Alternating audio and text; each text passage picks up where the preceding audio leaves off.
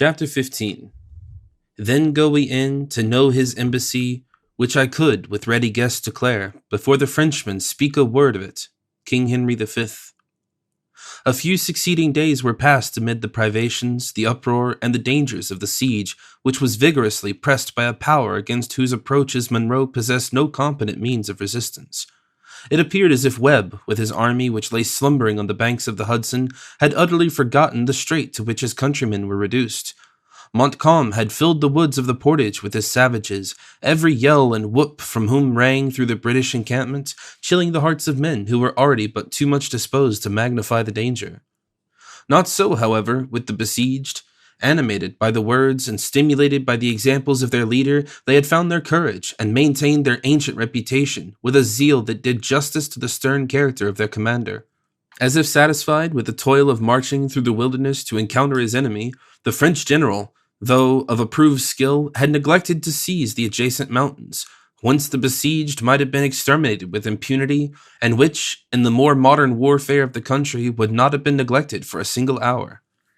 This sort of contempt for eminences, or rather dread of the labor of ascending them, might have been termed the besetting weakness of the warfare of the period. It originated in the simplicity of the Indian contests, in which, from the nature of the combats, the density of the forests, fortresses were rare, and artillery next to useless.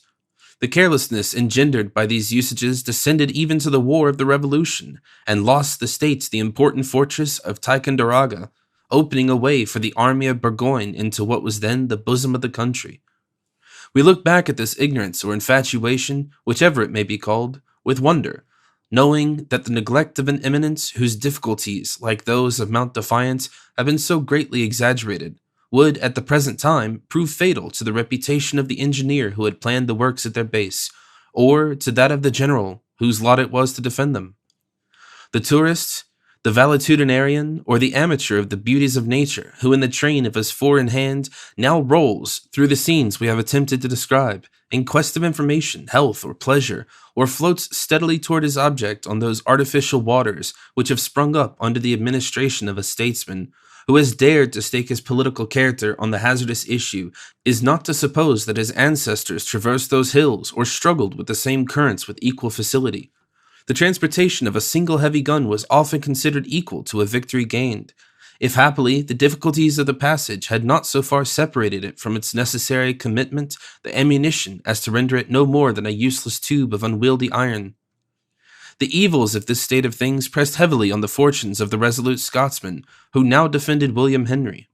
Though his adversary neglected the hills, he had planted his batteries with judgment on the plain, and caused them to be served with vigor and skill. Against this assault, the besieged could only oppose the imperfect and hasty preparations of a fortress in the wilderness. It was in the afternoon of the 5th day of the siege, and the 4th of his own service in it, that Major Hayward profited by a parley that had just been beaten, by repairing to the ramparts of one of the water bastions, to breathe the cool air from the lake, and to take a survey of the progress of the siege. He was alone, if the solitary sentinel who paced the mound be excepted, for the artillerists had hastened also to profit by the temporary suspension of their arduous duties. The evening was delightfully calm, and the light air from the limpid water fresh and soothing. It seemed as if, with the termination of the roar of artillery and the plunging of shot, nature had also seized the moment to assume her mildest and most captivating form. The sun poured down his parting glory on the scene without the oppression of those fierce rays that belong to the climate and the season. The mountains looked green and fresh and lovely, tempered with the milder light or softened in shadow, as thin vapors floated between them and the sun. The numerous islands rested on the bosom of the Horican, some low and sunken as if embedded in the waters, and others appearing to hover about the element in little hillocks of green velvet, among which the fishermen of the beleaguering army peacefully rowed their skiffs or floated at rest on the glassy mirror in quiet pursuit of their employment. The scene was at once animated and still. All that pertained to nature was sweet or simply grand, while these parts which depended on the temper and movements of man were lively and playful. 2 little spotless flags were abroad, the one on a salient angle of the fort, and the other on the advanced battery of the besiegers, emblems of the truth which existed not only to the acts, but it would seem also to the enmity of the combatants. Behind these again swung, heavily opening and closing in silken folds, the rival standards of England and France. 100 gay and thoughtless young Frenchmen were drawing a net to the pebbly beach within dangerous proximity to the sullen but silent cannon of the fort, while the eastern mountain was sending back the loud shouts and gay merriment that attended their sport. Some were rushing eagerly to enjoy the aquatic games of the lake, and others were already toiling their way up the neighboring hills with the restless curiosity of their nation. To all these sports and pursuits, those of the enemy who watched the besieged and the besieged themselves were, however, merely the idle though sympathizing spectators. Here and there a picket had, indeed, raised a song or mingled in a dance, which had drawn the dusky savages around them from their lairs in the forest. In short, everything wore rather the appearance of a day of pleasure than of an hour stolen from the dangers and toils of a bloody and vindictive warfare. Duncan had stood in a musing attitude, contemplating the scene a few minutes, when his eyes were directed to the glacis in front of the sally port already mentioned, by the sound of approaching footsteps. He walked to an angle of the bastion, and beheld the scout advancing under the custody of a French officer to the body of the fort. The countenance of Hawkeye was haggard and careworn, and his air dejected, as though he felt the deepest degradation at having fallen into the power of his enemies.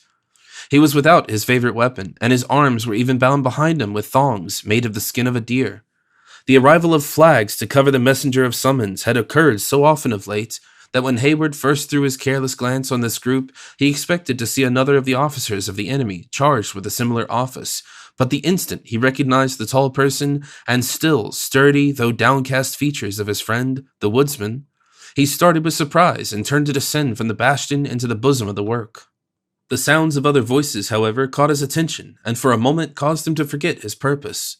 At the inner angle of the mound he met the sisters, walking along the parapet in search, like himself, of air and relief from confinement. They had not met from that painful moment when he deserted them on the plain, only to assure their safety. He had parted from them worn with care and jaded with fatigue. He now saw them refreshed and blooming, though timid and anxious. Under such an inducement, it will cause no surprise that the young man lost sight for a time of other objects in order to address them. He was, however, anticipated by the voice of the ingenious and youthful Alice. "Ah, thou tyrant, thy recreant knight, he who abandons his damsels in the very lists," she cried. "Here have we been days, nay, ages, expecting you at our feet, imploring mercy and forgetfulness of your craven backsliding, or I should say, rather, back-running, for verily you fled in a manner that no stricken deer, as our worthy friend the scout would say, could equal." "You know that Alice means our thanks and our blessings," added the graver and more thoughtful Cora. "In truth, we have a little wonder why you should go so rigidly absent yourself from a place where the gratitude of the daughters might receive the support of a parent's thanks. Your father himself could tell you that though absent from your presence, I have not been altogether forgetful of your safety," returned the young man.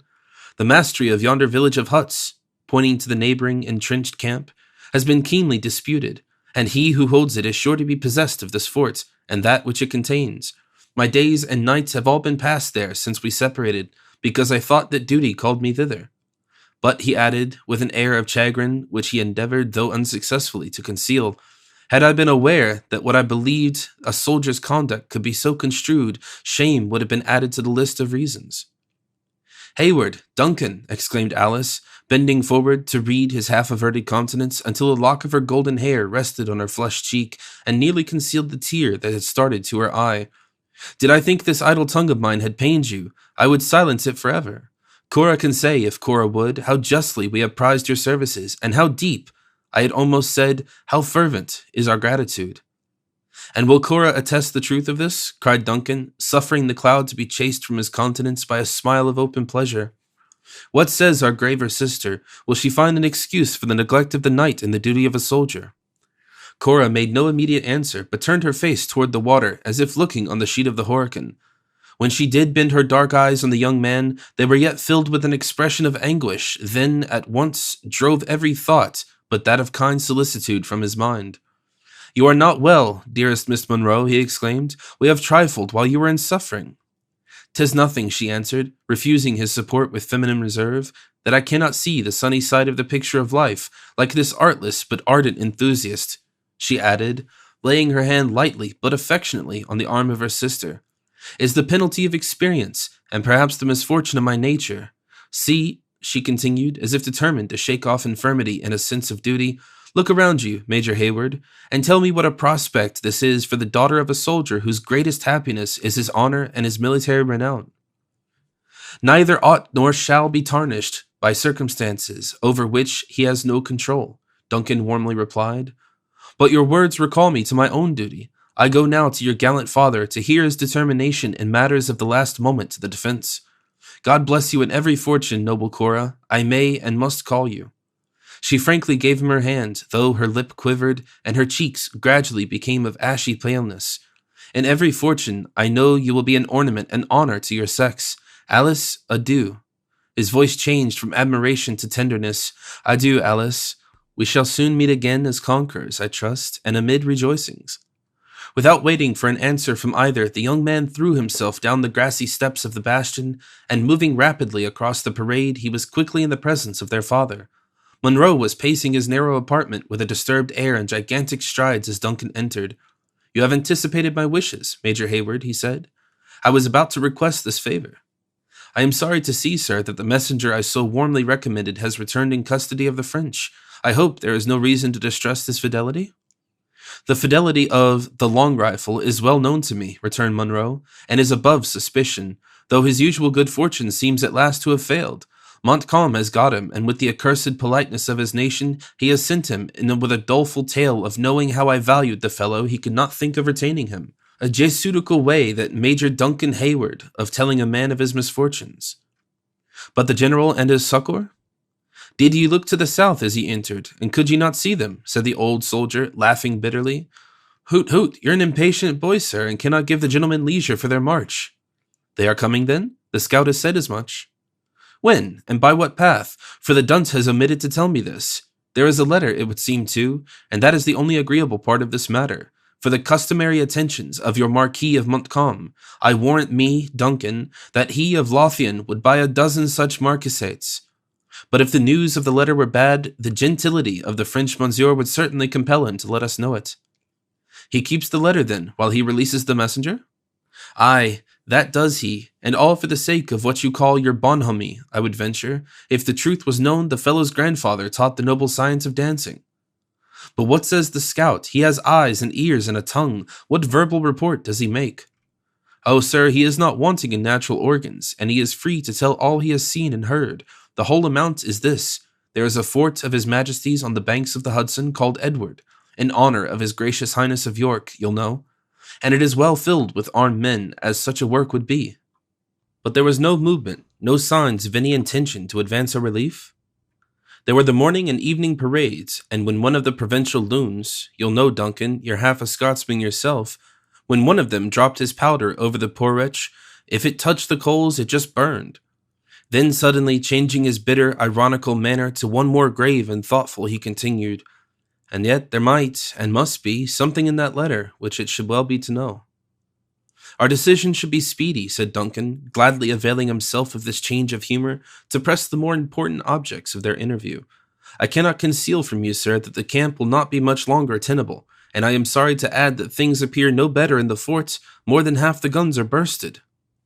And how should it be otherwise? Some were fished from the bottom of the lake, some have been rusting in wood since the discovery of the country, and some were never guns at all, mere privateersmen's playthings. Do you think, sir, you can have a Woolwich warren in the midst of a wilderness, 3,000 miles from Great Britain? The walls are crumbling about our ears, and provisions begin to fail us, continued Hayward, without regarding the new burst of indignation. Even the men show signs of discontent and alarm. Major Hayward, said Monroe, turning to his youthful associate with the dignity of his years and superior rank, I should have served His Majesty for half a century, and earned these grey hairs in vain were I ignorant of all you say, and of the pressing nature of our circumstances. Still, there is everything due to the honor of the King's arms, and something to ourselves. While there is hope of succor, this fortress will I defend, though it be done with pebbles gathered on the lake shore. It is a sight of the letter, therefore, that we want, that we may know the intentions of the man of the Earl of London has left among us as his substitute. And can I be of service in the matter? Sir, you can. The Marquis of Montcalm has, in addition to his other civilities, invited me to a personal interview between the works and his own camp, in order, as he says, to impart some additional information. Now I think it would not be wise to show any undue solicitude to meet him, and I would employ you, an officer of rank, as my substitute, for it would be but ill comport with the honour of Scotland to let it be said one of her gentlemen was outdone in civility by a native of another country of earth. Without assuming the supererogatory task of entering into a discussion with the comparative merits of national courtesy, Duncan cheerfully assented to supply the place of the veteran in the approaching interview. A long and confidential communication now succeeded, during which the young man received some additional insight into his duty from the experience and native acuteness of his commander, and then the former took his leave. As Duncan could only act as the representative of the commandant of the fort, the ceremonies which should have accompanied a meeting between the heads of the adverse forces were, of course, dispensed with.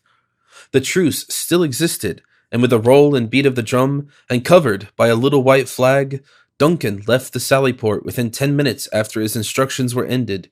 He was received by the French officer in advance with his usual formalities, and immediately accompanied to a distant marquee of the renowned soldier who led the forces of France. The general of the enemy received the youthful messenger, surrounded by his principal officers, and by a swarthy band of the native chiefs who had followed him to the field, with the warriors of their several tribes. Hayward paused short, when in glancing his eyes rapidly over the group of the latter, he beheld the malignant countenance of Magua, regarding him with the calm but sullen attention which marked the expression of that subtle savage. A slight exclamation of surprise even burst from the lips of the young man, but instantly, recollecting his errand and the presence in which he stood, he suppressed every appearance of emotion, and turned to the hostile leader, who had already advanced a step to receive him. The Marquis of Montcalm was, at the period of which we write, in the flower of his age, and it may be added, in the zenith of his fortunes. But even in that enviable situation he was affable, and distinguished as much for his attention to the forms of courtesy as for that chivalrous courage which only 2 short years afterwards induced him to throw away his life on the plains of Abraham. Duncan, in turning his eyes from the malign expressions of Magua, suffered them to rest with pleasure on the smiling and polished features and the noble military air of the French general. "Monsieur," said the latter, "j'ai beaucoup de plaisir à... Bah! Où est cet interprète?" "Je crois, monsieur, qu'il ne sera pas nécessaire," Hayward modestly replied. "Je parle un peu François." "Ah, j'en suis bien à l'aise," said Montcalm, taking Dumpley familiarly by the arm and leading him deep into the marquee a little out of earshot. "Je déteste son fripoula. On ne sait jamais ce qu'elle peut évacuer."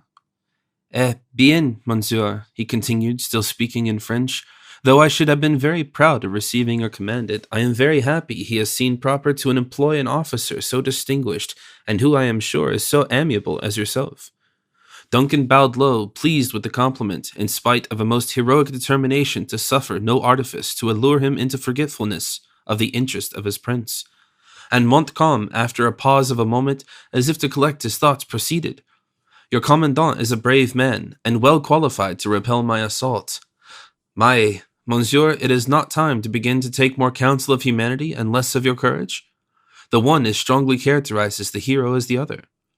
"We consider the qualities as inseparable," returned Duncan, smiling. "But while we find in the vigor of your excellency every motive to stimulate the one, we can as yet see no particular call for the exercise of the other." Montcalm, in his turn, slightly bowed, but it was with the air of a man too practiced to remember the language of flattery. After musing a moment, he added, "It is possible my glasses have deceived me, and that your works resist our cannon better than I had supposed. You know our force?" "Our accounts vary," said Duncan carelessly. "The highest, however, has not exceeded 20,000 men." The Frenchman bit his lip, and fastened his eyes keenly on the other as if to read his thoughts. Then, with a readiness peculiar to himself, he continued, as if assenting to the truth of the enumeration, which quite doubled his army. "It is a poor compliment to the vigilance of us soldiers, monsieur, that, do what we will, we never conceal our numbers. If it were to be done at all, one would believe it might succeed in these woods. Though you think it too soon to listen to the calls of humanity," he added, smiling archly, "I may be permitted to believe that gallantry is not forgotten by one so young as yourself. The daughters of the commandant, I learn, have passed into the fort since it was invested?" "It is true, monsieur. But so far from weakening our efforts, they set us an example of courage in their own fortitude. Were nothing but resolution necessary to repel so accomplished a soldier as Monsieur de Montcalm, I would gladly trust the defence of William Henry to the elder of those ladies.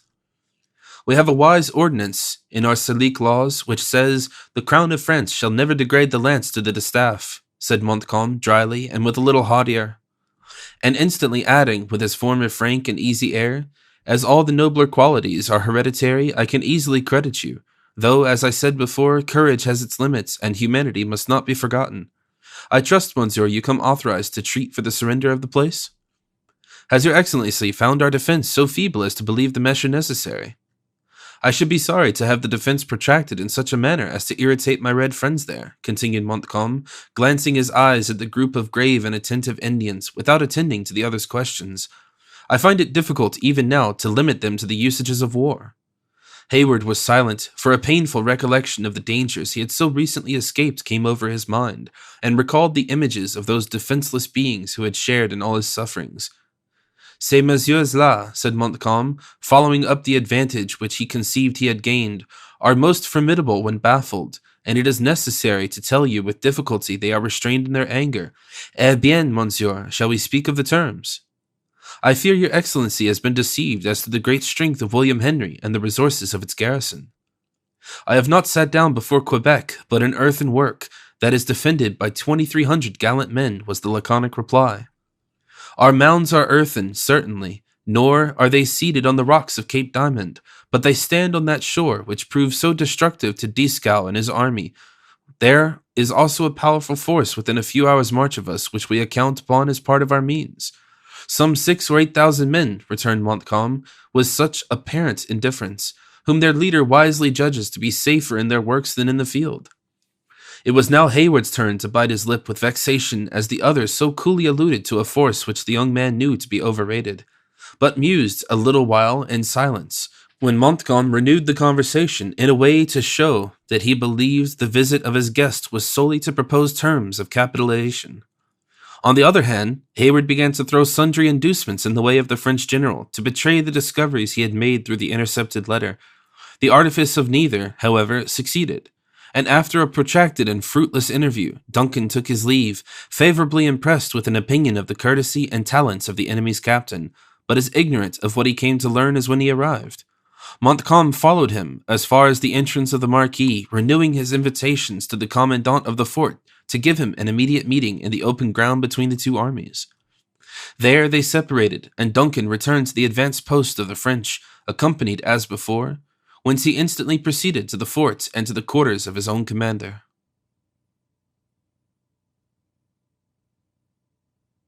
Chapter 16. EDG.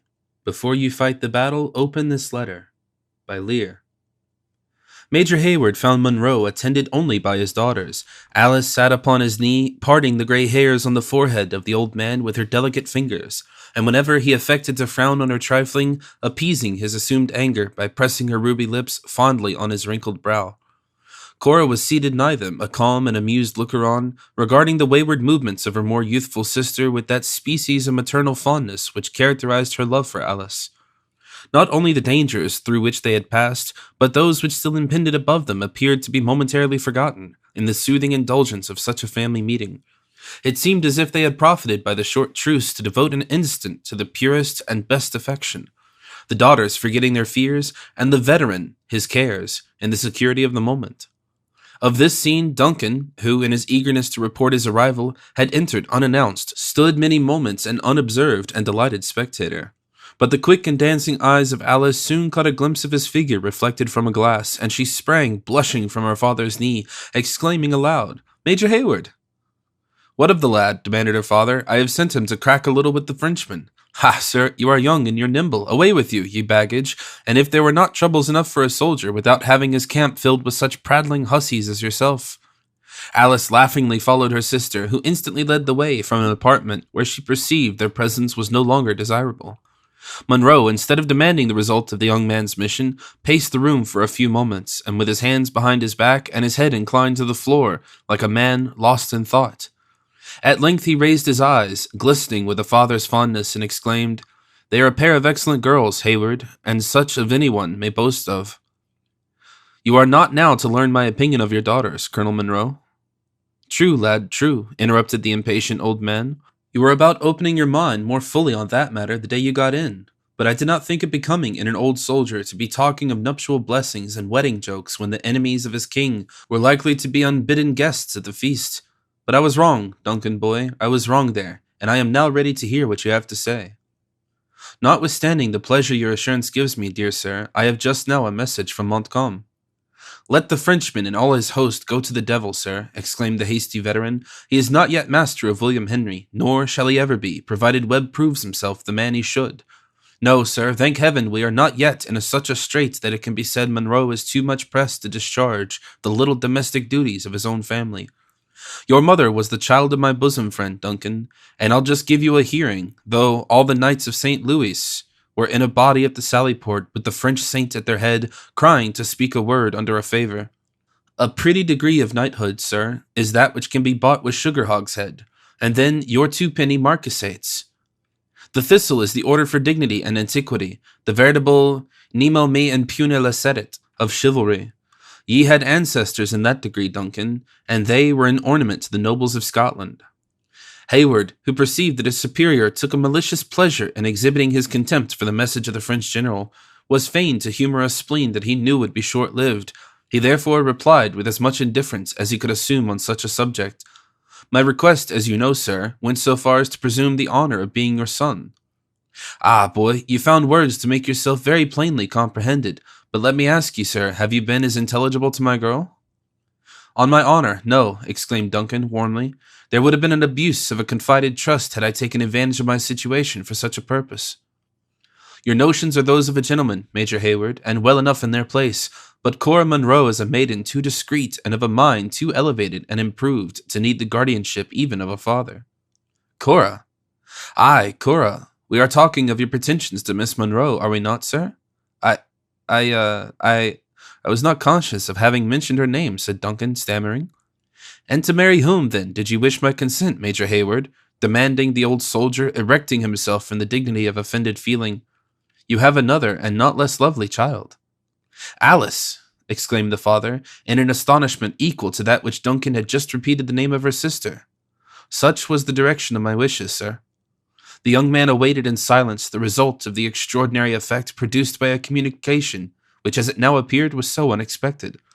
For several minutes, Monroe paced the chamber with long and rapid strides, his rigid features working convulsively, and every faculty seemingly absorbed in the musings of his own mind. At length, he paused directly in front of Hayward, and riveting his eyes upon those of the other, said, with a lip that quivered violently, Duncan Hayward, I have loved you for the sake of him whose blood is in your veins. I have loved you for your own good qualities, and I have loved you because I thought you would contribute to the happiness of my child. But all this love would turn to hatred, were I assured that what I so much apprehend is true. God forbid that any act or thought of mine should lead to such a change, exclaimed the young man, whose eye never quailed under the penetrating look it encountered, without adverting to the impossibility of the other's comprehending those feelings which were hid in his own bosom. Monroe suffered himself to be appeased by the unaltered countenance he met, and with a voice sensibly softened, he continued, You would be my son, Duncan, and you're ignorant of the history of the man you wish to call your father. Sit ye down, young man, and I will open to you the wounds of a seared heart in as few words as may be suitable. By this time, the message of Montcalm was as much forgotten by him who bore it as by the man for whose ears it was intended. Each drew a chair, and while the veteran communed a few moments with his own thoughts, apparently in sadness, the youth suppressed his impatience in a look and attitude of respectful attention. At length, the former spoke. You'll know already, Major Hayward, that my family was both ancient and honourable, commenced the Scotsman, though it might not altogether be endowed with that amount of wealth that should correspond with its degree. I was, maybe, such a one as yourself when I plighted my faith to Alice Graham, the only child of a neighbouring laird of some estate. But the connection was disagreeable to her father, on more accounts than my poverty. I did, therefore, what an honest man should, restored the maiden her troth, and departed the country in the service of my king. I had seen so many regions, and had shed much blood in different lands, before duty called me to the islands of the West Indies. There it was my lot to form a connection with one who in time became my wife, and the mother of Cora. She was the daughter of a gentleman of those isles, By a lady whose misfortune it was, if you will, said the old man proudly, to be descended remotely from that unfortunate class you are so basely enslaved to administer to the wants of the luxurious people. Ay, sir, that is a curse entailed on Scotland by her unnatural union with a foreign and trading people. But could I find a man among them who would dare to reflect on my child, he should feel the weight of the father's anger. Ha! Major Hayward, you are yourself born at the South, where these unfortunate beings are considered of a race inferior to your own. 'Tis most unfortunately true, sir, said Duncan, unable any longer to prevent his eyes from sinking to the floor in embarrassment. And you cast it on my child as a reproach. You scorn to mingle the blood of the Haywards with one so degraded, lovely and virtuous though she be, fiercely demanded the jealous parent. Heaven protect me from a prejudice so unworthy of my reason, returned Duncan, at the same time conscious of such a feeling, and that is deeply rooted as it had been engrafted in his nature. The sweetness, the beauty, the witchery of your younger daughter, Colonel Munro, might explain my motives without imputing me this injustice. You are right, sir, returned the old man, again changing his tones to those of gentleness, or rather softness. The girl is the image of what her mother was at her years, and before she had become acquainted with grief. When death deprived me of my wife, I returned to Scotland, enriched by the marriage, and would you think it, Duncan? The suffering angel had remained in the heartless state of celibacy 20 long years, and that for the sake of a man who could forget her. She did more, sir. She overlooked my want of faith, and all difficulties being now removed, she took me for her husband. And became the mother of Alice? Exclaimed Duncan, with an eagerness that might have proved dangerous at a moment when the thoughts of Munro were less occupied than at present. She did indeed, said the old man, and dearly did she pay for the blessings she bestowed, but she is a saint in heaven, sir, and it ill becomes one whose foot rests on the grave to mourn a lot so blessed. I had her but a single year, though a short term of happiness for one who had seen her youth fade in hopeless pining.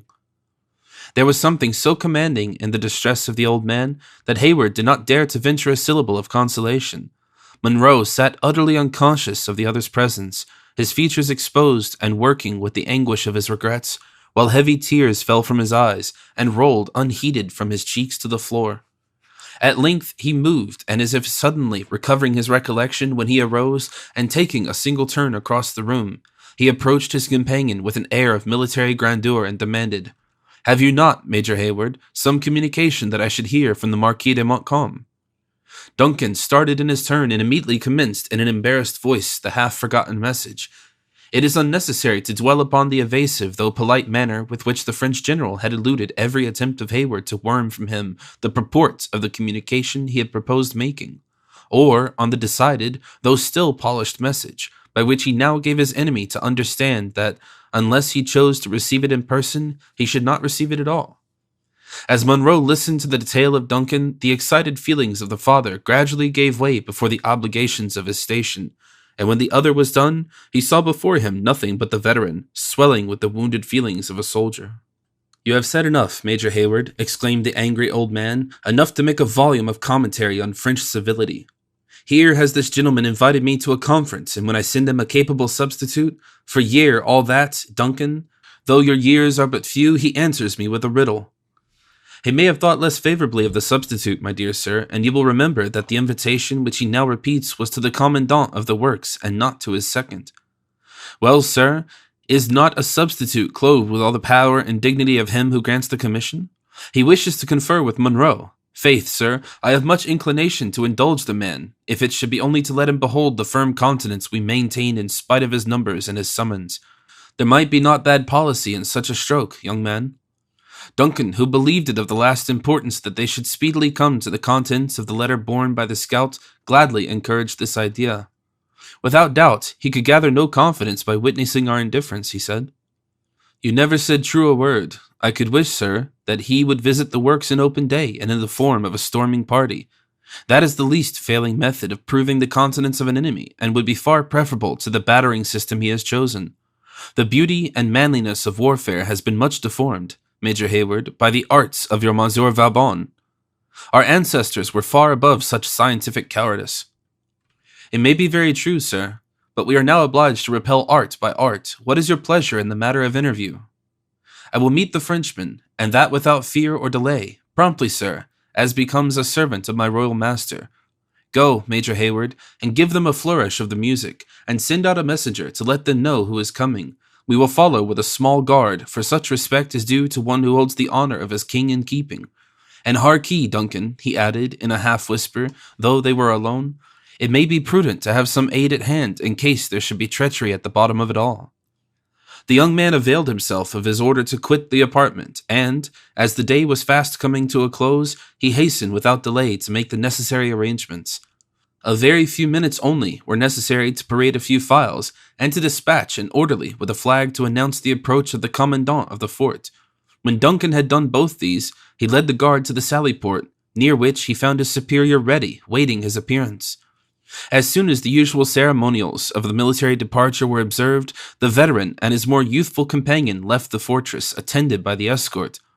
They had proceeded only 100 yards from the works, when the little array which attended the French general to the conference was seen issuing from the hollow way which formed the bed of a brook that ran between the batteries of the besiegers and the fort.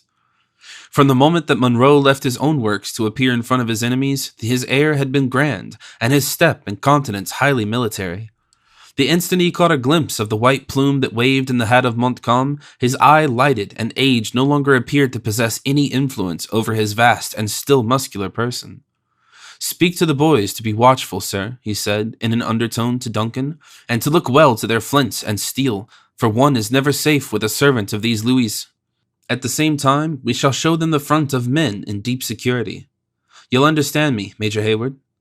He was interrupted by the clamor of a drum from the approaching Frenchmen, which was immediately answered when each party pushed an orderly in advance, bearing a white flag, and the wary Scotsman halted with his guard close at his back. As soon as this slight salutation had passed, Montcalm moved toward them with a quick but graceful step, baring his head to the veteran, and dropping his spotless plume nearly to the earth in courtesy. If the air of Monroe was more commanding and manly, it wanted both the ease and insinuating polish of that of the Frenchman. Neither spoke for a few moments, each regarding the other with curious and interested eyes. Then, as became his superior rank and the nature of the interview, Montcalm broke the silence. After uttering the usual words of greeting, he turned to Duncan and continued with a smile of recognition, speaking always in French. "I am rejoiced, monsieur, that you have given us the pleasure of your company on this occasion. There will be no necessity to employ an ordinary interpreter, for, in your hands, I feel the same security as if I spoke your language myself." Duncan acknowledged the compliment, when Montcalm turned to his guards, which in imitation of that of their enemies pressed close upon him, continued, "En arrière, mes enfants, il fait chaud. Retirez-vous un peu." Before Major Hayward would imitate this proof of confidence, he glanced his eyes around the plain and beheld with easiness the numerous dusky groups of savages who looked out from the margin of the surrounding woods, curious spectators of the interview. "Monsieur de Montcalm will readily acknowledge the difference in our situation," he said with some embarrassment, pointing at the same time toward those dangerous foes who were to be seen in almost every direction. "Were we to dismiss our guard, we should stand here at the mercy of our enemies. Monsieur, you have the plighted faith of un gentilhomme français for your safety," returned Montcalm, laying his hand impressively on his heart. "It should suffice." "It shall. Fall back," Duncan added to the officer who led the escort. "Fall back, sir, beyond hearing, and wait for orders." Monroe witnessed this movement with manifest uneasiness, nor did he fail to demand an instant explanation. "Is it not our interest, sir, to betray distrust?" retorted Duncan. "Monsieur de Montcalm pledges his word for our safety, and I have ordered the men to withdraw a little in order to prove how much we depend on his assurance." "It may be all right, sir, but I have no overweening reliance on the faith of these marquises, or marquis, as they call themselves. Their patents of nobility are too common to be certain that they bear the seal of true honor. You forget, dear sir, that we confer with an officer, distinguished alike in Europe and America for his deeds. From a soldier of his reputation we can have nothing to apprehend." The old man made a gesture of resignation, though his rigid features still betrayed his obstinate adherence to a distrust which he derived from a sort of hereditary contempt of his enemy, rather than any present signs which might warrant so uncharitable a feeling. Montcalm waited patiently until this little dialogue in demi-voice was ended, when he drew nigher and opened the subject of their conference. "I have solicited this interview from your superior, monsieur," he said, "because I believe he will allow himself to be persuaded that he has already done everything which is necessary for the honor of his prince, and will now listen to the admonitions of humanity. I will forever bear testimony that his resistance has been gallant and was continued as long as there was hope. When this opening was translated to Monroe, he answered with dignity, but with sufficient courtesy. However, I may prize such testimony from Monsieur Montcalm. It will be more valuable when it shall be better merited. The French general smiled as Duncan gave him the purport of the reply and observed, "What is now so freely accorded to approved courage may be refused to useless obstinacy. Monsieur would wish to see my camp and witness for himself our numbers and the impossibility of his resisting them with success." "I know that the King of France is well served," returned the unmoved Scotsman as soon as Duncan ended his translation, "but my own royal master has as many and as faithful troops." "Though not at hand, fortunately for us," said Montcalm, without waiting in his ardor for the interpreter, "there is a destiny in war to which a brave man knows how to submit with the same courage that he faces his foes. Had I been conscious that Monsieur Montcalm was master of the English, I should have spared myself the trouble of so awkward a translation," said the vexed Duncan dryly, remembering instantly his recent byplay with Monroe. "Your pardon, monsieur," rejoined the Frenchman, suffering a slight color to appear on his dark cheek. "There is a vast difference between understanding and speaking a foreign tongue. You will therefore please to assist me still." Then after a short pause he added, "These hills afford us every opportunity of reconnoitring your works, messieurs, and I am possibly as well acquainted with their weak condition as you can be yourselves." "Ask the French general if his glass can reach to the Hudson," said Monroe proudly, "and if he knows when and where to expect the army of Webb." "Let General Webb be his own interpreter," returned the politic Montcalm, suddenly extending an open letter toward Monroe as he spoke. "You will there learn, monsieur, that his movements are not likely to prove embarrassing to my army." The veteran seized the offered paper without waiting for Duncan to translate the speech, and with eagerness that betrayed how important he deemed its contents. As his eye passed hastily over the words, his countenance changed from his looks of military pride to one of deep chagrin. His lip began to quiver, and suffering the paper to fall from his hand, his head dropped upon his chest, like that of a man whose hopes were withered at a single blow. Duncan caught the letter from the ground, and without apology for the liberty he took, he read at a glance its crucial purport. Their common superior, so far from encouraging them to resist, advised a speedy surrender, urging in the plainest language as a reason the utter impossibility of his sending a single man to their rescue. "Here is no deception," exclaimed Duncan, examining the billet both inside and out. "This is the signature of Webb, and must be the captured letter." "The man has betrayed me," Monroe at length bitterly exclaimed. "He has brought dishonor to the door of one where disgrace has never before known to dwell, and shame has he heaped heavily on my grey hairs." "Say not so," cried Duncan. "We are yet masters at the fort and of our honor. Let us then sell our lives at such a rate as shall make our enemies believe the purchase too dear." "Boy, I thank thee," exclaimed the old man, rousing himself from his stupor. "You have for once reminded Monroe of his duty. We will go back and dig our graves behind those ramparts." "Messieurs," said Montcalm, advancing toward them a step in generous interest, "you little know Louis de Saint Véran, if you believe him capable of profiting by this letter to humble brave men, or to build up a dishonest reputation for himself. Listen to my terms before you leave me." "What says the Frenchman?" demanded the veteran sternly.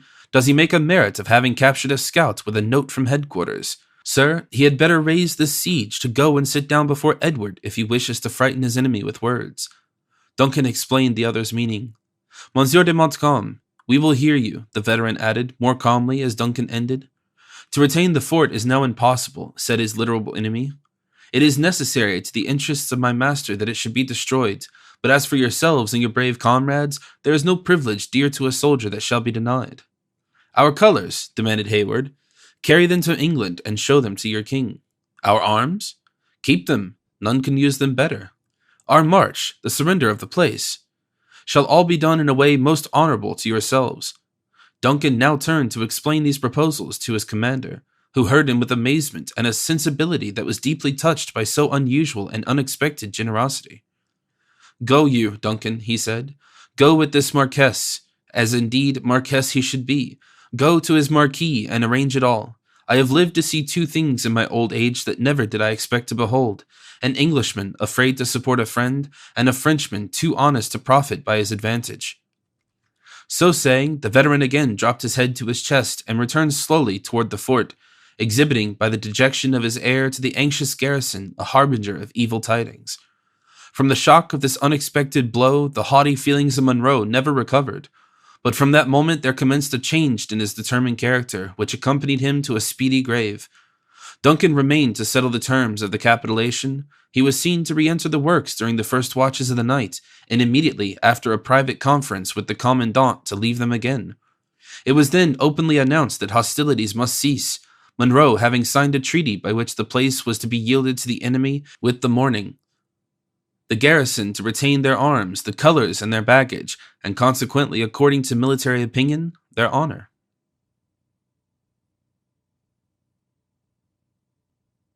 Chapter 17. Weave we the woof, the thread is spun, the web is wove, the work is done. Gray. The hostile armies which lay in the wilds of the Horican passed the night of the 9th of August 1757 much in the manner they would, had they encountered on the fairest field of Europe. While the conquered were still sullen and dejected, the victors triumphed. But there are limits alike to grief and joy, and long before the watches of the morning came the stillness of those boundless woods was only broken by a gay call from some exulting young Frenchman of the advanced pickets, or a menacing challenge from the fort, which sternly forbade the approach of any hostile footsteps before the stipulated moment. Even these occasional threatening sounds ceased to be heard in that dull hour which precedes the day, at which period a listener might have sought in vain any evidence of the presence of those armed powers that then slumbered on the shores of the Holy Lake. It was during these moments of deep silence that the canvas, which concealed the entrance to a spacious marquee in the French encampment, was shoved aside, and a man issued from beneath the drapery into the open air. He was enveloped in a cloak that might have been intended as a protection from the chilling damps of the woods, but which served equally well as a mantle to conceal his person. He was permitted to pass the grenadier, who watched over the slumbers of the French commander, without interruption, the man making the usual salute which betokens military deference, as the other passed swiftly through the little city of tents in the direction of William Henry. Whenever this unknown individual encountered one of the numberless sentinels who crossed his path, his answer was prompt, and as it appeared, satisfactory, for he was uniformly allowed to proceed without further interrogation. With the exception of such repeated but brief interruptions, he had moved silently from the center of the camp to its most advanced outposts, when he drew nigh the soldier who held his watch nearest to the works of the enemy. As he approached, he was received with the usual challenge. Qui vive? France, was the reply. Le mot d'ordre? La victorie, said the other, drawing so nigh as to be heard in a loud whisper. C'est bien, returned the sentinel, throwing his musket from the charge to his shoulder. Vous promenez bien matin, monsieur. Il est nécessaire d'être vigilant, mon enfant, the other observed, dropping a fold of his cloak and looking the soldier close in the face as he passed him, still continuing his way toward the British fortification. The man started. His arms rattled heavily as he threw them forward in the lowest and most respectful salute, and when he had again recovered his peace, he turned to walk his post, muttering between his teeth, Il faut être vigilant, en vérité. Je crois que nous avons là un corporal qui ne dort jamais. The officer proceeded, without affecting to hear the words which escaped the sentinel in his surprise, nor did he again pause until he had reached the low strand, and in a somewhat dangerous vicinity to the western water bastion of the fort. The light of an obscure moon was just sufficient to render objects, though dim, perceptible in their outlines. He therefore took the precaution to place himself against the trunk of a tree, where he leaned for many minutes, and seemed to contemplate the dark and silent mounds of the English works in profound attention. His gaze at the ramparts was not that of a serious or idle spectator, but his looks wandered from point to point, denoting his knowledge of military usages, and betraying that his search was not unaccompanied by distrust. At length he appeared satisfied, and having cast his eyes impatiently upward toward the summit of the eastern mountain, as if anticipating the approach of the morning, he was in the act of turning on his footsteps, when a light sound of the nearest angle of the bastion caught his ear and induced him to remain. Just then a figure was seen to approach the edge of the rampart, where it stood, apparently contemplating in its turn the distant tents of the French encampment. Its head was then turned toward the east, as though equally anxious for the appearance of light, when the form leaned against the mound and seemed to gaze upon the glassy expanse of the waters, which, like a submarine firmament, glittered with its 1,000 mimic stars.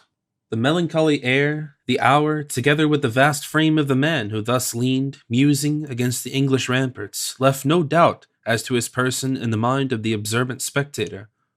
Delicacy, no less than prudence, now urged him to retire, and he had moved cautiously round the body of the tree for that purpose, when another sound drew his attention, and once more arrested his footsteps.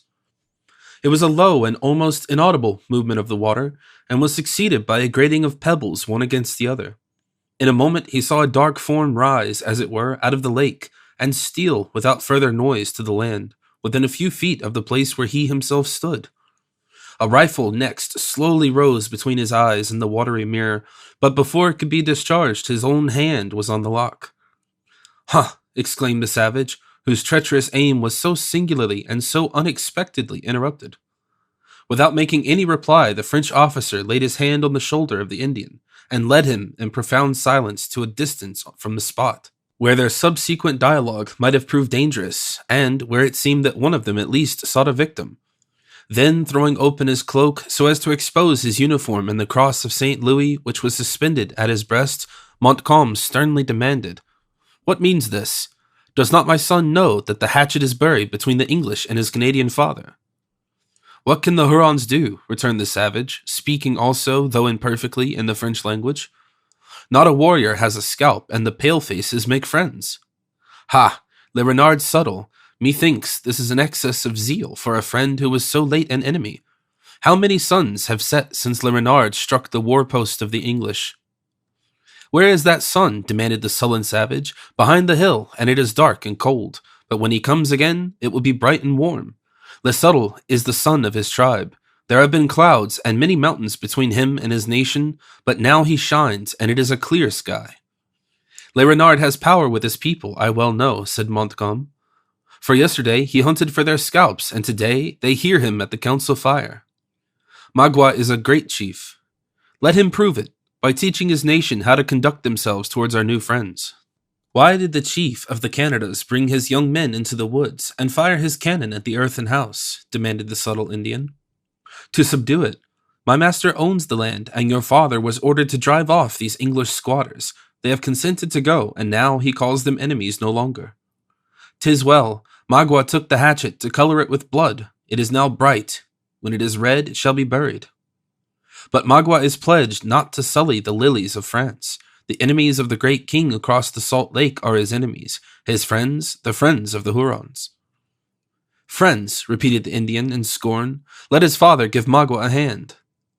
Montcalm, who felt that his influence over the warlike tribes he has gathered was to be maintained by concession rather than by power, complied reluctantly with the other's request.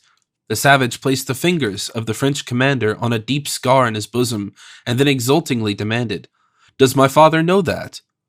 "What warrior does not? 'Tis where a leaden bullet has cut." "And this," continued the Indian, who had turned his naked back to the other, his body being without its usual calico mantle. "This. My son has been sadly injured here. Who has done this?"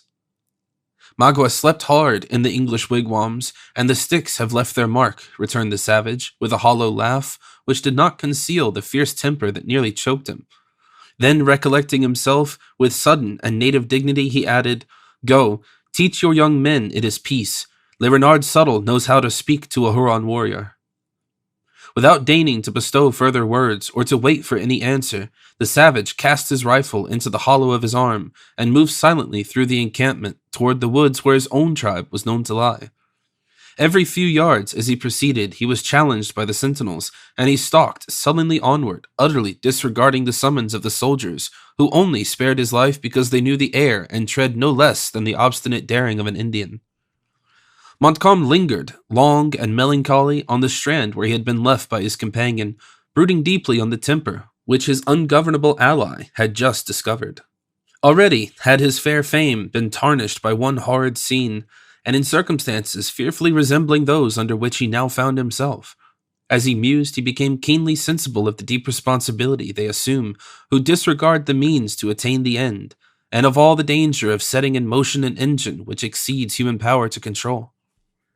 Then, shaking off a train of reflections that he accounted a weakness in such a moment of triumph, he retraced his steps toward his tent, giving the order as he passed to make the signal that should arouse the army from its slumbers.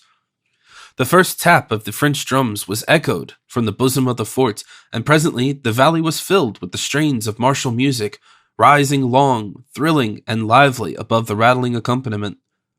The horns of the victors sounded merry and cheerful flourishes until the last laggard of the camp was at his post, but the instant the British fifes had blown their shrill signal, they became mute. In the meantime, the day had dawned, and when the line of the French army was ready to receive its general, the rays of the brilliant sun were glancing along the glittering array. Then that success, which was already so well known, was officially announced. The favored band who were selected to guard the gates of the fort were detailed and defiled before their chief. The signal of their approach was given, and all the usual preparations for a change of masters were ordered and executed directly under the guns of the contested works. A very different scene presented itself within the lines of the Anglo-American army. As soon as the warning signal was given, it exhibited all the signs of a hurried and forced departure. The sullen soldiers shouldered their empty tubes and fell into their places like men whose blood had been heated by the past contest, and who only desired the opportunity to revenge an indignity which was still wounding to their pride, concealed as it was under the observances of military etiquette. Women and children ran from place to place, some bearing the scanty remnants of their baggage, and others searching in the ranks for those countenances they looked up to for protection. Monroe appeared among his silent troops, firm but dejected.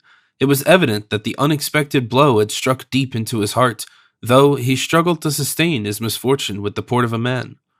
Duncan was touched at the quiet and impressive exhibition of his grief. He had discharged his own duty, and now pressed to the side of the old man to know in what particular he might serve him. "My daughters," was the brief but expressive reply.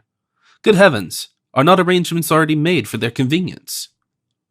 "Today I am only a soldier, Major Hayward," said the veteran. "All that you see here claim alike to be my children." Duncan had heard enough. Without losing one of those moments which had now become so precious, he flew toward the quarters of Monroe in quest of the sisters. He found them on the threshold of the low edifice, already prepared for depart, and surrounded by a clamorous and weeping assemblage of their own sex that had gathered about the place with a sort of instinctive consciousness that it was the point most likely to be protected. Though the cheeks of Cora were pale and her countenance anxious, she had lost none of her firmness. But the eyes of Alice were inflamed and betrayed how long and bitterly she had wept. They both, however, received the young man with undisguised pleasure, the former, for a novelty, being the first to speak. "The fort is lost," she said, with a melancholy smile, "though our good name, I trust, remains. 'Tis brighter than ever, but dearest Miss Monroe, it is time to think less of others and to make some provision for yourself. Military usage, pride, that pride on which you so much value yourself, demands that your father and I should for a little while continue with the troops. Then where to seek a proper protector for you against the confusion and chances of such a scene?" "None is necessary," returned Cora. "Who will dare to injure or insult the daughter of such a father at a time like this?" "I would not leave you alone," continued the youth, looking about him in a hurried manner, "for the command of the best regiment in the pay of the king. Remember, our Alice is not gifted with all your firmness, and God only knows the terror she might endure." "You may be right," Cora replied, smiling again, but far more sadly than before. "Listen, chance has already sent us a friend when he is needed most." Duncan did listen, and on the instant comprehended her meaning. The low and serious sounds of the sacred music, so well known to the eastern provinces, caught his ear, and instantly drew him to an apartment in an adjacent building, which had already been deserted by its customary tenants. There he found David, pouring out his pious feelings through the only medium in which he ever indulged. Duncan waited until, by the cessation of the movement of the hand, he believed the strain was ended, when, by touching his shoulder, he drew the attention of the other to himself, and in a few words explained his wishes.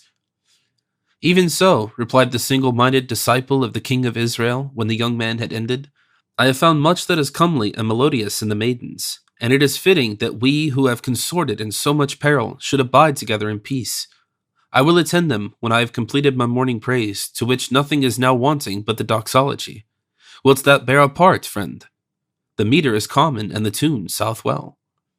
Then, extending the little volume and giving the pitch of the air anew with considerate attention, David recommenced and finished his strains with a fixedness of manner that it was not easy to interrupt. Hayward was fain to wait until the verse was ended, when seeing David relieving himself from the spectacles and replacing the book, he continued, "It will be your duty to see that none dare to approach the ladies with any rude intention, or to offer insult or taunt at the misfortune of their brave father. In this task you will be seconded by the domestics of their household. Even so, it is possible that the Indians and stragglers of the enemy may intrude, in which case you will remind them of the terms of the capitulation, and threaten to report their conduct to Montcalm. A word will suffice." "If not, I have that here which shall," returned David, exhibiting his book with an air in which meekness and confidence were singularly blended. "Here are words which, uttered, or rather thundered, with proper emphasis and in measured time, shall quiet the most unruly temper. Why rage the heaven furiously?" "Enough," said Hayward, interrupting the burst of his musical invocation. "We understand each other. It is time that we should now assume our respective duties." Gamut cheerfully assented, and together they sought the females. Cora received her new and somewhat extraordinary protector courteously, at least, and even the pallid features of Alice lighted again with some of their native archness as she thanked Hayward for his care. Duncan took occasion to assure that he had done the best that circumstances permitted, and as he believed, quite enough for the security of their feelings. Of danger there was none. He then spoke gladly of his intention to rejoin them the moment he had led the advance a few miles toward the Hudson, and immediately took his leave. By this time the signal for departure had been given, and the head of the English column was in motion. The sisters started at the sound, and glancing their eyes around, they saw the white uniforms of the French grenadiers, who had already taken possession of the gates of the fort. At that moment, an enormous cloud seemed to pass suddenly above their heads, and looking upward, they discovered that they stood beneath the wide folds of the standard of France. "Let us go," said Cora. "This is no longer a fit place for the children of an English officer." Alice clung to the arm of her sister, and together they left the parade, accompanied by the moving throng that surrounded them. As they passed the gates, the French officers, who had learned their rank, bowed often and low, forbearing, however, to intrude those attentions which they saw with peculiar tact might not be agreeable. As every vehicle and each beast of burden was occupied by the sick and wounded, Cora had decided to endure the fatigues of a foot march rather than interfere with their comforts. Indeed, many a maimed and feeble soldier was compelled to drag his exhausted limbs in the rear of the columns for the want of the necessary means of conveyance in that wilderness. The whole, however, was in motion, the weak and wounded groaning and in suffering, their comrades silent and sullen, and the women and children in terror, they knew not of what though. As the confused and timid throng left the protecting mounds of the fort and issued on the open plain, the whole scene was at once presented to their eyes. At a little distance on the right and somewhat in the rear, the French army stood to their arms, Montcalm having collected his parties so soon as his guards had possession of the works. They were attentive but silent observers of the proceedings of the vanquished, failing in none of the stipulated military honors, and offering no taunt or insult, in their success, to their less fortunate foes. Living masses of the English, to the amount in the whole of near 3,000, were moving slowly across the plain toward the common center, and gradually approached each other as they converged to the point of their march, a vista cut through the lofty trees where the road of the Hudson entered the forest. Along the sweeping borders of the woods hung a dark cloud of savages, eyeing the passage of their enemies and hovering at a distance like vultures who were only kept from swooping on their prey by the presence and restraint of a superior army. A few had straggled among the conquered columns, where they stalked in sullen discontent, attentive, though, as yet, passive observers of the moving multitude. The advance, with Hayward at its head, had already reached the defile and was slowly disappearing, when the attention of Cora was drawn to a collection of stragglers by the sounds of contention. A truant provincial was paying the forfeit of his disobedience by being plundered of those very effects which had caused him to desert his place in the ranks. The man was of powerful frame, and too avaricious to part with his goods without a struggle. Individuals from either party interfered, the one side to prevent and the other to aid in the robbery.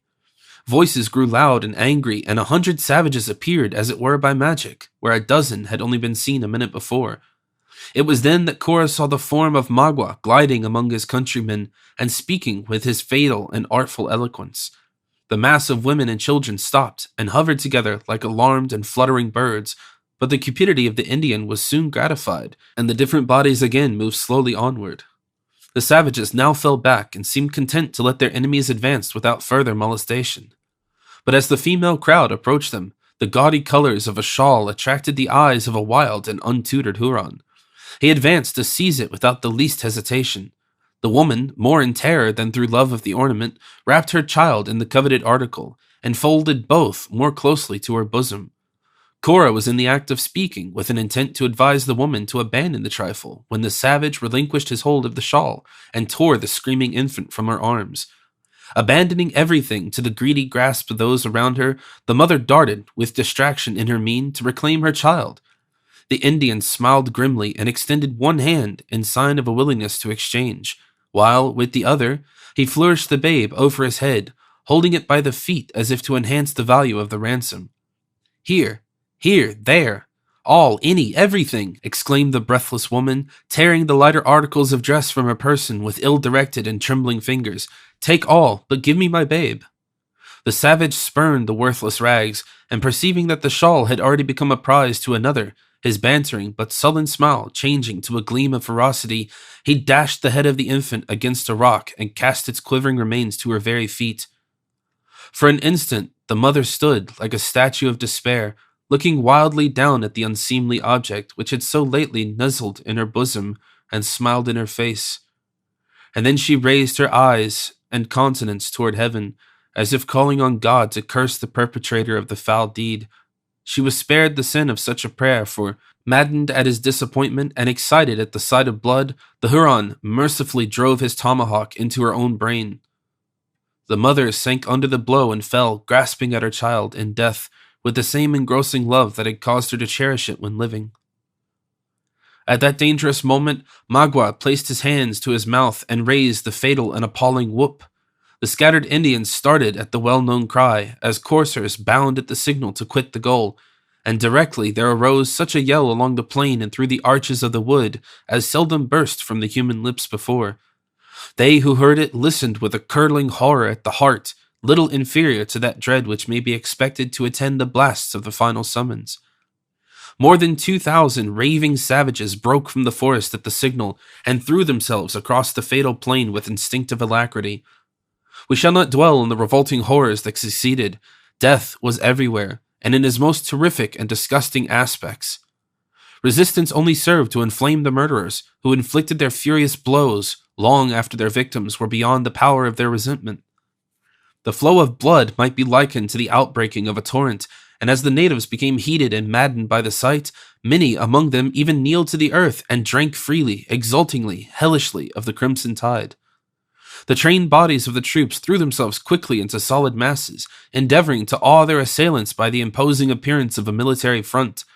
The experiment in some measure succeeded, though far too many suffered their unloaded muskets to be torn from their hands in the vain hope of appeasing the savages. In such a scene, none had leisure to note the fleeting moments, it might have been 10 minutes, it seemed an age, that the sisters had stood riveted to one spot, horror-stricken and nearly helpless. When the first blow was struck, their screaming companions had pressed upon them in a body, rendering flight impossible. And now that fear or death had scattered most, if not all, from around them, they saw no avenue open, but such as conducted to the tomahawks of their foes. On every side arose shrieks, groans, exhortations, and curses.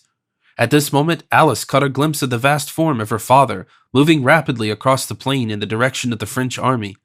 He was, in truth, proceeding to Montcalm, fearless of every danger, to claim the tardy escort for which he had before been conditioned. 50 glittering axes and barbed spears were offered unheeded at his life, but the savages respected his rank and calmness even in their fury. The dangerous weapons were brushed aside by the still nervous arm of the veteran, or fell of themselves after menacing an act that it would seem no one had the courage to perform. Fortunately, the vindictive Magua was searching for his victim in the very band the veteran had just quitted. "Father, father, we are here!" shrieked Alice as he passed, at no great distance, without appearing to heed them. "Come to us, father, or we die!" The cry was repeated, and in terms and tones that might have melted a heart of stone. but it was unanswered. Once, indeed, the old man appeared to catch the sound, for he paused and listened, but Alice had dropped senseless on the earth, and Cora had sunk at her side, hovering in untiring tenderness over her lifeless form. Monroe shook his head in disappointment and proceeded, bent on the high duty of his station. "Lady," said Gamut, who, helpless and useless as he was, had not yet dreamed of deserting his trust, "it is the Jubilee of the devils, and this is not a meet place for Christians to tarry in. Let us up and fly." "Go," said Cora, still gazing at her unconscious sister. "Save thyself. To me thou canst not be of further use." David comprehended the unyielding character of her resolution by the simple but expressive gesture that accompanied her words. He gazed for a moment at the dusky forms that were acting their hellish rites on every side of him, and his tall person grew more erect while his chest heaved, and every feature swelled and seemed to speak with the power of the feelings by which he was governed. If the Jewish boy might tame the great spirit of Saul by the sound of his harp and the words of sacred song, it may not be amiss, he said, to try the potency of music here. Then, raising his voice to its highest tone, he poured out a strain so powerful as to be heard even amid the din of that bloody field. More than one savage rushed toward them, thinking to rifle the unprotected sisters of their attire and bear away their scalps. But when they found this strange and unmoved figure riveted to his post, they paused to listen. Astonishment soon changed to admiration, and they passed on to other and less courageous victims, openly expressing their satisfaction at the firmness with which the white warrior sang his death song. Encouraged and deluded by his success, David exerted all his powers to extend what he believed so holy an influence. The unwanted sounds caught the ears of a distant savage, who flew raging from group to group, like one who, scorning to touch the vulgar herd, hunted for some victim more worthy of his renown. It was Magua, who uttered a yell of pleasure when he beheld his ancient prisoners again at his mercy.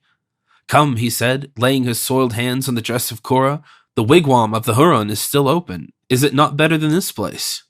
"Away," cried Cora, veiling her eyes from his revolting aspect. The Indian laughed tauntingly as he held up his reeking hand and answered, "It is red, but it comes from white veins." "Monster, there is blood, oceans of blood, upon thy soul. Thy spirit has moved this scene." "Magua is a great chief," returned the exulting savage. "Will the dark hair go to his tribe?" "Never. Strike if thou wilt, and complete thy revenge." He hesitated a moment, and then catching the light and senseless form of Alice in his arms, the subtle Indian moved swiftly across the plain toward the woods.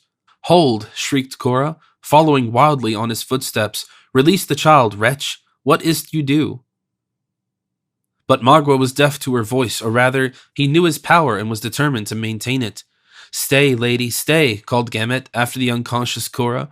"The holy charm is beginning to be felt, and soon shalt thou see this horrid tumult stilled." Perceiving that, in his turn, he was unheeded, the faithful David followed the distracted sister, raising his voice again in sacred song, and sweeping the air to the measure with his long arm in diligent accompaniment. In this manner they traversed the plain, through the flying, the wounded, and the dead. The fierce Huron was, at any time, sufficient for himself and the victim that he bore, though Cora would have fallen more than once under the blows of her savage enemies, but for the extraordinary being who stalked in her rear, and who now appeared to the astonished natives gifted with the protecting spirit of madness. Magua, who knew how to avoid the more pressing dangers and also to elude pursuit, entered the woods through a low ravine, where he quickly found the Narragansetts which the travelers had abandoned so shortly before, awaiting his appearance, in custody of a savage as fierce and malign in his expression as himself. Laying Alice on one of the horses, he made a sign to Cora to mount the other. Notwithstanding the horror excited by the presence of her captor, there was a present relief in escaping from the bloody scene enacting on the plain, to which Cora could not be altogether insensible. She took her seat and held forth her arms for her sister with an air of entreaty and love that even the Huron could not deny. Placing Alice then on the same animal with Cora, he seized the bridle and commenced his route by plunging deeper into the forest. David, perceiving that he was left alone, utterly disregarded as a subject too worthless even to destroy, threw his long limb across the saddle of the beast they had deserted, and made such progress in the pursuit as the difficulties of the path permitted. They soon began to ascend, but as the motion had a tendency to revive the dormant faculties of her sister, the attention of Cora was too much divided between the tenderest solicitude in her behalf, and in listening to the cries which were still too audible on the plain, to note the direction in which they journeyed. When, however, they gained the flattened surface of the mountain top and approached the eastern precipice, she recognized the spot to which she had once before been led under the more friendly auspices of the scout. Here Magua suffered them to dismount, and notwithstanding their own captivity, the curiosity, which seems inseparable from horror, induced them to gaze at the sickening sight below. The cruel work was still unchecked. On every side the captured were flying before the relentless persecutors, while the armed columns of the Christian kings stood fast in an apathy which has never been explained, and which has left an immovable blot on the otherwise fair escutcheon of their leader. Nor was the sword of death stayed until cupidity got the mastery of revenge. Then, indeed, the shrieks of the wounded and the yells of their murderers grew less frequent, until finally the cries of horror were lost to their ear, and were drowned in the loud, long, and piercing whoops of the triumphant savages.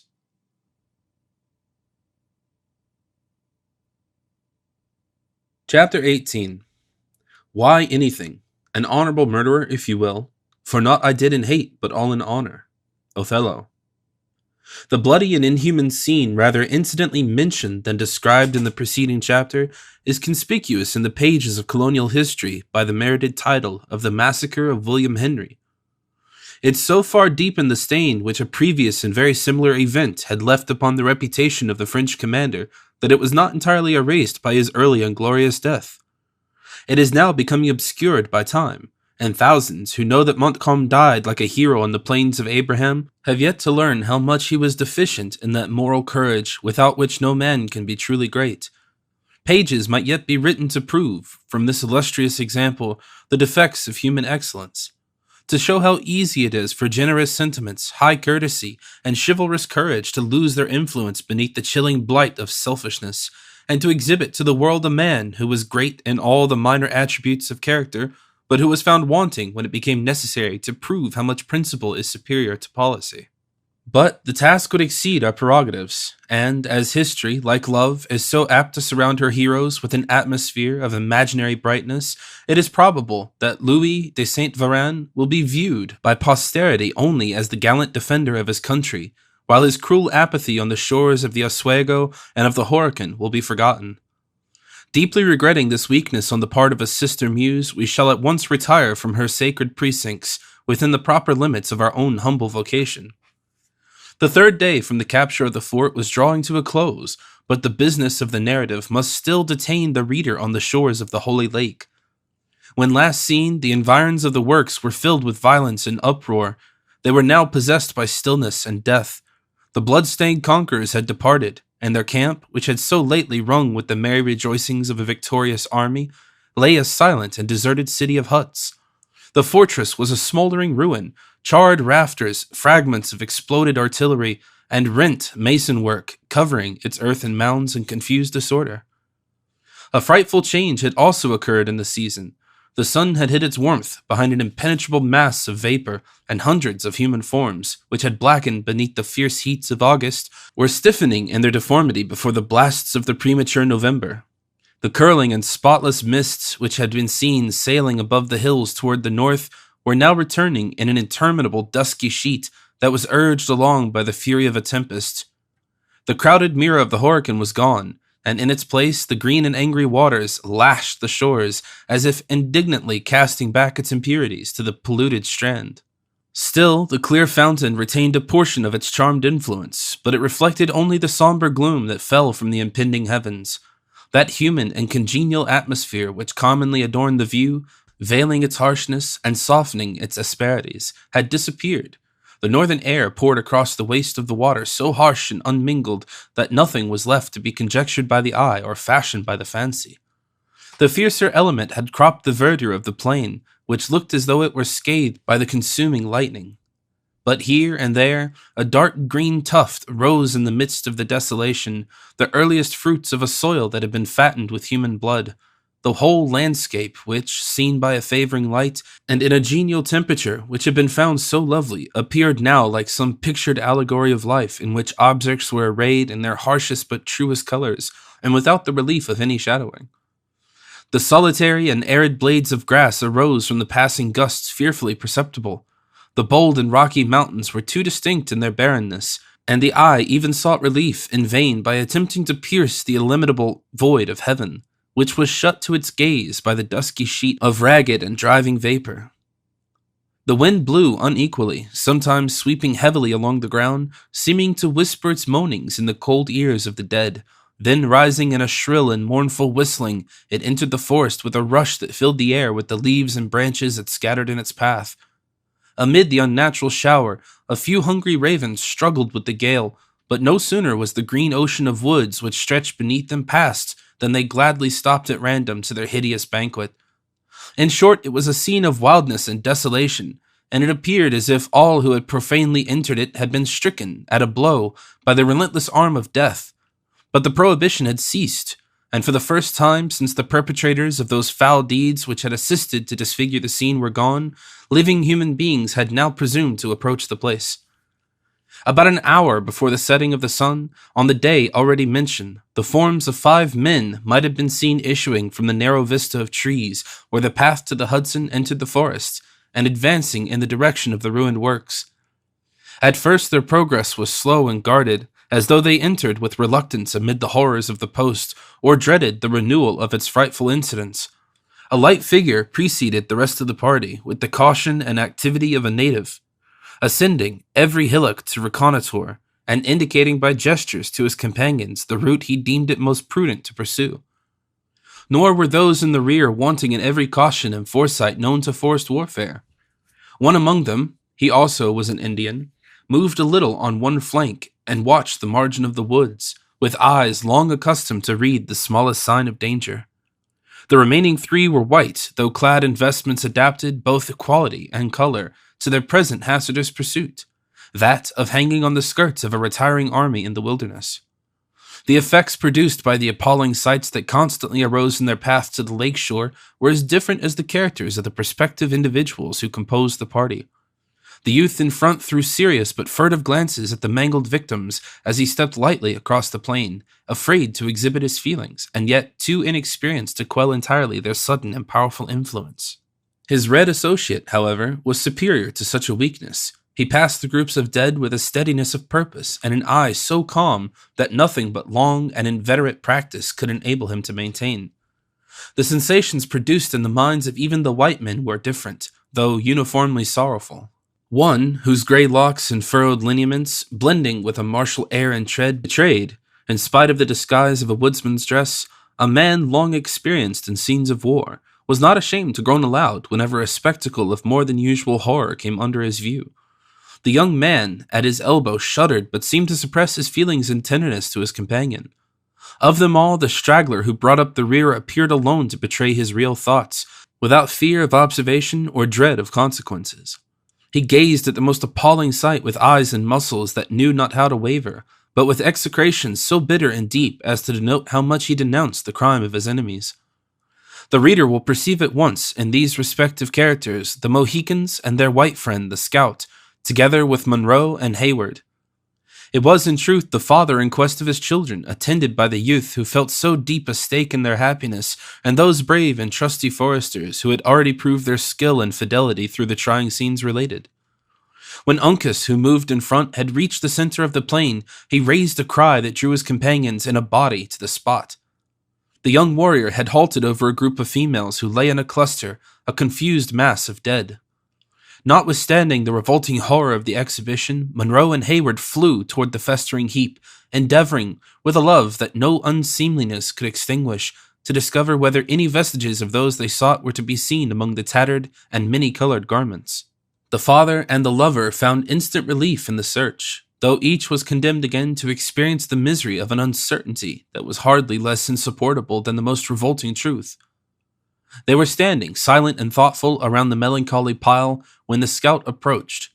Eyeing the sad spectacle with an angry countenance, the sturdy woodsman, for the first time since entering the plain, spoke intelligibly and aloud. "I have been on many a shocking field, and have followed a trail of blood for weary miles," he said, "but never have I found the hand of the devil so plain as it is here to be seen. Revenge is an Indian feeling, and all who know me know that there is no cross in my veins, but this much I will say. Here in the face of heaven, and with the power of the Lord so manifest in this howling wilderness, that should these Frenchers ever trust themselves again within the range of a ragged bullet, there is one rifle which shall play its part so long as flint will fire or powder burn. I leave the tomahawk and knife to such as have a natural gift to use them. What say you, Chingachgook? He added in Delaware. Shall the Hurons boast of this to their women when the deep snows come? A gleam of resentment flashed across the dark lineaments of the Mohican chief. He loosened his knife in his sheath, and then, turning calmly from the sight, his countenance settled into a repose as deep as if he knew the instigation of passion.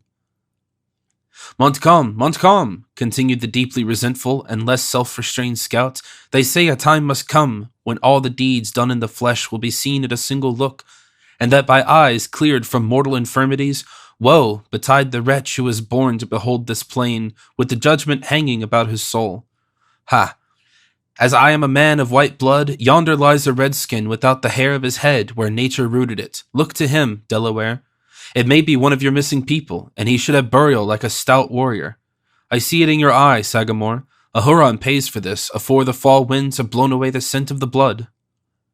Chingachgook approached the mutilated form, and turning it over, he found the distinguishing marks of one of those 6 allied tribes, or nations as they were called, who, while they fought in the English ranks, were so deadly hostile to his own people. Spurning the loathsome object with his foot, he turned from it with the same indifference he would have quitted a brute carcass. The scout comprehended the action and very deliberately pursued his own way, continuing, however, his denunciations against the French commander in the same resentful strain. Nothing but vast wisdom and unlimited power should dare to sweep off men in multitudes, he added, for it is only the one that can know the necessity of the judgment, and what is there, short of the other, that can replace the creatures of the Lord? I hold it a sin to kill the second buck afore the first is eaten, unless a march in front or an ambushment be contemplated. It is a different matter with a few warriors in open and rugged fight, for 'tis their gift to die with the rifle or the tomahawk in hand, according as their natures may happen to be, white or red. Uncas, come this way, lad, and let the ravens settle upon the Mingo. I know, from often seeing it, that they have a craving for the flesh of the Oneida, and it is as well to let the bird follow the gift of its natural appetite. Exclaimed the young Mohican, rising on the extremities of his feet and gazing intently in his front, frightening the ravens to some other prey by the sound and the action. What is it, boy? Whispered the scout, lowering his tall form into a crouching attitude, like a panther about to take his leap. God send it to be a tardy Frencher, skulking for plunder. I do believe Killdeer would take an uncommon range today. Uncas, without making any reply, bounded away from the spot, and then the next instant he was seen tearing from a bush and waving in triumph a fragment of the green riding veil of Cora. The movement, the exhibition, and the cry which again burst from the lips of the young Mohican instantly drew the whole party about him. "My child," said Munro, speaking quickly and wildly, "give me my child." "Uncas will try," was the short and touching answer. The simple but meaning assurance was lost on the father, who seized the piece of gauze and crushed it in his hand, while his eyes roamed fearfully among the bushes, as if he equally dreaded and hoped for the secrets they might reveal. "Here are no dead," said Hayward. "The storm seems not to have passed this way." "That's manifest, and clearer than the heavens above our heads," returned the undisturbed scout. "But either she or they that have robbed her have passed the bush, for I remember the rag she wore to hide a face that all did love to look upon. Uncas, you are right, the dark hair has been here, and she has fled like a frightened fawn to the wood. None who could fly would remain to be murdered. Let us search for the marks she left, for to Indian eyes I think sometimes a hummingbird leaves his trail in the air." The young Mohican darted away at the suggestion, and the scout had hardly done speaking before the former raised a cry of success from the margin of the forest. On reaching the spot, the anxious party perceived another portion of the veil, fluttering on the lower branch of a beech. "Softly, softly," said the scout, extending his long rifle in front of the eager Hayward. "We now know our work, but the beauty of the trail must not be deformed. A step too soon may give us hours of trouble. We have them, though, that much is beyond denial." Bless ye, worthy man," exclaimed Munro. "Whither then have they fled, and where are my babes?" "The path they have taken depends on many chances. If they have gone alone, they are quite as likely to move in a circle as straight, and they may be within a dozen miles of us. But if the Hurons or any of the French Indians have laid hands on them, 'tis probably they are now near the borders of the Canadas. But what matters that?" continued the deliberate scout, observing the powerful anxiety and disappointment the listeners exhibited. Here are the Mohicans, and I on one end of the trail, and rely on it we find the other, though they should be 100 leagues asunder. Gently, gently, Uncas, you are as impatient as a man in the settlements. You forget that light feet leave but faint marks. Exclaimed Chingachgook, who had been occupied in examining an opening which had been evidently made through the low underbrush which skirted the forest, and who now stood erect as he pointed downward, in the attitude and with the air of a man who beheld a disgusting serpent. Here is the palpable impression of the footstep of a man, cried Hayward, bending over the indicated spot. He has trod in the margin of this pool, and the mark cannot be mistaken. They are captives. Better so than left to starve in the wilderness, returned the scout. They will leave a wider trail. I would wager 50 beaver skins against as many flints that the Mohicans and I enter their wigwams within a month. Stoop to it, Uncas, and try to make what you can of the moccasin, for moccasin it plainly is, and no shoe. The young Mohican bent over the track, and removing the scattered leaves from around the place, he examined it with much of that sort of scrutiny that a money dealer, in these days of pecuniary doubts, would bestow on a suspected due-bill. At length he arose from his knees, satisfied with the result of the examination. Well, boy, demanded the attentive scout, what does it say? Can you make anything of the tale? Le Renard Subtle. Ha! That rampaging devil again? There will never be an end of his loping till Killdeer has said a friendly word to him. Hayward reluctantly admitted the truth of this intelligence, and now expressed rather his hopes than his doubts by saying, one moccasin is so much like another, it is probable there is some mistake. One moccasin like another. You may as well say that one foot is like another, though we all know that some are long and others are short, some broad and others narrow, some with high and some with low insteps, some in-toed and some out. One moccasin is no more like another than one book is like another, though they who can read in one are seldom able to tell the marks of the other, which is all ordered for the best, giving to every man his natural advantages. Let me get down to it, Uncas. Neither book nor moccasin is the worse for having two opinions instead of one. The scout stooped to the task and instantly added, You are right, boy. Here is the patch we saw so often in the other chase, and the fellow will drink when he can get an opportunity. Your drinking Indian always learns to walk with a wider toe than the natural savage, it being the gift of a drunkard to straddle, whether of white or redskin. 'Tis just the length and breadth, too. Look at it, Sagamore. You measured the prints more than once when we hunted the varmints from glens to the health springs. Chingachgook complied, and after finishing his short examination, he arose. With a quiet demeanor, he merely pronounced the word, Magua. Aye, 'tis a settled thing here. Then have passed the dark-haired and Magua. And not Alice? Demanded Hayward. Of her we have not yet seen the signs, returned the scout, looking closely around the trees, the bushes, and the ground. What have we here? Uncas, bring hither the thing you see dangling from yonder thorn bush. When the Indian had complied, the scout received the prize, and holding it on high, he laughed in his silent but heartfelt manner. 'Tis the tooting weapon of the singer. Now we shall have a trail of priests might travel, he said. Uncas, look for the marks of a shoe that is long enough to uphold 6 feet 2 of tottering human flesh. I begin to have some hopes of the fellow since he has given up squalling to follow some better trade. At least he has been faithful to his trust, said Hayward, and Cora and Alice are not without a friend. Yes, said Hawkeye, dropping his rifle and leaning on it with an air of visible contempt. He will do their singing. Can he slay a buck for their dinner? Journey by the moss on the beaches, or cut the throat of a Huron? If not, the first catbird he meets is the clever of the two. Well, boy, any sign of such a foundation? Here is something like the footstep of one who has worn a shoe. Can it be that of our friend? Touch the leaves lightly, or you'll disconcert the formation. That is the print of a foot, but 'tis the dark hairs, and small it is too. For one of such a noble height and grand appearance, the singer would cover it with his heel. Where? Let me look at the footsteps of my child, said Monroe, shoving the bushes aside and bending fondly over the nearly obliterated impression. Though the tread which had left the mark had been light and rapid, it was still plainly visible.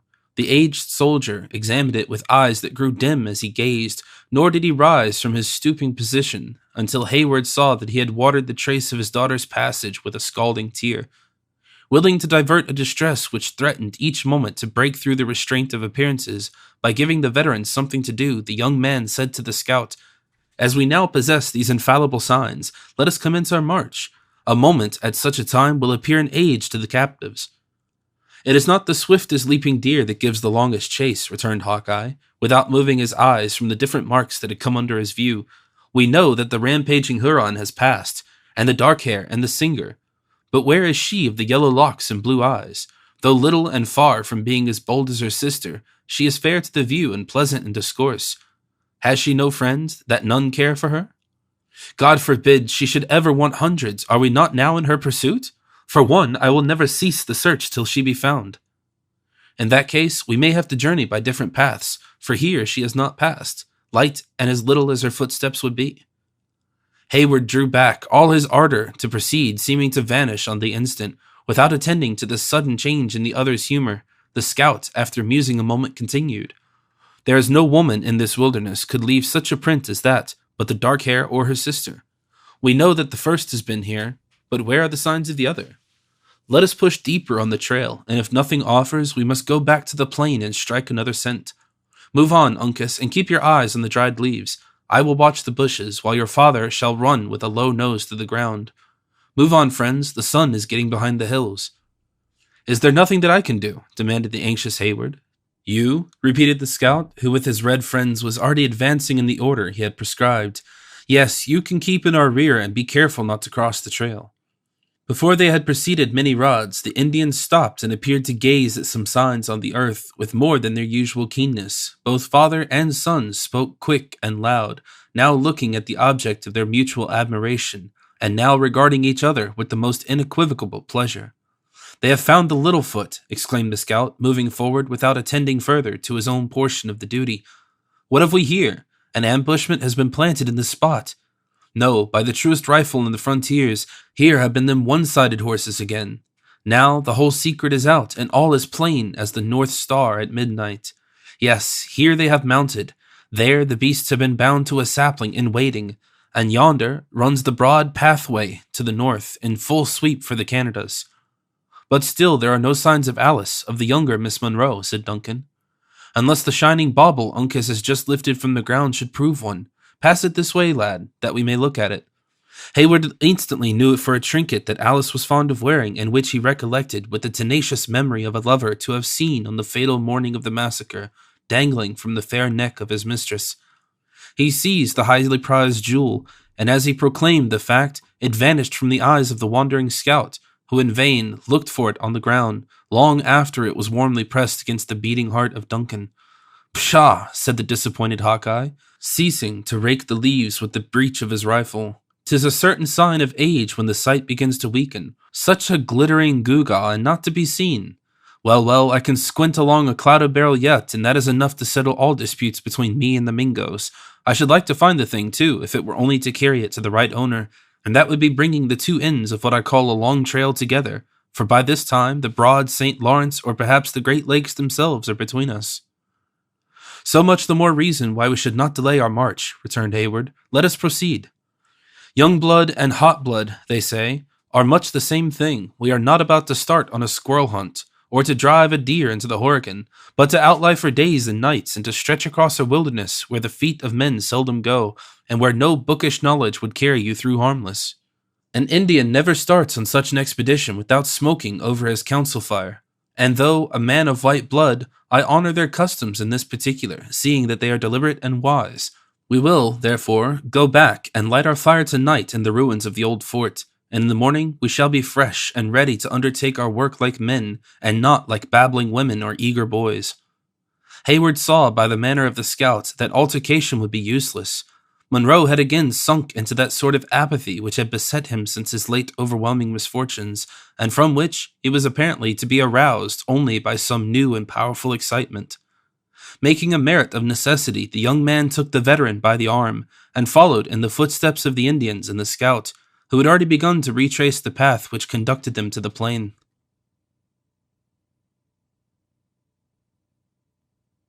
Chapter 19. Salar. Why, I am sure, if he forfeit, thou wilt not take his flesh. What's that good for? Shy. To bait fish withal, if it will feed nothing else, it will feed my revenge. Merchant of Venice. The shades of evening had come to increase the dreariness of the place when the party entered the ruins of William Henry. The scout and his companions immediately made their preparations to pass the night there, but with an earnestness and sobriety of demeanor that betrayed how much the unusual horrors they had just witnessed worked on even their practiced feelings. A few fragments of rafters were reared against a blackened wall, and when Uncas had covered them slightly with brush, the temporary accommodations were deemed sufficient. The young Indian pointed toward his rude hut when his labor was ended, and Hayward, who understood the meaning of the silent gestures, gently urged Monroe to enter. Leaving the bereaved old man alone with his sorrows, Duncan immediately returned into the open air, too much excited himself to seek the repose he had recommended to his veteran friend. While Hawkeye and the Indians lighted their fire and took their evening's repast, a frugal meal of dried bear's meat, the young man paid a visit to that curtain of the dilapidated fort which looked out on the sheet of the Horican. The wind had fallen, and the waves were already rolling on the sandy beach beneath him in a more regular and tempered succession. The clouds, as if tired of their furious chase, were breaking asunder, the heavier volumes gathering in the black masses about the horizon, while the lighter scud still hurried above the water, or eddied among the tops of the mountains like broken flights of birds hovering around their roosts. Here and there, a red and fiery star struggled through the drifting vapor, furnishing a lurid gleam of brightness to the dull aspect of the heavens. Within the bosom of the encircling hills, an impenetrable darkness had already settled, and the plain lay like a vast and deserted charnel house, without omen or whisper to disturb the slumbers of its numerous and hapless tenants. Of this scene, so chillingly in accordance with the past, Duncan stood for many minutes a rapt observer. His eyes wandered from the bosom of the mound where the foresters were seated around their glimmering fire, to the fainter light which still lingered in the skies, and then rested long and anxiously on the embodied gloom, which lay like a dreary void on that side of him where the dead reposed. He soon fancied that inexplicable sounds arose from the place, though so indistinct and sullen as to render not only their nature but even their existence uncertain. Ashamed of his apprehensions, the young man turned toward the water, and strove to divert his attention to the mimic stars that dimly glimmered on its moving surface. Still, his too conscious ears performed their ungrateful duty as if to warn him of some lurking danger. At length, a swift trampling seemed quite audibly to rush athwart the darkness. Unable any longer to quiet his uneasiness, Duncan spoke in a low voice to the scout, requesting him to ascend the mound to the place where he stood. Hawkeye threw his rifle across his arm and complied, but with an air so unmoved and calm as to prove how much he counted on the security of their position. "Listen," said Duncan, when the other placed himself deliberately at his elbow. "There are suppressed noises on the plain which may show Montcalm as not yet entirely deserted his conquest." "Then ears are better than eyes," said the undisturbed scout, who, having just deposited a portion of a bear between his grinders, spoke thick and slow, like one whose mouth was doubly occupied. "I myself saw him caged and tied with all his host, for your Frenchers, when they have done a clever thing, like to get back and have a dance or a merry-making with the women over their success. I know not, an Indian seldom sleeps in war, and plunder may keep a Huron here after his tribe is departed. It would be well to extinguish the fire and have a watch. Listen, you hear the noise I mean. An Indian more rarely lurks about the graves, though ready to slay, and not over-regardful of the means. He is commonly content with the scalp, unless when blood is hot and temper up. But after spirit is once fairly gone, he forgets his enmity, and is willing to let the dead find their natural rest. Speaking of spirits, Major, are you of opinion that the heaven of a redskin and us whites will be of the one and the same?" "No doubt, no doubt. I thought I heard it again. Or was it the rustling of the leaves in the top of the beech?" "For my own part," continued Hawkeye, turning his face for a moment in the direction indicated by Hayward, but with a vacant and careless manner, "I believe that paradise is ordained for happiness, and that men will be indulged in it according to their dispositions and gifts. I, therefore, judge that a redskin is not far from the truth when he believes he is to find them glorious hunting grounds, of which his traditions tell. Nor, for that matter, do I think it would be any disparagement to a man without a cross to pass his time." "You hear it again," interrupted Duncan. "Aye, aye, when food is scarce and when food is plenty, a wolf grows bold," said the unmoved scout. "There would be picking, too, among the skins of the devils if there was light and time for the sport. But concerning the life that is to come, Major, I have heard preachers say in the settlements that heaven was a place of rest. Now, Men's minds differ as to their ideas of enjoyment. For myself, and I say with reverence to the ordering of Providence, it would be no great indulgence to be kept shut up in those mansions of which they preach, having a natural longing for motion and the chase. Duncan, who was now made to understand the nature of the noise he had heard, answered with more attention to the subject which the humor of the scout had chosen for discussion, by saying, "It is difficult to account for the feelings that may attend the last great change." "It would be a change, indeed, for a man who has passed his days in the open air," returned the single-minded scout, "and who has so often broken his fast on the headwaters of the Hudson, to sleep within sound of the roaring Mohawk. But it is a comfort to know we serve a merciful master, though we do it each after his fashion, and with great tracts of wilderness atween us. What goes there? Is it not the rushing of the wolves you have mentioned?" Hawkeye slowly shook his head and beckoned for Duncan to follow him to a spot which the glare from the fire did not extend. When he had taken this precaution, the scout placed himself in an attitude of intense attention and listened long and keenly for a repetition of the low sound that had so unexpectedly startled him. His vigilance, however, seemed exercised in vain, for after a fruitless pause he whispered to Duncan, "We must give a call to Uncas. The boy has Indian senses, and he may hear what is hid from us. For, being a white-skin, I will not deny my nature." The young Mohican, who was conversing in a low voice with his father, started as he heard the moaning of an owl, and springing on his feet, he looked toward the black mounds, as if seeking the place whence the sounds proceeded. The scout repeated the call, and in a few moments, Duncan saw the figure of Uncas stealing cautiously along the rampart to the spot where they stood. Hawkeye explained his wishes in a very few words, which were spoken in the Delaware tongue. As soon as Uncas was in possession of the reason why he was summoned, he threw himself flat on the turf, where to the eyes of Duncan he appeared to lay quiet and motionless. Surprised at the immovable attitude of the young warrior, and curious to observe the manner in which he employed his faculties to obtain the desired information, Hayward advanced a few steps and bent over the dark object on which he had kept his eye riveted. Then it was he discovered that the form of Uncas vanished, and that he beheld only the dark outline of an inequality in the embankment. "What has become of the Mohican?" he demanded of the scout, stepping back in amazement. "It was here that I saw him fall, and could have sworn that here he yet remained." "Hist! Speak lower, for we know not what ears are open, and the Mingos are quick-witted breed. As for Uncas, he is out on the plain, and the Maquas, if any such are about us, will find their equal. You think that Montcalm has not called off all his Indians? Let us give the alarm to our companions that we may stand to our arms. Here are 5 of us who are not unused to meet an enemy." "Not a word to either, as you value your life. Look at the Sagamore. How like a grand Indian chief he sits by the fire. If there are any skulkers out in the darkness, they will never discover, by his countenance, that we suspect danger at hand.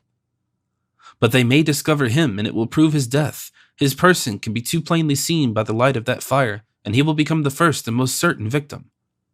"It is undeniable that now you speak the truth," returned the scout, betraying more anxiety than was usual. "Yet what can be done? A single suspicious look might bring on an attack before we are ready to receive it. He knows by the call I gave to Uncas that we have struck a scent. I will tell him that we were on the trail of the Mingos. His Indian nature will teach him how to act." The scout applied his fingers to his mouth and raised a low hissing sound that caused Duncan at first to start aside, believing he had heard a serpent. The head of Chingachgook was resting on a hand as he sat musing by himself. But the moment he had heard the warning of the animal whose name he bore, he arose to an upright position, and his dark eyes glanced swiftly and keenly on every side of him. With his sudden and perhaps involuntary movement, every appearance of surprise or alarm ended. His rifle lay untouched and apparently unnoticed within reach of his hand. The tomahawk that he had loosened in his belt for the sake of ease was even suffered to fall from its usual situation to the ground, and his form seemed to sink like that of a man whose nerves and sinews were suffered to relax for the purpose of rest. Cunningly resuming his former position, though with a change of hands as if the movement had been made merely to relieve the limb, the native awaited the result of a calmness and fortitude that none but an Indian warrior would have known how to exercise. But Hayward saw that while to a less instructed eye the Mohican chief appeared to slumber, his nostrils were expanded. His head was turned a little to one side, as if to assist the organs of hearing, and that his quick and rapid glances ran incessantly over every object within the power of his vision. "See the noble fellow," whispered Hawkeye, pressing the arm of Hayward. "He knows that a look or emotion might disconcert our schemes and put us at the mercy of them imps." He was interrupted by the flash and report of a rifle. The air was filled with sparks of fire around that spot where the eyes of Hayward were still fastened, with admiration and wonder. A second look told him that Chingachgook had disappeared in the confusion. In the meantime, the scout had thrown forward his rifle, like one prepared for service, and awaited impatiently the moment when an enemy might rise to view. But with the solitary and fruitless attempt made on the life of Chingachgook, the attack appeared to have terminated. Once or twice, the listeners thought they could distinguish the distant rustling of bushes as bodies of some unknown description rushed through them. Nor was it long before Hawkeye pointed out the scampering of the wolves as they fled precipitately before the passage of some intruder on their proper domains. After an impatient and breathless pause, a plunge was heard in the water, and it was immediately followed by the report of another rifle. "There goes Uncas," said the scout. "The boy bears a smart piece. I know its crack, as well as a father knows the language of his child, for I carried the gun myself until a better offer." "What can this mean?" demanded Duncan. "We are watched, and as it would seem, marked for destruction." "Yonder scattered brand can witness that no good was intended, and this Indian will testify that no harm has been done," returned the scout, dropping his rifle across his arm again and following Chingachgook, who just then reappeared within the circle of light, into the bosom of the work. "How is it, Sagamore? Are the Mingos upon us in earnest, or is it only one of those reptiles who hang upon the skirts of a war party to scalp the dead, go in, and make their boast among the squaws of the valiant deeds done on the pale-faces?" Chingachgook very quietly resumed his seat, nor did he make any reply until after he had examined the firebrand which had struck the bullet that nearly proved fatal to himself. After which he was content to reply, holding a single finger up to view with the English monosyllable, "One." "I thought as much," returned Hawkeye, seating himself, "and as he had got the cover of the lake before Uncas pulled upon him, it is more probable the knave will sing his lies about some great ambushment, in which he was outlying on the trail of 2 Mohicans and a white hunter, for the officers can be considered a little better than idlers in such a scrimmage. Well, let him. There are always some honest men in every nation, though heaven knows, too, that they are scarce among the Maquas, to look down an upstart when he brags in the face of reason. The varlet sent his lead within whistle of your ears, Sagamore." Chingachgook turned a calm and incurious eye toward the place where the ball had struck, and then resumed his former attitude, with a composure that could not be disturbed by so trifling an incident. Just then Uncas glided into the circle and seated himself at the fire, with the same appearance of indifference as was maintained by his father. Of these several moments, Hayward was a deeply interested and wondering observer. It appeared to him as though the foresters had some secret means of intelligence which had escaped the vigilance of his own faculties. In place of that eager and garrulous narration with which a white youth would have endeavored to communicate and perhaps exaggerate that which had passed out in the darkness of the plain, the young warrior was seemingly content to let his deeds speak for themselves. It was indeed neither the moment nor the occasion for an Indian to boast of his exploits, and it is probably that had Hayward neglected to inquire, not another syllable would just then have been uttered on the subject. "What has become of our enemy, Uncas?" demanded Duncan. "We heard your rifle, and hoped you had not fired in vain." The young chief removed a fold of his hunting skirt, and quietly exposed the fatal tuft of hair which he bore as the symbol of victory. Chingachgook laid his hand on the scalp and considered it for a moment with deep attention. Then, dropping it with disgust depicted in his strong features, he ejaculated, "Oneida!" "Oneida," repeated the scout, who was fast losing his interest in the scene in an apathy nearly assimilated to that of his red associates, but who now advanced in uncommon earnestness to regard the bloody badge. "By the Lord, if the Oneidas are outlying upon the trail, we shall be flanked by devils on every side of us. Now, to white eyes, there is no difference between this bit of skin and that of any other Indian, and yet the Sagamore declares that it came from the pole of a Mingo. Nay, he even names the tribe of the poor devil, with as much ease as if the scalp was the leaf of a book, and each hair a letter. What right have Christian whites to boast of their learning when a savage can read a language that would prove too much for the wisest of them all? What say you, lad? Of what people was the knave?" Uncas raised his eyes to the face of the scout and answered in his soft voice, "Oneida." "Oneida again! When one Indian makes a declaration, it is commonly true, but when he is supported by his people, set it down as gospel." "The poor fellow has mistaken us for the French," said Hayward, "or he would not have attempted the life of a friend." "He mistake a Mohican in his paint for a Huron. You would be as likely to mistake the white-coated grenadiers of Montcalm for the scarlet jackets of the Royal Americans," returned the scout.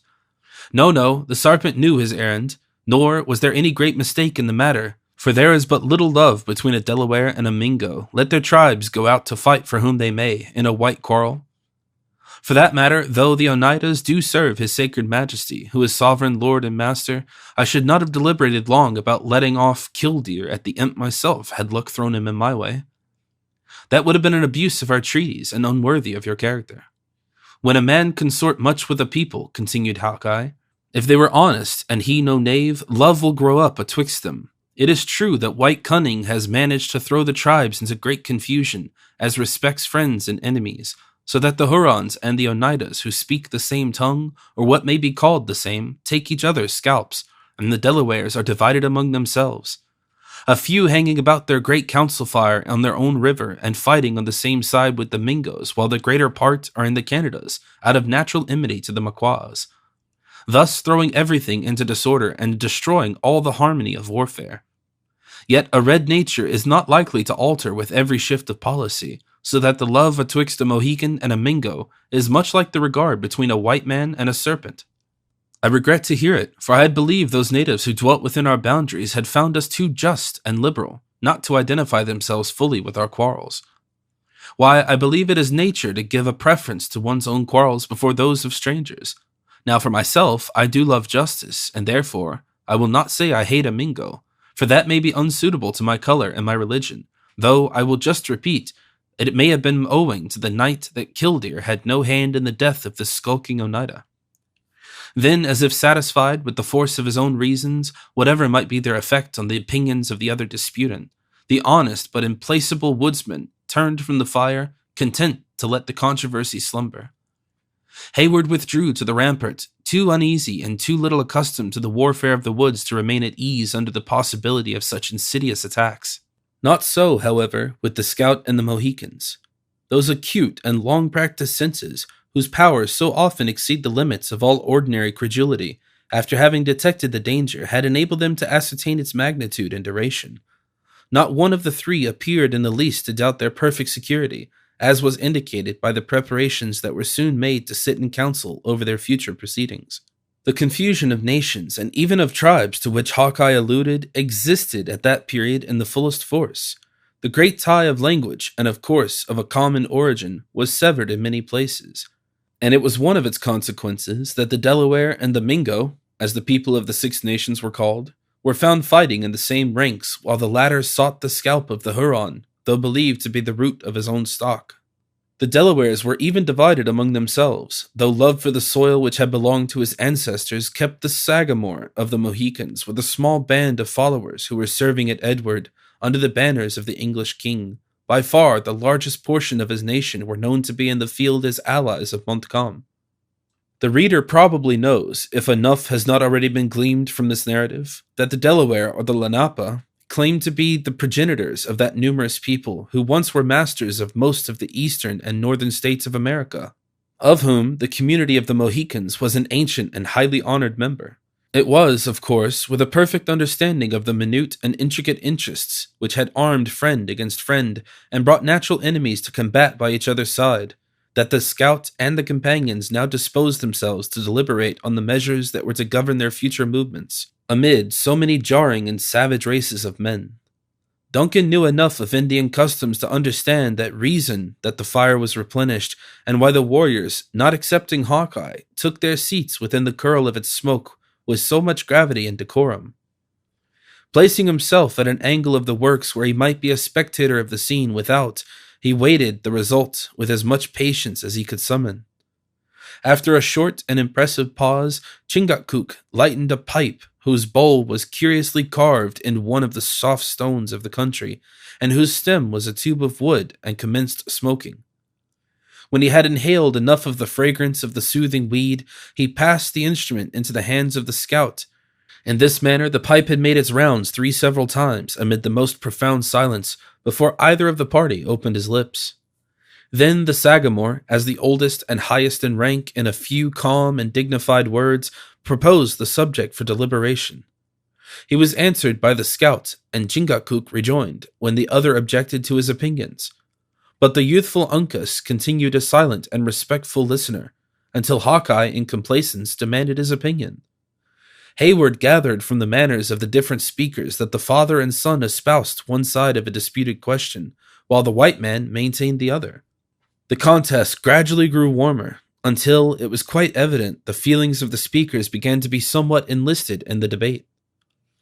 Notwithstanding the increasing warmth of the amicable contest, the most decorous Christian assembly, not even excepting those in which its reverend ministers are collected, might have learned a wholesome lesson of moderation from the forbearance and courtesy of the disputants. The words of Uncas were received with the same deep attention as those which fell from the maturer wisdom of his father, and so far from manifesting any impatience, neither spoke in reply until a few moments of silent meditation were, seemingly, bestowed in deliberating on what had already been said. The language of the Mohicans was accompanied by gestures so direct and natural that Hayward had but little difficulty in following the thread of their argument. On the other hand, the scout was obscure, because from the lingering pride of color, he rather affected the cold and artificial manner which characterizes all classes of Anglo-Americans when unexcited. By the frequency with which the Indians described the marks of a forest trail, it was evident they urged a pursuit by land, while the repeated sweep of Hawkeye's arm toward the Horican denoted that he was for a passage across its waters. The latter was to every appearance fast losing ground, and the point was about to be decided against him, when he arose to his feet, and shaking off his apathy, he suddenly assumed the manner of an Indian, and adopted all the arts of native eloquence. Elevating an arm, he pointed out the track of the sun, repeating the gesture for every day that was necessary to accomplish their objects. Then he delineated a long and painful path amid rocks and watercourses. The age and weakness of the slumbering and unconscious Monroe were indicated by signs too palpable to be mistaken. Duncan perceived that even his own powers were spoken lightly of, as the scout extended his palm and mentioned him by the appellation of the Open Hand, a name his liberality had purchased of all the friendly tribes. Then came a representation of the light and graceful movements of a canoe, set in forcible contrast to the tottering steps of one enfeebled and tired. He concluded by pointing to the scalp of the Oneida, and apparently urging the necessity of their departure speedily, and in a manner that should leave no trail. The Mohicans listened gravely and with countenances that reflected the sentiments of the speaker. Conviction gradually wrought its influence, and towards the close of Hawkeye's speech, his sentences were accompanied by the customary exclamation of commendation. In short, Uncas and his father became converts to his way of thinking, abandoning their own previously expressed opinions with the liberality and candor that, had they been the representatives of some great and civilized people, would have infallibly worked with their political ruin by destroying forever their reputation for consistency. The instant the matter in discussion was decided, the debate and everything connected with it, except the result, appeared to be forgotten. Hawkeye, without looking around to read his triumph in applauding eyes, very composedly stretched his tall frame before the dying embers and closed his own organs in sleep. Left now in a measure to themselves, the Mohicans, whose time had been so much devoted to the interests of others, seized the moment to devote some attentions to themselves. Casting off at once the grave and austere demeanor of an Indian chief, Chingachgook commenced speaking to his son in the soft and playful tones of affection. Uncas gladly met the familiar air of his father, and before the hard breathing of the scout announced that he slept, a complete change was effected in the manner of his two associates. It is impossible to describe the music of their language, while thus engaged in laughter and endearments, in such a way as to render it intelligible to those whose ears have never listened to its melody. The compass of their voices, particularly that of the youth, was wonderful, extending from the deepest bass to tones that were even feminine in softness. The eyes of the father followed the plastic and ingenious movements of the son with open delight, and he never failed to smile in reply to the other's contagious but low laughter. While under the influence of these gentle and natural feelings, no trace of ferocity was to be seen in the softened features of the Sagamore. His figure, panoply of death, looked more like a disguise assumed in mockery than a fierce enunciation of a desire to carry destruction in his footsteps. After an hour had passed in the indulgence of their better feelings, Chingachgook abruptly announced his desire to sleep by wrapping his head in his blanket and stretching his form on the naked earth. The merriment of Uncas instantly ceased, and carefully raking the coals in such a manner that they should impart their warmth to his father's feet, the youth sought his own pillow among the ruins of the place. Imbibing renewed confidence from the security of these experienced foresters, Hayward soon imitated their example, and long before the night had turned, they who lay in the bosom of the ruined work seemed to slumber as heavily as the unconscious multitude whose bones were already beginning to bleach on the surrounding plain.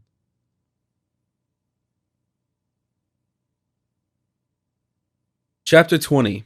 Land of Albania. Let me bend mine eyes on thee, thou rugged nurse of savage men. Childe Harold. The heavens were still studded with stars when Hawkeye came to arouse the sleepers. Casting aside their cloaks, Monroe and Hayward were on their feet, while the woodsman was still making his low calls at the entrance of the rude shelter where they passed the night.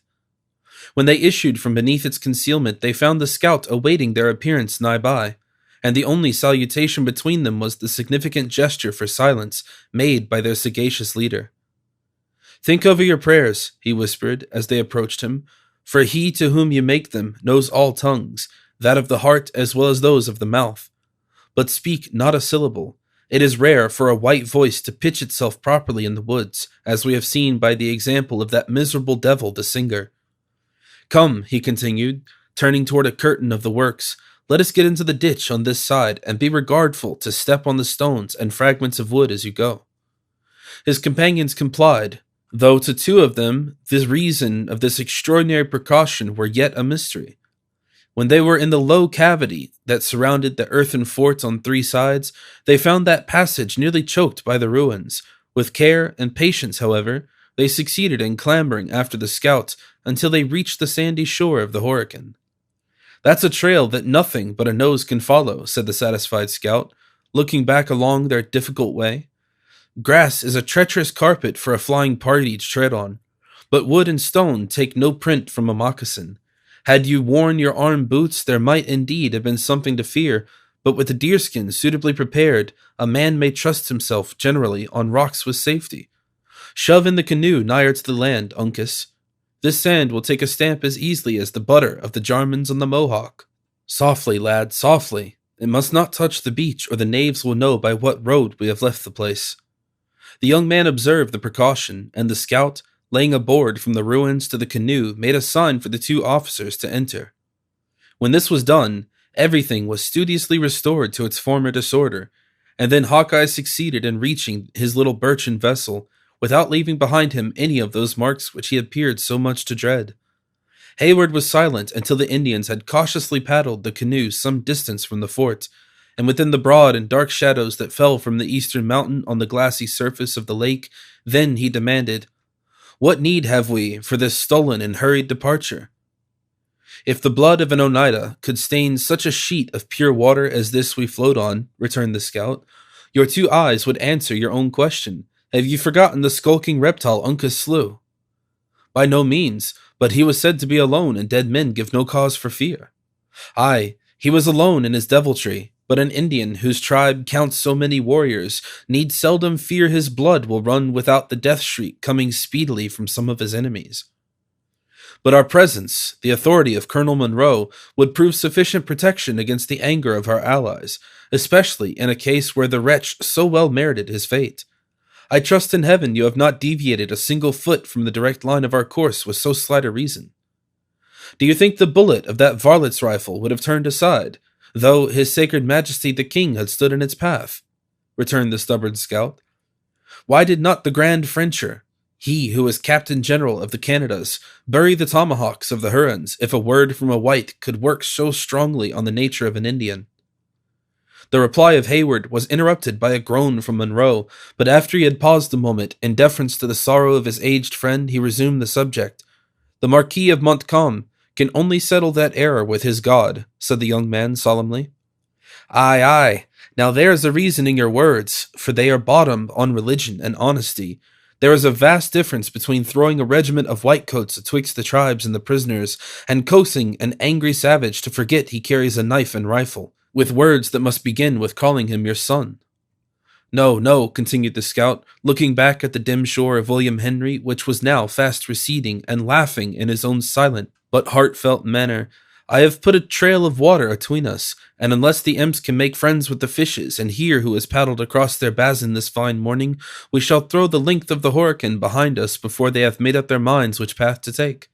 With foes in front and foes in our rear, our journey is like to be one of danger. Danger, repeated Hawkeye calmly.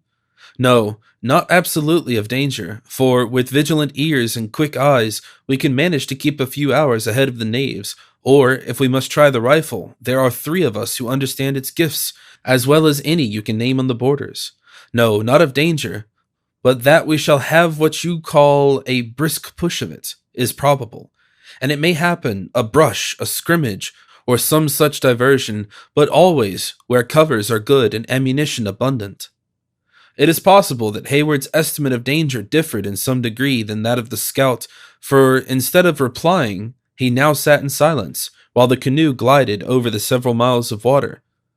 Just as the day dawned, they entered the narrows of the lake, and stole swiftly and cautiously among their numberless little islands. It was by this road that Montcalm had retired with his army, and the adventurers knew not, but he had left some of his Indians in ambush to protect the rear of his forces and collect the stragglers. They therefore approached the passage with the customary silence of their guarded habits. Chingachgook laid aside his paddle, while Uncas and the scout urged the light vessel through crooked and intricate channels, where every foot that they advanced exposed them to the danger of some sudden rising on their progress. The eyes of the Sagamore moved warily from islet to islet and copse to copse as the canoe proceeded, and when a clear sheet of water permitted, his keen vision was bent along the bald rocks and impending forest that frowned upon the narrow strait. Hayward, who was a doubly interested spectator, as well as from the beauties of the place as from the apprehension natural to his situation, was just believing that he had permitted the latter to be excited without sufficient reason, when the paddle ceased moving in obedience to a signal from Chingachgook. "Huh!" exclaimed Uncas, nearly at the moment that the light tap his father had made on the side of the canoe notified them of the vicinity of danger. "What now?" asked the scout. "The lake is as smooth as if the winds had never blown, and I can see along its sheet for miles there is not so much as the black head of a loon dotting the water." The Indian gravely raised his paddle and pointed in the direction in which his own steady look was riveted. Duncan's eyes followed the motion. A few rods in their front lay another of the wooded islets, but it appeared as calm and peaceful as if its solitude had never been disturbed by the foot of man. "I see nothing," he said, "but land and water, and a lovely scene it is." "Hist!" interrupted the scout. "Ay, Sagamore, there is always a reason for what you do. 'Tis but a shade, and yet it is not natural. You see the mist, Major, that is rising above the island? You can't call it a fog, for it is more like a streak of thin cloud. It is vapor from the water. That a child could tell, but what is the edging of blacker smoke that hangs along its lower side, and which you may trace down into the thicket of hazel? 'Tis from a fire, but one that in my judgment has been suffered to burn low." "Let us, then, push for the place and relieve our doubts," said the impatient Duncan. "The party must be small that can lie on such a bit of land." "If you judge of Indian cunning by the rules you find in books or by white sagacity, they will lead you astray, if not to your death," returned Hawkeye, examining the signs of the place with that acuteness which distinguished him. "If I may be permitted to speak in this matter, it will be to say that we have but 2 things to choose between us. The one is to return and give up all thoughts of following the Hurons." "Never," exclaimed Hayward, in a voice far too loud for their circumstances. "Well, well," continued Hawkeye, making a hasty sign to repress his impatience, "I am much of your mind myself, though I thought it becoming my experience to tell the whole. We must then make a push, and if the Indians or Frenchers are in the Narrows, run the gauntlet through these toppling mountains. Is there reason in my words, Sagamore?" The Indian made no other answer than by dropping his paddle into the water and urging forward the canoe. As he held the office of directing its course, his resolution was sufficiently indicated by the movement. The whole party now plied their paddles vigorously, and in a very few moments they had reached a point whence they might command an entire view of the northern shore of the island, the side that had hitherto been concealed. "There they are, by all the truth of signs," whispered the scout. "2 canoes and a smoke. The knaves haven't yet got their eyes out of the mist, or we should hear the accursed whoop. Together, friends, We are leaving them and are already nearly out of the whistle of a bullet. The well-known crack of a rifle, whose ball came skipping along the placid surface of the strait, and a shrill yell from the island interrupted his speech and announced that their passage was discovered. In another instant, several savages were seen rushing into canoes, which were soon dancing over the water in pursuit.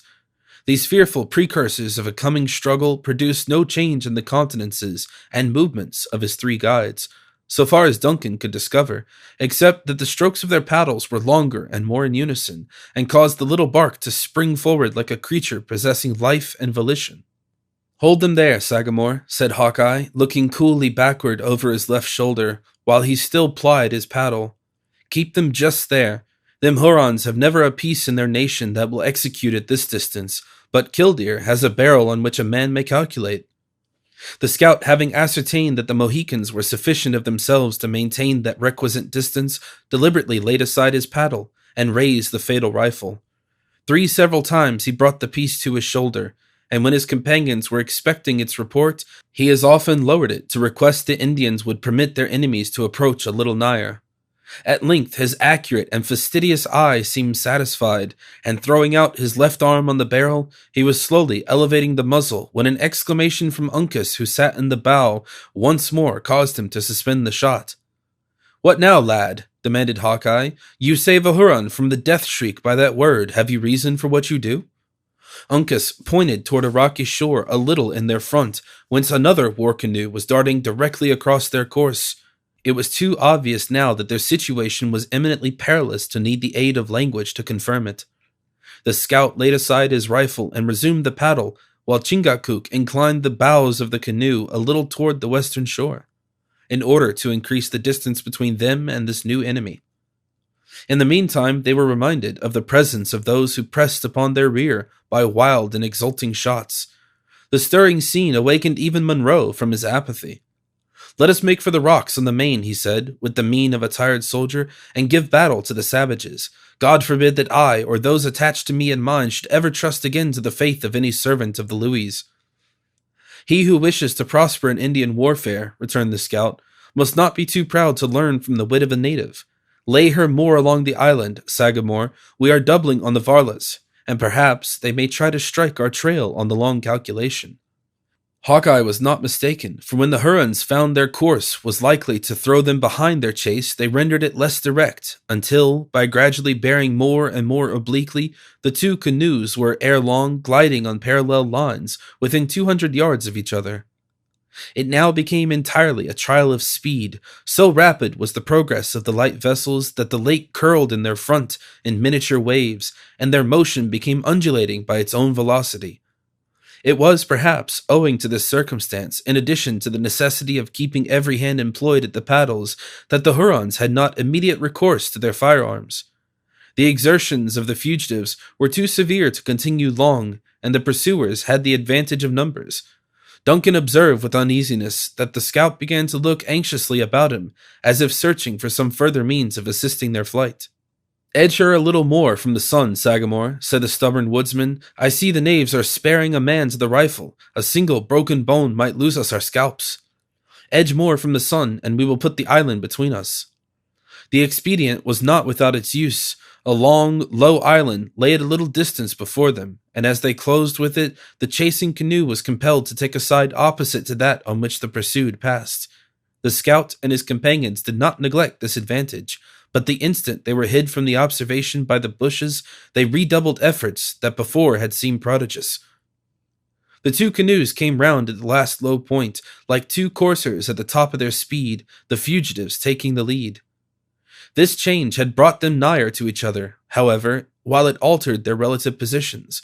"You showed knowledge in the shaping of a birken bark, Uncas, when you chose this from among the Huron canoes," said the scout, smiling, apparently more in satisfaction at their superiority in the race than from the prospect of final escape which now began to open a little upon them.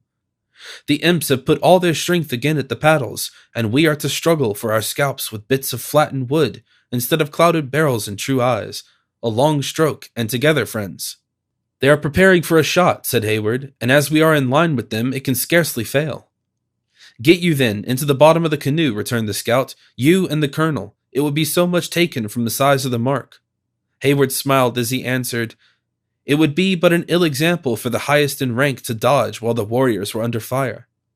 "Lord, Lord, now that is a white man's courage," exclaimed the scout, "and like to many of his notions not to be maintained by reason. Do you think the Sagamore or Uncas, or even I, who am a man without a cross, would deliberate about finding a cover in the scrimmage when an open body would do no good? For what have the Frenchers reared up their Quebec, if fighting is always to be done in the clearings?" "All that you say is very true, my friend," replied Hayward. "Still, our customs must prevent us from doing as you wish." A volley from the Hurons interrupted the discourse, and as the bullets whistled about them, Duncan saw the head of Uncas turned, looking back at himself and Monroe. Notwithstanding the nearness of the enemy and his own great personal danger, the countenance of the young warrior expressed no other emotion, as the former was compelled to think, than amazement at finding men willing to encounter so useless an exposure. Chingachgook was probably better acquainted with the notions of white men, for he did not even cast a glance aside from the riveted look of his eye maintained on the object by which he governed their course. A ball soon struck the light and polished paddle from the hands of the chief and drove it through the air, far in the advance. A shout arose from the Hurons, who seized the opportunity to fire another volley. Uncas described an arc in the water with his own blade, and as the canoe passed swiftly on, Chingachgook recovered his paddle, and flourishing it on high, he gave the war whoop of the Mohicans, and then lent his strength and skill again to the important task. The clamorous sounds of La Grosse Serpent, La Longue Carabine, and La Surf Agile burst at once from the canoes behind, and seemed to give new zeal to the pursuers. The scout seized Killdeer in his left hand, and elevating it about his head, he shook it in triumph at his enemies. The savages answered the insult with a yell, and immediately another volley succeeded. The bullets pattered along the lake, and one even pierced the bark of their little vessel. No perceptible emotion could be discovered in the Mohicans during this critical moment, their rigid features expressing neither hope nor alarm. But the scout again turned his head, and laughing in his own silent manner, he said to Hayward, "The knaves love to hear the sounds of their pieces, but the eye is not to be found among the Mingoes that can calculate a true range in a dancing canoe. You see, the dumb devils have taken off a man to charge, and by the smallest measurement that can be allowed, we move 3 feet to their 2. Duncan, who was not altogether as easy under this nice estimate of distances as his companions, was glad to find, however, that owing to their superior dexterity and the diversion among their enemies, they were very sensibly obtaining the advantage. The Hurons soon fired again, and a bullet struck the blade of Hawkeye's paddle without injury. "That will do," said the scout, examining the slight indentation with a curious eye. "It would not have cut the skin of an infant, much less of men, who, like us, have been blown upon by the heavens in their anger. Now, Major, if you will try to use this piece of flattened wood, I'll let Killdeer take a part in the conversation." Hayward seized the paddle and applied himself to the work with an eagerness that supplied the place of skill, while Hawkeye was engaged in inspecting the priming of his rifle. The latter then took a swift aim and fired. The Huron in the bows of the leading canoe had risen with a similar object, and he now fell backward, suffering his gun to escape from his hands into the water. In an instant, however, he recovered his feet, though his gestures were wild and bewildered. At the same moment, his companions suspended their efforts, and the chasing canoes clustered together and became stationary. Chingachgook and Uncas profited by the interval to regain their wind, though Duncan continued to work with the most persevering industry. The father and son now cast calm but inquiring glances at each other to learn if either had sustained any injury by the fire, for both well knew that no cry or exclamation would in such a moment of necessity have been permitted to betray the accident. A few large drops of blood were trickling down the shoulder of the Sagamore, who, when he perceived that the eyes of Uncas dwelt too long on the sight, raised some water in the hollow of his hand, and washing off the stain, was content to manifest, in this simple manner, the slightness of the injury. "Softly, softly, Major," said the scout, who by this time had reloaded his rifle. "We are a little too far already for a rifle to put forth its beauties, and you see yonder imps are holding a council. Let them come up within striking distance. My eye may well be trusted in such a matter, and I will trail the varlets the length of the Horican, guaranteeing that not a shot of theirs shall, at the worst, more than break the skin, while Killdeer shall touch the life twice in 3 times." "We forget our errand," returned the diligent Duncan. "For God's sake, let us profit by this advantage and increase our distance from the enemy." "Give me my children," said Monroe, hoarsely. "Trifle no longer with a father's agony, but restore me my babes." Long and habitual deference to the mandates of his superiors had taught the scout the virtue of obedience. Throwing a last and lingering glance at the distant canoes, he laid aside his rifle, and relieving the wearied Duncan, resumed the paddle, which he wielded with sinews that never tired. His efforts were seconded by those of the Mohicans, and a very few minutes served to place such a sheet of water between them and their enemies that Hayward once more breathed freely. The lake now began to expand, and their route lay along a wide reach that was lined as before by high and ragged mountains. But the islands were few and easily avoided.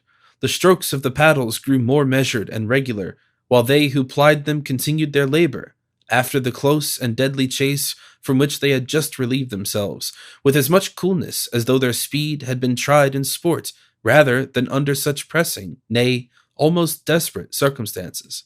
Instead of following the western shore, whither their errand led them, the wary Mohican inclined his course more toward those hills behind which Montcalm was known to have led his army into the formidable fortress of Ticonderoga.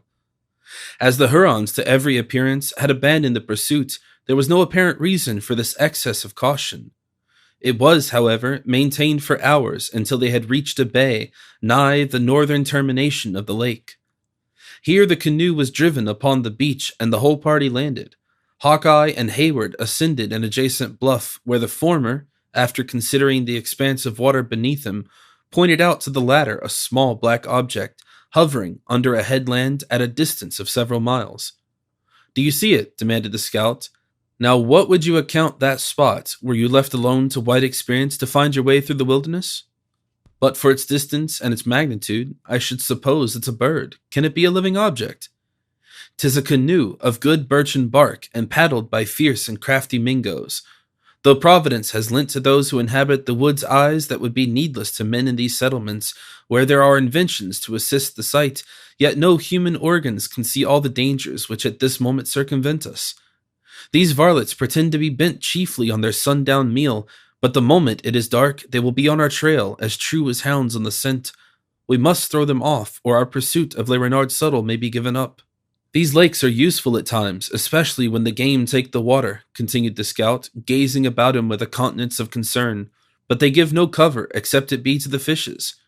God knows what the country would be if the settlement should ever spread far from the two rivers. Both hunting and war would lose their beauty. Let us not delay a moment, without some good and obvious cause."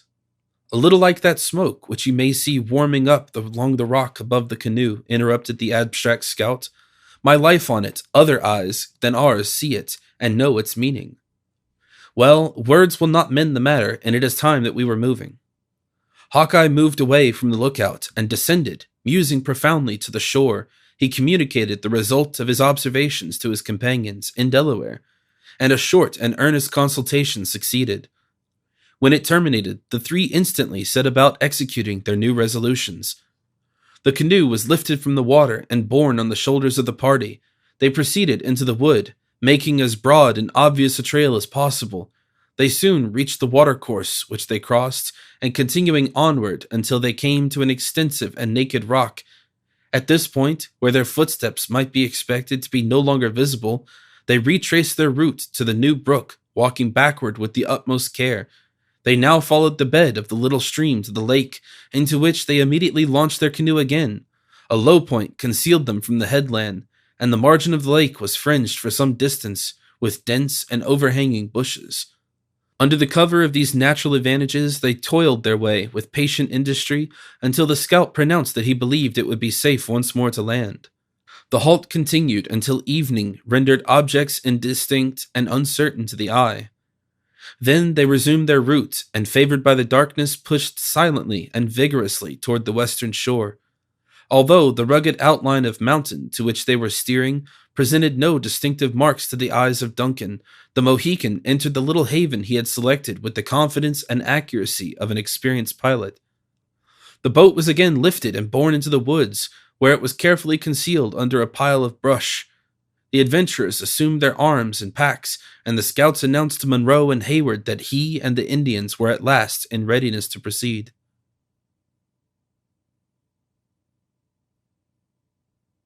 Chapter 21. If you find a man there, he shall die a flea's death. Merry Wives of Windsor. The party had landed on the border of a region that is, even to this day, less known to the inhabitants of the states than the deserts of Arabia, or the steppes of Tartary. It was the sterile and rugged district which separates the tributaries of Champlain from those of the Hudson, the Mohawk, and the St. Lawrence.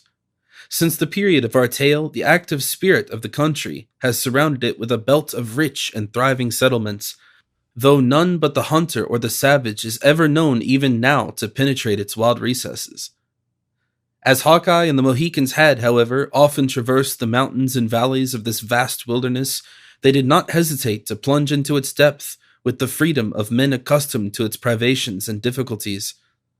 For many hours the travelers toiled on their laborious way, guided by a star or following the direction of some watercourse until the scout called a halt, and holding a short consultation with the enemies, they lighted their fire and made the usual preparations to pass the remainder of the night where they then were.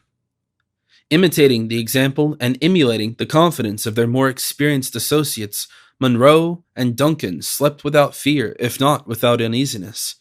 The dews were suffered to exhale, and the sun had dispersed the mists and was shedding a strong and clear light in the forest when the travelers resumed their journey. After proceeding a few miles, the progress of Hawkeye, who led the advance, became more deliberate and watchful. He even stopped to examine the trees, nor did he cross a rivulet without attentively considering the quantity, the velocity, and the color of its waters. Distrusting his own judgment, his appeals to the opinion of Chingachgook were frequent and earnest. During one of these conferences, Hayward observed that Uncas stood a patient and silent, though, as he imagined, an interested listener. He was strongly tempted to address the young chief and demand his opinion of their progress, but the calm and dignified demeanor of the native induced him to believe that, like himself, the other was wholly dependent on the sagacity and intelligence of the seniors of the party. At last the scout spoke in English and at once explained the embarrassment of their situation. "When I found that the home path of the Hurons run north," he said, "it did not need the judgment of many long years to tell that they would follow the valleys and keep it between the waters of the Hudson and the Hurricane, until they might strike the springs of the Canada streams, which would lead them into the heart of the country of the Frenchers. Yet here we are, within a short range of the Skaroons, and not a sign of a trail have we crossed. Human nature is weak, and it is possible that we may not have taken the proper scent." "Heaven protect us from such an error," exclaimed Duncan. "Let us retrace our steps and examine as we go with keener eyes. Has Uncas no counsel to offer in such a strait?" The young Mohican cast a glance at his father, but maintaining his quiet and reserved mien, he continued silent. Chingachgook had caught the look, and motioning with his hand, he bade him speak. The moment this permission was accorded, the countenance of Uncas changed from its grave composure to a gleam of intelligence and joy. Bounding forward like a deer, he sprang up the side of the little acclivity, a few rods in advance, and stood exultingly over a spot of fresh earth that looked as though it had been recently turned up by the passage of some heavy animal. The eyes of the whole party followed the unexpected movement, and read their success in the air of triumph that the youth assumed. "'Tis the trail!" exclaimed the scout, advancing to the spot. The lad is quick of sight and keen of wit for his years. "'Tis extraordinary that she'd have withheld this knowledge so long," muttered Duncan at his elbow. "It would have been more wonderful had he spoken without a bidding. No, your young wight, who gathers his learning from books and can measure what he knows by the page, may conceit that his knowledge, like his legs, outruns that of his father's. But where experience is the master, the scholar is made to know the value of years and respects them accordingly." "See," said Uncas, pointing north and south at the evident marks of the broad trail on either side of him. "The dark hare has gone toward the forest." "Hound never ran on a more beautiful scent," responded the scout, dashing forward at once on the indicated route. "We are favored, greatly favored, and can follow with high noses. Aye, here are both your waddling beasts. This Huron travels like a white general. The fellow is stricken with a judgment, and is mad. Look sharp for wheels, Sagamore," he continued, looking back, and laughing in his newly awakened satisfaction. "We shall soon have the fool journeying in a coach, and with that, 3 of the best pair of eyes on the borders in his rear." The spirits of the scout and the astonishing success of the chase, in which a circuitous distance of more than 40 miles had been passed, did not fail to impart a portion of hope to the whole party. Their advance was rapid and made with as much confidence as a traveler would proceed along a wide highway. If a rock or a rivulet or a bit of earth harder than common severed the links of the clue they followed, the true eye of the scout recovered them at a distance, and seldom rendered the delay of a single moment necessary. Their progress was much facilitated by the certainty that Magua had found it necessary to journey through the valleys, a circumstance which rendered the general direction of the routes sure. Nor had the Huron entirely neglected the arts uniformly practiced by the natives when retiring in front of an enemy. False trails and sudden turnings were frequent, wherever a brook or the formation of the ground rendered them feasible, but his pursuers were rarely deceived, and never failed to detect their error before they had lost either time or distance on the deceptive track. By the middle of the afternoon, they had passed the Skaroons, and were following the route of the declining sun, after descending an eminence to a low bottom through which a swift stream glided. They suddenly came to a place where the party of Le Renard had made a halt. Extinguished brands were lying around a spring, the offals of a deer were scattered about the place, and the trees bore evident marks of having been browsed by the horses. At a little distance, Hayward discovered and contemplated with tender emotion the small bowyer under which he was fain to believe that Cora and Alice had reposed. But while the earth was trodden, and the footsteps of both men and beasts were so plainly visible around the place, the trail appeared to have suddenly ended. It was easy to follow the tracks of the Narragansetts, but they seemed only to have wandered without guides, or any other object than the pursuit of food. At length Uncas, who with his father had endeavored to trace the route of the horses, came upon a sign of their presence that was quite recent. Before following the clue, he communicated his success to his companions, and while the latter were consulting on the circumstance, the youth reappeared, leading the two fillies with their saddles broken and the housings soiled as though they had been permitted to run at will for several days. "What should this prove?" said Duncan, turning pale and glancing his eyes around him, as if he feared the brush and leaves were about to give up some horrid secret. "That our march is come to an end, and that we are in an enemy's country," returned the scout. "Had the knave been pressed, and the gentle ones wanted horses to keep up with the party, he might have taken their scalps. But without an enemy at his heels, and with such rugged beasts as those, he would not hurt a hair of their heads. I know your thoughts, and shame be it to our color that you have reason for them. But he who thinks that even a Mingo would ill-treat a woman unless it be to tomahawk her, knows nothing of Indian nature or the laws of the woods. No, I have heard that the French Indians had come into these hills to hunt the moose, and we are getting within scent of their camp. Why should they not? The morning and evening guns of Ty may be heard any day among these mountains. For the Frenchers are running a new line between the provinces of the King and the Canadas. It is true that the horses are here, but the Hurons are gone. Let us then hunt for the path by which they parted." Hawkeye and the Mohicans now applied themselves by their task in good earnest. A circle of a few hundred feet in circumference was drawn, and each of the party took a segment for his portion. The examination, however, resulted in no discovery. The impression of footsteps were numerous, but they all appeared like those of men who had wandered about the spot without any design to quit it. Again the scout and his companion made the circuit of the halting place, each slowly following the other, until they assembled in the center once more, no wiser than when they had started. "Such cunning is not without its deviltry," exclaimed Hawkeye, when he met the disappointed looks of his assistants. "We must get down to it, Sagamore, beginning at the spring and going over the ground by inches. The Huron shall never brag in his tribe that he has a foot which leaves no print." Setting the example himself, the scout engaged in the scrutiny with renewed zeal. Not a leaf was left unturned. The sticks were removed and the stones lifted, for Indians' cunning was known frequently to adopt these objects as covers, laboring with the utmost patience and industry to conceal each footstep as they proceed. Still no discovery was made. At length Uncas, whose activity had enabled him to achieve his portion of the task the soonest, raked the earth across the turbid little rill which ran from the spring and diverted its course into another channel. So soon as its narrow bed below the dam was dry, he stooped over it with keen and curious eyes. A cry of exultation immediately announced the success of the young warrior. The whole party crowded to the spot where Uncas pointed out the impression of a moccasin in the moist alluvion. "This lad will be an honor to his people," said Hawkeye, regarding the trail with as much admiration as a naturalist would expend on the tusk of a mammoth or the ribs of a mastodon. "Aye, and a thorn in the sides of the Hurons, yet that is not the footstep of an Indian. The weight is too much on the heel, and the toes are squared, as though one of the French dancers had been in, pigeon-winging his tribe. Run back, Uncas, and bring me the size of the singer's foot. You will find a beautiful print of it just opposite yon rock, again the hillside.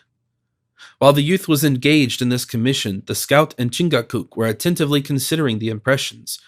The measurements agreed, and the former unhesitatingly pronounced that the footstep was that of David, who had once more been made to exchange his shoes for moccasins. I can now read the whole of it as plainly as if I had seen the arts of Le Subtle, he added. The singer, being a man whose gifts lay chiefly in his throat and feet, was made to go first, and the others have trod in his steps, imitating their formation. But, cried Duncan, I see no signs of— The gentle ones, interrupted the scout. The varlet has found a way to carry them, until he supposed he had thrown any followers off the scent. My life on it, we see their pretty little feet again before many rods go by. The whole party now proceeded, following the course of the rill, keeping anxious eyes on the regular impressions. The water soon flowed into its bed again, but watching the ground on either side, the foresters pursued their way, content with knowing the trail lay beneath. More than half a mile had passed before the rill rippled close around the base of an extensive and dry dock. Here they paused to make sure that the Hurons had not quitted the water. It was fortunate they did so, for the quick and active Uncas soon found the impression of a foot on a bunch of moss, where it would seem an Indian had inadvertently trodden. Pursuing the direction given by this discovery, he entered the neighboring thicket and struck the trail as fresh and obvious as it had been the day before they reached the spring. Another shout announced the good fortune of the youth to his companion, and at once terminated the search. Aye, it has been planned with Indian judgment, said the scout, when the party was assembled around the place, and would have blinded white eyes. Shall we proceed? Demanded Hayward. Softly, softly. We know our path, but it is good to examine the formation of things. This is my schooling, Major, and if one neglects the book, there is little chance of learning from the open land of Providence. All is plain but one thing, which is the manner that the knave contrived to get the gentle ones along the blind trail. Even a Huron would be too proud to let their tender feet touch the water. Will this assist in explaining the difficulty? Said Hayward, pointing toward the fragments of a sort of hand-barrel that had been rudely constructed of boughs and bound together with withes, and which now seemed carelessly cast aside as useless.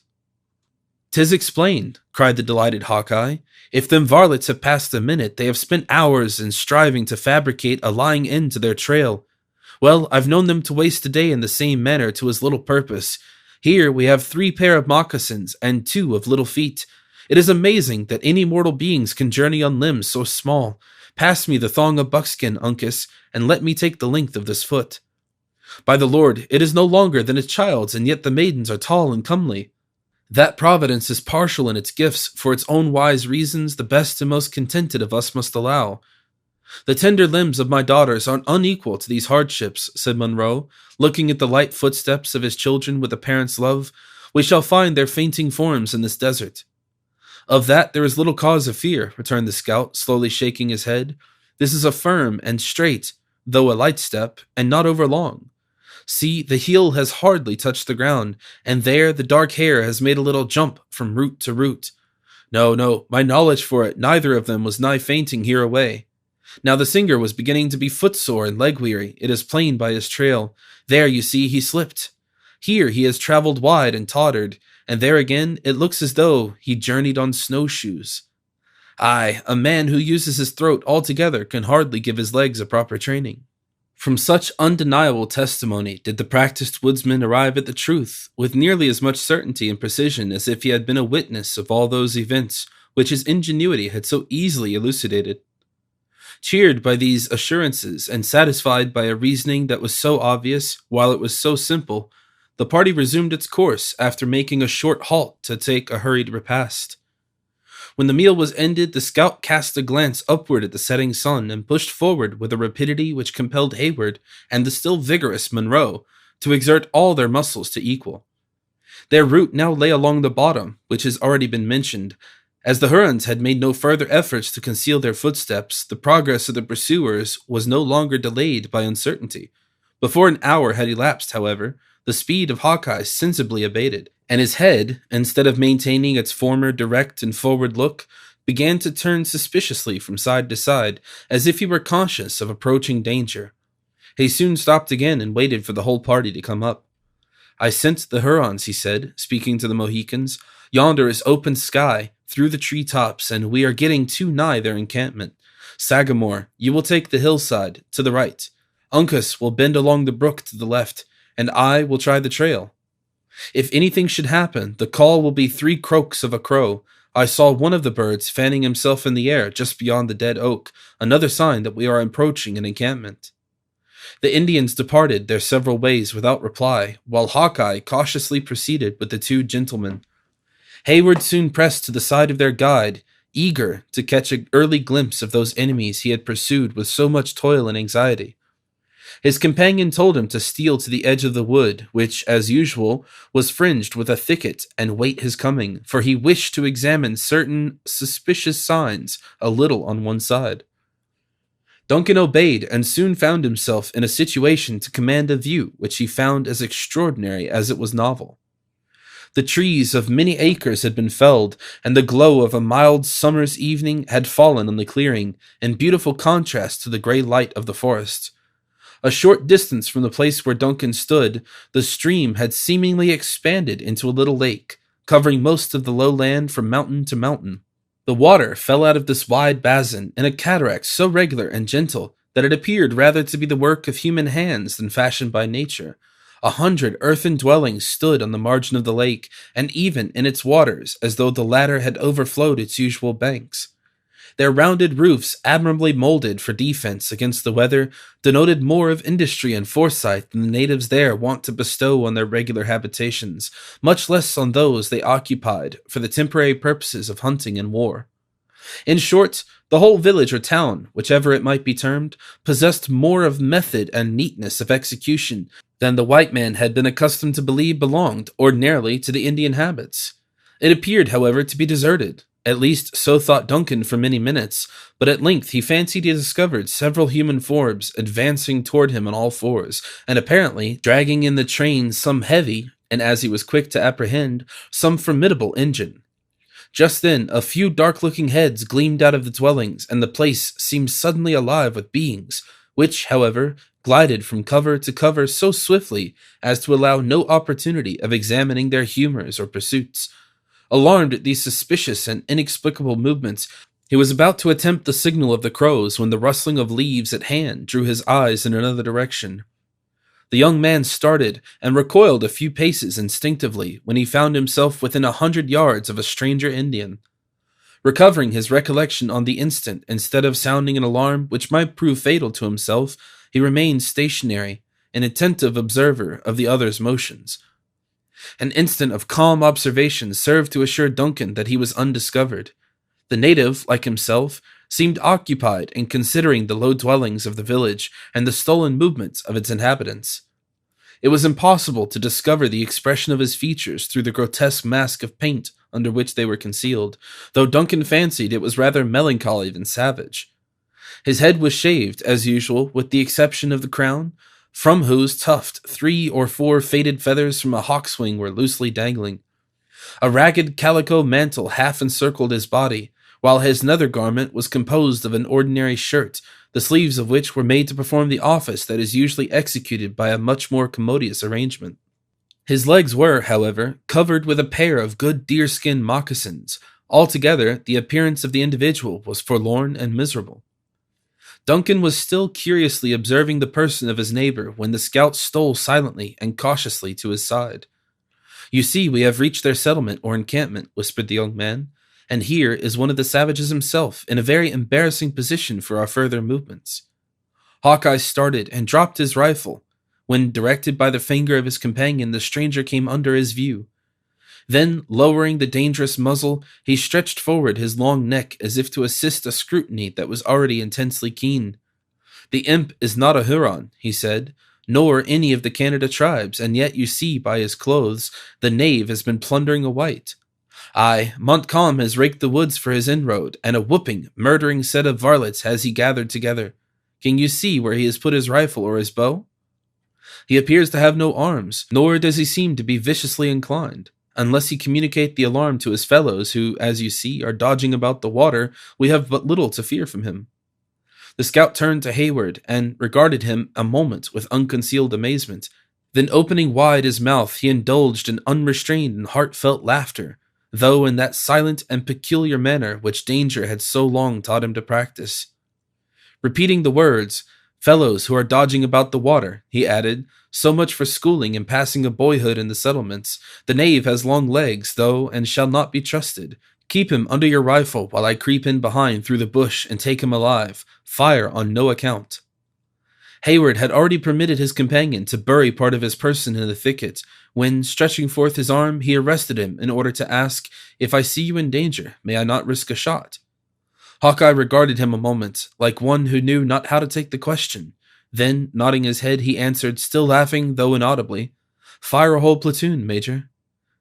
In the next moment he was concealed by the leaves. Duncan waited several minutes in feverish impatience before he caught another glimpse of the scout. Then he reappeared, creeping along the earth from which his dress was hardly distinguishable, directly in the rear of his intended captive. Having reached within a few yards of the latter, he arose to his feet, silently and slowly.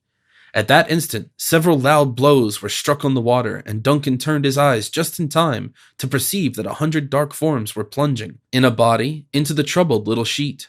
Grasping his rifle by looks were again bent on the Indian near him.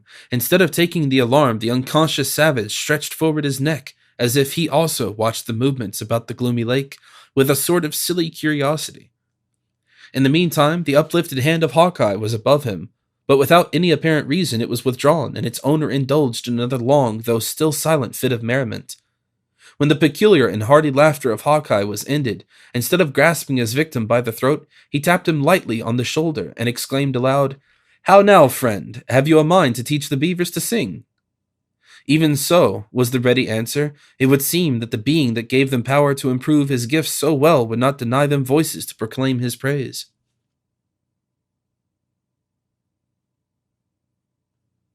Chapter 22.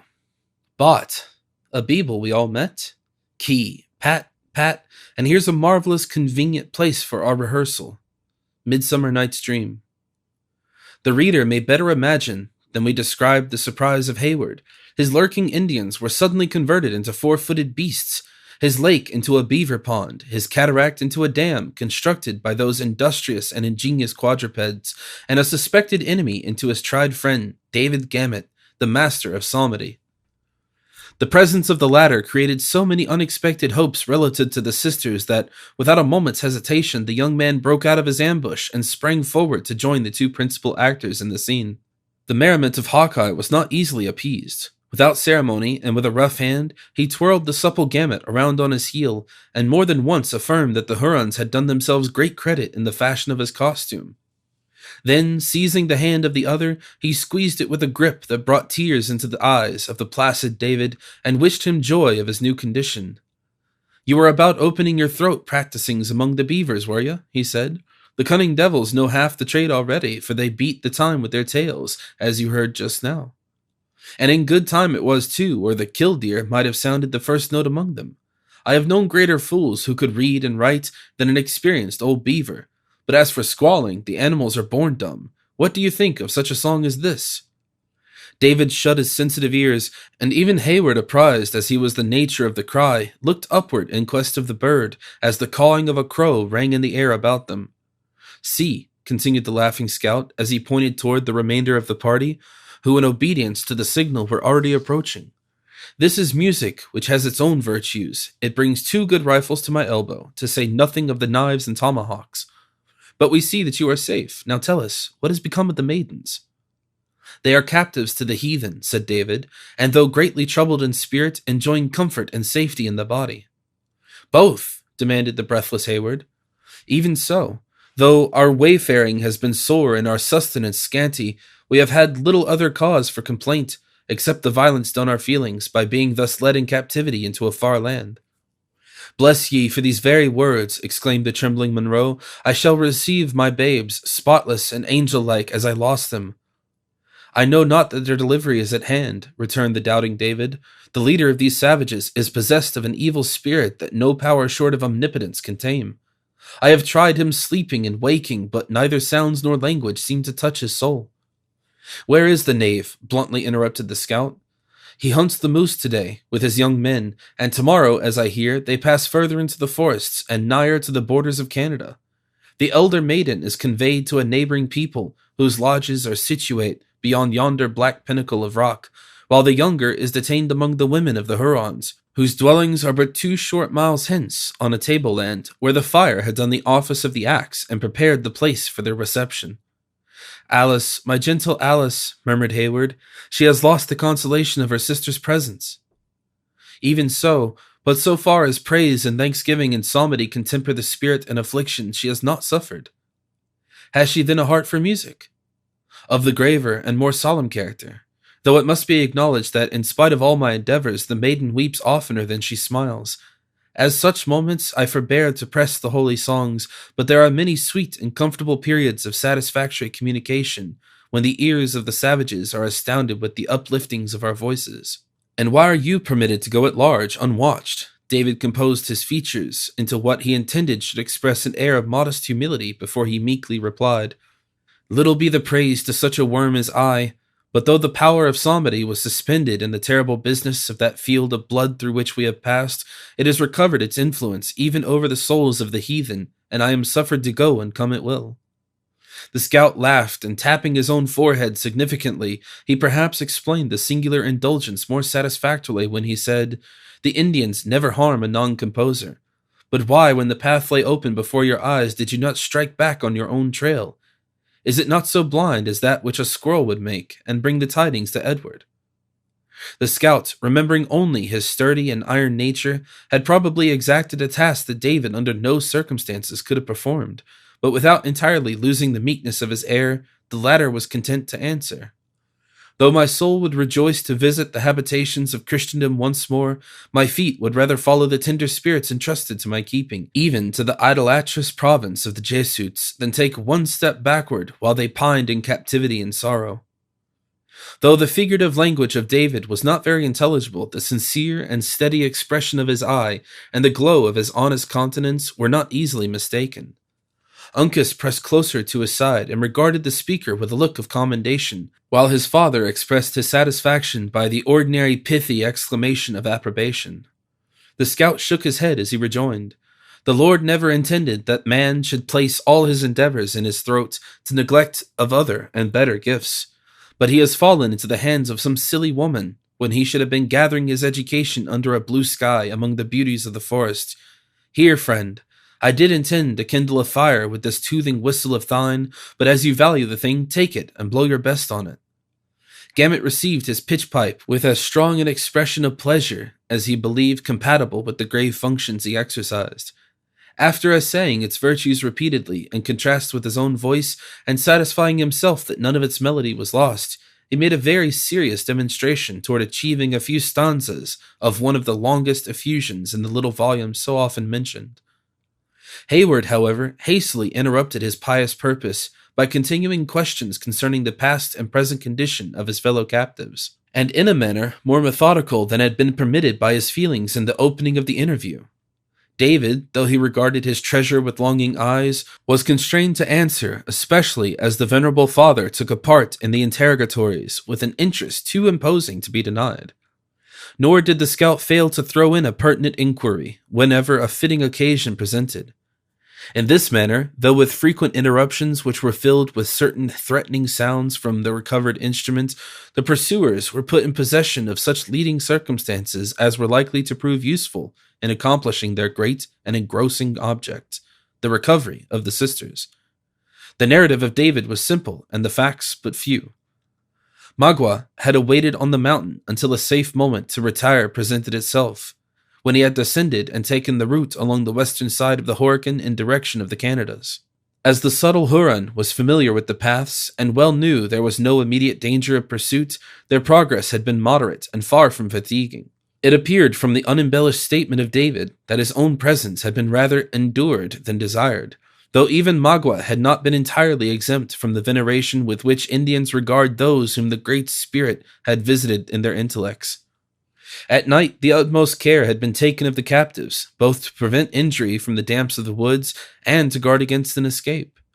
At the spring, the horses were turned loose, as he has seen, and, notwithstanding the remoteness and the length of their trail, the artifices already named were resorted to, in order to cut off every clue to their place of retreat.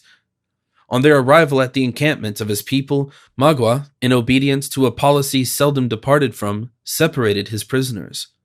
Cora had been sent to a tribe that temporarily occupied an adjacent valley, though David was far too ignorant of the customs and history to the natives to be able to declare anything satisfactory concerning their name or character. He only knew that they had not engaged in the late expedition against William Henry, that like the Hurons themselves they were allies of Montcalm, and that they maintained an amicable, though a watchful intercourse with the warlike and savage people whom chance had, for a time, brought in such close and disagreeable contact with themselves. The Mohicans and the scout listened to his interrupted and imperfect narrative with an interest that obviously increased as he proceeded, and it was while attempting to explain the pursuits of the community in which Cora was detained that the latter abruptly demanded, "Did you see the fashion of their knives? Were they English or French formation?" My thoughts were bent on no such vanities, but rather mingled in consolation with those of the maidens.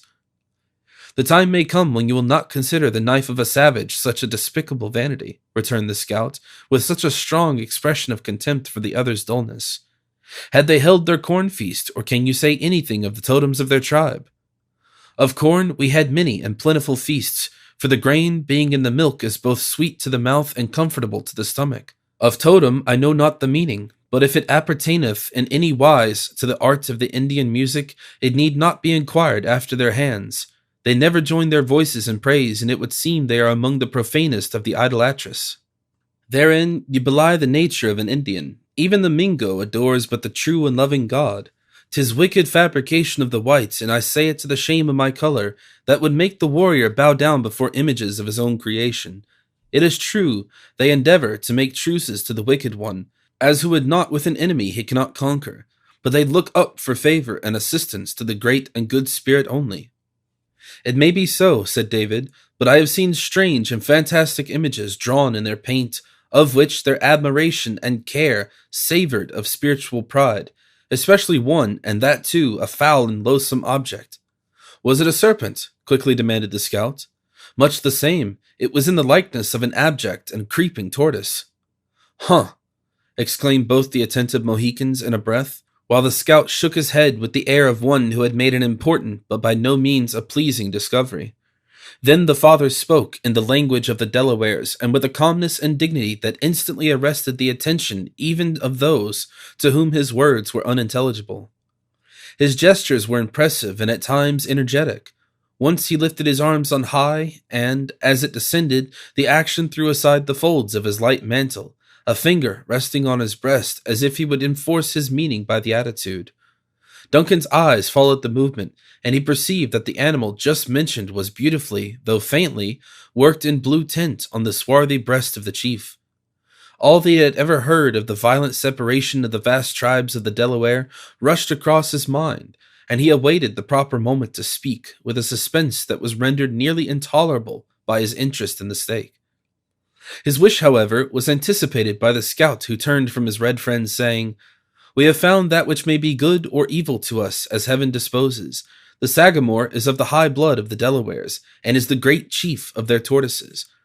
That some of this stock are among the people of whom the singer tells us is plain by his words, and had he but spent half the breath in prudent questions that he was blown away in making a trumpet of his throat, we might have known how many warriors they numbered. It is altogether a dangerous path we move on, for a friend whose face is turned away from you often bears a bloodier mind than the enemy who seeks your scalp." "Explain," said Duncan. "'Tis a long and melancholy tradition, and one I little like to think of, for it is not to be denied that the evil has been mainly done by men with white skins, but it has ended in turning in the tomahawk of brother against brother, and brought the Mingo and the Delaware to travel in the same path." "You then suspect it is a portion of that people among whom Cora resides?" The scout nodded his head in assent, though he seemed anxious to waive the further discussion of a subject that appeared painful. The impatient Duncan now made several hasty and desperate propositions to attempt the release of the sisters. Monroe seemed to shake off his apathy and listen to the wild schemes of the young man with a deference that his gray hairs and reverend years should have denied. But the scout, after suffering the ardor of the lover to expend itself a little, found means to convince him of the folly of precipitation, in a manner that would require their coolest judgment and utmost fortitude. It would be well, he added, to let this man go in again, as usual, and for him to tarry in the lodges, giving notice to the gentle ones of our approach, until we call him out by signal to consult. You know the cry of a crow, friend, from the whistle of a whippoorwill? 'Tis a pleasing bird, returned David, and has a soft and melancholy note, though the time is rather quick and ill-measured. He speaks of the wish-ton-wish, said the scout. Remember, since you like his whistle, it shall be your signal. Remember, when you hear the whippoorwill's call 3 times repeated, you are to come into the bush where the bird might be supposed. Stop, interrupted Hayward. I will accompany him. You, exclaimed the astonished Hawkeye, are you tired of seeing the sun rise and set? David is a living proof that the Hurons can be merciful. Aye, but David can use his throat, as no man in his senses would pervert the gift. I too can play the madman, the fool, the hero, in short, any or everything to rescue her I love. Name your objections no longer, I am resolved. Hawkeye regarded the young man in moment in speechless amazement, but Duncan, who in deference to the other's skills and services, had hitherto submitted somewhat implicitly to his dictation, now assumed the superior with a manner this was not easily resisted. He waved his hand in a sign of his dislike to all remonstrance, and then, in more tempered language, he continued, You have the means of disguise. Change me, paint me too, if you will. In short, alter me to anything, a fool. It is not for one like me to say that he who is already formed by so powerful a hand as Providence stands in need of a change, muttered the discontented scout. When you send your parties abroad in war, you find it prudent, at least, to arrange the marks and places of encampment, in order that they who fight on your side may know when and where to expect a friend. Listen, interrupted Duncan. You have heard from this faithful follower of the captives that the Indians are of 2 tribes, if not of different nations. With one, whom you might think to be a branch of the Delawares, is she you call the dark hair. The other, and younger, of the ladies, is undeniably with our declared enemies, the Hurons. It becomes my rank and youth to attempt the latter adventure. While you, therefore, are negotiating with your friends for the release of one of the sisters, I will effect that of the other, or die. The awakened spirit of the young soldier gleamed in his eyes, and his form became imposing under its influence. Hawkeye, thought too much accustomed to Indian artifices not to foresee the danger of the experiment, knew not well how to combat this sudden resolution. Perhaps there was something in the proposal that suited his own hardy nature, and that secret love of desperate adventure which had increased with his experience until hazard and danger had become in some measure necessary to the enjoyment of his existence. Instead of continuing to oppose the scheme of Duncan, his humor suddenly altered, and he lent himself to its execution. Come, he said, with a good-humored smile. The buck that will take to the water must be headed and not followed. Chingachgook has as many different paints as the engineer officer's wife, who takes down nature on scraps of paper, making the mountains look like cocks of rusty hay and placing the blue sky in reach of your hand. The Sagamore can use them too. Seat yourself on the log, and my life on it he can soon make a natural fool of you, and that well to your liking. Duncan complied, and the Mohican, who had been an attentive listener to the discourse, readily undertook the office. Long practiced in all the subtle arts of his race, he drew, with great dexterity and quickness, the fantastic shadow that the natives were accustomed to consider as the evidence of a friendly and jocular disposition. Every line that could possibly be interpreted into a secret inclination for war was carefully avoided, while, on the other hand, he studied those conceits that might be construed into amity. In short, he entirely sacrificed every appearance of the warrior to the masquerade of a buffoon. Such exhibitions were not uncommon among the Indians, and as Duncan was already sufficiently disguised in his dress, there certainly did exist some reason for believing that, with his knowledge of French, he might pass for a juggler from Ticonderoga, straggling among the allied and friendly tribes. When he thought to be sufficiently painted, the scout gave him much friendly advice, concerted signals, and appointed the place where they should meet in the event of mutual success. The parting between Monroe and his young friend was more melancholy. Still, the former submitted to the separation with an indifference that his warm and honest nature would never have permitted in a more healthful state of mind. The scout led Hayward aside and acquainted him with his intention to leave the veteran in some safe encampment in charge of Chingachgook, while he and Uncas pursued their inquiries among the people they had reason to believe were Delawares. Then, renewing his cautions and advice, he concluded by saying with a solemnity and warmth of feeling with which Duncan was deeply touched, "And now, God bless you. You have shown a spirit that I like, for it is the gift of youth, more especially one of warm blood and a stout heart. But believe the warning of a man who has reason to know all he says to be true. You will have occasion for your best manhood, and for a sharper wit than what is to be gathered in books, afore you outdo the cunning or get the better of the courage of a Mingo.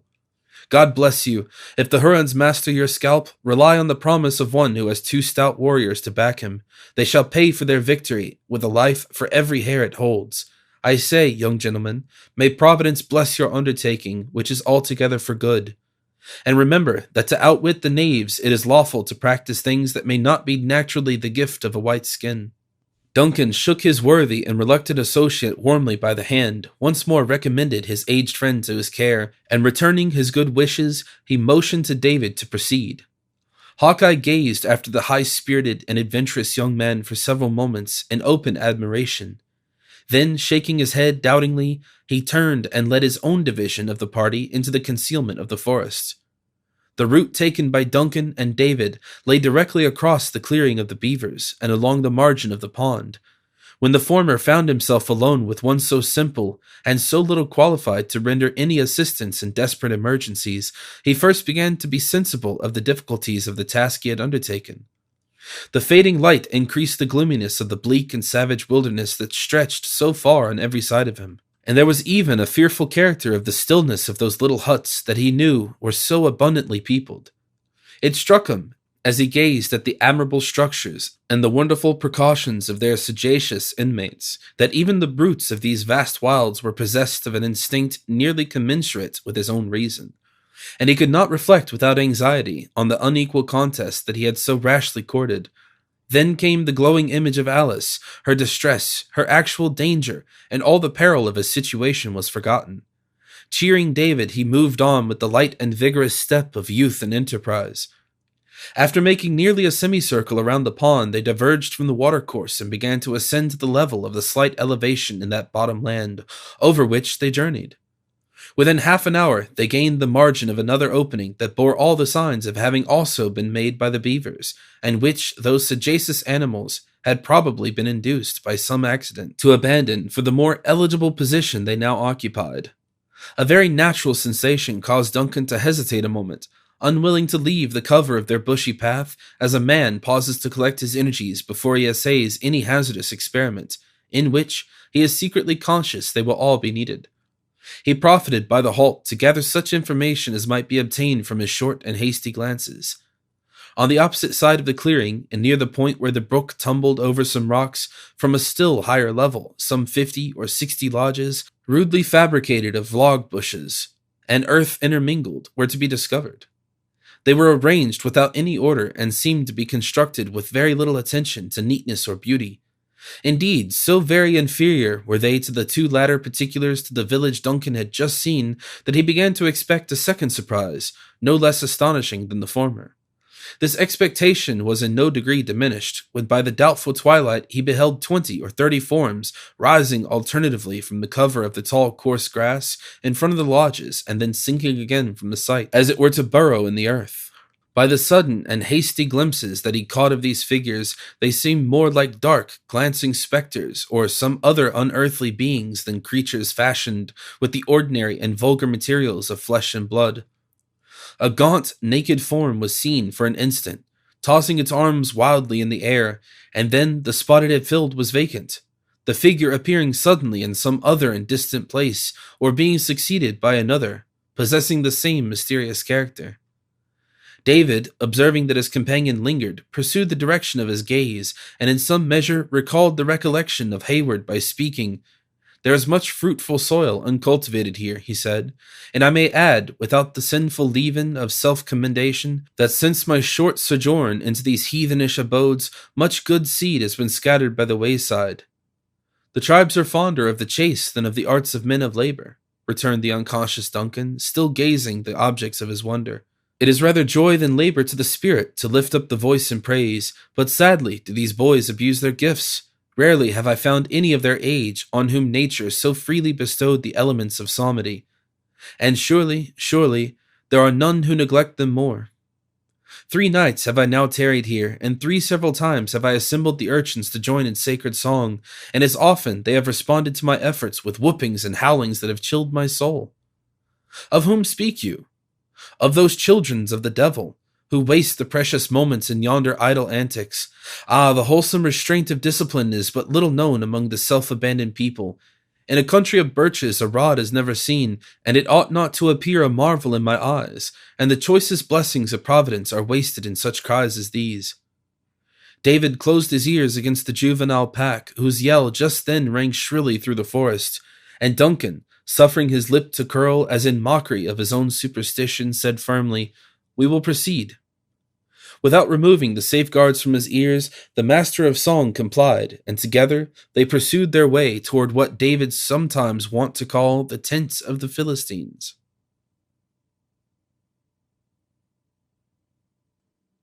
Chapter 23. But though the beast of game the privilege of chase may claim, though space and law the stag we lend, ere hound we slip or bow we bend, whoever recked where, how, or when the prowling fox was trapped or slain?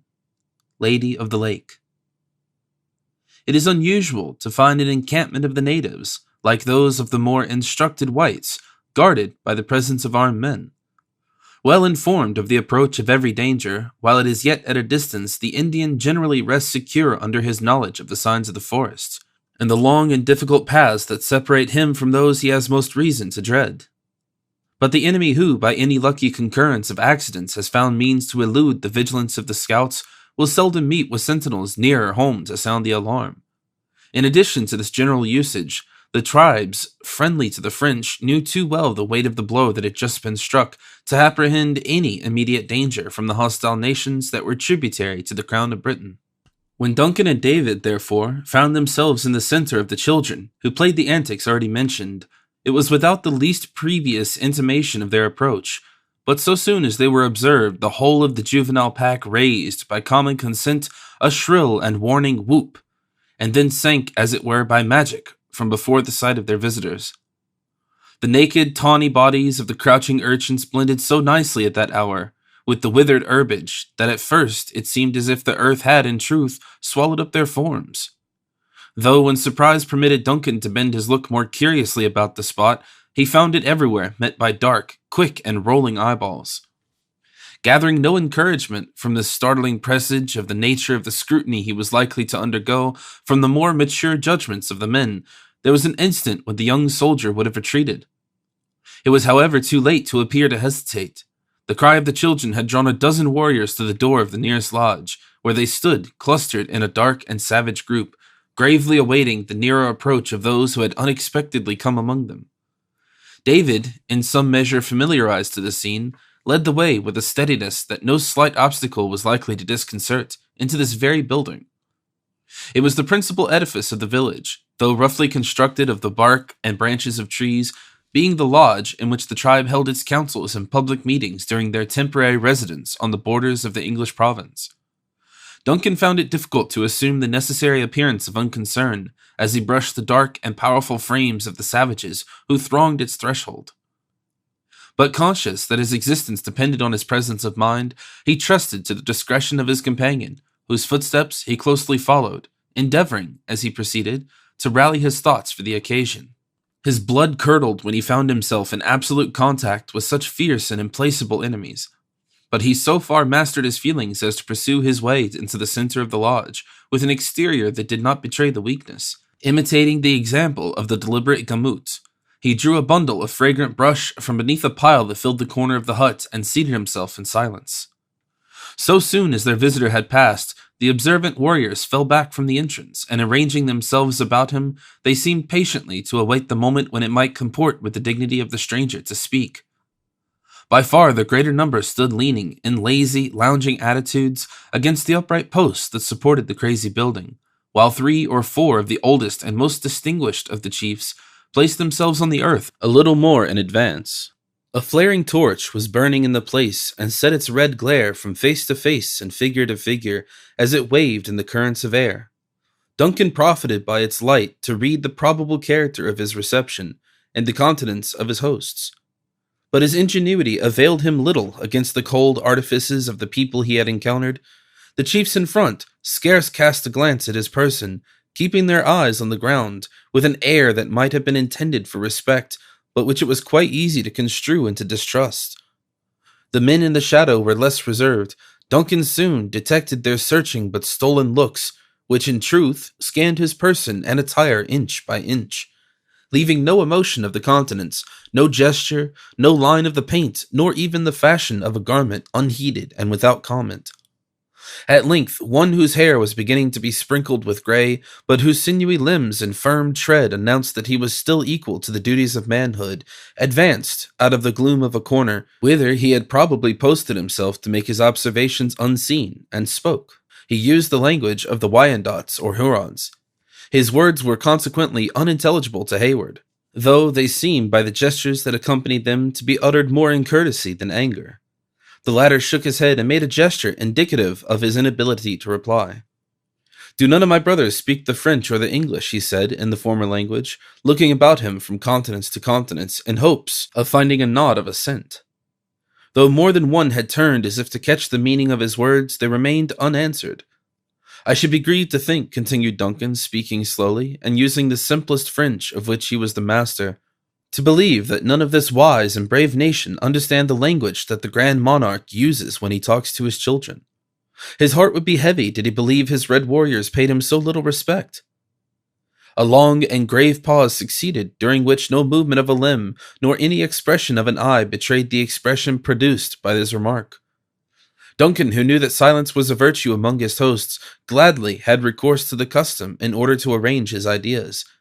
At length, the same warrior who had before addressed him replied, by dryly demanding in the language of the Canadas, "When our great father speaks to his people, is it with the tongue of a Huron?" "He knows no difference in his children, whether the color of the skin be red or black or white," returned Duncan evasively, "though chiefly is he satisfied with the brave Hurons." "In what manner will he speak?" demanded the wary chief, "when the runners count to him the scalps which 5 nights ago grew on the heads of the Yengeese?" "They were his enemies," said Duncan, shuddering involuntarily, "and doubtless he will say, 'It is good, my Hurons are very gallant.' Our Canada father does not think it. Instead of looking forward to reward his Indians, his eyes are turned backward.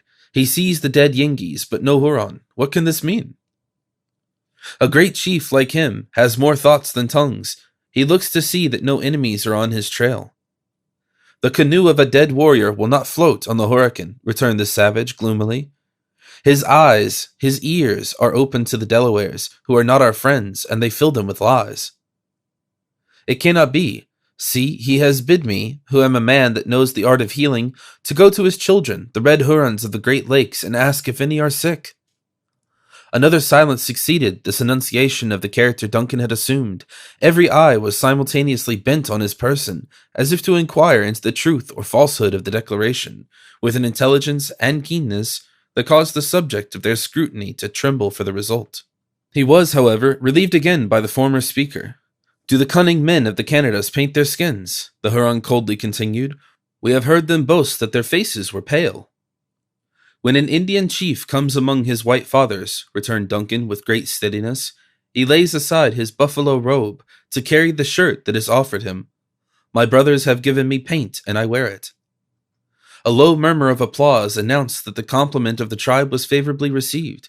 The elderly chief made a gesture of commendation, which was answered by most of his companions, who each threw forth a hand and uttered a brief exclamation of pleasure. Duncan began to breathe more freely, believing that the weight of his examination was past, and as he had already prepared a simple and probable tale to support his pretended occupation, his hopes of ultimate success grew brighter. After a silence for a few moments, as if adjusting his thoughts, in order to make a suitable answer to the declaration their guest had just given, another warrior arose and placed himself in an attitude to speak. While his lips were yet in the act of parting, a low but fearful sound arose from the forest, and was immediately succeeded by a high, shrill yell that was drawn out, until it equaled the longest and most plaintive howl of the wolf. The sudden and terrible interruption caused Duncan to start from his seat, unconscious of everything but the effect produced by so frightful a cry.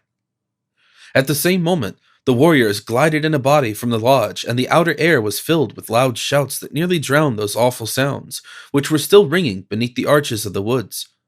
Unable to command himself any longer, the youth broke from the place, and presently stood in the center of a disorderly throng that included nearly everything having life within the limits of the encampment. Men, women, and children, the aged, the infirm, the active, and the strong, were alike abroad, some exclaiming loud, others clapping their hands with a joy that seemed frantic, and all expressing their savage pleasure in some unexpected event. Though astounded at first by the uproar, Hayward was soon enabled to find its solution by the scene that followed.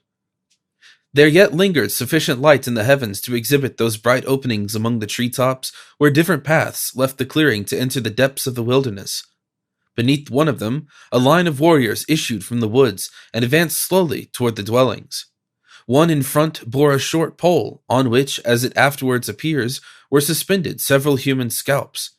The startling sounds that Duncan had heard were what the whites have not inappropriately called the death hallow, and each repetition of the cry was intended to announce to the tribe the fate of an enemy. Thus far, the knowledge of Hayward assisted him in the explanation, and as he now knew what the interruption was caused by, the unlooked-for return of a successful war party, every disagreeable sensation was quieted in inward congratulation for the opportune relief and insignificance it conferred on himself. When at the distance of a few hundred feet from the lodges, the newly arrived warriors halted. Their plaintive and terrible cry, which was intended to represent equally the wailings of the dead and the triumph to the victors, had entirely ceased. One of their number now called aloud in words that were far from appealing, though not more intelligible than those for whose ears they were intended, than their expressive yells. It would be difficult to convey a suitable idea of the savage ecstasy with which the news thus imparted was received. The whole encampment, in a moment, became a scene of the most violent bustle and commotion. The warriors drew their knives, and flourishing them, they arranged themselves in two lines, forming a lane that was extended from the war party to the lodges. The squaws seized clubs, axes, or whatever weapon of offense first offered itself to their hands, and rushed eagerly to act their part in the cruel game that was at hand. Even the children would not be excluded, but boys, little able to wield the instruments, tore the tomahawks from the belts of their fathers, and stole into the ranks, apt imitators of the savage traits exhibited by their parents. Large piles of brush lay scattered about the clearing, and a wary and aged squaw was occupied in firing as many might serve to light the coming exhibition. As the flame arose, its power exceeded that of the parting day, and assisted to render objects at the same time more distinct and more hideous. The whole scene formed a striking picture, whose frame was composed of the dark and tall border of the pines. The warriors just arrived were the most distant figures. A little in advance stood two men, who were apparently selected from the rest as the principal actors in what was to follow. The light was not strong enough to render their features distinct, though it was quite evident that they were governed by very different emotions. While one stood erect and firm, prepared to meet his fate like a hero, the other bowed his head as if palsied by terror or stricken with shame. The high-spirited Duncan felt a powerful impulse of admiration and pity toward the former, though no opportunity could offer to exhibit his generous emotions. He watched his slightest movement, however, with eager eyes, and as he traced the fine outline of his admirably proportioned and active frame, he endeavored to persuade himself that, if the powers of man, seconded by noble resolution, could bear one harmless through so severe a trial, the youthful captive before him might hope for success in the hazardous race he was about to run. Insensibly the young man drew nigher to the swarthy lines of the Hurons, and scarcely breathed, so intense became his interest in the spectacle. Just then the signal yell was given, and the momentary quiet which had preceded was broken by a burst of cries that far exceeded any before heard. The more abject of the two victims continued motionless, but the other bounded from the place at the cry with the activity and swiftness of a deer. Instead of rushing through the hostile lines, as had been expected, he just entered the dangerous defile, and before time was given for a single blow, turned short, and leaping the heads of a row of children, he gained at once the exterior and safer side of the formidable array. The artifice was answered by 100 voices raised in imprecations, and the whole of the excited multitude broke from their order and spread themselves about the place in wild confusion. A dozen blazing piles now shed their lurid brightness on the place, which resembled some unhallowed and supernatural arena, in which malicious demons had assembled to act their bloody and lawless rites. The forms in the background looked like unearthly beings, gliding before the eye and cleaving the air with frantic and unmeaning gestures, while the savage passions of such as passed the flames were rendered fearfully distinct by the gleams that shot athwart their inflamed visages. It will easily be understood that amidst such a concourse of vindictive enemies, no breathing time was allowed the fugitive. There was a single moment when it seemed as if he would have reached the forest, but the whole body of his captors threw themselves before him and drove him back into the center of his relentless persecutors. Turning like a headed deer, he shot, with the swiftness of an arrow, through a pillar of forked flame. And passing the whole multitude harmless, he appeared on the opposite side of the clearing. Here, too, he was met and turned by a few of the older and more subtle of the Hurons. Once more he tried the throng, as if seeking safety in its blindness, and then several moments succeeded, during which Duncan believed the active and courageous young stranger was lost. Nothing could be distinguished but a dark mass of Huron forms, tossed and involved in inexplicable confusion. Arms, gleaming knives, and formidable clubs appeared above them, but the blows were evidently given at random.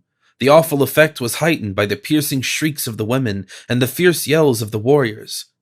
Now and then Duncan caught a glimpse of a light form cleaving the air in some desperate bound, and he hoped, rather than believed, that the captive yet retained the command of his astonishing powers of activity.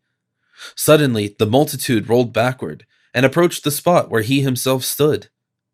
The heavy body in the rear pressed upon the women and children in front, and bore them to the earth. The stranger reappeared in the confusion. Human power could not, however, much longer endure so severe a trial. Of this the captive seemed conscious. Profiting by the momentary opening, he darted from among the warriors and made a desperate, and what seemed to Duncan, a final effort to gain the wood. As if aware that no danger was to be apprehended from the young soldier, the fugitive nearly brushed his person in his flight. A tall and powerful Huron, who had husbanded his forces, pressed close upon his heels, and with an uplifted arm, menaced a fatal blow. Duncan thrust forth the foot, and shock precipitated the eager savage headlong, many feet in advance of his intended victim. Though itself is not quicker than was the motion with which the latter profited by the advantage, he turned, gleamed like a meteor again before the eyes of Duncan, and at the next moment, when the latter recovered his recollection and gazed around in quest of the captive, he saw him quietly leaning against a small painted post which stood before the door of the principal lodge. Apprehensive that the part he had taken in the escape might prove fatal to himself, Duncan left the place without delay. He followed the crowd which drew nigh the lodges, gloomy and sullen, like any other multitude that had been disappointed in an execution. Curiosity, or perhaps a better feeling, induced him to approach the stranger. He found him standing with one arm cast about the protecting post and breathing thick and hard, after his exertions, but disdaining to permit a single sign of suffering to escape. His person was now protected by immemorial and sacred usage until the tribe and council had deliberated and determined on his fate. It was not difficult, however, to foretell the result, if any presage could be drawn from the feelings of those who crowded the place. There was no term of abuse known to the Huron vocabulary that the disappointed women did not lavishly expend on the successful stranger. They flouted at his efforts and told him with bitter scoffs that his feet were better than his hands, and that he merited wings while he knew not the use of an arrow or a knife. To all this the captive made no reply, but was content to preserve an attitude in which dignity was singularly blended with disdain. Exasperated as much by his composure as by his good fortune, their words became unintelligible and were succeeded by shrill, piercing yells. Just then, the crafty squaw who had taken the necessary precaution to fire the piles made her way through the throng and cleared a place for herself in front of the captive. The squalid and withered person of this hag might well have obtained for her character of possessing more than the human cunning. Throwing back her light vestment, she stretched forth her long, skinny arm in derision, and using the language of the Lenape, as more intelligible to the subject of her gibes, she commenced aloud, "Look you, Delaware, she said, snapping her fingers in his face. "Your nation is a race of women, and the hoe is better fitted to your hands than the gun. Your squaws are the mothers of deer, but if a bear or a wildcat or a serpent were born among you, ye would flee. The Huron girl shall make you petticoats, and we will find you a husband." A burst of savage laughter succeeded this attack, during which the soft and musical merriment of the younger females strangely chimed with the cracked voice of their older and more malignant companion. But the stranger was superior to all their efforts. His head was immovable, nor did he betray the slightest consciousness that any were present, except when his haughty eye rolled toward the dusky forms of the warriors, who stalked in the background, silent and sullen observers of the scene. Infuriated at the self-command of the captive, the woman placed her arms akimbo, and throwing herself into a posture of defiance, she broke out anew in a torrent of words that no art of ours could commit successfully to paper. Her breath was, however, expended in vain, for although distinguished in her nation as a proficient in the art of abuse, she was permitted to work herself into such a fury as actually to foam at the mouth, without causing a muscle to vibrate in the motionless figure of the stranger. The effect of his indifference began to extend itself to the other spectators, and a youngster, who was just quitting the condition of a boy to enter the state of manhood, attempted to assist the termagant by flourishing his tomahawk before their victim and adding his empty boast to the taunts of the women.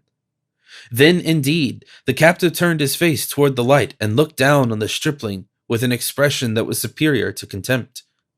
At the next moment, he resumed his quiet and reclining attitude against the post. But the change of posture had permitted Duncan to exchange glances with the firm and piercing eyes of Uncas. Breathless with amazement and heavily oppressed with the critical situation of his friend, Hayward recoiled before the look, trembling lest its meaning might in some unknown manner hasten the prisoner's fate.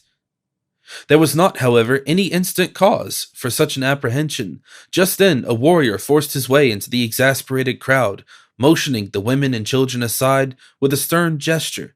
He took Uncas by the arm and led him toward the door of the council lodge.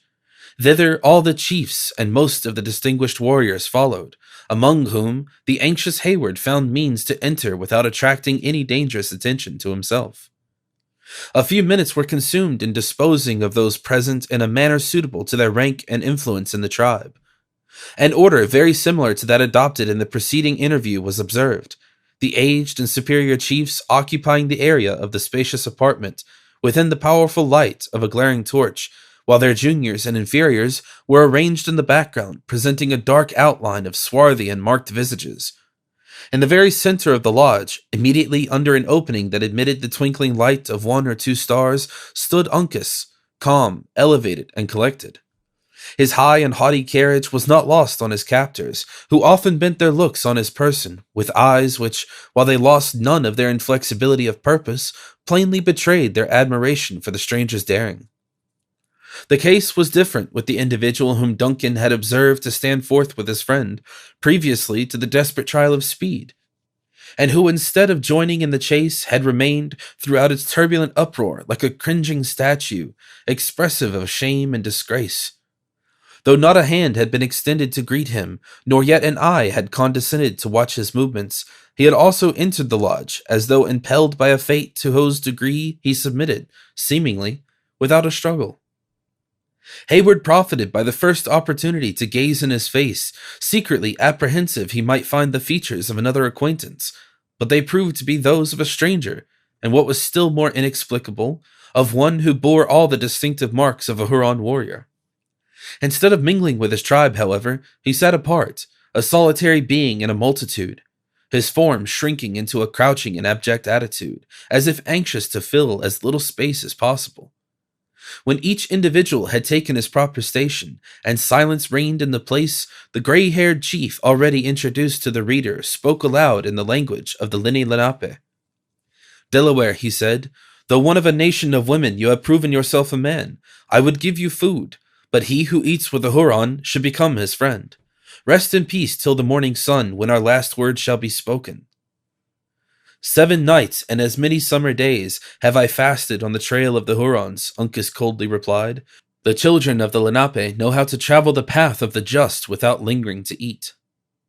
2 of my young men are in pursuit of your companion, resumed the other, without appearing to regard the boast of his captive. When they get back, then will our wise man say to you, live or die. Has a Huron no ears? Scornfully exclaimed Uncas. Twice, since he has been your prisoner, has the Delaware heard a gun that he knows. Your young men will never come back. A short and sullen pause succeeded this bold assertion. Duncan, who understood the Mohican to allude to the fatal rifle of the scout, bent forward in earnest observation of the effect it might produce on the conquerors, but the chief was content with simply retorting, If the Lenape are so skillful, why is one of their bravest warriors here? He followed in the steps of a flying coward and fell into a snare. The cunning beaver may be caught. As Uncas thus replied, he pointed with his finger toward the solitary Huron, but without deigning to bestow any other notice on so unworthy an object. The words of the answer and the air of the speaker produced a strong sensation among his auditors. Every eye rolled sullenly toward the individual indicated by the simple gesture, and a low, threatening murmur passed through the crowd. The ominous sounds reached the outer door, and the women and children pressing into the throng, no gap had been left between shoulder and shoulder that was not now filled with the dark lineaments of some eager and curious human countenance. In the meantime, the more aged chiefs in the center communed with each other in short and broken sentences. Not a word was uttered that did not convey the meaning of the speaker in the simplest and most energetic form. Again, a long and deeply solemn pause took place. It was known by all present to be the brave precursor of a weighty and important judgment. They who composed the outer circle of faces were on tiptoe to gaze, and even the culprit for an instant forgot his shame in a deeper emotion, and exposed his abject features in order to cast an anxious and troubled glance at the dark assemblage of chiefs. The silence was finally broken by the aged warrior so often named. He arose from the earth and, moving past the immovable form of Uncas, placed himself in a dignified attitude before the offender.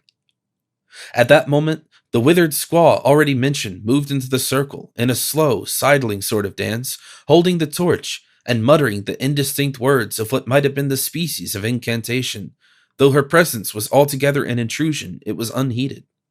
Approaching Uncas, she held the blazing brand in such a manner as to cast its red glare on his person, and to expose the slightest emotion of his countenance. The Mohican maintained his firm and haughty attitude, and his eyes, so far from deigning to meet their inquisitive look, dwelt steadily on the distance, as though it penetrated the obstacles which impeded the view and looked into futurity. Satisfied with her examination, she left him with a slight expression of pleasure, and proceeded to practice the same trying experiment on her delinquent countryman. The young Huron was in his war paint, and very little of a finely molded form was concealed by his attire. The light rendered every limb and joint discernible, and Duncan turned away in horror when he saw they were writhing in irrepressible agony. The woman was commencing a low and plaintive howl at the sad and shameful spectacle when the chief put forth his hand and gently pushed her aside. "Reed that bends," he said, addressing the young culprit by his name and his proper language. "Though the Great Spirit has made you pleasant to the eyes, it would have been better had you not been born. Your tongue is loud in the village, but in battle it is still. None of my young men strike the tomahawk deeper into the war posts, none of them so lightly on the Yengeese. The enemy know the shape of your back, but they have never seen the color of your eyes. 3 times have they called on you to come, and as often did you forget to answer. Your name will never be mentioned again in your tribe, it is already forgotten." As the chief slowly uttered these words, pausing impressively between each sentence, the culprit raised his face in deference to the other's ranks and years. Shame, horror, and pride struggled in its lineaments. His eye, which was contracted with inward anguish, gleamed on the persons of those whose breath was his fame, and the latter emotion for an instant predominated. He arose to his feet, and baring his bosom, looked steadily on the keen, glittering knife that was already upheld by his inexorable judge. As the weapon passed slowly into his heart, he even smiled, as if in joy at having found death less dreadful than he had anticipated, and fell heavily on his face at the feet of the rigid and unyielding form of Uncas. The squaw gave a loud and plaintive yell, dashed the torch to the earth, and buried everything in darkness. The whole shuddering group of spectators glided from the lodge like troubled sprites, and Duncan thought that he and the yet throbbing body of the victim of an Indian judgment had now become its only tenant.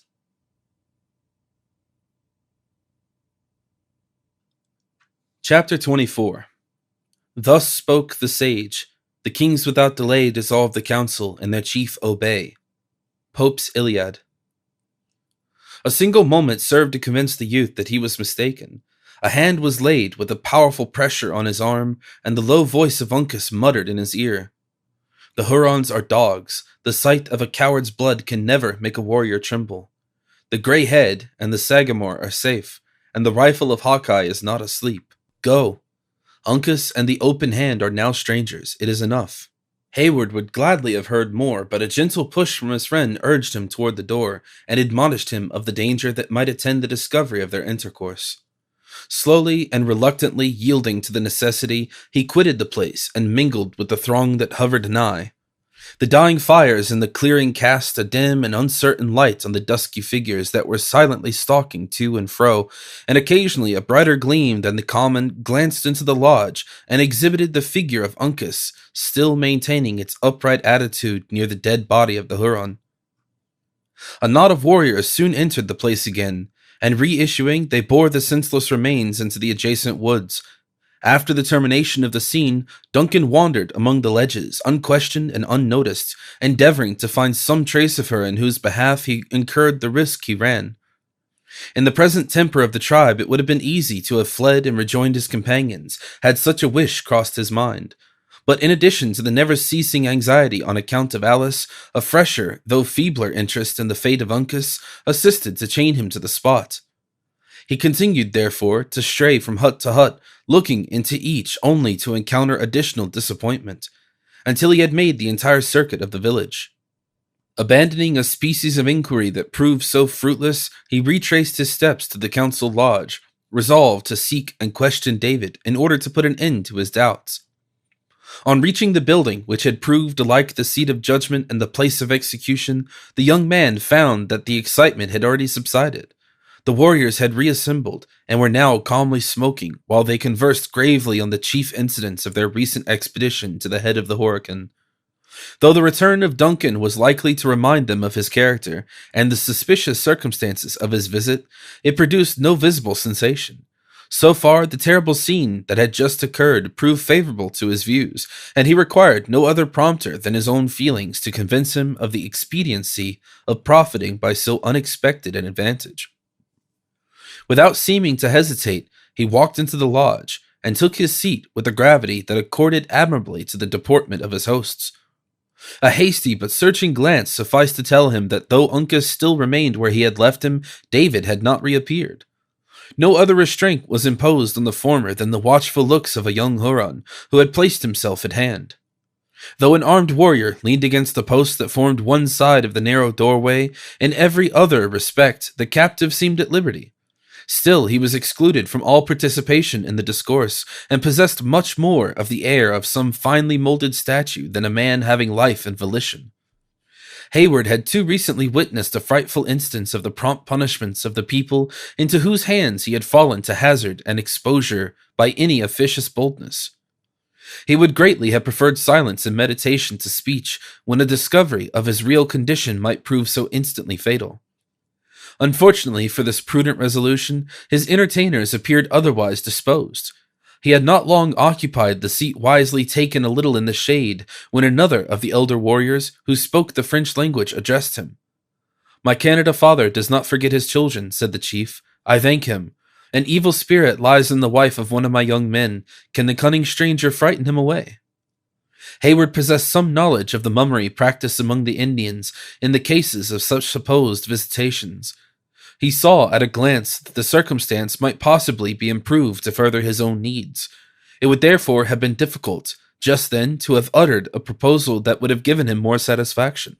Aware of the necessity of preserving the dignity of his imaginary character, however, he repressed his feelings and answered with suitable mystery. "Spirits differ. Some yield to the power of wisdom, while others are too strong." "My brother is a great medicine," said the cunning savage. "He will try?" A gesture of assent was the answer. The Huron was content with the assurance, and resuming his pipe, he awaited the proper moment to move. The impatient Hayward, inwardly execrating the cold customs of the savage, which required such sacrifices to appearance, was fain to assume an air of indifference equal to that maintained by the chief, who was, in truth, a near relative of the afflicted woman. The minutes lingered, and the delay had seemed an hour to the adventurer in empiricism, when the Huron laid aside his pipe and drew his robe across his breast, as if about to lead the way to the lodge of the invalid. Just then, a warrior of powerful frame darkened the door, and stalking silently among the attentive group, he seated himself on one end of the low pile of brush which sustained Duncan. The latter cast an impatient look at his neighbor and felt his flesh creep with uncontrollable horror when he found himself in actual contact with Magua. The sudden return of this artful and dreaded chief caused a delay in the departure of the Huron. Several pipes that had been extinguished were lighted again, while the newcomer, without speaking a word, drew his tomahawk from his girdle, and filling the bowl on its head, began to inhale the vapors of the weed through the hollow handle, with as much indifference as if he had not been absent 2 weary days on a long and toilsome hunt. 10 minutes, which appeared so many ages to Duncan, might have passed in this manner, and the warriors were fairly enveloped in a cloud of white smoke before any of them spoke. "Welcome," one at length uttered. "Has my friend found the moose?" "The young men stagger under their burdens," returned Magua. "Let reed that bends go on the hunting path. He will meet them." A deep and awful silence succeeded the utterance of the forbidden name. Each pipe dropped from the lips of its owner as though all had inhaled an impurity at the same instant. The smoke wreathed above their heads in little eddies, and curling in a spiral form, it ascended swiftly through the opening in the roof of the lodge, leaving the place beneath clear of its fumes, and each dark visage distinctly visible.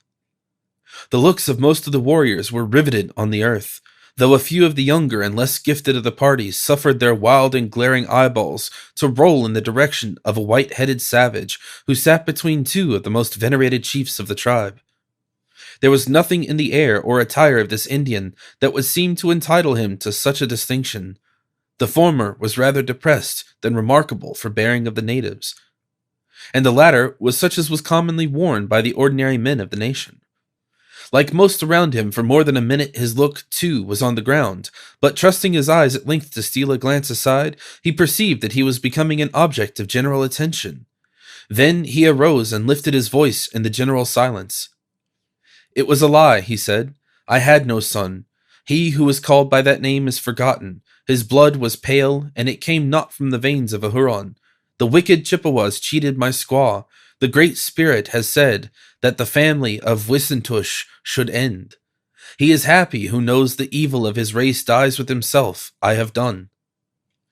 The speaker, who was the father of the recreant young Indian, looked around and about him as if seeking commendation of his stoicism in the eyes of his auditors.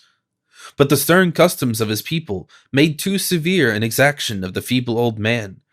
The expression of his eye contradicted his figurative and boastful language, while every muscle in his wrinkled visage was working with anguish.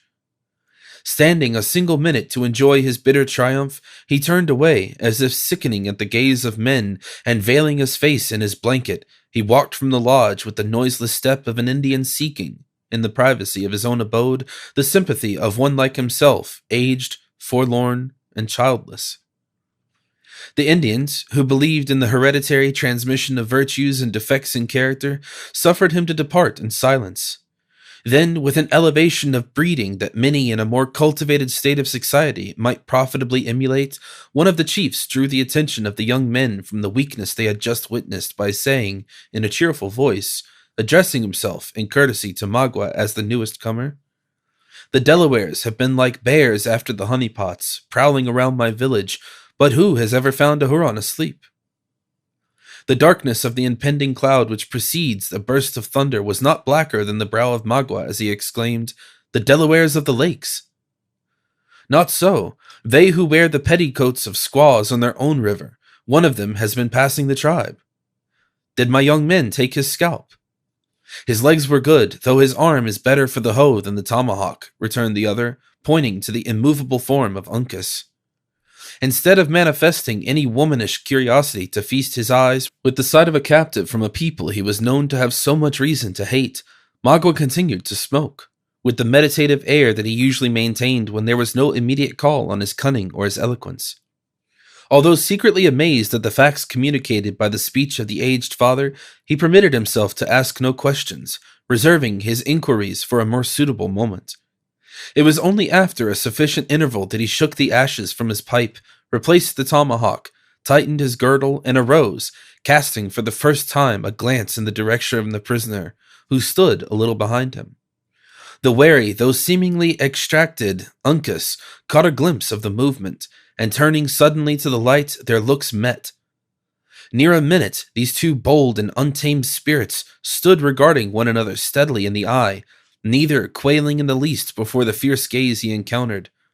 The form of Uncas dilated, and his nostrils opened like those of a tiger at bay, but so rigid and unyielding was his posture that he might easily have been converted by the imagination into an exquisite and faultless representation of the warlike deity of his tribe. The lineaments of the quivering features of Magua proved more ductile. His countenance gradually lost its character of defiance in an expression of ferocious joy, and having a breath from the very bottom of his chest, he pronounced aloud the formidable name of Le Cerf Agile. Each warrior sprang upon his feet at the utterance of the well-known appellation, and there was a short period during which the stoical constancy of the natives was completely conquered by surprise. The hated and yet respected name was repeated as by one voice, carrying the sound even beyond the limits of the lodge. The women and children who lingered around the entrance took up the words in an echo, which was later succeeded by another shrill and plaintive howl. The latter was not yet ended when the sensation among the men had entirely abated. Each one in presence seated himself as though ashamed of his precipitation. But it was many minutes before their meaning eyes ceased to roll toward their captive in curious examination of a warrior who had so often proved his prowess on the best and proudest of their nation. Uncas enjoyed his victory, but was content with merely exhibiting his triumph by a quiet smile, an emblem of scorn which belongs to all time and every nation. Magua caught the expression, and raising his arm, he shook it at the captive, the light silver ornaments attached to his bracelet rattling with the trembling agitation of the limb, as, in a tone of vengeance, he exclaimed in English, "Mohican, you die!" "The healing waters will never bring the dead Hurons to life," returned Uncas, in the music of the Delawares. "The tumbling river washes their bones, their men are squaws, their women owls. Go, call together the Huron dogs, that they may look upon a warrior. My nostrils are offended, they scent the blood of a coward." The latter allusion struck deep, and the injury rankled. Many of the Hurons understood the strange tongue in which the captive spoke, among which number was Magua. This cunning savage beheld and instantly profited by his advantage. Dropping the light robe of skin from his shoulders, he stretched forth his arm and commenced a burst of his dangerous and artful eloquence. However, much his influence among his people had been impaired by his occasional and besetting weakness, as well as by his desertion of the tribe. His courage and his fame as an orator were undeniable. He never spoke without auditors, and rarely without making converts to his opinions. On the present occasion, his native powers were stimulated by the thirst of revenge. He again recounted the events of the attack on the island at Glens, the death of his associates, and the escape of their most formidable enemies. Then he described the nature and position of the mount whither he had led such captives as had fallen in their hands. Of his own bloody intentions toward the maidens, and of his baffled malice he made no mention, but passed rapidly on to the surprise of the party by Le Longa Carabine and its faithful termination. Here he paused and looked about him, in affected veneration for the departed, but in truth to note the effect of his opening narrative. As usual, every eye was riveted on his face. Each dusky figure seemed a breathing statue, so motionless was the posture, so intense the attention of the individual. Then Magua dropped his voice, which had hitherto been strong and elevated and clear, and touched upon the merits of the dead. No quality that was likely to command the sympathy of an Indian escaped his notice. One had never been known to follow the chase in vain. Another had been indefatigable on the trail of their enemies. This was brave, that generous. In short, he so managed his illusions that in a nation which was composed of so few families, he contrived to strike every chord that might find in its turn some breast in which to vibrate. Are the bones of my young men, he concluded, in the burial place of the Hurons? You know they are not. Their spirits are gone toward the setting sun and are already crossing the great waters to the happy hunting grounds. But they departed without food, without guns or knives, without moccasins, naked and poor as they were born. Shall this be? Are their souls to enter the land of the just like hungry Iroquois or unmanly Delawares, or shall they meet their friends with arms in their hands and robes on their backs? What will our fathers think the tribes of the Wyandots have become? They will look on their children with a dark eye and say, Go, a Chippewa has come hither with the name of a Huron. Brothers, we must not forget the dead. A redskin never ceases to remember. We will load the back of this Mohican until he staggers under our bounty, and dispatch him after my young men. They call to us for aid, though our ears are not open. They say, Forget us not. When they see the spirit of this Mohican toiling after them with his burden, they will know that we are of that mind. Then they will go on happy, and our children will say, So did our fathers to their friends, and so we must do to them. What is a Yingi? We have slain many, but the earth is still pale. A stain on the name of the Huron can only be hid by blood that comes from the veins of an Indian. Let this Delaware die. The effect of such a harangue, delivered in the nervous language and with the emphatic manner of a Huron orator, could scarcely be mistaken. Magua had so artfully blended the natural sympathies with the religious superstition of his auditors, that their minds, already prepared by custom to sacrifice a victim to the manes of their countrymen, lost every vestige of humanity in a wish for revenge. One warrior in particular, a man of wild and ferocious mien, had been conspicuous for the attention he had given to the words of his speaker. His countenance had changed with each passing emotion until it settled into a look of deadly malice. As Magua ended, he arose, and uttering the yell of a demon, his polished little axe was seen glancing in the torchlight as he whirled it above his head. The motion and the cry were too sudden for words to interrupt his bloody intention. It appeared as if a bright gleam shot from his hand, which was crossed at the same moment by a dark and powerful line. The former was the tomahawk in its passage, the latter the arm that Magua darted forward to divert its aim. The quick and ready motion of the chief was not entirely too late.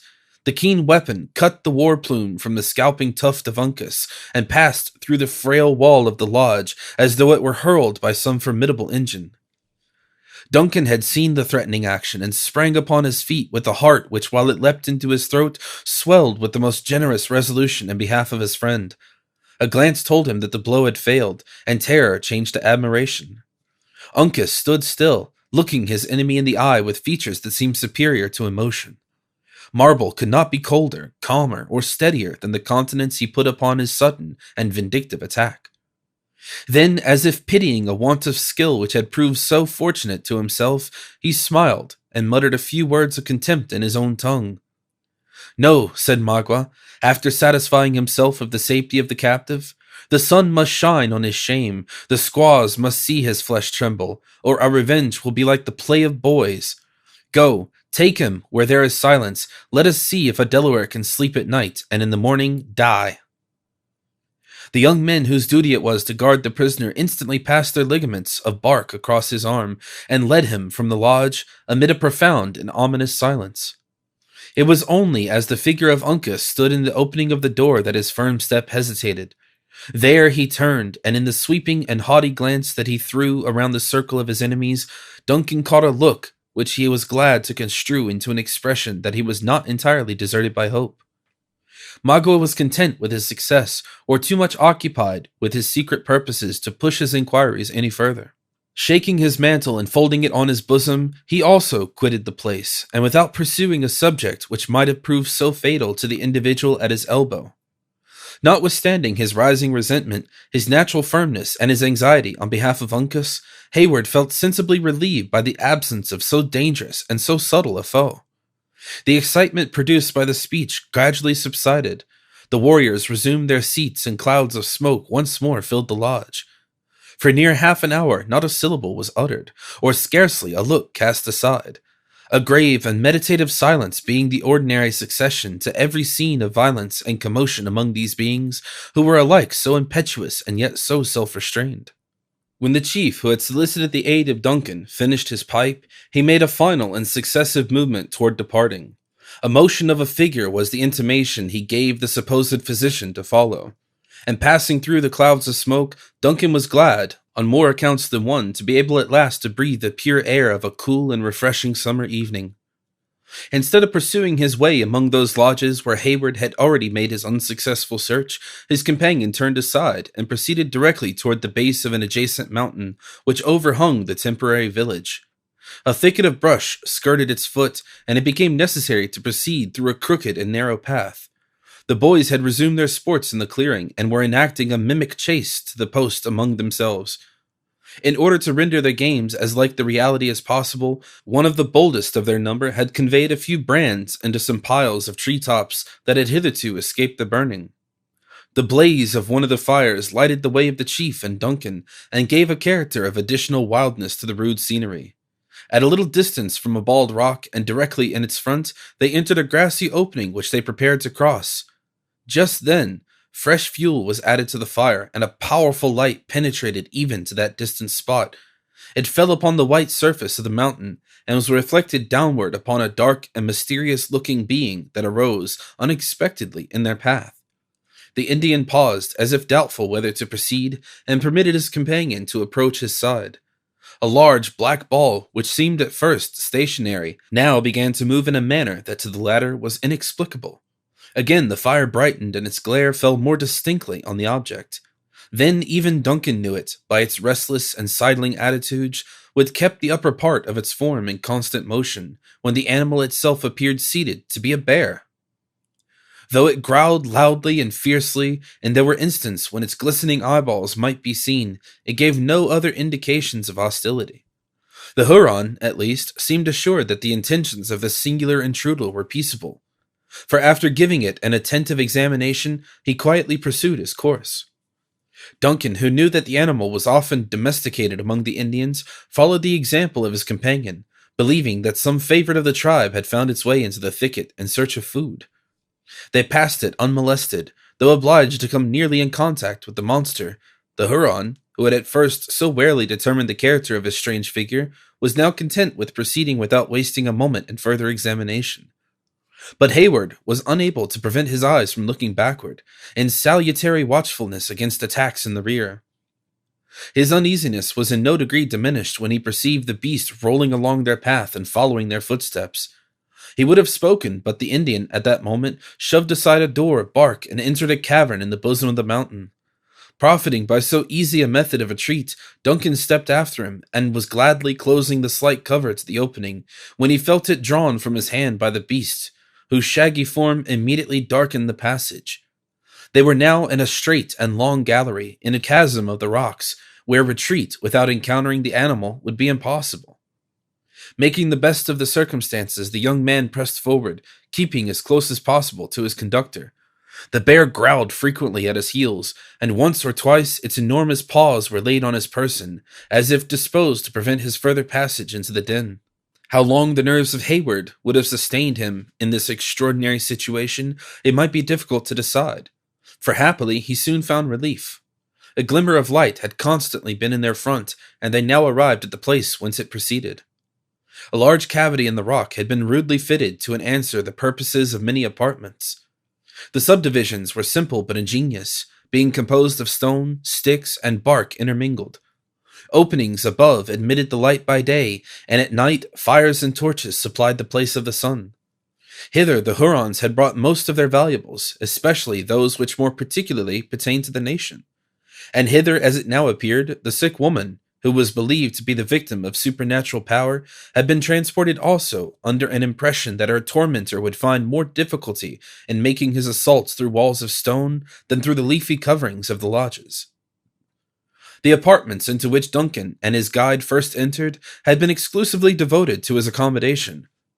The latter approached her bedside, which was surrounded by females, in the center of whom Hayward was surprised to find his missing friend, David. A single look was sufficient to apprise the pretended leech that the invalid was far beyond his powers of healing. She lay in a sort of paralysis, indifferent to the objects which crowded her sight, and happily unconscious of suffering. Hayward was far from regretting that his mummeries were to be performed on one who was much too ill to take an interest in their failure or success. The slight qualm of conscience which had been excited by the intended deception was instantly appeased, and he began to collect his thoughts in order to enact his part with suitable spirit, when he found he was about to be anticipated in his skill by an attempt to prove the power of music. Gamut, who had stood before to pour forth his spirit and song when the visitors entered, after delaying a moment, drew a strain from his pipe, and commenced a hymn that might have worked a miracle had faith in its efficacy been of much avail. He was allowed to proceed to the close, the Indians respecting his imaginary infirmity, and Duncan too glad of the delay to hazard the slightest interruption. As the dying cadence of his strains were falling on the ears of the latter, he started aside at hearing them repeated behind him, in a voice half human and half sepulchral. Looking around, he beheld the shaggy monster seated on end in the shadow of the cavern, where, while his restless body swung in the uneasy manner of the animal, it repeated, in a sort of low growl, sounds, if not words, which bore some slight resemblance to the melody of the singer. The effect of so strange an echo on David may better be imagined than described. His eyes opened as if he doubted their truth, and his voice became instantly mute in excess of wonder. A deep-laid scheme of communicating some importance to Hayward was driven from his recollection by an emotion which very nearly resembled fear, but which he was fain to believe was admiration. Under its influence he exclaimed aloud, "She expects you, and is at hand," and precipitately left the cavern.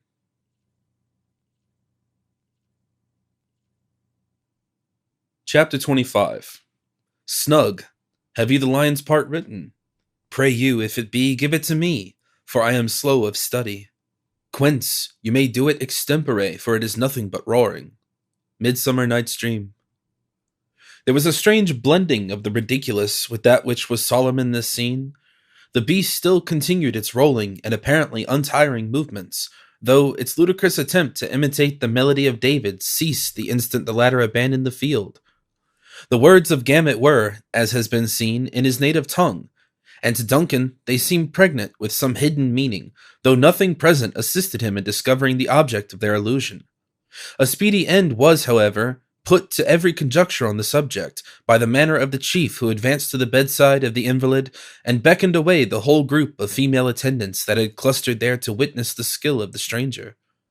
He was implicitly, though reluctantly, obeyed, and when the low echo which rang along the hollow, natural gallery from the distant closing door had ceased, pointing toward his insensible daughter, he said, "Now let my brother show his power."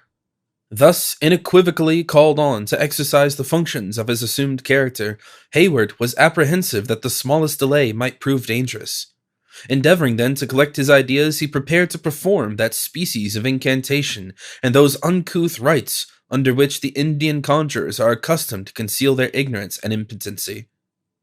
It is more than probable that, in the disordered state of his thoughts, he would soon have fallen into some suspicious, if not fatal, error, had not his incipient attempts been interrupted by a fierce growl from the quadruped.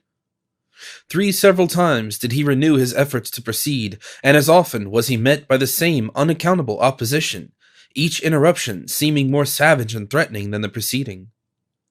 "The cunning ones are jealous," said the Huron. "I go, brother. The woman is the wife of one of my bravest young men. Deal justly by her.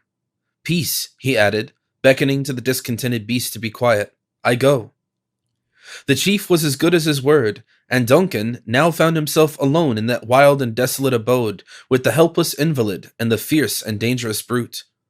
The latter listened to the movements of the Indian with that air of sagacity that a bear is known to possess, until another echo announced that he had also left the cavern, when it turned and came waddling up to Duncan, before whom it seated itself in its natural attitude, erect like a man.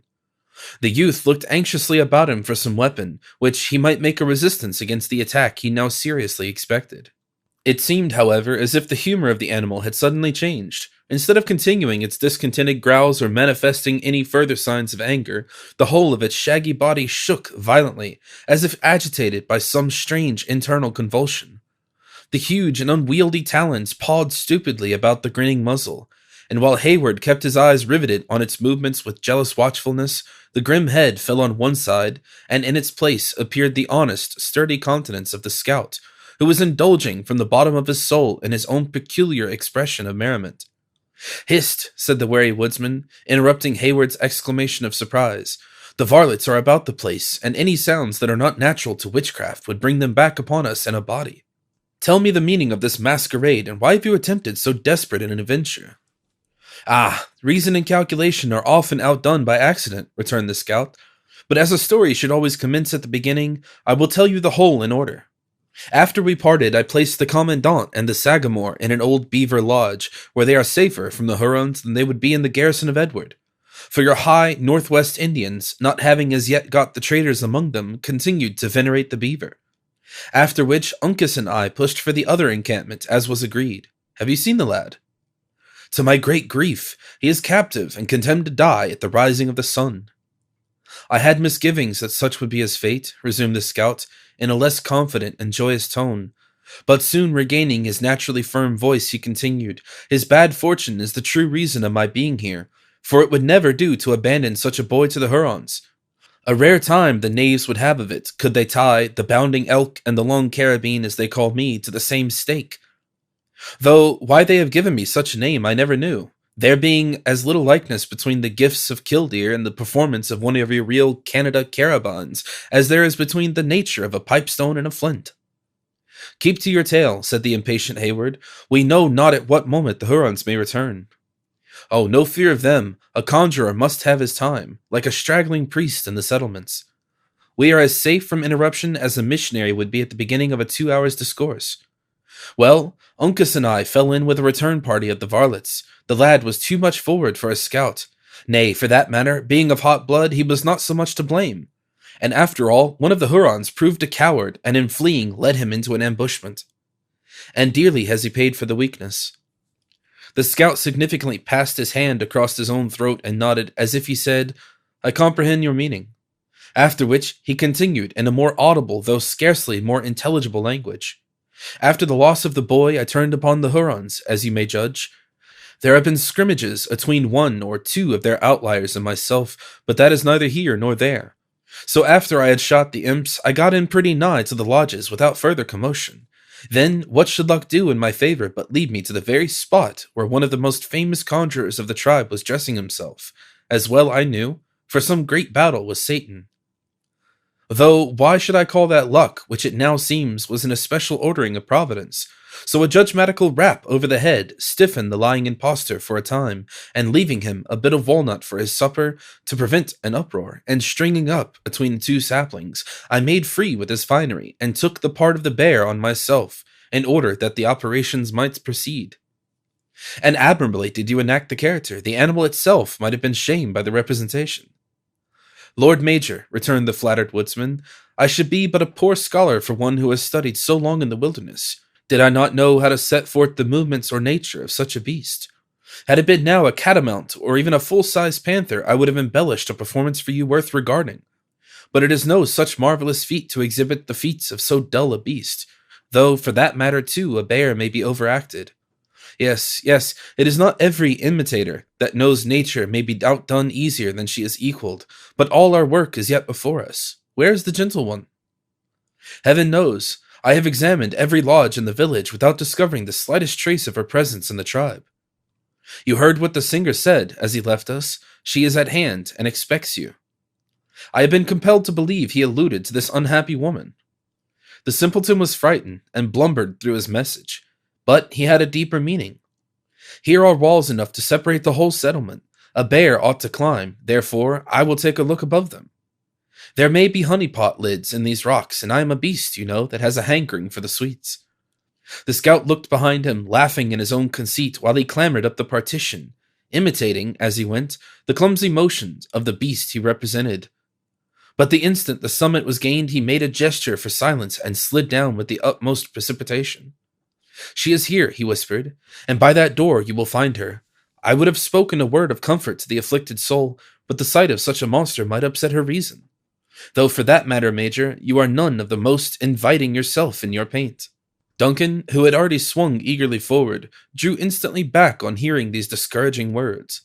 "Am I then so very revolting?" he demanded with an air of chagrin. "You might not startle a wolf, or turn the Royal Americans from a discharge, but I have seen the time when you had a better favored look. Your street continents are not ill judged out by the squaws, but young women of white blood give the preference to their own color. See, he added, pointing to a place where the water trickled from a rock, forming a little crystal spring, before it found an issue through the adjacent crevices. You may easily get rid of the Sagamore's daub, and when you come back, I will try my hand at a new embellishment. It is common for a conjurer to alter his paint as for a buck in the settlements to change his finery. The deliberate woodsman had little occasion to hunt for arguments to enforce his advice. He was yet speaking when Duncan availed himself of the water. In a moment, every frightful or offensive remark was obliterated, and the youth appeared again in the lineaments with which he had been gifted by nature. Thus prepared for an interview with his mistress, he took a hasty leave of his companion, and disappeared through the indicated passage. The scout witnessed his departure with complacency, nodding his head after him and muttering his good wishes, after which he very coolly set about an examination of the state of the larder, among the Hurons, the cavern, among other purposes, being used as a receptacle for the fruits of their hunts. Duncan had no other guide than a distant glimmering light, which served, however, the office of a polar star to his lover. By its aid he was enabled to enter the haven of his hopes, which was merely another apartment of the cavern, which had been solely appropriated to the safekeeping of so important a prisoner as a daughter of the commandant of William Henry. It was profusely strewed with the plunder of that unlucky fortress. In the midst of this confusion he found her, he sought, pale, anxious, and terrified, but lovely. David had prepared her for such a visit. "Duncan," she exclaimed, in a voice that seemed to tremble at the sounds created by itself. "Alice," he answered, leaping carelessly among trunks, boxes, arms, and furniture, until he stood at her side. "I knew that you would never desert me," she said, looking up with a momentary glow on her otherwise dejected countenance. "But you are alone. Grateful as it is to be thus remembered, I could wish to think you are not entirely alone." Duncan, observing that she trembled in a manner which betrayed her inability to stand, gently induced her to be seated, while he recounted those leading incidents which it has been our task to accord.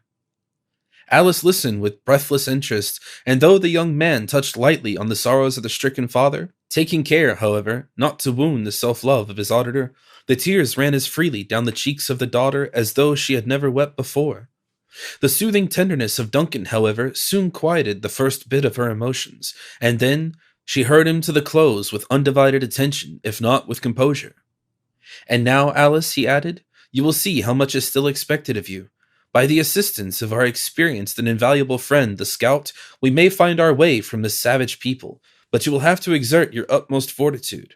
Remember that you fly to the arms of your venerable parent, and how much his happiness, as well as your own, depends on those exertions." "Can I do otherwise for a father who has done so much for me?"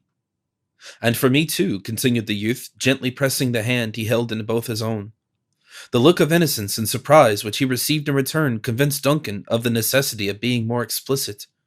"This is neither the place nor the occasion to detain you with selfish wishes," he added, "but what heart loaded with mine would not wish to cast its burden? They say misery is the closest of all ties. Our common suffering in your behalf left but little to be explained between your father and myself. And dearest Cora, Duncan, surely Cora was not forgotten." "Not forgotten, no, regretted, as woman was seldom mourned before. Your venerable father knew no difference between his children, but I, Alice, you will not be offended when I say that to me her worth was in a degree obscured." "Then you knew not the merit of my sister," said Alice, withdrawing her hand. "Of you she never speaks as of one who is her dearest friend." "I would gladly believe her such," returned Duncan, hastily. "I could wish her to be even more. But with you, Alice, I have the permission of your father to aspire to a still nearer and dearer tie." Alice trembled violently, and there was an instant during which she bent her face aside, yielding to the emotions common to her sex, but they quickly passed away, leaving her mistress of her deportment, if not of her affections. "Hayward," she said, looking him full in the face with a touching expression of innocence and dependency, "give me the sacred presence and the holy sanction of that parent before you urge me further." Though more I should not, less I could not say, the youth was about to answer when he was interrupted by a light tap on his shoulder. Starting to his feet, he turned, and confronting the intruder, his looks fell on the dark form and malignant visage of Magua. The deep, guttural laugh of the savage sounded, at such a moment, to Duncan like the hellish taunt of a demon. Had he pursued the sudden and fierce impulse of the instant, he would have cast himself on the Huron and committed their fortunes to the issue of a deadly struggle. but without arms of any description, ignorant of what succor his subtle enemy could command, and charged with the safety of one who was just then dearer than ever to his heart, he no sooner entertained than he abandoned the desperate intention. "What is your purpose?" said Alice, meekly folding her arms on her bosom, and struggling to conceal an agony of apprehension in behalf of Hayward in the usual cold and distant manner with which she received the visits of her captor. The exultant Indian had resumed his austere countenance, though he drew warily back before the menacing glance of the young man's fiery eye. He regarded both his captives for a moment with a steady look, and then stepping aside, he dropped a log of wood across a door different from that which Duncan had entered. The latter now comprehended the manner of his surprise, and believing himself irretrievably lost, he drew Alice to his bosom, and stood prepared to meet a fate with which he hardly regretted, since it was to be suffered in such good company. But Magua meditated no immediate violence. His first measures were very evidently taken to secure his new captive, nor did he even bestow a second glance at the motionless forms in the center of the cavern, until he had completely cut off every hope of retreat through the private outlet he had himself used. He was watched in all his movements by Hayward, who, however, remained firm, still holding the fragile form of Alice to his heart, at once too proud and too hopeless to ask any favor of an enemy so often foiled. When Magua had effected his object, he approached his visitors and said in English, "The palefaces trap the cunning beavers, but the redskins know how to take the Yengeese." "Huron, do your worst," exclaimed the excited Hayward, forgetful that a double stake was involved in his life. "You and your vengeance are alike despised." "Will the white man speak these words at the stake?" asked Magua, manifesting at the same time how little faith he had in the other's resolution by the sneer that accompanied his words. "Here, singly to your face, or in the presence of your nation?" "Le Renard Subtle is a great chief," returned the Indian. "He will go and bring his young men to see how bravely a paleface can laugh at tortures." He turned away while speaking, and was about to leave the place through the avenue by which Duncan had approached, when a growl caught his ear, and caused him to hesitate. The figure of the bear appeared in the door, where it sat, rolling from side to side in its customary restlessness. Magua, like the father of the sick woman, eyed it keenly for a moment as if to ascertain its character. He was far above the more vulgar superstitions of his tribe, and as soon as he realized the well-known attire of the conjurer, he prepared to pass it in cool contempt. But a louder and more threatening growl caused him again to pause. Then he seemed as if suddenly resolved to trifle no longer, and moved resolutely forward. The mimic animal, which had advanced a little, retired slowly in his front until it arrived again at the pass, when rearing on its hind legs, it beat the air with its paws in the manner practiced by the brutal prototype. "Fool!" exclaimed the chief in Huron, "go play with the children and squaws, leave men to their wisdom." He once more endeavored to pass the supposed empiric, scorning even the parade of threatening to use the knife or tomahawk, which was pendant from his belt. Suddenly, the beast extended its arms, or rather its legs, and enclosed him in a grasp that might have been vied with the far-famed power of the bear's hug itself. Hayward had watched the whole procedure on the part of Hawkeye with breathless interest. At first, he relinquished his hold of Alice. Then, he caught up a thong of buckskin which had been used around some bundle, and when he beheld his enemy with his two arms pinned to his side by the iron muscles of the scout, he rushed upon him and effectually secured them there. Arms, legs, and feet were encircled in 20 folds of the thong, in less time than we have taken to record the circumstance. When the formidable Huron was completely pinioned, the scout released his hold, and Duncan laid his enemy on his back, utterly helpless. Throughout the whole of this sudden and extraordinary operation, Magua, though he had struggled violently until assured he was in the hands of one whose nerves were far better strung than his own, had not uttered the slightest exclamation. But when Hawkeye, by way of making a summary explanation of his conduct, removed the shaggy jaws of the beast and exposed his own rugged and earnest countenance to the gaze of the Huron, the philosophy of the latter was so far mastered as to permit him to utter the never-failing, "Huh." "Aye, you've found your tongue," said the undisturbed conqueror. "Now, in order that you shall not use it to our ruin, I must make free to stop your mouth." As there was no time to lose, the scout immediately set about effecting so necessary a precaution, and when he had gagged the Indian, his enemy might safely have been considered as a hors de combat. "By what place did the imp enter?" asked the industrious scout when his work was ended. "Not a soul has passed by my way since you left me." Duncan pointed out the door by which Magua had come, and which now presented too many obstacles to a quick retreat. "Bring on the gentle one, then," continued his friend. "We must make a push for the woods by the other outlet." "'Tis impossible," said Duncan. "Fear has overcome her, and she is helpless. Alice, my sweet, my own Alice, arouse yourself. Now is the moment to fly. 'Tis in vain. She hears, but is unable to follow. Go, noble and worthy friend, save yourself, and leave me to my fate." "Every trail has its end, and every calamity brings its lesson," returned the scout. "There, wrap her in them Indian clothes, conceal all of her little form. Nay, that foot has no fellow in the wilderness, it will betray her. All, every part. Now, take her in your arms and follow, leave the rest to me." Duncan, as may be gathered from the words of his companion, was eagerly obeying, and as the other finished speaking, he took the light person of Alice in his arms, and followed in the footsteps of the scout. They found the sick woman as they had left her, still alone, and passed swiftly on by the natural gallery to the place of entrance. As they approached the little door of bark, a murmur of voices without announced that the friends and relatives of the invalid were gathered about the place, patiently awaiting a summons to re-enter. "If I open my lips to speak," Hawkeye whispered, "my English, which is the genuine tongue of a white skin, will tell the varlets that an enemy is among them. You must give them your jargon, Major, and say that we have shut the evil spirit in the cave and are taking the woman to the woods in order to find strengthening roots. Practice all your cunning, for it is a lawful undertaking." The door opened a little, as if one without was listening to the proceedings within, and compelled the scout to seize his directions.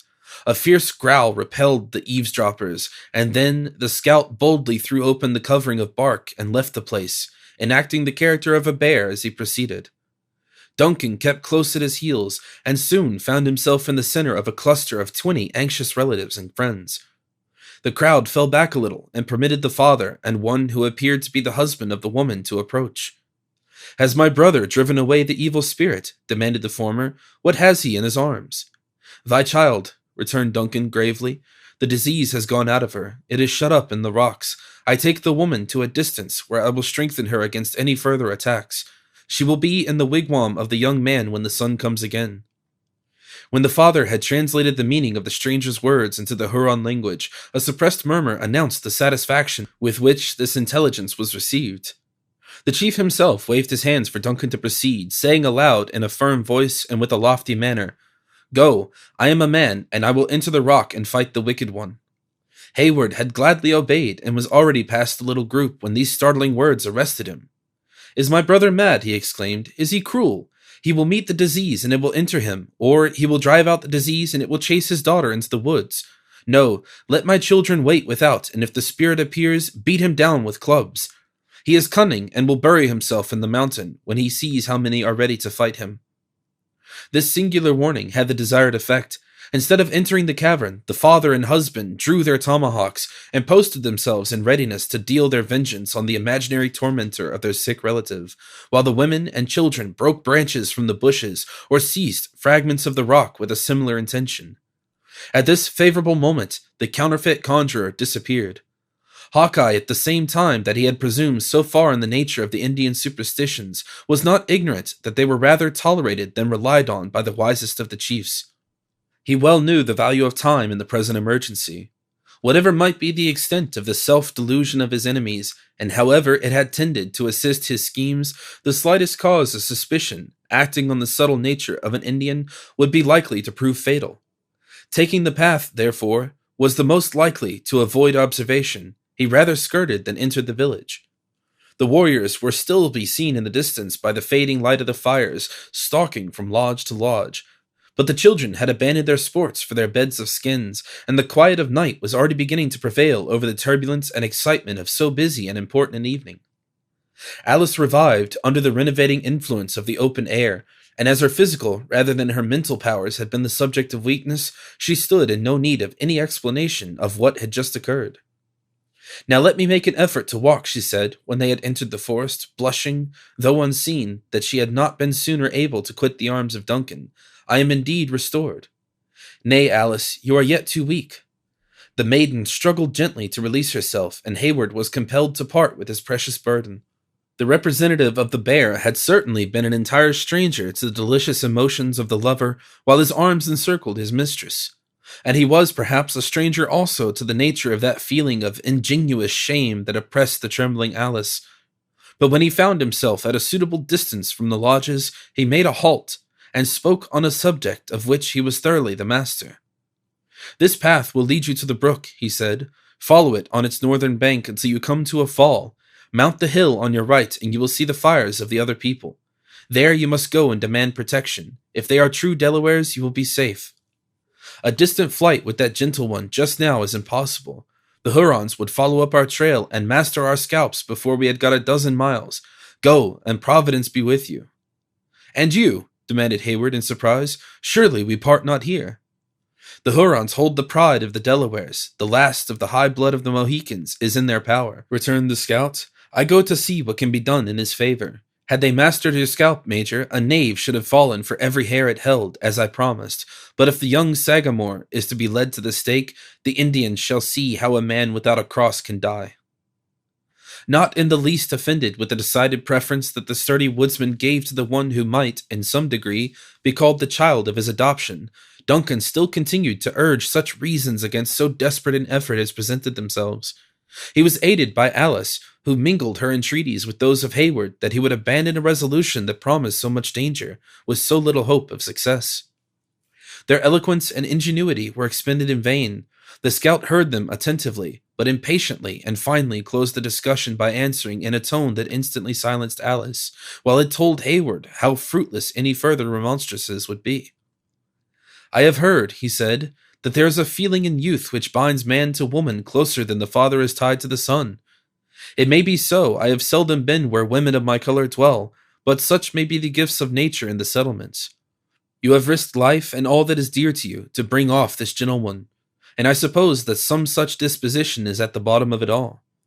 As for me, I taught the lad the real character of a rifle, and well has he paid me for it. I have fought at his side in many a bloody scrimmage, and so long as I could hear the crack of his piece in one ear, and that of the Sagamore in the other, I knew no enemy was on my back. Winters and summer, night and days, have we roved the wilderness in company, eating of the same dish, one sleeping while the other watched, and afore it shall be said that Uncas was taken to the torment, and I at hand. But there is but a single ruler of us all, whatever may the color of his skin, and him I call to witness, that before the Mohican boy shall perish for the want of a friend, good faith shall depart the earth, and killdeer become as harmless as the tooting weapon of the singer." Duncan released his hold on the arm of the scout, who turned and steadily retraced his steps toward the lodges. After pausing a moment to gaze at his retiring form, the successful and yet sorrowful Hayward and Alice took their way together toward the distant village of the Delawares.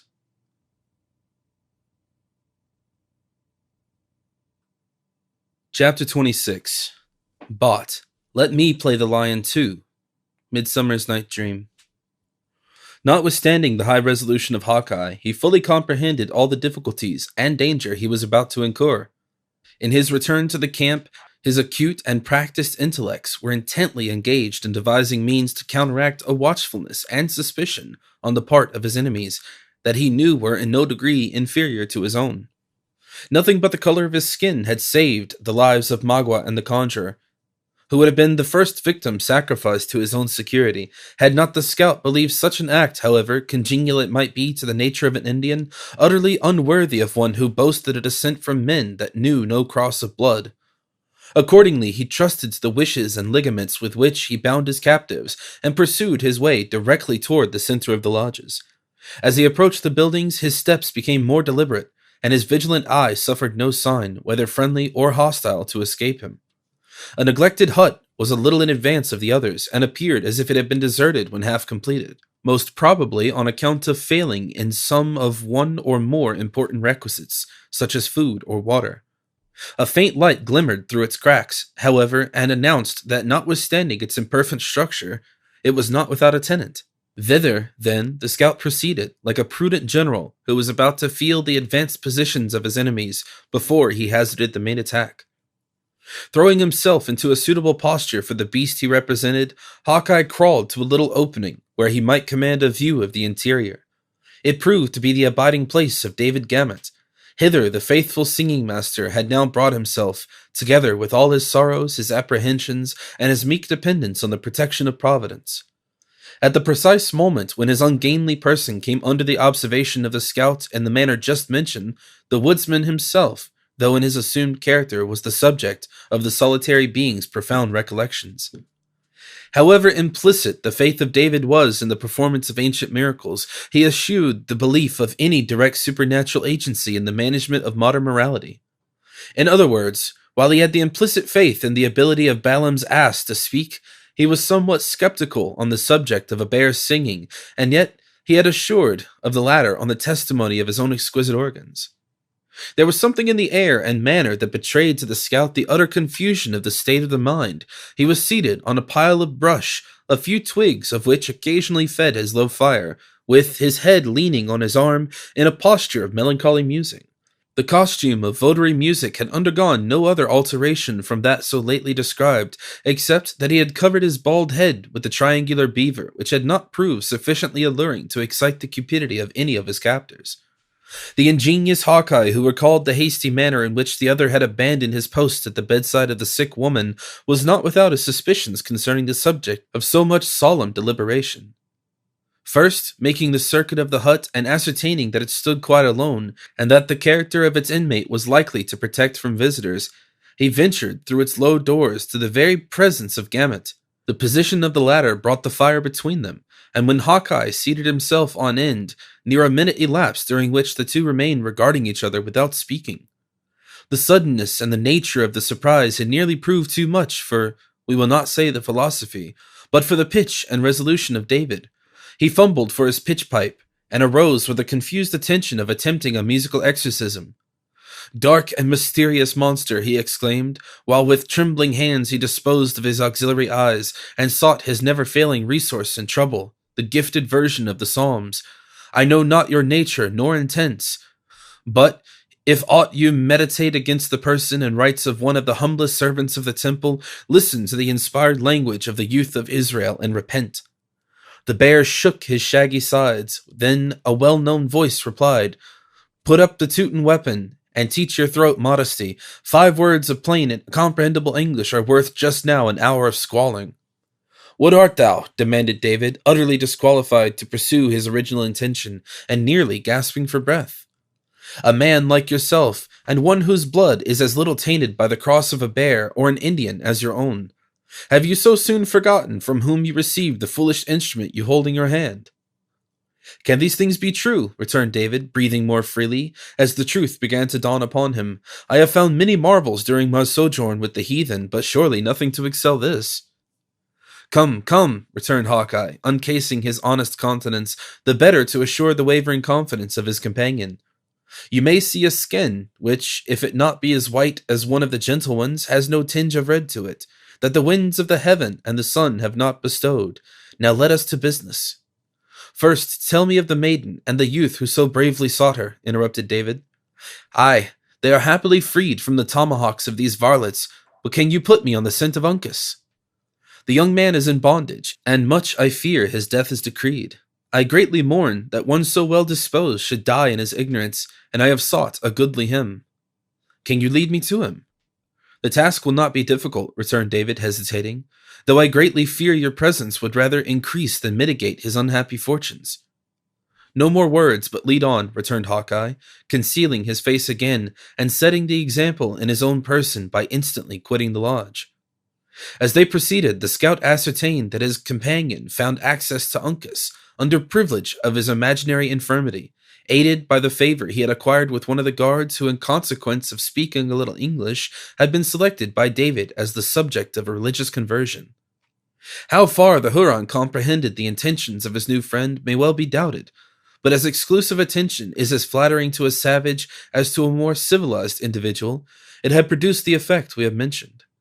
It is unnecessary to repeat the shrewd manner with which the scout extracted these particulars from the simple David. Neither shall we dwell in this place on the nature of the instruction he delivered, when completely master of all the necessary facts, as the whole will be sufficiently explained to the reader in the course of the narrative. The lodge in which Uncas was confined was in the very center of the village, and in a situation perhaps more difficult than any other to approach or leave without observation. But it was not the policy of Hawkeye to effect the least concealment. Presuming on his disguise and ability to sustain the character he had assumed, he took the most plain and direct route to the place.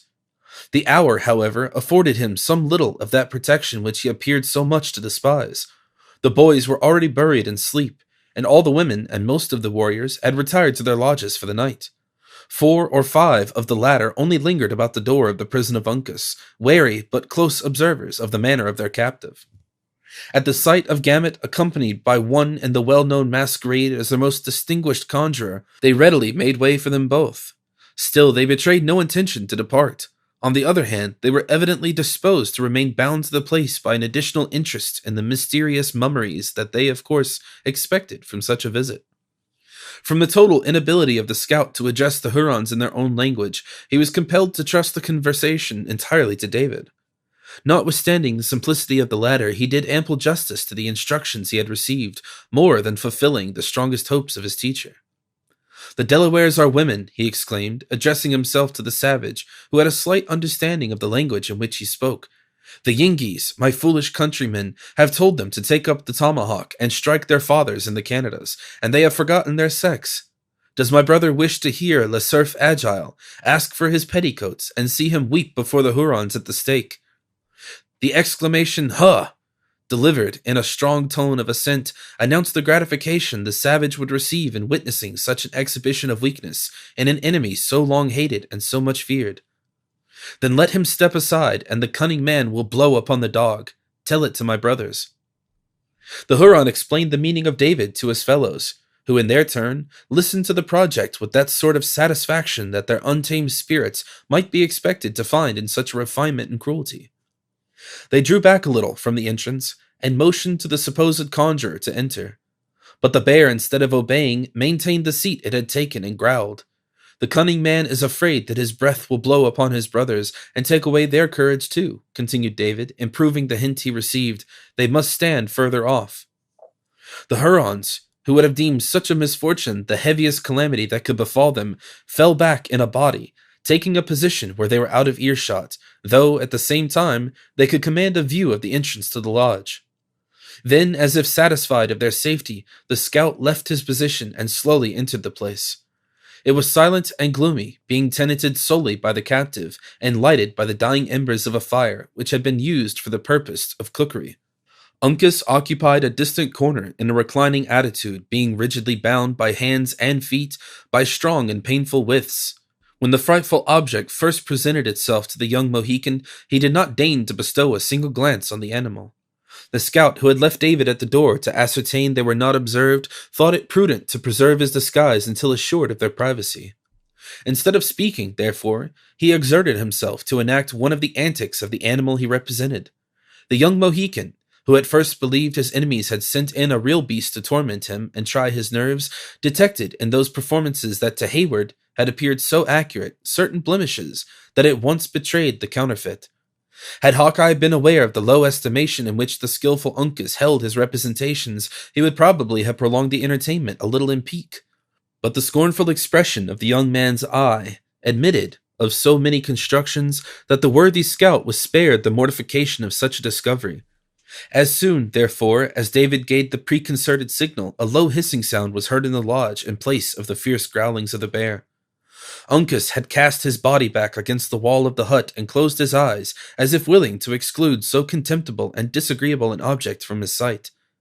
But the moment the noise of the serpent was heard, he arose and cast his looks on each side of him, bending his head low and turning it inquiringly in every direction, until his keen eye rested on the shaggy monster, where it remained riveted as though fixed by the power of a charm. Again the same sounds were repeated, evidently proceeding from the mouth of the beast.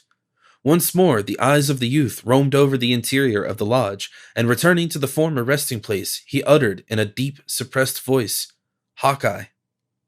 "Cut his bands," said Hawkeye to David, who just then approached them. The singer did as he was ordered, and Uncas found his limbs released. At the same moment the dried skin of the animal rattled, and presently the scout arose to his feet in proper person. The Mohican appeared to comprehend the nature of the attempt his friend had made, intuitively, neither tongue nor feature betraying other symptoms of surprise. When Hawkeye had cast his shaggy vestment, which was done by simply loosening certain thongs of the skin, he drew a long, glittering knife and put it in the hands of Uncas. "The red Hurons are without," he said. "Let us be ready."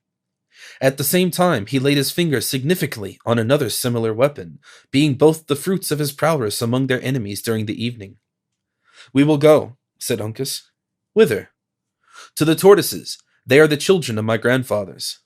"Aye, lad," said the scout in English, a language he was apt to use when a little abstracted in mind. "The same blood runs in your veins, I believe, but time and distance has a little changed its color. What shall we do with the Mingoes at the door? They count 6, and this singer is as good as nothing." "The Hurons are boasters," said Uncas scornfully. "Their totem is a moose, and they run like snails. The Delawares are children of the tortoise, and they outstrip the deer." "Aye, lad, there is truth in what you say, and I doubt not on a rush you would pass the whole nation, and in a straight race of 2 miles would be in and get your breath again afore a knave of them was within hearing of the other village. But the gift of a white man lies more in his arms than his legs. As for myself, I can brain a Huron as well as a better man, but when it comes to a race, the knaves would prove too much for me." Uncas, who had already approached the door in readiness to lead the way, now recoiled and placed himself once more in the bottom of the lodge.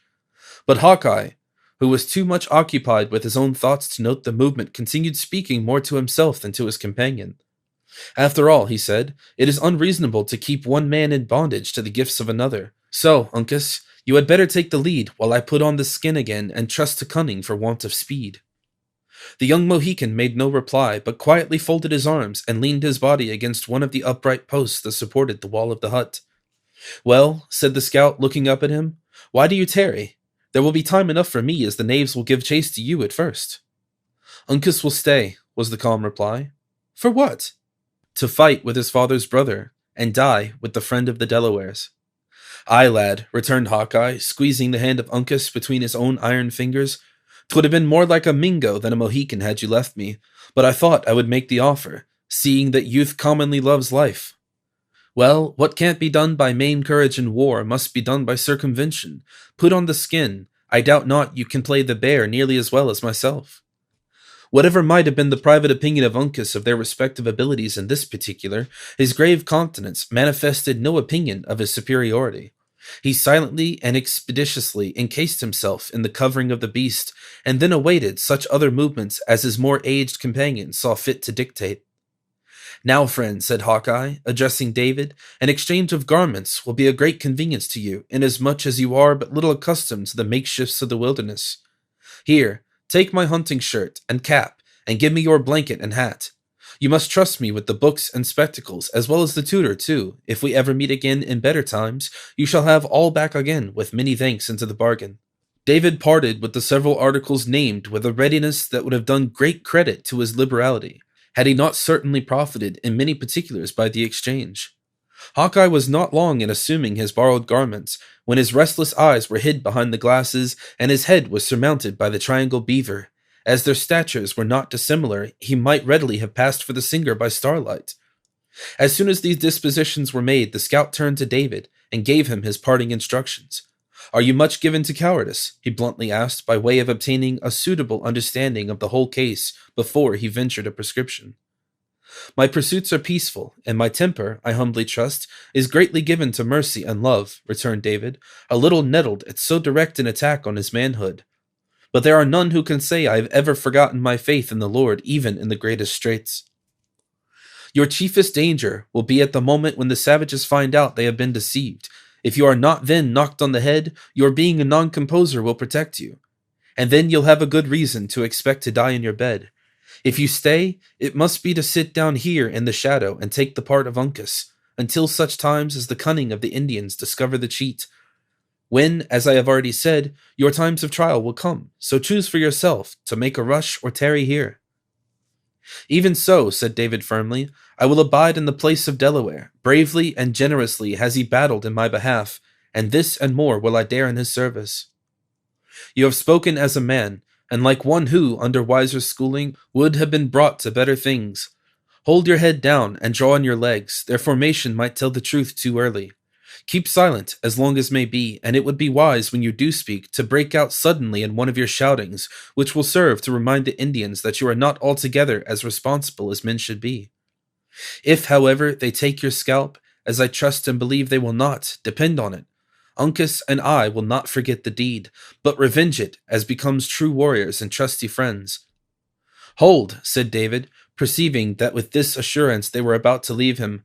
I am an unworthy and humble follower of one who taught not the damnable principle of revenge. Should I fall, therefore, seek no victims to my manes, but rather forgive my destroyers. And if you remember them at all, let it be in prayers for the enlightening of their minds and for their eternal welfare. The scout hesitated and appeared to muse. There is a principle in that, he said, different from the law of the woods, and yet it is fair and noble to reflect upon. Then heaving a heavy sigh, probably among the last he ever drew in pining for a conviction he had so long abandoned, he added, It is what I would wish to practice myself, as one without a cross of blood, though it is not always easy to deal with an Indian as you would with a fellow Christian. God bless you, friend. I do believe your scent is not greatly wrong, when the matter is duly considered, and keeping eternity before the eyes, though much depends on the natural gifts and the force of temptation. So saying, the scout returned and shook David cordially by the hand, after which act of friendship he immediately left the lodge, attended by the new representative of the beast. The instant Hawkeye found himself under the observations of the Hurons, he drew up his tall form in the rigid manner of David, threw out his arm in the act of keeping time, and commenced what he intended for an imitation of his psalmody. Happily, for the success of his delicate adventure, he had to deal with ears but little practiced in the concord of sweet sounds, or the miserable effort would infallibly have been detected. It was necessary to pass within a dangerous proximity of the dark group of the savages, and the voice of the scout grew louder as they drew nearer. When at the nearest point, the Huron who spoke the English thrust out an arm and stopped the supposed singing master. The Delaware dog, he said, leaning forward and peering through the dim light to catch the expression of the other's features. Is he afraid? Will the Hurons hear his groans? A growl so exceedingly fierce and natural proceeded from the beast that the young Indian released his hold and started aside as if to assure himself that it was not a veritable bear and no counterfeit that was rolling before him. Hawkeye, who feared his voice would betray him to subtle enemies, gladly profited by the interruption to break out anew in such a burst of musical expression as would probably, in a more refined state of society, have been termed a grand crash. Among his actual auditors, however, it merely gave him an additional claim to that respect which they never withhold from such as are believed to be subjects of mental alienation. The little knot on Indians drew back in a body and suffered, as they thought, the conjurer and his inspired assistant to proceed. It required no common exercise of fortitude in Uncas and the scout to continue the dignified and deliberate pace they had assumed in passing the lodge, especially as they immediately perceived that curiosity had so far mastered fear as to induce the watchers to approach the hut in order to witness the effect of the incantations. The least injudicious or impatient movement on the part of David might betray them, and time was absolutely necessary to ensure the safety of the scout. The loud noise the latter conceived it politic to continue drew many curious gazers to the doors of the different huts as they passed, and once or twice a dark-looking warrior stepped across their path, led to the act by superstition and watchfulness. They were not, however, interrupted, the darkness of the hour and the boldness of the attempt proving their principal friends.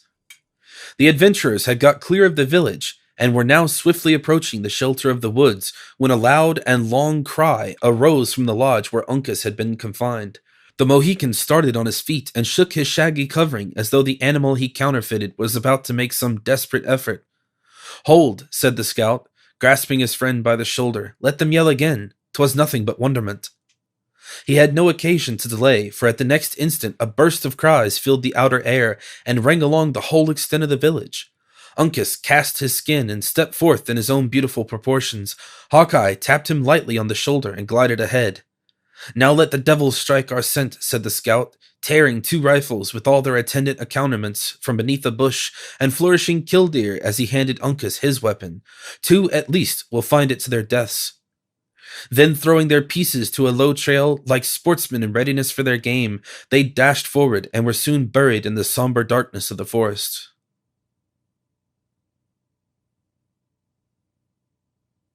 Chapter 27. Ant, I shall remember. When Caesar says do this, it is performed. Julius Caesar. The impatience of the savages who lingered about the prison of Uncas, as has been seen, had overcome their dread of the conjurer's breath. They stole cautiously and with beating hearts to a crevice through which the faint light of the fire was glimmering. For several minutes they mistook the form of David for that of the prisoner, but the very accident which Hawkeye had foreseen occurred. Tired of keeping the extremities of his long person so near together, the singer gradually suffered the lower limbs to extend themselves, until one of his misshapen feet actually came in contact with and shoved aside the embers of the fire. At first the Hurons believed the Delaware had been thus deformed by witchcraft, but then David, unconscious of being observed, turned his head and exposed his simple, mild countenance in place of the haughty lineaments of their prisoner. It would have exceeded the credulity of even a native to have doubted any longer. They rushed together into the lodge, and laying their hands with but little ceremony on their captive, immediately detected the imposition. Then arose the cry first heard by the fugitives. It was succeeded by the most frantic and angry demonstrations of vengeance. David, however, firm in his determination to cover the retreat of his friends, was compelled to believe that his own final hour had come. Deprived of his book and his pipe, he was fain to trust to a memory that rarely failed him on such subjects. And breaking forth in a loud and impassioned strain, he endeavored to smooth his passage into the other world by singing the opening verse of a funeral anthem. The Indians were seasonably reminded of his infirmity and rushed into the open air. They aroused the village in the manner described. A native warrior fights as he sleeps, without the protection of anything defensive.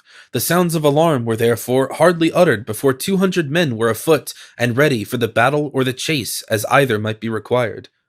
The escape was soon known, and the whole tribe crowded in a body around the council lodge, impatiently awaiting the instruction of their chiefs.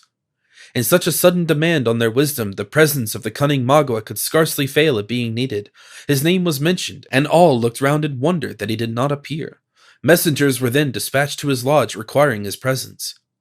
In the meantime, some of the swiftest and most discreet of the young men were ordered to make the circuit of the clearing under cover of the woods, in order to ascertain that their suspected neighbors, the Delawares, designed no mischief.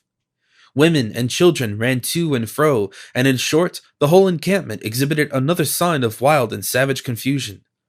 Gradually, however, these symptoms of disorder diminished, and in a few minutes the oldest and most distinguished chiefs were assembled in the lodge in grave consultation. The clamor of many voices soon announced that a party approached, who might be expected to communicate some intelligence that would explain the mystery of the novel surprise. The crowd without gave way, and several warriors entered the place, bringing with them the hapless conjurer who had been left so long by the scout in duress. Notwithstanding, this man was held in very unequal estimation among the Hurons, some believing implicitly in his power, and others deeming him an impostor. He was now listened to by all with the deepest attention. When his brief story was ended, the father of the sick woman stepped forth, and in a few pithy expression, related in his turn what he knew. These two narratives gave a proper direction to the subsequent inquiries, which were now made with the characteristic cunning of savages. Instead of rushing in a confused and disorderly throng to the cavern, 10 of the wisest and firmest among the chiefs were selected to prosecute the investigation. As no time was to be lost, the instant the choice was made, the individuals appointed rose in a body and left the place without speaking. On reaching the entrance, the younger men in advance made way for their seniors, and the whole proceeded along the low, dark gallery with the firmness of warriors ready to devote themselves to the public good, though at the same time secretly doubting the nature of the power with which they were about to contend. The outer apartment of the cavern was silent and gloomy. The woman lay in her usual place and posture, though there were those present who affirmed they had seen her borne to the woods by the supposed medicine of the white men. Such a direct and palpable contradiction of the tale related by the father caused all eyes to be turned on him. Chafed by the silent imputation and inwardly troubled by so unaccountable a circumstance, the chief advanced to the side of the bed, and stooping, cast an incredulous look at the features as if distrusting their reality. His daughter was dead. The unerring feeling of nature for a moment prevailed as the old warrior hid his eyes in sorrow. Then recovering his self-possession, he faced his companions, and pointing toward the corpse, he said in the language of his people, "The wife of my young man has left us. The Great Spirit is angry with his children." The mournful intelligence was received in solemn silence. After a short pause, one of the elder Indians was about to speak when a dark-looking object was seen rolling out of the adjoining apartment, in the very center of the room where they stood. Ignorant of the nature of the beings they had to deal with, the whole party drew back a little, and rising on end, exhibited the distorted but still fierce and sullen features of Magua. The discovery was succeeded by the general exclamation of amazement. As soon, however, as the true situation of the chief was understood, several knives appeared, and his limbs and tongue were quickly released. The Huron arose and shook himself like a lion quitting his lair. Not a word escaped him, though his hand played convulsively with the handle of his knife, while his lowering eyes scanned the whole party as if they sought an object suited to the first burst of his vengeance. It was happy for Uncas and the scout, and even David, that they were all beyond the reach of his arm at such a moment, for assuredly no refinement in cruelty would then have deferred their deaths, in opposition to the promptings of the fierce temper that nearly choked them.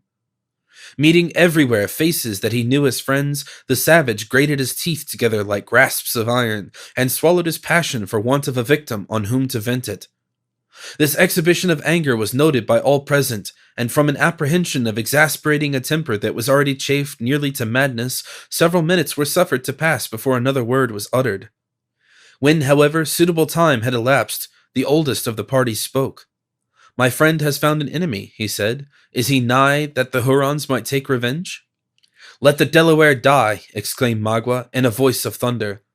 Another long and expressive silence was observed, and was broken, as before, with due precaution by the same individual. "The Mohican is swift of foot and leaps far," he said, "but my young men are on his trail." "Is he gone?" demanded Magua, in tones so deep and guttural that they seemed to proceed from his inmost chest. "An evil spirit has been among us, and the Delaware has blinded our eyes." "An evil spirit," repeated the other, mockingly. "'Tis the spirit that has taken the lives of so many Hurons, the spirit that slew my young men at the tumbling river, that took their scalps at the healing spring, and who has now bound the arms of Le Renard Subtle." "Of whom does my friend speak?" "Of the dog who carries the heart and cunning of a Huron under a pale skin, Le Long Carabina."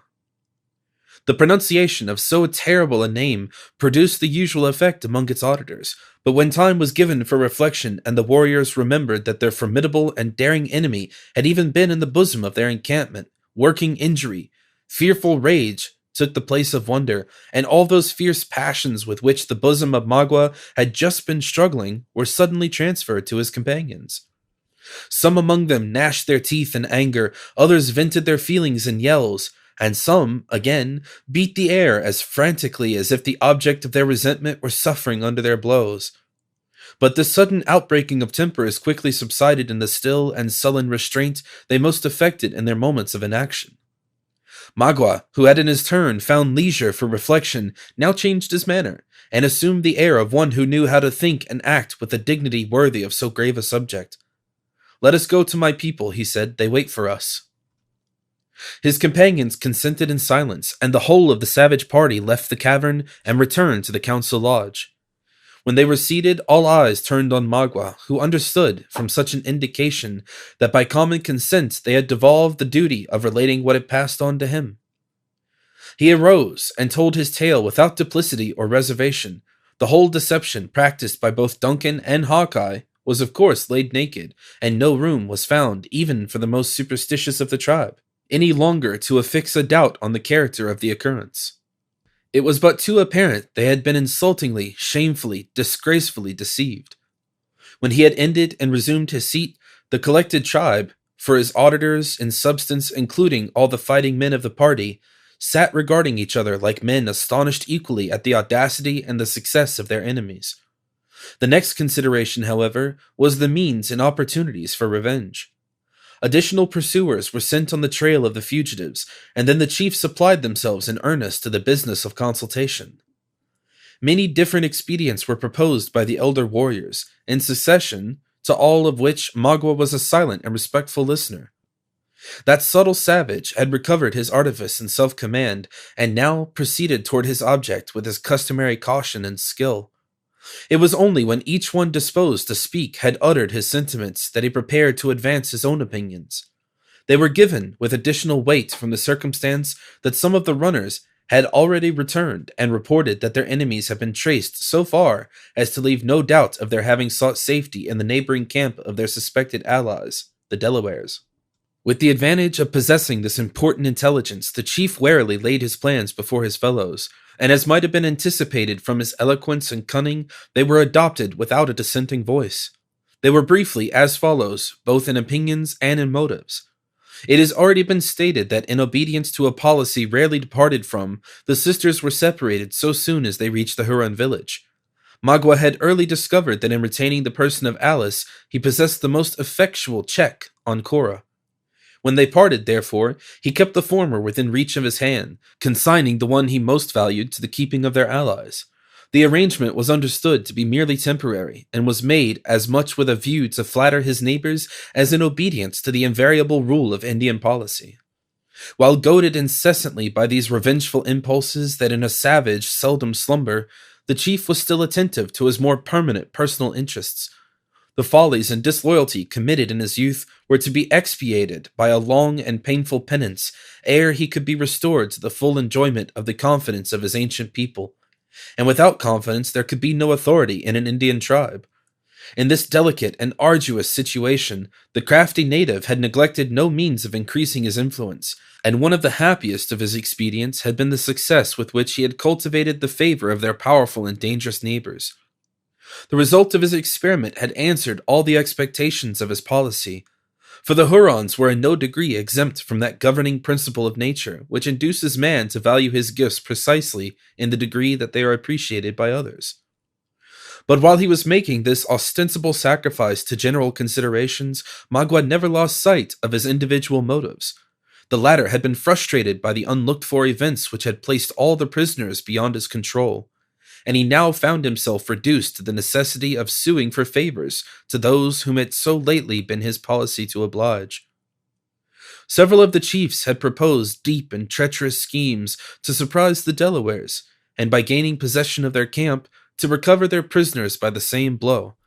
For all agreed that their honor, their interests, and the peace and happiness of their dead countrymen imperiously required them speedily to immolate some victims to their revenge.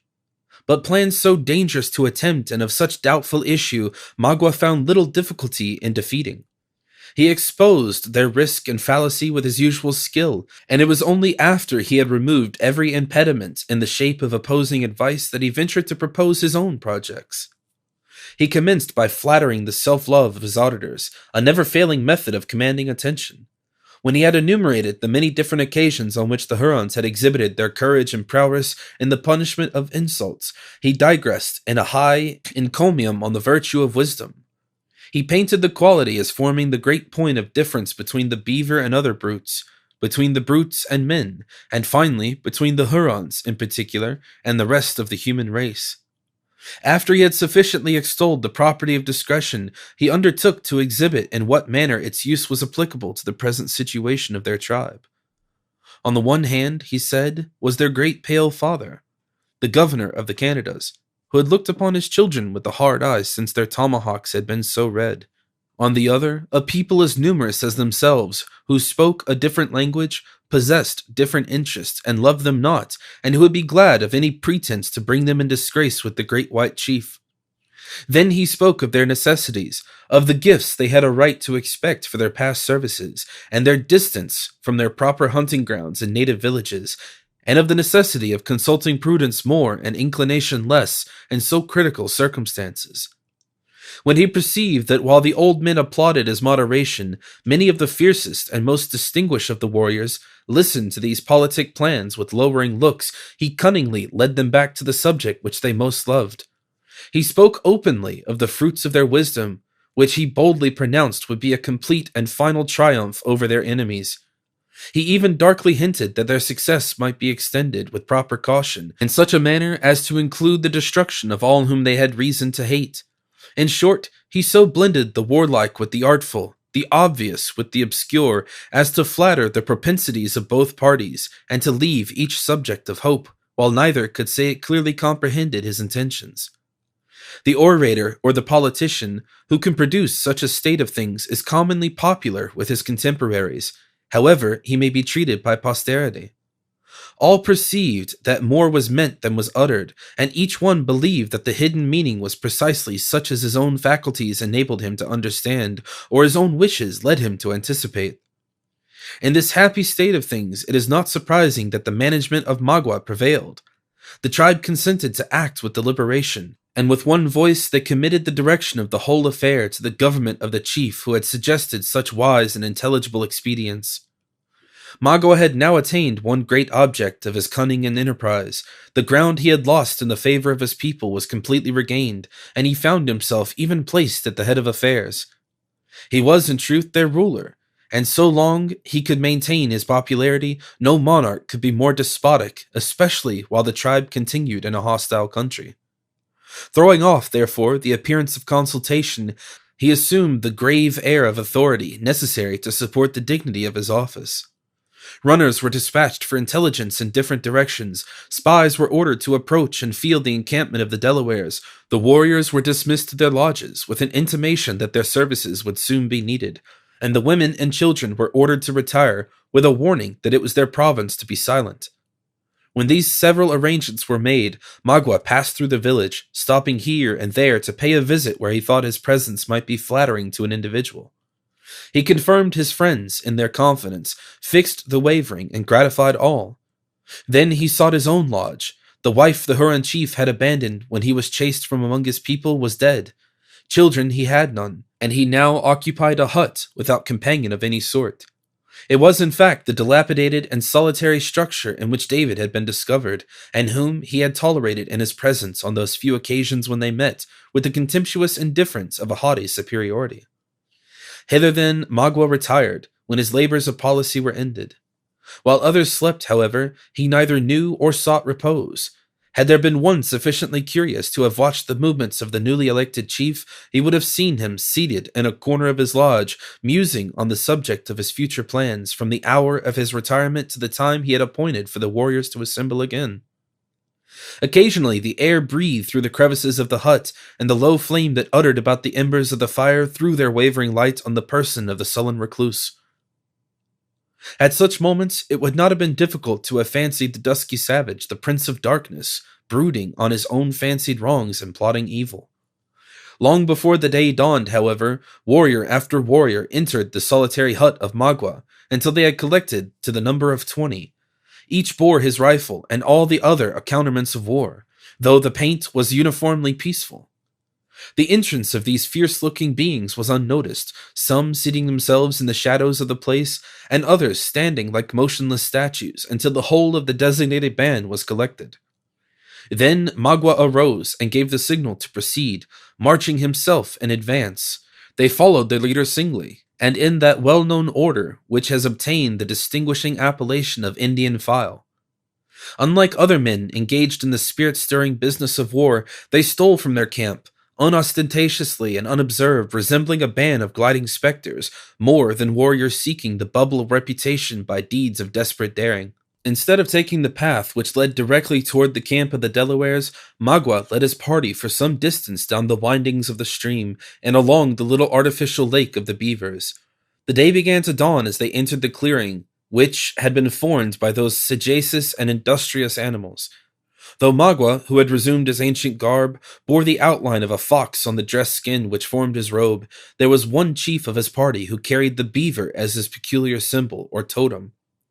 There would have been a species of profanity in the omission, had this man passed so powerful a community of his fancied kindred, without bestowing some evidence of his regard. Accordingly he paused, and spoke in words as kind and friendly as were addressing more intelligent beings. He called the animals his cousins, and reminded them that his protecting influence was the reason they remained unharmed, while many avaricious traders were prompting the Indians to take their lives. He promised a continuance of his favors, and admonished them to be grateful, after which he spoke of the expedition in which he was himself engaged, and intimated, though with sufficient delicacy and circumlocution, the expediency of bestowing on their relative a portion of that wisdom for which they were so renowned. During the utterance of this extraordinary address, the companions of the speaker were as grave and as attentive to his language as though they were all equally impressed with its propriety. Once or twice, black objects were seen rising to the surface of the water, and the Huron expressed pleasure, conceiving that his words were not bestowed in vain. Just as he ended his address, the head of a large beaver was thrust from the door of a lodge, whose earthen walls had been much injured, and which the party had believed from its situation to be uninhabited. Such an extraordinary sign of confidence was received by the orator as a highly favorable omen, and though the animal retreated a little precipitately, he was lavish of his thanks and commendations. When Magua thought sufficient time had been lost in gratifying the family affection of the warrior, he made the signal to proceed. As the Indians moved away in a body and with a step that would have been inaudible to the ears of any common man, the same venerable-looking beaver once more ventured his head from its cover.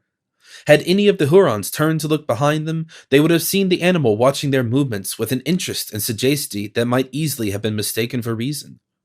Indeed, so very distinct and intelligible were the devices of the quadruped that even the most experienced observer would have been at a loss to account for its actions, until the moment when the party entered the forest, when the whole would have been explained by seeing the entire animal issue from the lodge, uncasing, by the act, the grave features of Chingachgook from his mask of fur.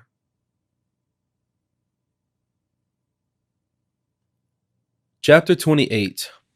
Brief, I pray for you see 'tis a busy time with me. Much ado about nothing. The tribe, or rather half-tribe, of Delawares, which has been so often mentioned, and whose present place of encampment was so nigh the temporary village of the Hurons, could assemble about an equal number of warriors with the latter people. Like their neighbors, they had followed Montcalm into the territories of the English crown, and were making heavy and serious inroads on the hunting grounds of the Mohawks.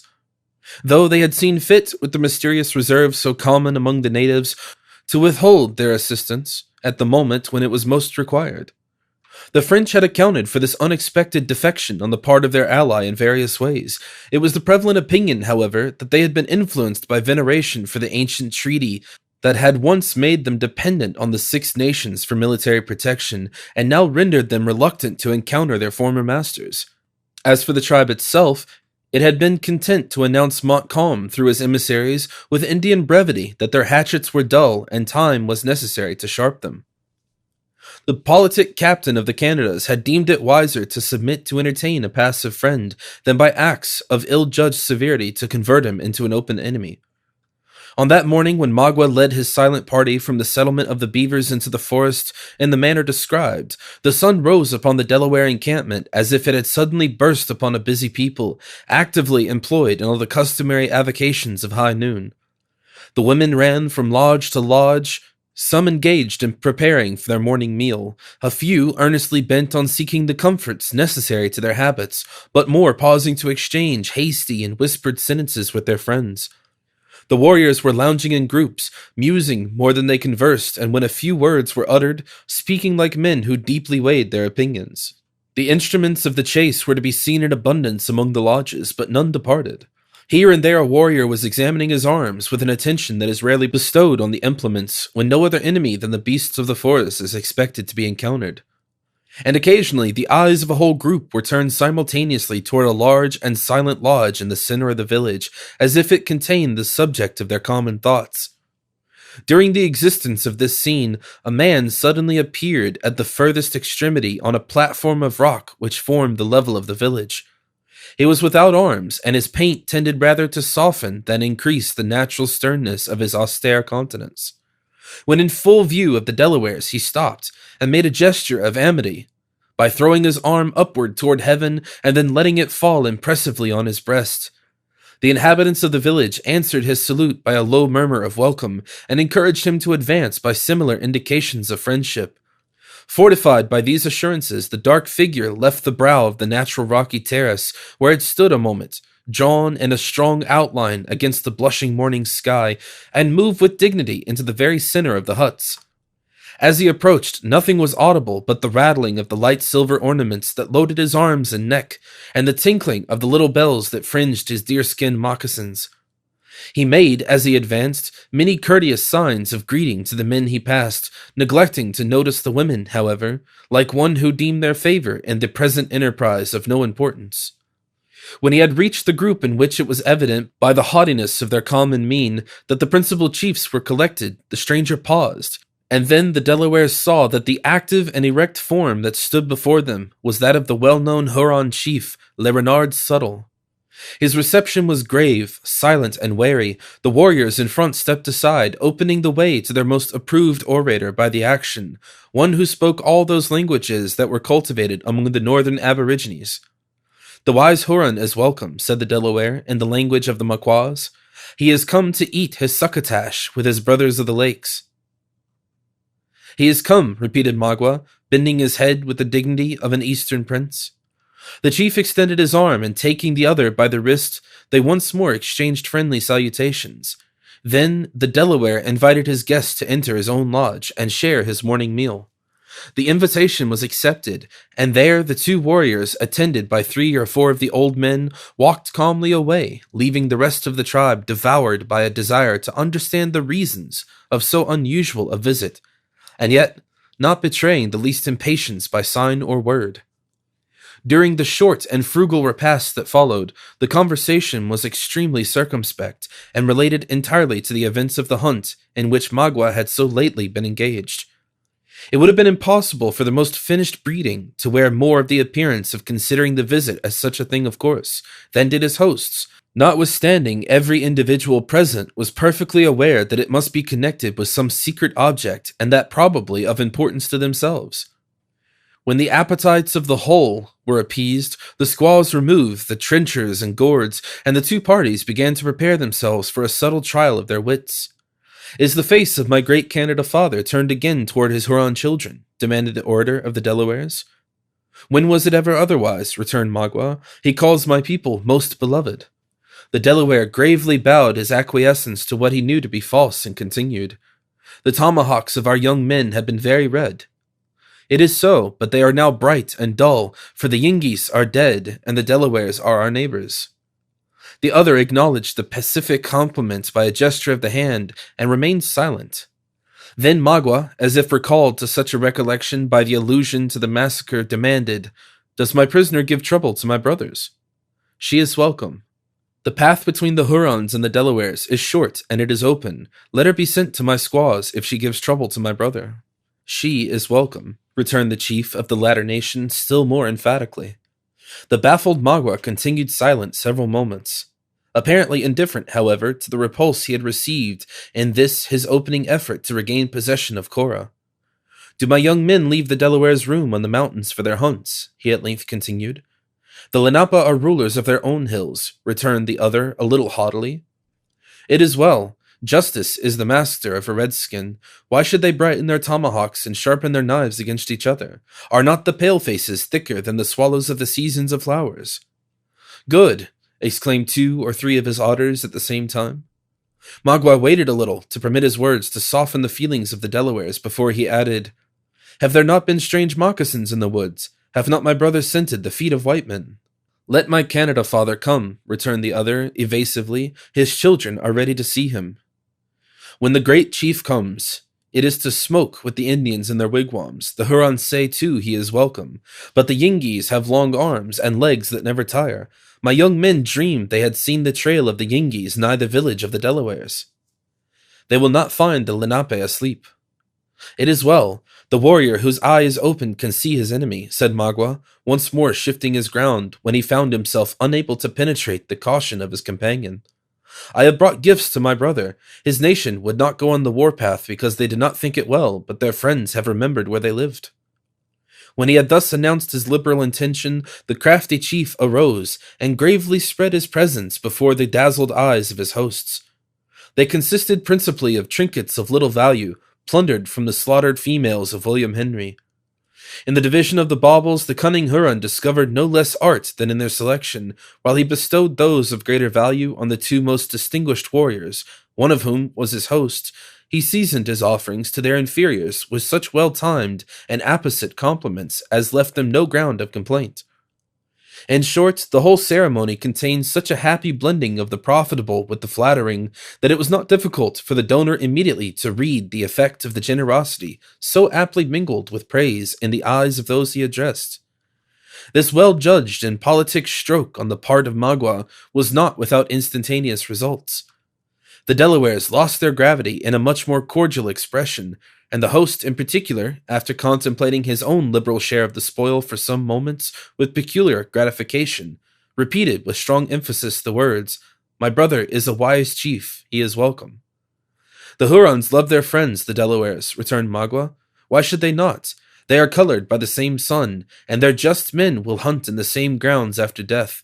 The redskins should be friends, and look with open eyes on the white men. Has not my brother scented spies in the woods?"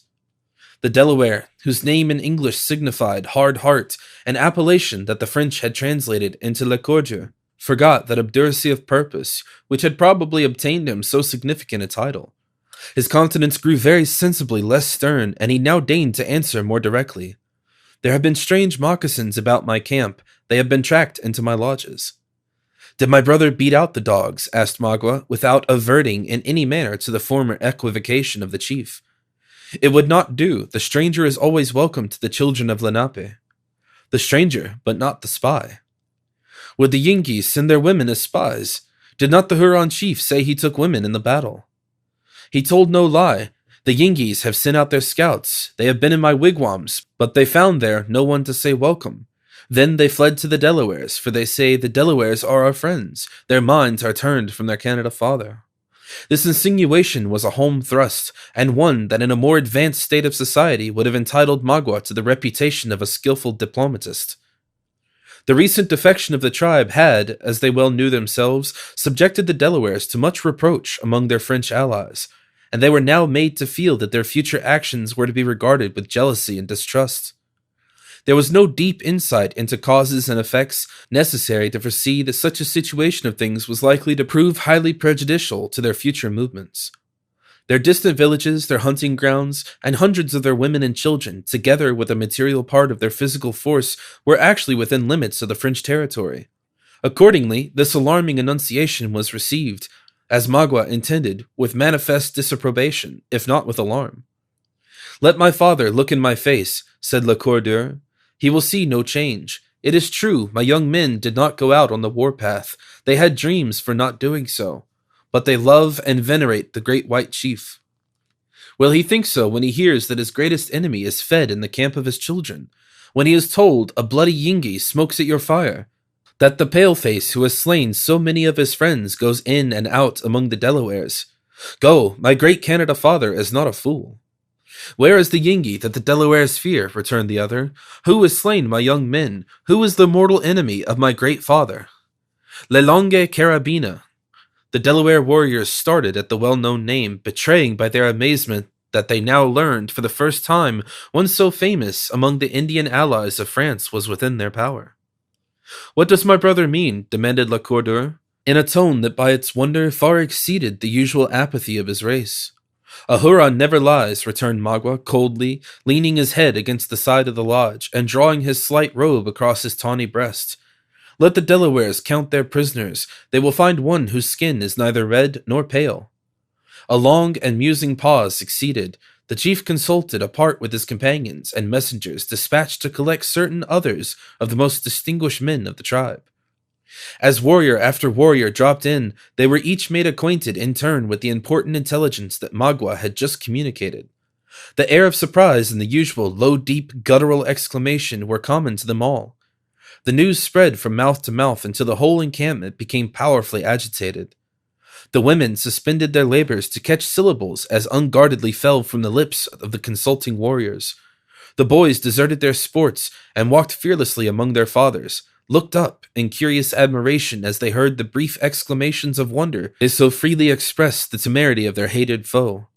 In short, every occupation was abandoned for the time, and all other pursuits seemed discarded in order that the tribe might freely indulge, after their own particular manner, in an open expression of feeling.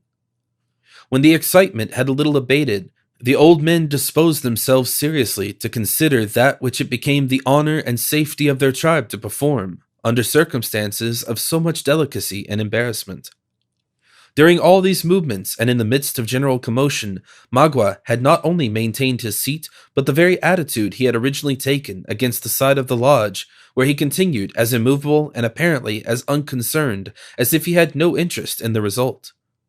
Not a single indication of the future intentions of his hosts, however, escaped his vigilant eyes. With his consummate knowledge of the nature of the people with whom he had to deal, he anticipated every measure on which they decided, and it might almost be said that in many instances he knew their intentions even before they became known to themselves. The council of the Delawares was short. When it was ended, a general bustle announced that it was to be immediately succeeded by a solemn and formal assemblage of the nation. As such meetings were rare and only called on occasions of the last importance, the subtle Huron, who still sat apart, a wily and dark observer of the proceedings, now knew that all his projects must be brought to their final issue. He therefore left the lodge and walked silently forth to the place in front of the encampment, whither the warriors were beginning to collect. It might have been in half an hour before each individual, including the women and children, was in his place. The delay had been created by the grave preparations that were deemed necessary to so solemn and usual a conference. But when the sun was seen climbing above the tops of that mountain, against whose bosom the Delawares had constructed their encampment, most were seated. And as his bright rays darted from behind the outline of trees that fringed the eminence, they fell upon as grave, as attentive, and as deeply interested a multitude as was probably ever before lighted by his usual morning beams. Its number somewhat exceeded 1,000 souls. In a collection of so serious savages, there is never to be found any impatient aspirant after premature distinction, standing ready to move his auditors to some hasty and perhaps injudicious discussion, in order that his own reputation may be the gainer. An act of so much precipitancy and presumption would seal the downfall of precocious intellect forever. It rested solely with the oldest and most experienced of the men to lay the subject of the conference before the people. Until such as one chose to make some movement, no deeds in arms, no natural gifts, nor any renown as an orator would have justified the slightest interruption.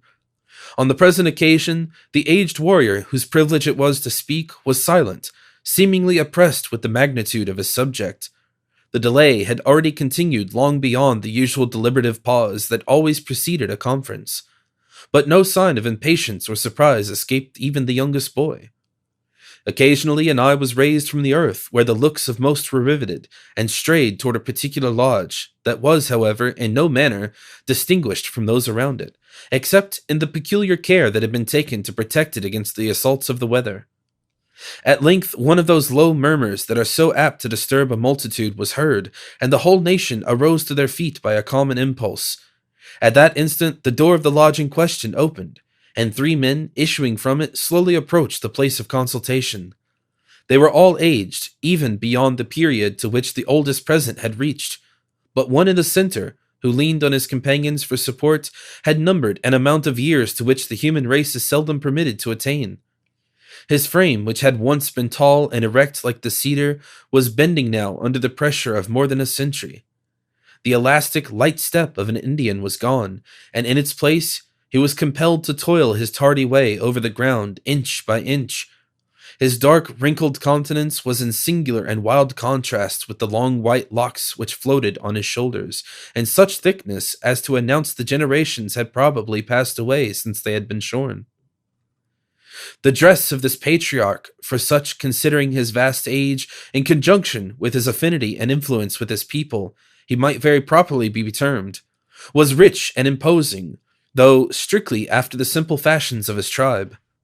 His robe was of the finest skins, which had been deprived of their fur, in order to admit of the hieroglyphical representation of various deeds in arms, done in former ages. His bosom was loaded with medals, some in massive silver, and 1 or 2 even in gold, the gifts of various Christian potentates during the long period of his life. He also wore armlets and cinctures above the ankles, of the latter precious metal. His head, on the whole of which the hair had been permitted to grow, the pursuits of war having so long been abandoned, was encircled by a sort of plated diadem, which, in its turn, bore lesser and more glittering ornaments that sparkled amid the glossy hues of 3 drooping ostrich feathers, dyed a deep black and touching contrast to the color of his snow-white locks. His tomahawk was nearly hid in silver, and the handle of his knife shone like a horn of solid gold. So soon as the first hum of emotion and pleasure, which the sudden appearance of this venerated individual created, had a little subsided, the name of Tamenund was whispered from mouth to mouth. Magua had often heard the fame of this wise and just Delaware, a reputation that even proceeded so far as to bestow on him the rare gift of holding secret communion with the Great Spirit, and which had since transmitted his name with some slight alteration to the white usurpers of his ancient territory as the imaginary tutelar saint of a vast empire. The Huron chief, therefore, stepped eagerly out a little from the throng to a spot whence he might catch a nearer glimpse of the features of the man whose decision was likely to produce so deep an influence on his own fortunes. The eyes of the old man were closed as though the organs were wearied with having so long witnessed the selfish workings of the human passions.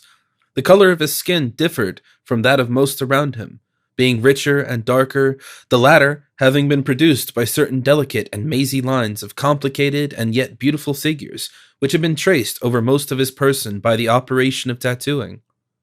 Notwithstanding the position of the Huron, he passed the observant and silent Magua without notice, and leaning on his two venerable supporters, proceeded to the high place of the multitude, where he sat himself in the center of his nation with the dignity of a monarch and the air of a father. Nothing could surpass the reverence and affection with which this unexpected visit from one who belongs rather to another world than to this was received by his people.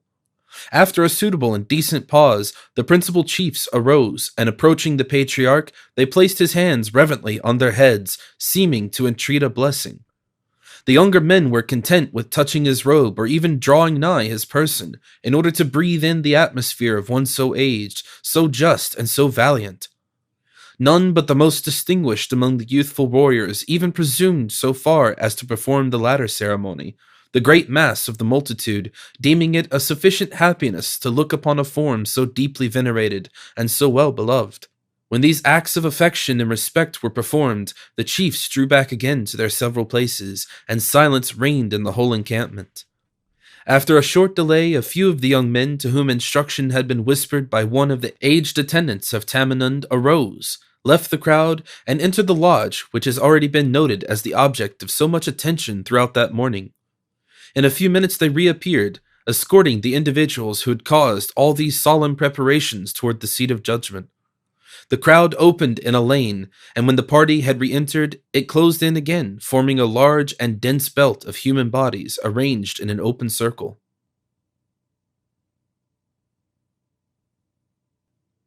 Chapter 29. The assembly seated, rising o'er the rest, Achilles thus the king of men addressed. Pope's Iliad. Cora stood foremost among the prisoners, entwining her arms in those of Alice in the tenderness of sisterly love. Notwithstanding the fearful and menacing array of savages on every side of her, no apprehension on her own account could prevent the nobler-minded maiden from keeping her eyes fastened on the pale and anxious features of the trembling Alice. Close at their side stood Hayward, with an interest in both that at such a moment of intense uncertainty scarcely knew a preponderance in favor of whom he most loved. Hawkeye had placed himself a little in the rear, with a deference to the superior rank of his companions, that no similarity in the state of their present fortunes could induce him to forget. Uncas was not there. When perfect silence was again restored, and after the usual long, impressive pause, one of the two aged chiefs, who sat at the side of the patriarch, arose and demanded aloud in very intelligible English, "Which of my prisoners is Lelonga Carabin?" Neither Duncan nor the scout answered. The former, however, glanced his eyes around the dark and silent assembly, and recoiled a pace when they fell on the malignant visage of Magua.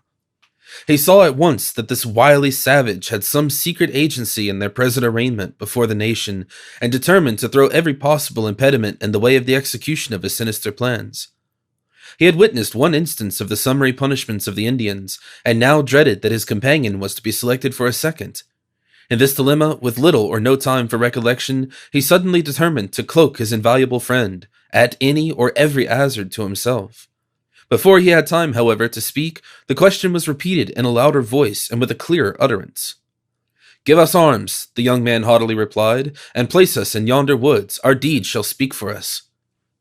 "This is the warrior whose name has filled our ears," returned the chief, regarding Hayward with that sort of curious interest which seems inseparable from man, when first beholding one of his fellows to whom merit or accident, virtue or crime has given notoriety. "What has brought the white man into the camp of the Delawares?" "My necessities. I come for food, shelter, and friends."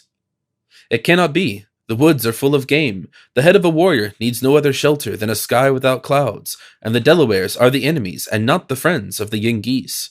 Go, the mouth has spoken while the heart said nothing."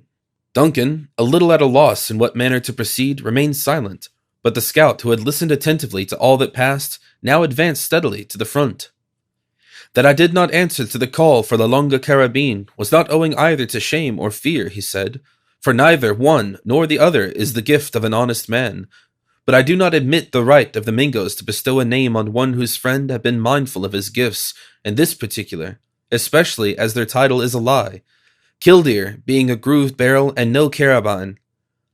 I am the man, however, that got the name of Nathaniel from my kin, the complement of Hawkeye from the Delawares, who live on their own river, and whom the Iroquois have presumed to style the Long Rifle, without any warranty from him who is most concerned in the matter." The eyes of all present, which had hitherto been gravely scanning the person of Duncan, were now turned, on the instant, toward the upright iron frame of this new pretender to the distinguished appellation.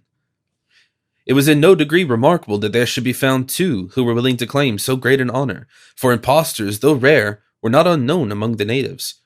But it was altogether material to the just and severe intentions of the Delawares that there should be no mistake in the matter.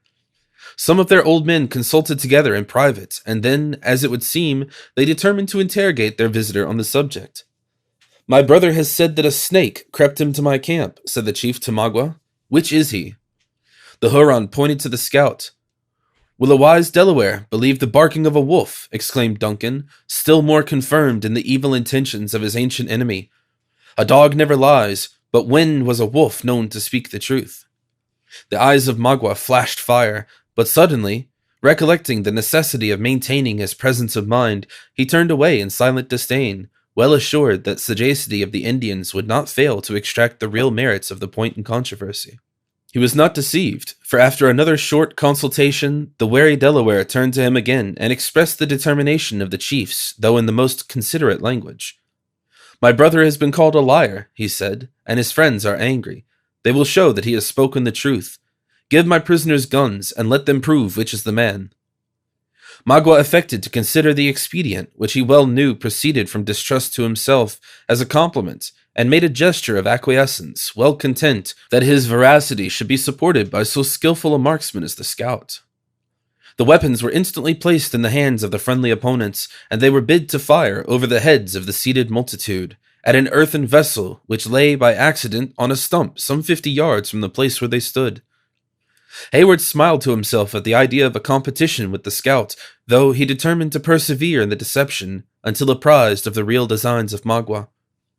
Raising his rifle with the utmost care, and renewing his aim several times, he fired. The bullet cut the wood within a few inches of the vessel, and a general exclamation of satisfaction announced that the shot was considered a proof of great skill in the use of a weapon. Even Hawkeye nodded his head, as he would say, it was better than he had expected. But instead of manifesting an intention to contend with the successful marksman, he stood leaning on his rifle for more than a minute, like a man who was completely buried in thought. From this reverie, he was, however, awakened by one of the young Indians who had furnished the arms, and who now touched his shoulder, saying in exceedingly broken English, "Can the pale-face beat it?" "Yes, Huron," exclaimed the scout, raising the short rifle in his right hand and shaking it at Magua, with as much apparent ease as if it were a reed. "Yes, Huron, I could strike you now, and no power on earth could prevent the deed. The soaring hawk is not more certain of the dove than I am of this moment of you. Did I choose to send a bullet to your heart? Why should I not? Why? Because the gifts of my color forbid it, and I might draw down evil on tender and innocent heads. If you know such a being as God, thank him, therefore, in your inward soul, for you have reason." The flushed countenance, angry eye, and swelling figure of the scout produced a sensation of secret awe in all that heard him. The Delawares held their breath in expectation, but Magua himself, even while he distrusted the forbearance of his enemies, remained immovable and calm, where he stood wedged in by the crowd as one who grew to the spot. "Beat it," repeated the young Delaware at the elbow of the scout. Beat what, fool, what? Exclaimed Hawkeye, still flourishing the weapon angrily above his head, though his eye no longer sought the person of Magua. If the white man is the warrior he pretends, said the aged chief, let him strike nigher to the mark. The scout laughed aloud, a noise that produced the startling effect of an unnatural sound on Hayward. Then dropping the piece heavily into his extended left hand, it was discharged, apparently by the shock, driving the fragments of the vessel into the air and scattering them on every side. Almost at the same instant, the rattling sound of the rifle was heard, as he suffered it to fall contemptuously to the earth. The first impressions of so strange a scene were engrossing admiration. Then a low but increasing murmur ran through the multitude, and finally swelled into sounds that denoted a lively opposition in the sentiments of the spectators. While some openly testified their satisfaction at so unexampled dexterity, by far the larger portion of the tribe were inclined to believe the success of the shot was the result of accident. Hayward was not slow to confirm an opinion that was so favorable to his own pretensions. It was chance, he exclaimed. None can shoot without an aim. Chance, echoed the excited woodsman, who was now stubbornly bent on maintaining his identity at every hazard, and on whom the secret hints of Hayward to acquiesce in the deception were entirely lost. Does yonder lying Huron, too, think it chance? Give him another gun, and place us face to face, without cover or dodge, and let Providence and our own eyes decide the matter atween us. I do not make the offer to you, Major, for our blood is of a color, and we serve the same master. That the Huron is a liar is very evident, returned Hayward coolly. You have yourself heard him asset you to be La Longa Carabine. It were impossible to say what violent assertion the stubborn Hawkeye would have next made in his headlong wish to vindicate his identity, had not the aged Delaware once more interposed. The hawk which comes from the clouds can return when he will, he said. Give them the guns. This time the scout seized the rifle with avidity, nor had Magua, though he watched the movements of the marksman with jealous eyes, any further cause for apprehension. Now let it be proved, in the face of this tribe of Delawares, which is the better man, cried the scout, tapping the butt of his piece with that finger which had pulled so many fatal triggers. You see that gourd hanging against yonder tree, Major. If you are a marksman fit for the borders, let me see you break its shell. Duncan noted the object and prepared himself to renew the trial. The gourd was one of the usual little vessels used by the Indians, and it was suspended from a dead branch of a small pine by a thong of deerskin at the full distance of 100 yards.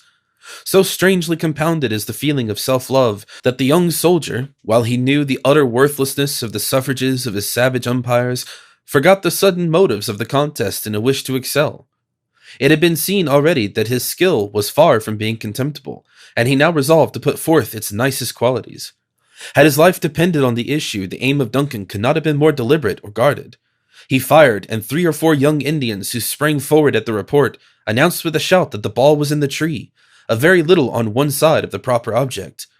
The warriors uttered a common ejaculation of pleasure, and then turned their eyes inquiringly on the movements of his rival. It may do for the Royal Americans, said Hawkeye, laughing once more in his own silent, heartfelt manner. But had my gun often turned so much from the true line, many a marten, whose skin is now in a lady's muff, would still be in the woods. Ay, and many a bloody Mingo who has departed to this final account would be acting his deviltries at this very day atween the provinces.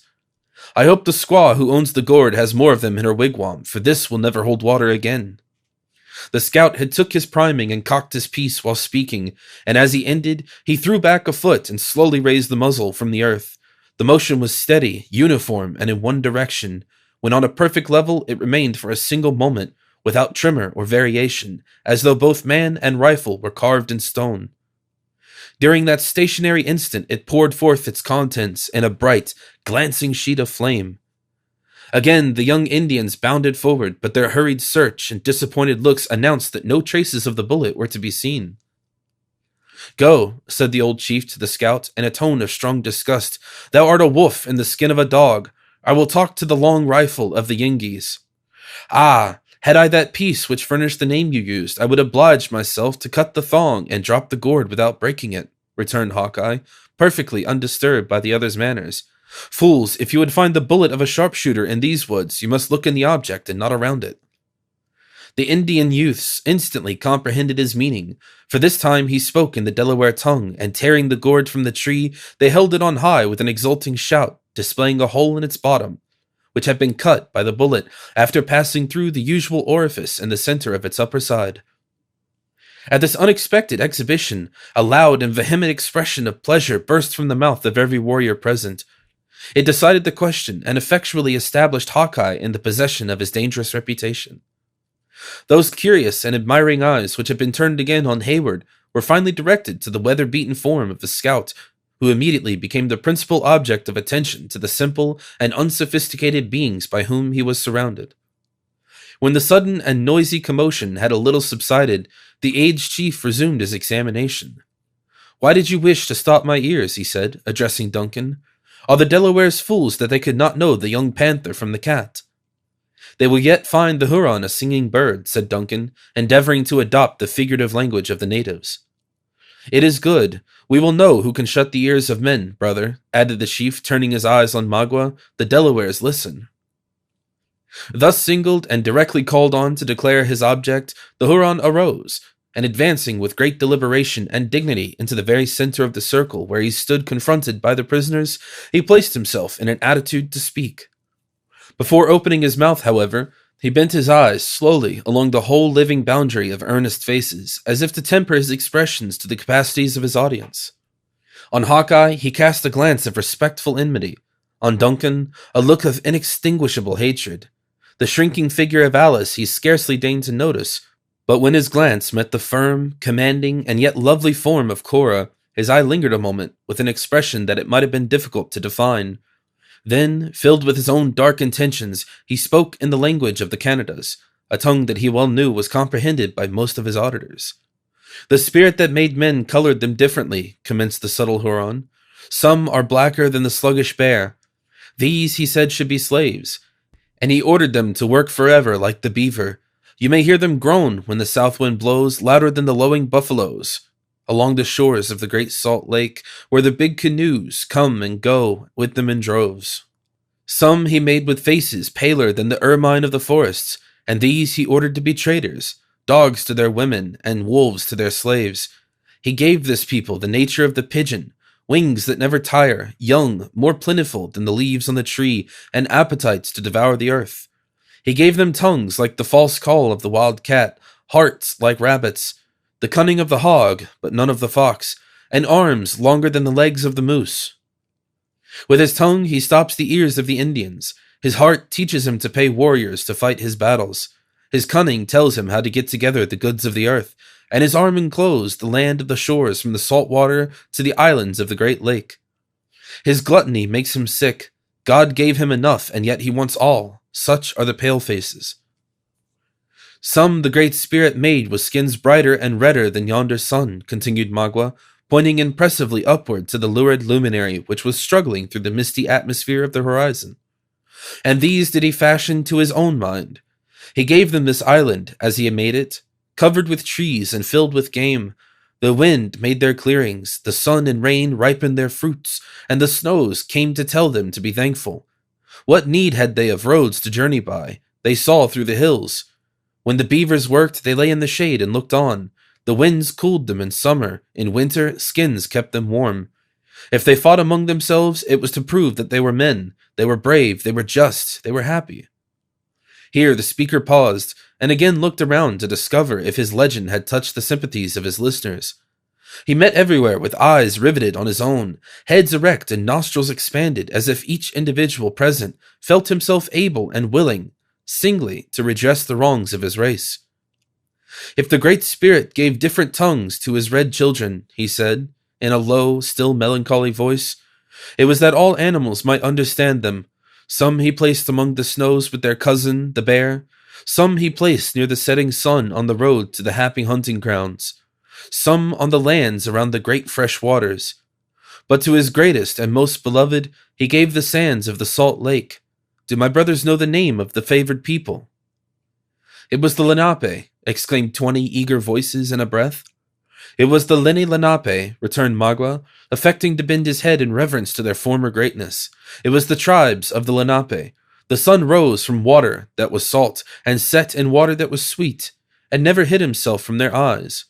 But why should I, a Huron of the woods, tell a wise people their own traditions?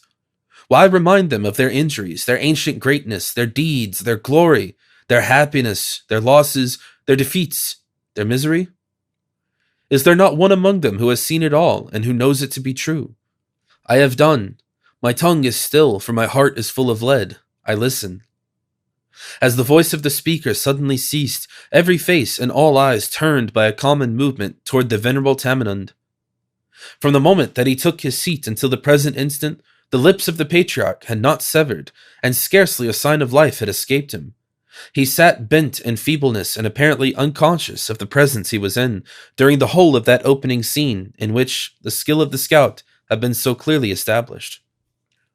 At the nicely graduated sound of Magua's voice, however, he betrayed some evidence of consciousness, and once or twice he even raised his head as if to listen. But when the crafty Huron spoke of his nation by name, the eyelids of the old man raised themselves, and he looked out upon the multitude with that sort of dull, unmeaning expression which might be supposed to belong to the countenance of a spectre. Then he made an effort to rise, and being upheld by his supporters, he gained his feet in a posture commanding by its dignity, while he tottered with weakness. "Who calls upon the children of the Lenape?" he said, in a deep, guttural voice, which was rendered awfully audible by the breathless silence of the multitude. "Who speaks of things gone? Does not the egg become a worm, the worm a fly, and perish? Why tell the Delawares of good that is past? Better thank the Manitou for that which remains." "It is a Wyandot," said Magua, stepping nigher to the rude platform on which the other stood, "a friend of Tamenund." "A friend," repeated the sage, on whose brow a dark frown settled, imparting a portion of that severity which had rendered his eye so terrible in middle age. "Are the Mingos ruler of the earth? What brings a Huron in here?" "Justice. His prisoners are with his brothers, and he comes for his own." Tamenund turned his head toward one of his supporters and listened to the short explanation the man gave. Then, facing the applicant, he regarded him a moment with deep attention, after which he said in a low and reluctant voice, "Justice is the law of the great Manitou. My children, give the stranger food. Then, Huron, take thine own and depart." On the delivery of this solemn judgment, the patriarch seated himself and closed his eyes again, as if better pleased with the images of his own ripened experience than with the visual objects of the world. Against such a decree, there was no Delaware sufficiently hardy to murmur, much less oppose himself. The words were barely uttered when 4 or 5 of the younger warriors, stepping beside Hayward and the scout, passed thongs so dexterously and rapidly around their arms as to hold them both in instant bondage.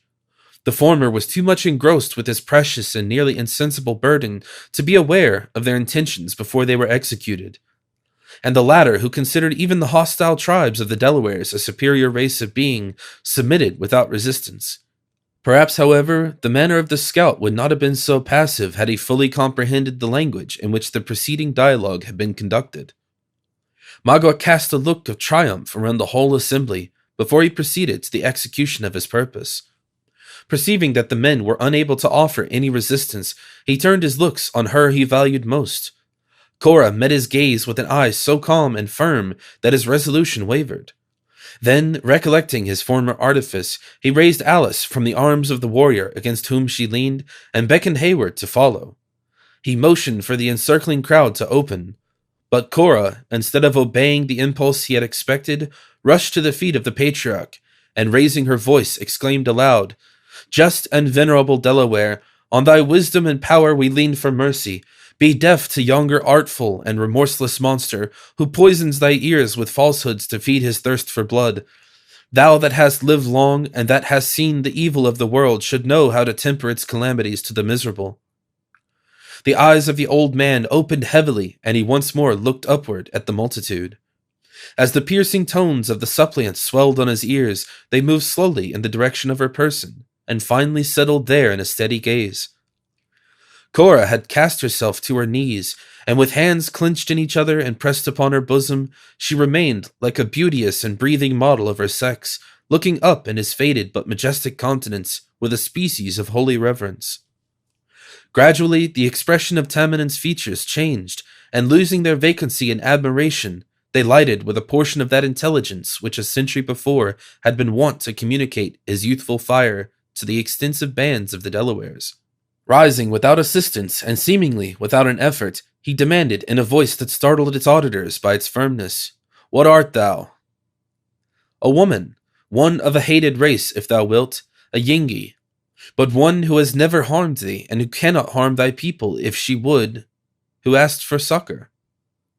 "Tell me, my children," continued the patriarch, hoarsely, motioning to those around him, though his eyes still dwelt upon the kneeling form of Cora, "where have the Delawares camped?" "In the mountains of the Iroquois, beyond the clear springs of the Horican." "Many parching summers are come and gone," continued the sage, "since I drank of the water of my own rivers. The children of Minquan are the justest white men, but they were thirsty and took it to themselves. Do they follow us so far?" "We follow none, we covet nothing," answered Cora. "Captives against our will have we been brought amongst you, and we ask but permission to depart to our own in peace. Art thou not Tamenund, the father, the judge, I had almost said the prophet, of his people?" "I am Tamenund of many days. 'Tis now some 7 years that one of thy people was at the mercy of a white chief on the borders of this province. He claimed to be the blood of the good and just Tamenund. 'Go,' said the white man, 'for thy parents' sake thou art free. Dost thou remember the name of that English warrior?' "I remember that when a laughing boy," returned the patriarch, with the peculiar recollection of vast age, "I stood upon the sands of the seashore, and saw a big canoe with wings wider than the swans, and wider than many eagles, come from the rising sun. Nay, nay, I speak not of a time so very distant, but of favor shown to thy kindred by one of mine, with the memory of thy youngest warrior. Was it when the Yengeese and the Dutchmen fought for the hunting grounds of the Delawares? Then Tamenund was a chief and first laid aside the bow for the lightning of the palefaces." "Not yet then," interrupted Cora. "By many ages, I speak of a thing of yesterday. Surely, surely you forget it not." "It was but yesterday," rejoined the aged man, with touching pathos, "that the children of the Lenape were masters of the world. The fishes of the salt lake, the birds, the beasts, and the Mengi of the woods owned them for the Sagamores." Cora bowed her head in disappointment, and for a bitter moment struggled with her chagrin. Then, elevating her rich features and beaming eyes, she continued in tones scarcely less penetrating than the unearthly voice of the patriarch himself, "Tell me, is Tamenund a father?"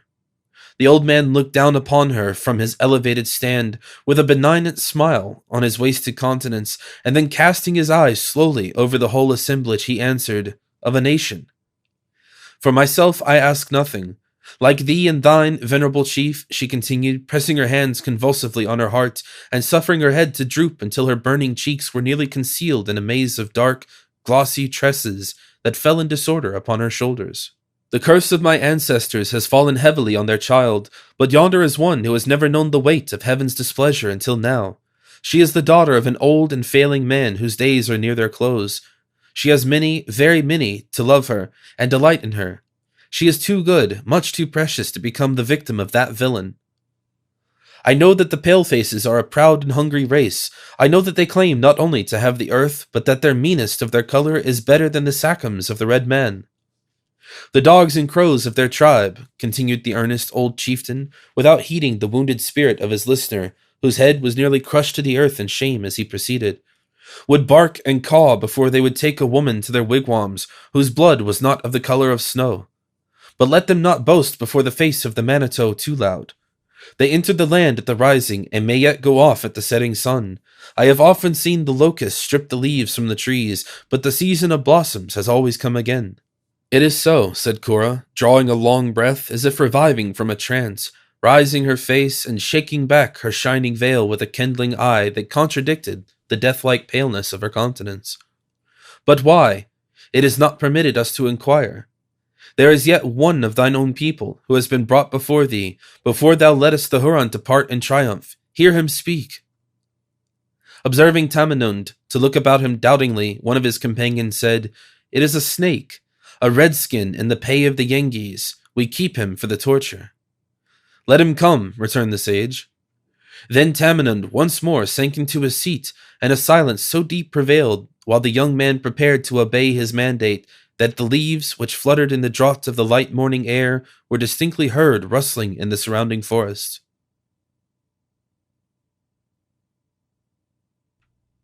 Chapter 30. If you deny me, fie upon your law. There is no force in the decree of Venice. I stand for judgment. Answer, shall I have it? Merchant of Venice. The silence continued unbroken by human sounds for many anxious minutes.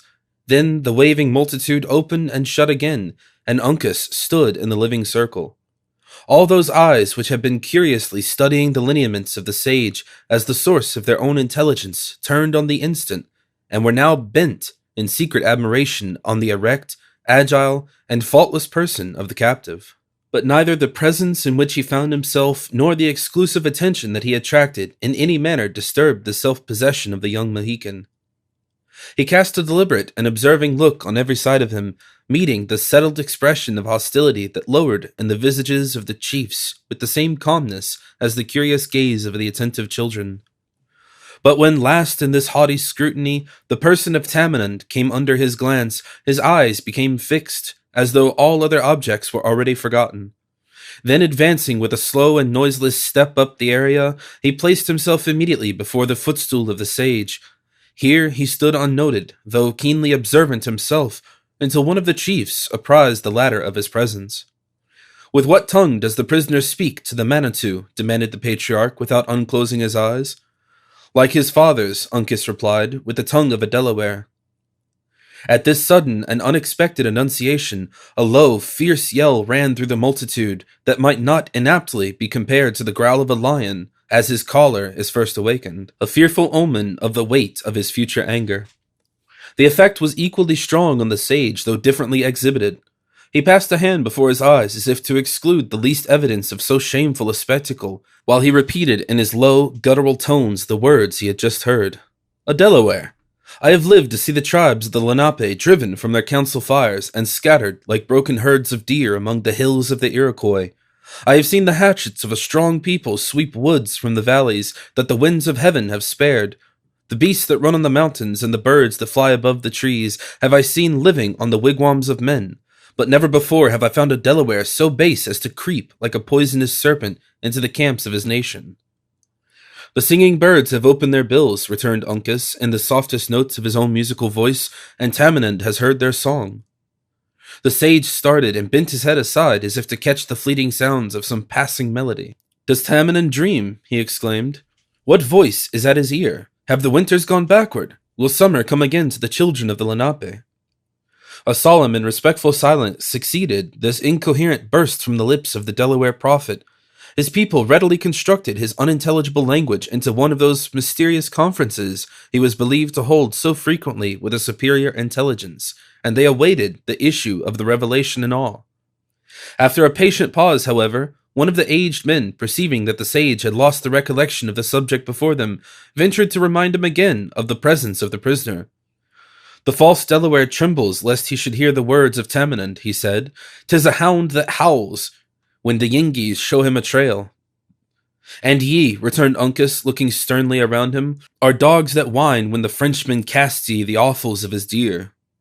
20 knives gleamed in the air, and as many warriors sprang to their feet at this biting and perhaps merited retort. But a motion from one of the chiefs suppressed the outbreaking of their tempers and restored the appearance of quiet. The task might probably have been more difficult, had not a movement made by Tamenund indicated that he was again about to speak. "Delaware," resumed the sage, "little art thou worthy of thy name. My people have not seen a bright sun in many winters, and the warrior who deserts his tribe when hid in clouds is doubly a traitor. The law of the Manitou is just, it is so. While the rivers run and the mountains stand, while the blossoms come and go on the trees, it must be so. He is thine, my children, deal justly by him." Not a limb was moved, nor was a breath drawn louder and longer than common, until the closing syllable of this final degree had passed the lips of Tamenund. Then a cry of vengeance burst at once, as it might be, from the united lips of the nation, a frightful augury of their ruthless intentions. In the midst of these prolonged and savage yells, a chief proclaimed in a high voice that the captive was condemned to endure the dreadful trial of torture by fire. The circle broke its order, and screams of delight mingled with the bustle and tumult of preparation. Hayward struggled madly with his captors. The anxious eye of Hawkeye began to look around him with an expression of peculiar earnestness, and Cora again threw herself at the feet of the patriarch, once more a suppliant for mercy. Throughout the whole of these trying moments, Uncas had alone preserved his serenity. He looked on the preparations with a steady eye, and when the tormentors came to seize him, he met them with a firm and upright attitude. One among them, if possible more fierce and savage than his fellows, seized the hunting shirt of the young warrior and at a single effort tore it from his body. Then, with a yell of frantic pleasure, he leaped toward his unresisting victim and prepared to lead him to the stake. But at that moment, when he appeared most a stranger to the feelings of humanity, the purpose of the savage was arrested as suddenly as if a supernatural agency had interposed in the behalf of Uncas. The eyeballs of the Delaware seemed to start from their sockets. His mouth opened, and his whole form became frozen in an attitude of amazement. Raising his hand with a slow and regulated motion, he pointed with a finger to the bosom of the captive. His companions crowded about him in wonder, and every eye was like his own, fastened intently on the figure of a small tortoise, beautifully tattooed on the breast of the prisoner in a bright blue tint. For a single instant, Uncas enjoyed his triumph, smiling calmly on the scene. Then, motioning the crowd away with a high and haughty sweep of his arm, he advanced in front of the nation with the air of a king and spoke in a voice louder than the murmur of admiration that ran through the multitude. "Men of the Lenape," he said, "my race upholds the earth. Your feeble tribe stands on my shell. What fire that a Delaware can light would burn the child of my fathers?" He added, pointing proudly to the simple blazonry on his skin. "The blood that came from such a stock would smother your flames. My race is the grandfather of nations." "Who art thou?" demanded Tamenund, rising at the startling tones he heard, more than at any meaning conveyed by the language of the prisoners. "Uncas, the son of Chingachgook," answered the captive modestly, turning from the nation and bending his head in reverence to the other's characters and years, "a son of the great Unimus." "The hour of Tamenund is nigh," exclaimed the sage. "The day is come at last to the night. I thank the Manitou that one is here to fill my place at the council fire. Uncas, the child of Uncas, is found. Let the eyes of a dying eagle gaze on the rising sun." The youth stepped lightly but proudly on the platform, where he became visible to the whole agitated and wondering multitude. Tamenund held him long at the length of his arm, and read every turn in the fine lineaments of his countenance, with the untiring gaze of one who recalled days of happiness. "Is Tamenund a boy?" at length the bewildered prophet exclaimed. "Have I dreamed of so many snows that my people were scattered like floating sands, of Yingis more plenty than the leaves on the trees? The arrows of Tamenund would not frighten the fawn. His arm is withered like the branch of a dead oak. The snail would be swifter in the race. Yet is Uncas before him as they went to battle against the palefaces. Uncas, the panther of his tribe, the eldest son of the Lenape, the wisest sagamore of the Mohicans. Tell me, ye Delawares, has Tamenund been a sleeper for 100 winters?" The calm and deep silence which succeeded these words sufficiently announced the awful reverence with which his people received the communication of the patriarch. None dared to answer, although all listened in breathless expectation of what might follow. Uncas, however, looking in his face with the fondness and veneration of a favored child, presumed on his own high and acknowledged rank to reply. "4 warriors of his race have lived and died," he said, "since the friend of Tamenund led his people in battle. The blood of the turtle has been in many chiefs, but all have gone back into the earth from whence they came, except Chingachgook and his son." It is true," returned the sage, a flash of recollection destroying all his pleasing fancies, and restoring him at once to a consciousness of the true history of his nation. "Our wise men have often said that 2 warriors of the unchanged race were in the hills of the Yingis. Why have their seats at the council fires of the Delaware been so long empty?"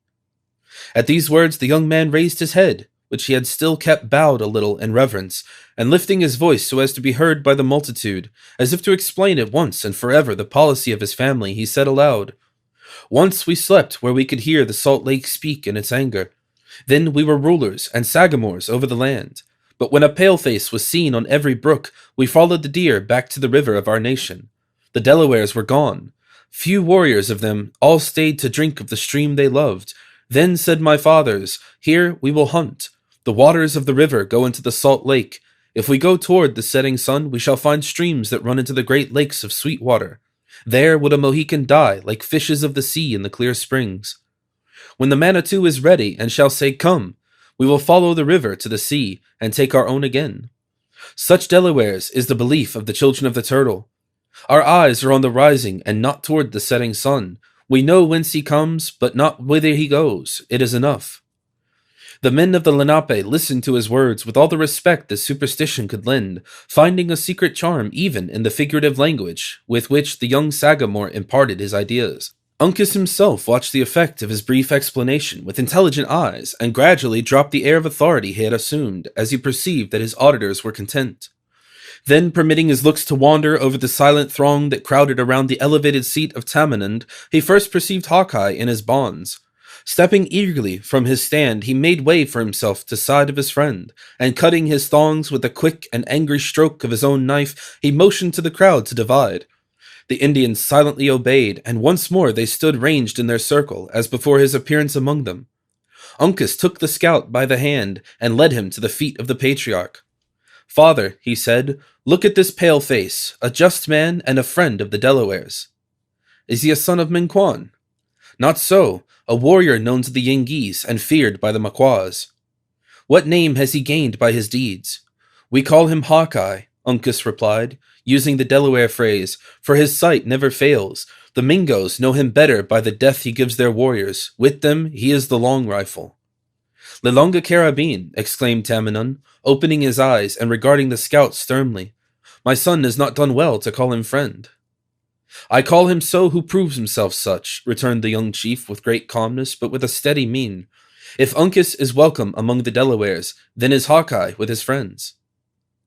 The paleface has slain many young men. His name is great for the blows he has struck the Lenape."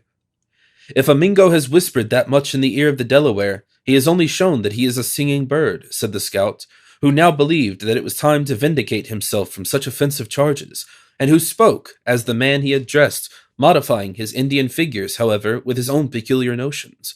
"That I have slain the Maquas I am not the man to deny, even at their own council fires. But that knowingly my hand has never harmed a Delaware is opposed to the reason of my gifts, which is friendly to them and all that belongs to their nation." A low exclamation of applause passed among the warriors, who exchanged looks with each other like men that first began to perceive their error. "Where is the Huron?" demanded Tamenund. "Has he stopped my ears?" Magua, whose feelings during that scene in which Uncas had triumphed may be better imagined than described, answered to the call by stepping boldly in front of the patriarch. "The just Tamenund," he said, "will not keep what a Huron has lent." "Tell me, son of my brother," returned the sage, avoiding the dark countenance of Lesuttle, and turning gladly to the more ingenious features of Uncas, "has the stranger a conqueror's right over you?" "He has none. The panther may get into snares set by the women, but he is strong and knows how to leap through them." "Lelonga Carabine?" "Laughs at the Mingos. Go, Huron, ask your squaws the color of a bear." "The stranger and white maiden that come into my camp together?" "Should journey on an open path." "And the woman that Huron left with my warriors?" Uncas made no reply. "And the woman that the Mingo has brought into my camp," repeated Tamenund gravely. "She is mine," cried Magua, shaking his hand in triumph at Uncas. "Mohican, you know that she is mine." "My son is silent," said Tamenund, endeavoring to read the expression of the face that the youth turned from him in sorrow. "It is so," was the low answer. A short and impressive pause succeeded, during which it was very apparent with what reluctance the multitude had admitted the justice of the Mingo's claim. At length the sage, on whom alone the decision depended, said in a firm voice, "Huron, depart." "As he came, just Tamenund," demanded the wily Magua, "or with hands filled with the faith of the Delawares? The wigwam of Le Renard Subtle is empty. Make him strong with his own." The aged man mused with himself for a minute, and then, bending his head toward one of his venerable companions, he asked, "Are my ears open?" "It is true. Is this Mingo a chief?" "The first in his nation." "Girl, what wouldst thou? A great warrior takes thee to wife. Go, thy race will not end." "Better 1,000 times it should," exclaimed the horror-struck Cora, "than meet with such a degradation."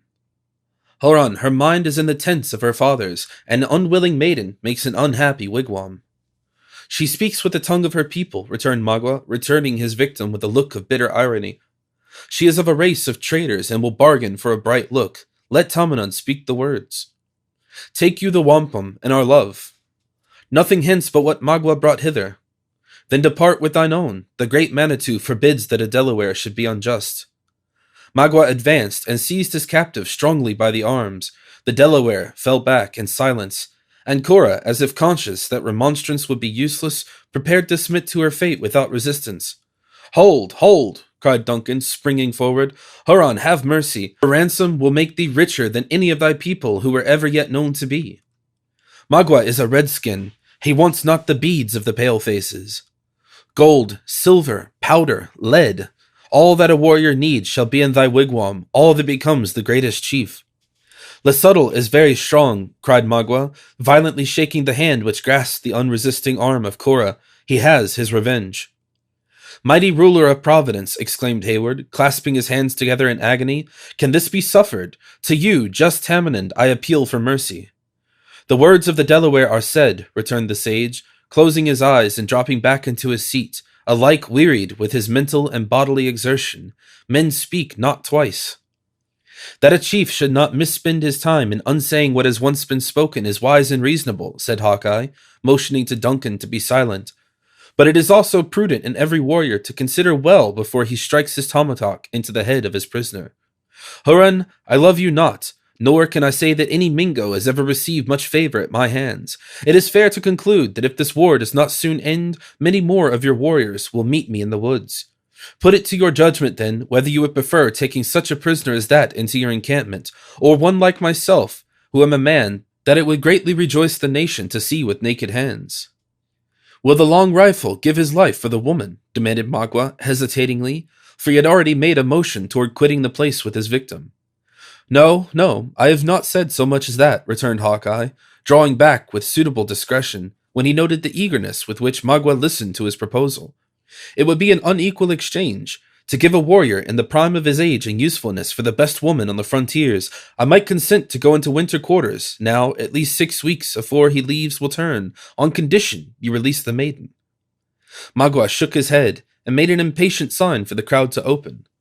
Well then, added the scout, with the musing air of a man who had not half made up his mind, I will throw Killdeer into the bargain.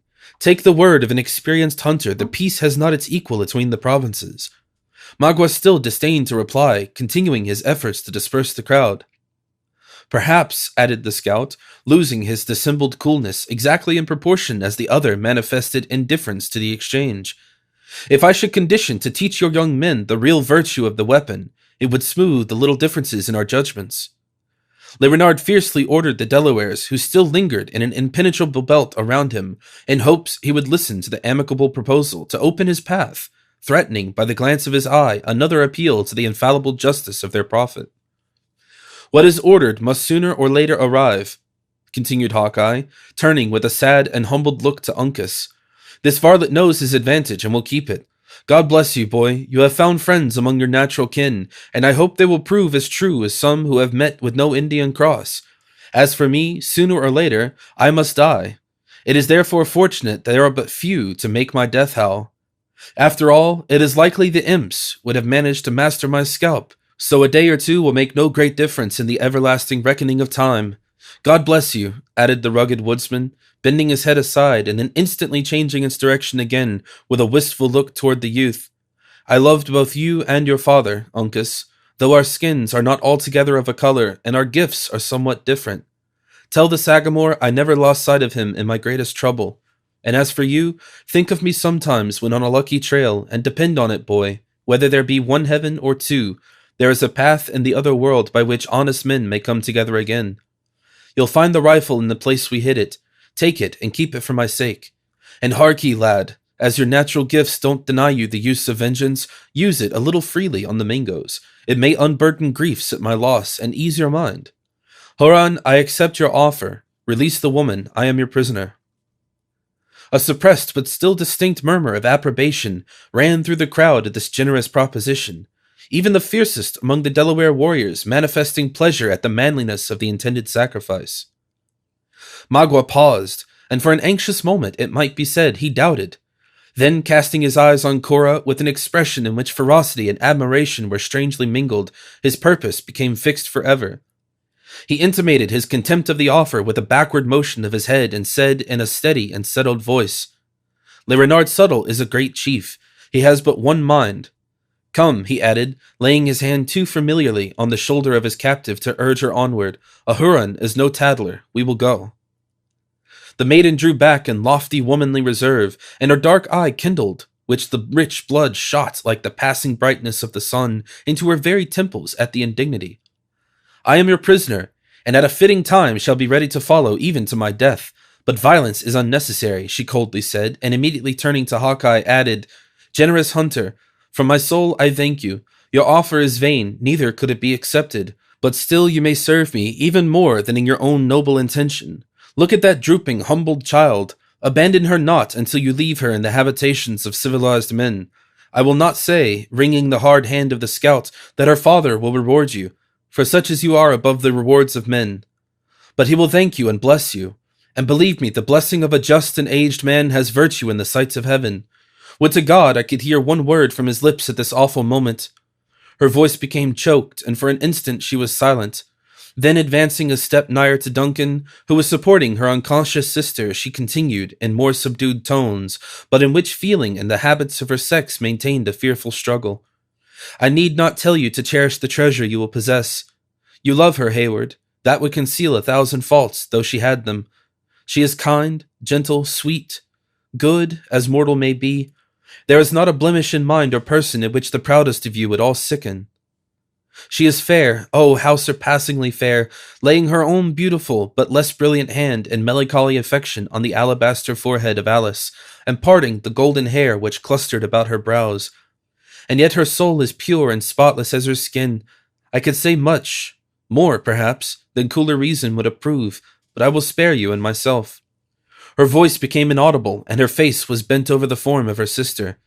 After a long and burning kiss, she arose, and with features of the hue of death, but without even a tear in her feverish eye, she turned away, and added to the savage with all the former elevation of manner, Now, sir, if it will be your pleasure, I will follow. Aye, go, cried Duncan, placing Alice in the arms of the Indian girl. Go, Magua, go. These Delawares have their laws, which forbid them to detain you, but I have no such obligation. Go, malignant monster, why do you delay? It would be difficult to describe the expression which Magua listened to this threat to follow. There was at first a fierce and manifest display of joy, and then it was instantly subdued by a look of cunning coldness. The words are open, he was content with answering. The open hand can come. Hold, cried Hawkeye, seizing Duncan by the arm and detaining him by violence. You know not the craft of the imp. He would lead you to an ambushment and your death. Huron, interrupted Uncas, who, submissive to the stern customs of his people, had been an attentive and grave listener to all that passed. Huron, the justice of the Delawares comes from the Manitou. Look at the sun. He is now in the upper branches of the hemlock. Your path is short and open. When he is seen above the trees, there will be men on your trail. I hear a crow, exclaimed Magua with a taunting laugh. Go, he added, shaking his hand at the crowd, which had slowly opened to admit his passage. Where are the petticoats of the Delawares? Let them send their arrows and their guns to the Wyandots. They shall have venison to eat and corn to hoe.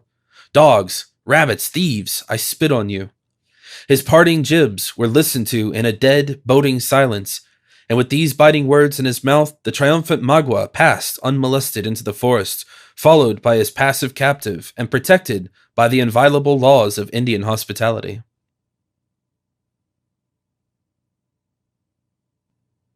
Chapter 31. Flew, kill the poils in the luggage. 'Tis expressly against the law of arms. 'Tis as errant a piece of knavery, mark you now, as can be offered in the world. King Henry V. So long as their enemy and his victim continued in sight, the multitude remained motionless as beings charmed to the place by some power that was friendly to the Huron. But the instant he disappeared, it became tossed and agitated by fierce and powerful passion. Uncas maintained his elevated stand, keeping his eyes on the form of Cora, until the colors of her dress were blended with the foliage of the forest.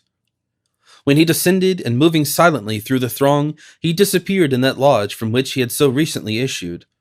A few of the graver and more attentive warriors who caught the gleams of anger that shot from the eyes of the young chief in passing followed him to the place he had selected for his meditations, after which Tamenund and Alice were removed, and the women and children were ordered to disperse. During the momentous hour that succeeded, the encampment resembled a hive of troubled bees, who only awaited the appearance and example of their leader to take some distant and momentous flight. A young warrior at length issued from the lodge of Uncas, and moving deliberately with a sort of grave march toward a dwarf pine that grew in the crevices of the rocky terrace, He tore the bark from its body, and then turned whence he came without speaking. He was soon followed by another, who stripped the sapling of its branches, leaving it a naked and blazed trunk.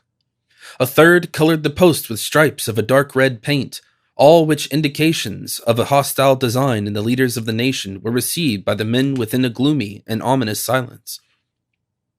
Finally, the Mohican himself reappeared, divested of all his attire except his girdle and leggings, and with one half of his fine features hid under a cloud of threatening black. Uncas moved with a slow and dignified tread toward the post, which he immediately commenced encircling with a measured step, not unlike an ancient dance, raising his voice at the same time in the wild and irregular chant of his war song. The notes were in the extremes of human sounds, being sometimes melancholy and exquisitely plaintive, even rivaling the melody of birds, and then by sudden and startling transitions, causing the auditors to tremble by their depth and energy. The words were few and often repeated, proceeding gradually from a sort of invocation or hymn to the deity, to an intimation of the warrior's object, and terminating as they commenced with an acknowledgment of his own dependence on the Great Spirit. If it were possible to translate the comprehensive and melodious language in which he spoke, the ode might read something like the following: Manitou, Manitou, Manitou, thou art great, thou art good, thou art wise. Manitou, Manitou, thou art just. In the heavens, in the clouds, oh, I see many spots, many dark, many red. In the heavens, oh, I see many clouds. In the woods, in the air, oh, I hear the whoop, the long yell and the cry. In the woods, oh, I hear the loud whoop. Manitou, Manitou, Manitou, I am weak, thou art strong. I am slow, Manitou, Manitou, give me aid. At the end of what might be called each verse, he made a pause by raising a note louder and longer than common, which was peculiarly suited to the sentiment just expressed. The first close was solemn and intended to convey the idea of veneration, the second descriptive bordering on the alarming, and the third was the well-known and terrific war whoop, which burst from the lips of the young warrior like a combination of all the frightful sounds of battle. The last was like the first, humble and imploring. 3 times did he repeat this song, and as often did he encircle the posts of his dance. At the close of the first turn, a grave and highly esteemed chief of the Lenape followed his example, singing words of his own, however, to music of a similar character. Warrior after warrior enlisted in the dance until all of any renown and authority were numbered in its mazes. The spectacle now became wildly terrific, the fierce-looking and menacing visages of the chiefs receiving additional power from the appalling strains in which they mingled their guttural tones. Just then, Uncas struck his tomahawk deep into the post and raised his voice in a shout which might be termed his own battle cry. The act announced that he had assumed the chief authority in the intended expedition. It was a signal that awakened all the slumbering passions of the nation. 100 youths, who had hitherto been restrained by the difference of their years, rushed in a frantic body on the fancied emblem of their enemy, and severed it asunder, splinter by splinter, until nothing remained of its trunk but its roots in the earth. During the moment of tumult, the most ruthless deeds of war were performed on the fragments of the tree, with as much apparent ferocity as if they were living victims of their cruelty. Some were scalped, some received the keen and trembling axe, and others suffered by thrusts from the fatal knife. In short, the manifestations of zeal and fierce delight were so great and unequivocal that the expedition was declared to be a war of the nation. The instant Uncas had struck the blow, he moved out of the circle and cast his eyes up to the sun, which was just gaining the point, when the truce with Magua was to end.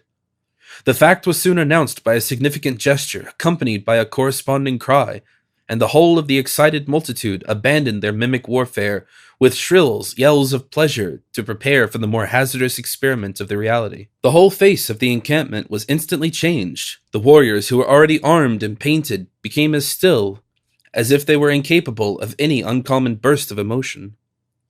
On the other hand, the women broke out of the lodges with the songs of joy and those of lamentation so strangely mixed that it might have been difficult to have said which passion preponderated.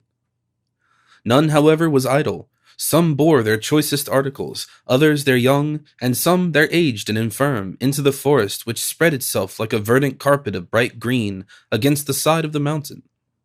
Thither Tamenund also retired with calm composure after a short and touching interview with Uncas, from whom the sage separated with the reluctance that a parent would quit a long-lost and just-recovered child. In the meantime, Duncan saw Alice to a place of safety, and then sought the scout with a countenance that denoted how eagerly he also panted for the approaching contest. But Hawkeye was too much accustomed to the war song and the enlistments of the natives to betray any interest in the passing scene. He merely cast an occasional look at the number and quality of the warriors, who from time to time signified their readiness to accompany Uncas to the field. In this particular he was soon satisfied, for as he had already been seen, the power of the young chief quickly embraced every fighting man in the nation. After this material point was so satisfactorily decided, he dispatched an Indian boy in quest of Killdeer and the rifle of Uncas to the place where they had deposited their weapons on approaching the camp of the Delawares, a measure of double policy, inasmuch as it protected the arms from their fate if detained as prisoners and gave them the advantage of appearing among the strangers rather as sufferers than as men provided with means of defense and subsistence. In selecting another to perform the office of reclaiming his highly prized rifle, the scout had lost sight of none of his habitual caution. He knew that Magua had not come unattended. He also knew that Huron spies watched the movements of their new enemies along the whole boundary of the woods. It would therefore have been fatal to himself to have attempted the experiment. A warrior would have fared no better, but the danger of a boy would not be likely to commence until after his object was discovered. When Hayward joined him, the scout was coolly awaiting the result of his experiment. The boy, who had been well instructed and was sufficiently crafty, proceeded, with a bosom that was swelling with pride at such a confidence and all the hopes of young ambition, carelessly across the clearing to the wood, which he entered at a point at some little distance from the place where the guns were secreted.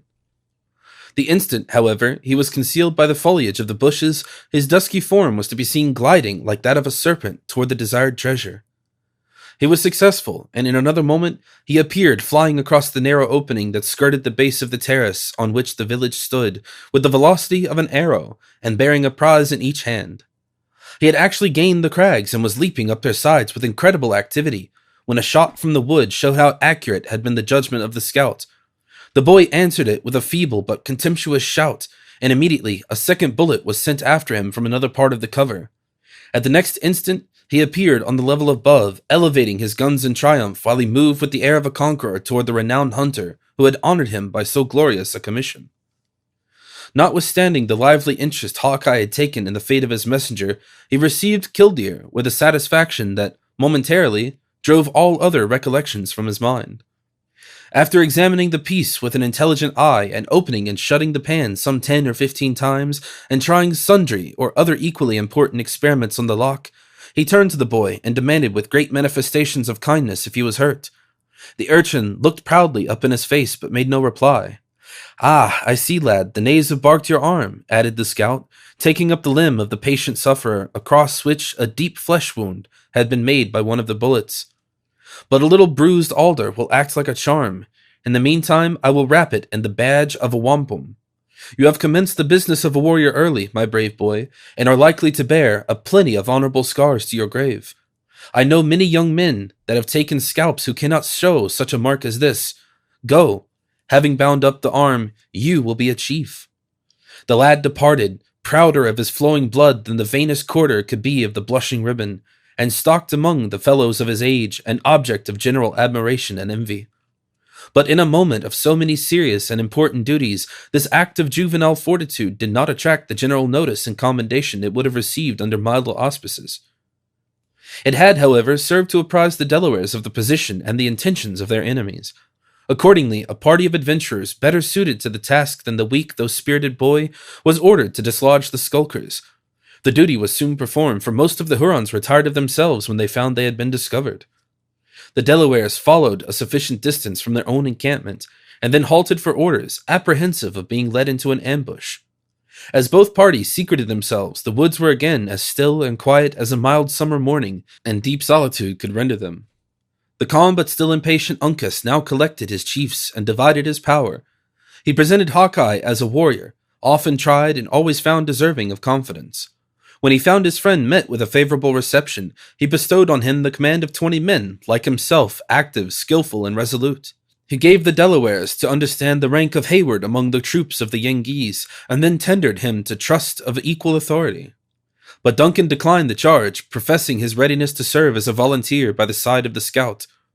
After this disposition, the young Mohican appointed various native chiefs to fill the different situations of responsibility, and, the time pressing, he gave forth the word to march.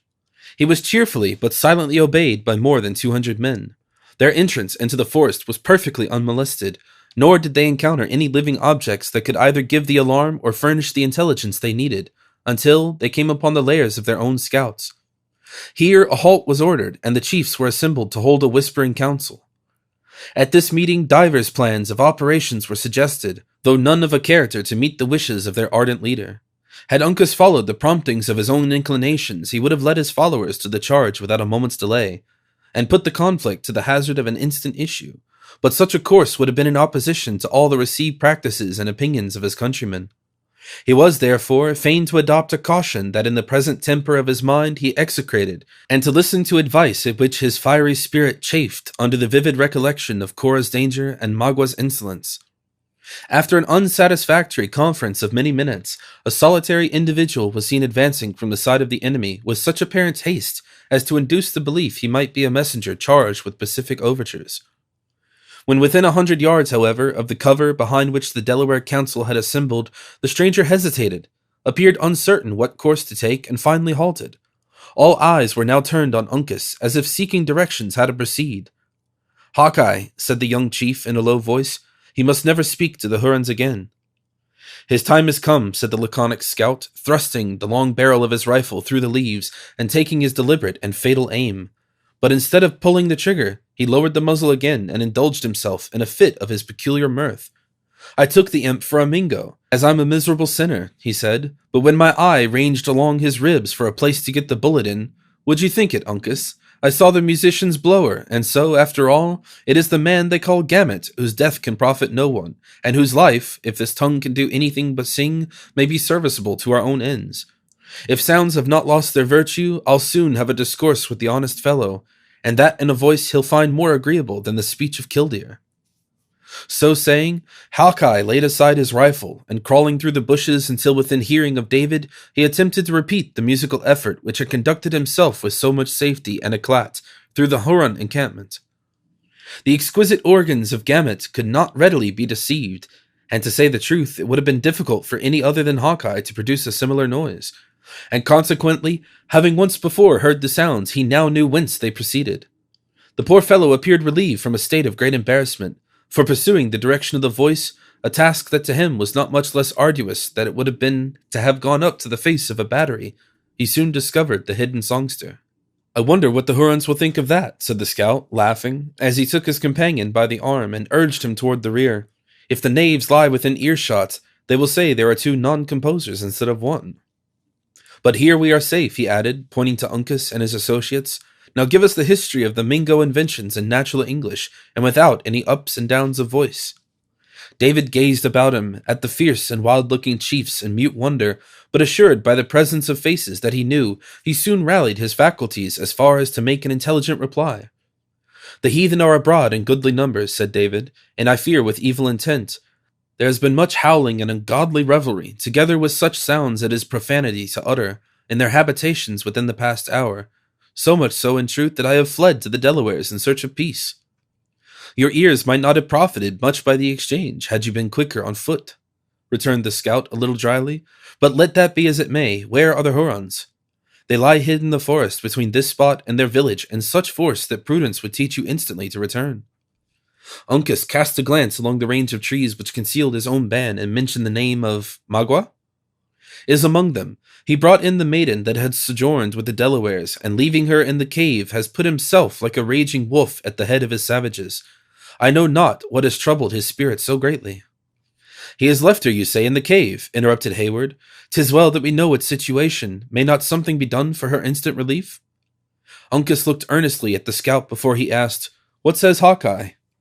"Give me 20 rifles, and I will turn to the right, along the stream, and passing by the huts of the beaver will join the Sagamore and the colonel. You shall then hear the whoop from that quarter, and with this wind one may easily send it a mile. Then, Uncas, do you drive in the front. When they come within range of our pieces, we will give them a blow that I pledge the good name of an old frontiersman shall make their line bend like an ashen bow. After which, we will carry the village and take the woman from the cave. when the affair may be finished with the tribe according to a white man's battle by a blow and a victory, or in the Indian fashion with dodge and cover. There may be no great learning, Major, in this plan, but with courage and patience it can all be done." "I like it very much," cried Duncan, who saw that the release of Cora was the primary object of the mind of the scout. "I like it much. Let it be instantly attempted." After a short conference, the plan was matured and rendered more intelligible to the several parties. The different signals were appointed, and the chiefs separated, each to his allotted station.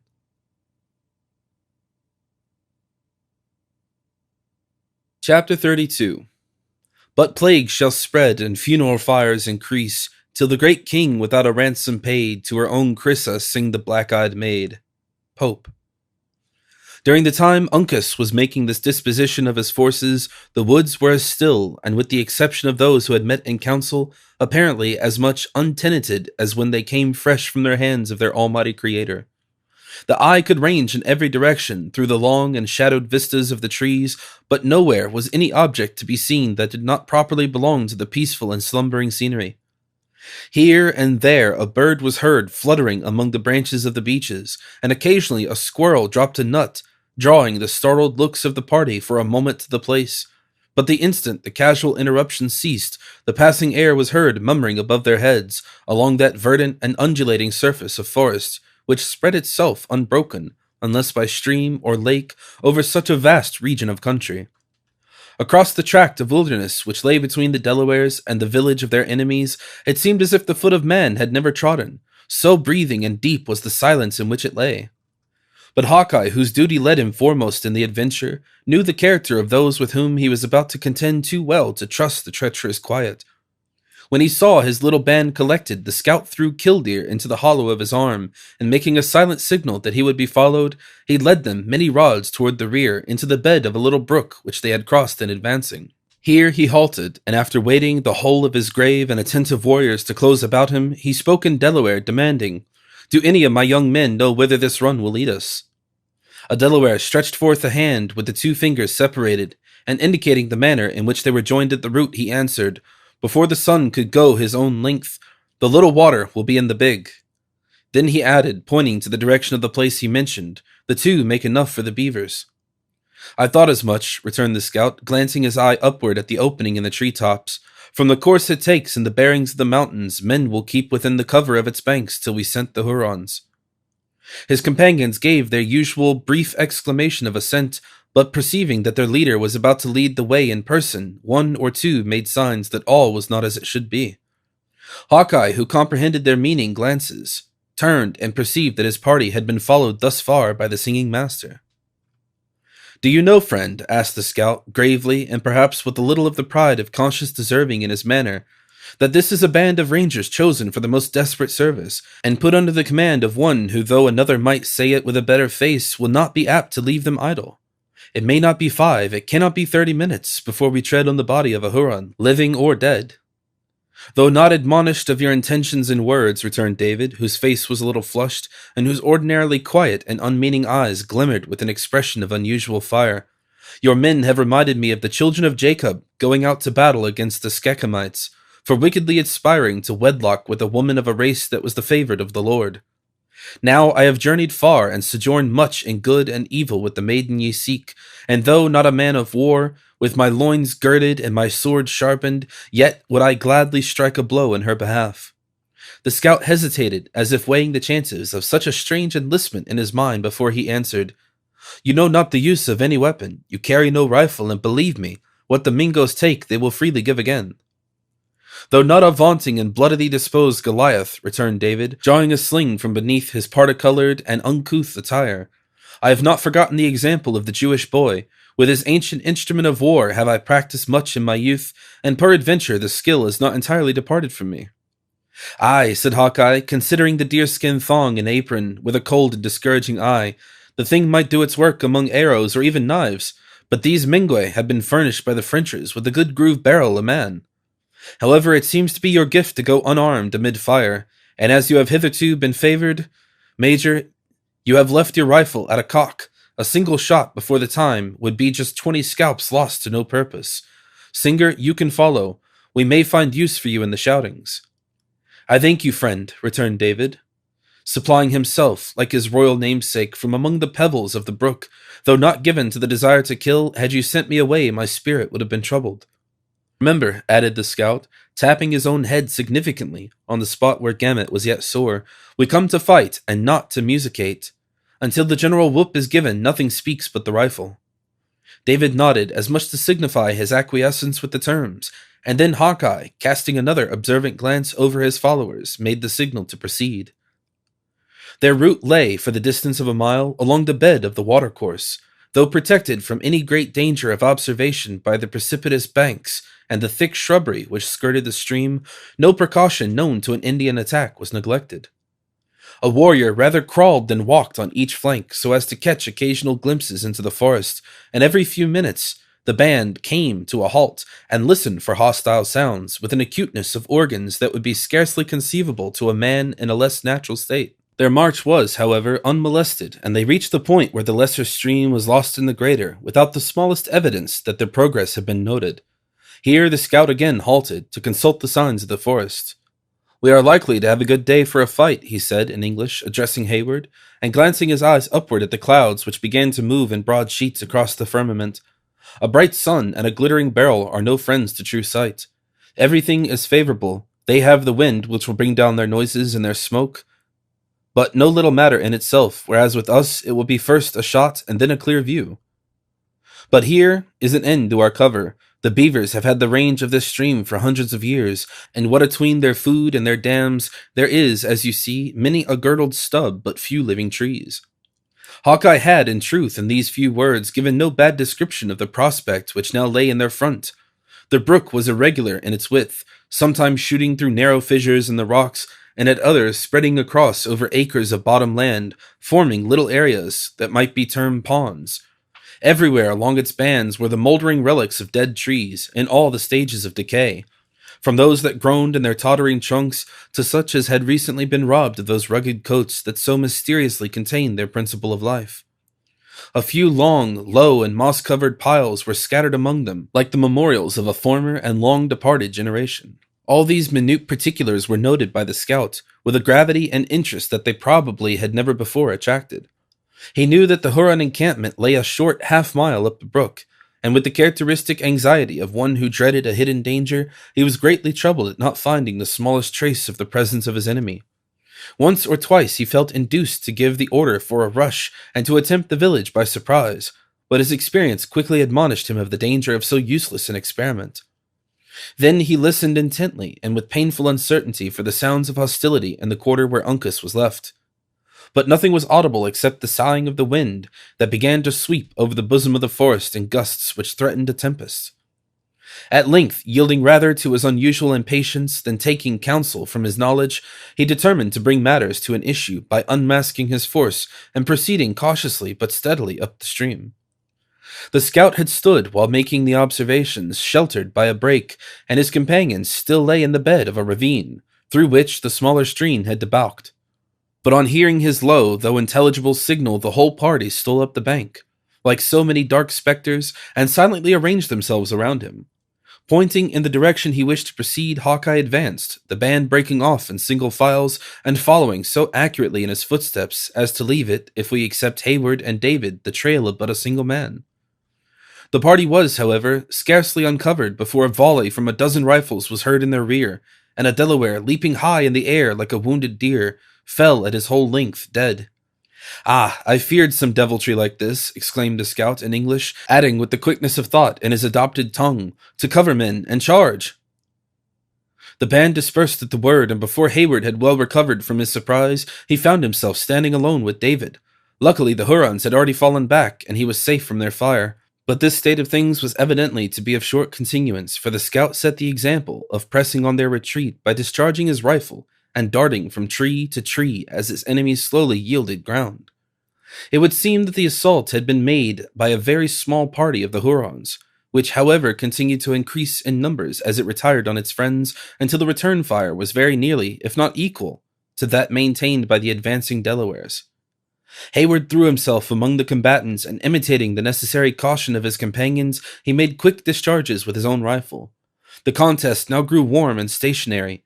Few were injured, as both parties kept their bodies as much protected as possible by the trees, never indeed exposing any part of their persons except in the act of taking aim. But the chances were gradually growing unfavorable to Hawkeye and his band. The quick-sighted scout perceived his danger without knowing how to remedy it. He saw it was more dangerous to retreat than to maintain his ground, while he found his enemy throwing out men on his flank, which rendered the task of keeping themselves covered so very difficult to the Delawares, as nearly to silence their fire. At this embarrassing moment, when they began to think the whole of the hostile tribe was gradually encircling them, they heard the yell of combatants and the rattling of arms echoing under the arches of the woods at the place where Uncas was posted, a bottom which, in a manner, lay beneath the ground on which Hawkeye and his party were contending. The effects of this attack were instantaneous, and the scout and his friends greatly relieving. It would seem that while his own surprise had been anticipated and had consequently failed, the enemy in their turn, having been deceived in its object and in its numbers, had left too small a force to resist the impetuous onset of the young Mohican.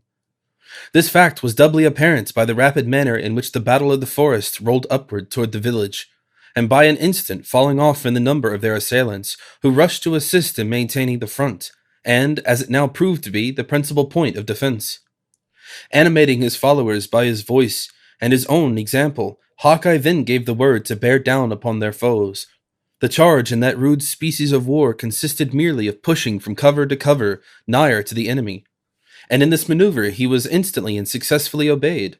The Hurons were compelled to withdraw, and the scene of the contest rapidly changed from the more open ground on which it had commenced to a spot where the assailed found a thicket to rest upon.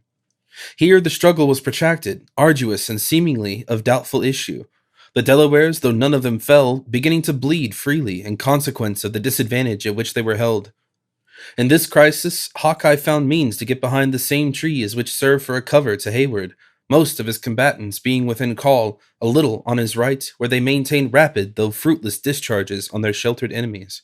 "You are a young man, Major," said the scout, dropping the butt of killdeer to the earth and leaning on the barrel, a little fatigued with his previous industry. "And it may be your gift to lead armies at some future day, again these imps, the Mingoes. You may see here the philosophy of an Indian fight. It consists mainly in ready hand, a quick eye, and a good cover. Now, if you had a company of the Royal Americans here, in what manner would you send them to work in this business? The bayonet would make a road. Aye, there is white reason in what you say, but a man must ask himself in this wilderness how many lives he can spare. No horse," continued the scout, shaking his head like one who mused, "horse, I am ashamed to say, must sooner or later decide these scrimmages. The brutes are better than men, and to horse we must come at last. Put a shodden hoof on the moccasin of a redskin, and if his rifle be once emptied, he will never stop to load it again." "This is a subject that might better be discussed at another time," returned Hayward. "Shall we charge?" "I see no contradiction to the gifts of any man in passing his breathing spells in useful reflection," the scout replied. "As to rush, I little relish such a measure, for a scalp or two must be thrown away in the attempt. And yet," he added, bending his head aside to catch the sounds of the distant combat, "if we are to be of use to Uncas, these knaves in our front must be got rid of." Then turning with a prompt and decided air, he called aloud to his Indians in their own language. His words were answered by a shout, and at a given signal, each warrior made a swift movement around his particular tree. The sight of so many dark bodies glancing before their eyes at the same instant drew a hasty and consequently ineffectual fire from the Hurons. Without stopping to breathe, the Delawares leaped in long bounds toward the wood, like so many panthers springing on their prey. Hawkeye was in front, brandishing his terrible rifle and animating his followers by his example. A few of the older and more cunning Hurons, who had not been deceived by the artifice which had been practiced to draw their fire, now made a close and deadly discharge of their pieces, and justified the apprehensions of the scout by felling 3 of his foremost warriors. But the shock was insufficient to repel the impetus of the charge. The Delawares broke into the cover with the ferocity of their nature and swept away every trace of resistance by the fury of the onset. The combat endured only for an instant, hand to hand, and then the assailed yielded ground rapidly until they reached the opposite margin of the thicket, where they clung to the cover with the sort of obstinacy that is so long witnessed in hunted brutes. At this critical moment, when the success of the struggle was becoming again doubtful, the crack of a rifle was heard behind the Hurons, and a bullet came whizzing from among some beaver lodges, which were situated in the clearing in their rear, and was followed by the fierce and appalling yell of the war-whoop. "There speaks the Sagamore," shouted Hawkeye, answering the cry with his own stentorian voice. "We have them now, in face and back." The effect on the Hurons was instantaneous. Discouraged by an assault from a quarter that left them no opportunity for cover, the warriors uttered a common yell of disappointment, and breaking off in a body, they spread themselves across the opening, heedless of every consideration but flight. Many fell in making the experiment under the bullets and the blows of the pursuing Delawares. We shall not pause to detail the meeting between the scout and Chingachgook, or the more touching interview that Duncan held with Monroe. A few brief and hurried words served to explain the state of things to both parties. And then Hawkeye, pointing out the Sagamore to his band, resigned the chief authority into the hands of the Mohican chief. Chingachgook assumed the station to which his birth and experience gave him so distinguished a claim, with the grave dignity that always gives force to the mandates of a native warrior. Following the footsteps of the scout, he led the party back through the thicket, his men scalping the fallen Hurons and secreting the bodies of their own dead as they proceeded, until they gained a point where the former was content to make a halt. The warriors who had breathed themselves freely in the preceding struggle were now posted on a bit of level ground, sprinkled with trees in sufficient numbers to conceal them. The land fell away rather precipitately in front, and beneath their eyes stretched, for several miles, a narrow, dark, and wooded vale.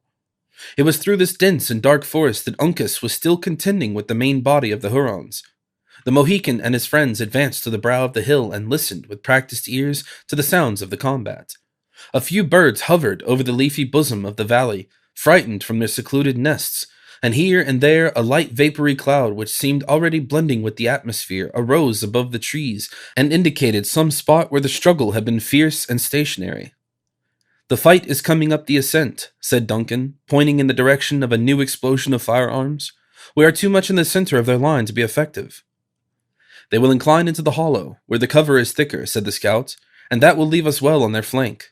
Go, Sagamore, you will hardly be in time to give the whoop and lead on the young men. I will fight this scrimmage with the warriors of my own color. You know me, Mohican. Not a Huron of them all shall cross the swell into your rear without the notice of Killdeer." The Indian chief paused another moment to consider the signs of the contest, which was now rolling rapidly up the ascent, a certain evidence that the Delawares triumphed. Nor did he actually quit the place until admonished of the proximity of his friends, as well as enemies, by the bullets of the former, which began to patter among the dry leaves of the ground, like the bits of falling hail which preceded the bursting of the tempest. Hawkeye and his 3 companions withdrew a few paces to a shelter, and awaited the issue with calmness that nothing but great practice could impart in such a scene. It was not long before the reports of the rifles began to lose the echoes of the woods, and to sound like weapons discharged in the open air. Then a warrior appeared, here and there, driven to the skirts of the forest, and rallying as he entered the clearing, as at the place where the final stand was to be made. These were soon joined by others, until a long line of swarthy figures was to be seen clinging to the cover with the obstinacy of desperation. Hayward began to grow impatient, and turned his eyes anxiously in the direction of Chingachgook. The chief was seated on a rock with nothing visible but his calm visage, considering the spectacle with an eye as deliberate as if he were posted there merely to view the struggle.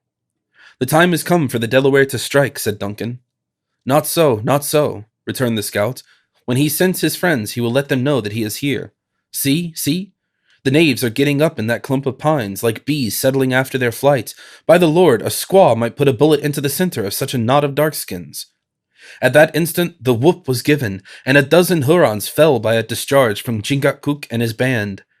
The shout that followed was answered by a single war cry from the forest, and a yell passed through the air that sounded as if 1,000 throats were united in a common effort.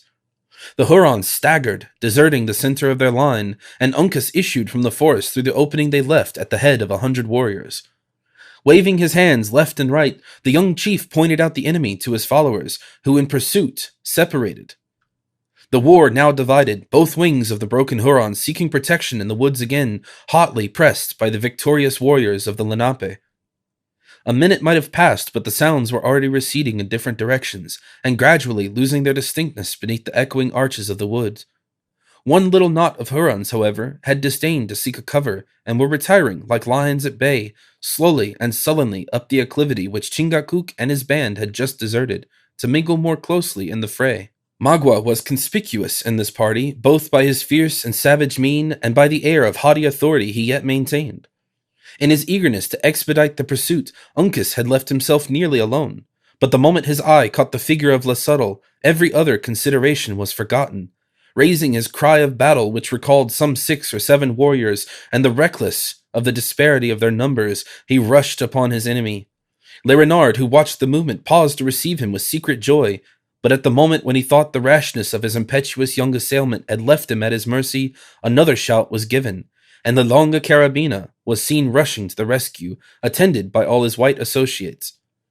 The Huron instantly turned and commenced a rapid retreat up the ascent. There was no time for greetings or congratulations, for Uncas, though unconscious of the presence of his friends, continued the pursuit with the velocity of the wind. In vain Hawkeye called to him to respect the covers. The young Mohican braved the dangerous fire of his enemies, and soon compelled them to a flight as swift as his own headlong speed. It was fortunate that the race was of short continuance, and that the white men were much favored by their position, or the Delaware would have soon been outstripped by all his companions, and fallen a victim to his own temerity. But ere such a calamity could happen, the pursuers and pursued entered the Wyandot village, within striking distance of each other. Excited by the presence of their dwellings and tired of the chase, the Hurons now made a stand and fought around their council lodge with the fury of despair. The onset and the issue were like the passage and destruction of a whirlwind. The tomahawk of Uncas, the blows of Hawkeye, and even the still nervous arm of Monroe were all busy for that passing moment, and the ground was quickly strewed with their enemies. Still, Magua, though daring and much exposed, escaped from every effort against his life with that sort of fabled protection that was made to overlook the fortunes of favored heroes and the legends of ancient poetry. Raising a yell that spoke volumes of anger and disappointment, the subtle chief, when he saw his comrades fallen, darted away from the place, attended by his only 2 surviving friends, leaving the Delawares engaged in stripping the dead of the bloody trophies of their victory. But Uncas, who had vainly sought him in the melee, bounded forward in pursuit, Hawkeye, Hayward, and David still pressing on his footsteps. The utmost that the scout could effect was to keep the muzzle of his rifle a little in advance of his friend, to whom, however, it answered every purpose of a charmed shield. Once Magua appeared disposed to make another and final effort to revenge his losses, but abandoning his intention as soon as demonstrated, he leaped into a thicket of bushes, through which he was followed by his enemies, and suddenly entered the mouth of the cave already known to the reader. Hawkeye, who had only forborne to fire in tenderness to Uncas, raised a shout of success, and proclaimed aloud that now they were certain of their game. The pursuers dashed into the long and narrow entrance, in time to catch a glimpse of the retreating forms of the Hurons. Their passage through the natural galleries and subterraneous apartments of the cavern was preceded by the shrieks and cries of hundreds of women and children. The place, seen by its dim and uncertain light, appeared like the shades of the infernal regions across which unhappy ghosts and savage demons were flitting in multitudes. Still Uncas kept his eye on Magua, as if life to him possessed but a single object. Hayward and the scouts still pressed on his rear, actuated, though possibly in a less degree, by a common feeling.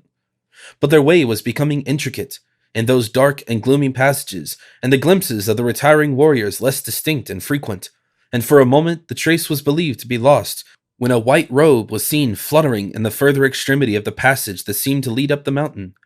"'Tis Cora!" exclaimed Hayward, in a voice in which horror and delight were wildly mingled. "Cora! Cora!" echoed Uncas, bounding forward like a deer. "'Tis the maiden!" shouted the scout. "Courage, lady, we come, we come!" The chase was renewed with a diligence rendered tenfold encouraging by this glimpse of the captive. But the way was rugged, broken, and in spots nearly impassable. Uncas abandoned his rifle and leaped forward with headlong precipitation. Hayward rashly imitated his example, though both were a moment afterward admonished of his madness by hearing the bellowing of a piece. That the Hurons found time to discharge down the passage in the rocks, the bullet from which even gave the young Mohican a slight wound. "We must close," said the scout, passing his friends by a desperate leap. "The knaves will pick us all off at this distance. And see, they hold the maiden so as to shield themselves." Though his words were unheeded, or rather unheard, his example was followed by his companions, who by incredible exertions got near enough to the fugitives to perceive that Cora was borne along between the 2 warriors, while Magua prescribed the direction and manner of their flight. At this moment the forms of all 4 were strongly drawn against an opening in the sky, and they disappeared. Nearly frantic with disappointment, Uncas and Hayward increased efforts that already seemed superhuman, and they issued from the cavern on the side of the mountain in time to note the route of the pursued. The course lay up the ascent and still continued hazardous and laborious. Encumbered by his rifle and perhaps not sustained by so deep an interest in the captive as his companions, the scout suffered the latter to precede him a little, Uncas in his turn taking the lead of Hayward. In this manner, rocks, precipices, and difficulties were surmounted in an incredibly short space that at another time and under other circumstances would have been deemed almost insuperable. But the impetuous young men were rewarded by finding that, encumbered with Cora, the Hurons were losing ground in the race. "Stay, dog of the Wyandots!" exclaimed Uncas, shaking his bright tomahawk at Magua. "A Delaware girl calls, stay!" "I will go no further," cried Cora, stopping unexpectedly on a ledge of rock that overhung a deep precipice at no great distance from the summit of the mountain. "Kill me if thou wilt, detestable Huron, I will go no further." The supporters of the maiden raised their ready tomahawks with the impious joy that fiends are thought to take in mischief, but Magua stayed the uplifted arms. The Huron chief, after casting the weapons he had wrested from his companions over the rock, drew his knife and turned to his captive, with a look in which conflicting passions fiercely contended. "Woman," he said, "choose, the wigwam or the knife of Le Subtle." Cora regarded him not, but dropping on her knees, she raised her eyes and stretched her arms toward heaven, saying in a meek and yet confiding voice, "I am thine, do with me as thou seest best." "Woman," repeated Magua hoarsely, and endeavoring in vain to catch a glance from her serene and beaming eye, "choose." But Cora neither heard nor heeded his command. The form of the Huron trembled in every fiber, and he raised his arm on high, but dropped it again with a bewildered air, like one who doubted. Once more he struggled with himself and lifted the keen weapon again. But just then a piercing cry was heard above them, and Uncas appeared leaping frantically from a fearful height upon the ledge. Magua recoiled a step, and one of his assistants, profiting by the chance, sheathed his own knife in the bosom of Cora. The Huron sprang like a tiger on his offending and ready retreating countryman, but the falling form of Uncas separated the unnatural combatants. Diverted from his object by this interruption, and maddened by the murder he had just witnessed, Magua buried his weapon in the back of the prostrate Delaware, uttering an unearthly shout as he committed the dastardly deed. But Uncas arose from the blow as the wounded panther turns upon his foe, and struck the murderer of Cora to his feet, by an effort in which the last of his failing strength was expended. Then, with a stern and steady look, he turned to Le Subtle and indicated by the expression of his eye all that he would do had not the power deserted him. The latter seized the nerveless arm of the unresisting Delaware and passed his knife into his bosom 3 several times, before his victim, still keeping his gaze riveting on his enemy with a look of inextinguishable scorn, fell dead at his feet. "Mercy, mercy, Huron!" cried Hayward from above in tones nearly choked by horror. "Give mercy, and thou shalt receive it." Whirling the bloody knife up at the imploring youth, the victorious Magua uttered a cry so fierce, so wild, and yet so joyous, that it conveyed the sounds of savage triumph to the ears of those who fought in the valley, 1,000 feet below. He was answered by a burst from the lips of the scout, whose tall person was just then seen moving swiftly toward him along those dangerous crags, with steps as bold and reckless as if he possessed the power to move in the air. But when the hunter reached the scene of the ruthless massacre, the ledge was tenanted only by the dead. His keen eye took a single look at the victims, and then shot its glances over the difficulties of the ascent in his front. A form stood at the brow of the mountain on the very edge of the giddy height, with uplifted arms in an awful attitude of menace, without stopping to consider his person. The rifle of Hawkeye was raised, but a rock which fell on the head of one of the fugitives below exposed the indignant and glowing countenance of the honest Gamut. Then Magua issued from a crevice, and stepping with calm indifference over the body of the last of his associates, he leaped a wide fissure and ascended the rocks at the point where the arm of David could not reach him. A single bound would carry him to the brow of the precipice, and assure his safety. Before taking the leap, however, the Huron paused, and shaking his hand at the scout, he shouted, "The palefaces are dogs, the Delawares women. Magua leaves them on the rocks for the crows." Laughing hoarsely, he made a desperate leap and fell short of his mark. Though his hands grasped a shrub on the verge of the height, the form of Hawkeye had crouched like a beast about to take its spring, and his frame trembled so violently with eagerness that the muzzle of the half-raised rifle played like a leaf fluttering in the wind. Without exhausting himself with fruitless efforts, the cunning Magua suffered his body to drop to the length of his arms, and found a fragment for his feet to rest on. Then, summoning all his powers, he renewed the attempt, and so far succeeded as to draw his knees on the edge of the mountain, It was now, when the body of his enemy was most collected together, that the agitated weapon of the scout was drawn to his shoulder. The surrounding rocks themselves were not steadier than the piece became. For the single instant that it poured out its contents, the arms of the Huron relaxed, and his body fell back a little, while his knees still kept their position. Turning a relentless look on his enemy, he shook a hand in grim defiance, but his hold loosened, and his dark person was seen cutting the air with its head downward, for a fleeting instant, until it glided past the fringe of shrubbery which clung to the mountain in its rapid flight to destruction.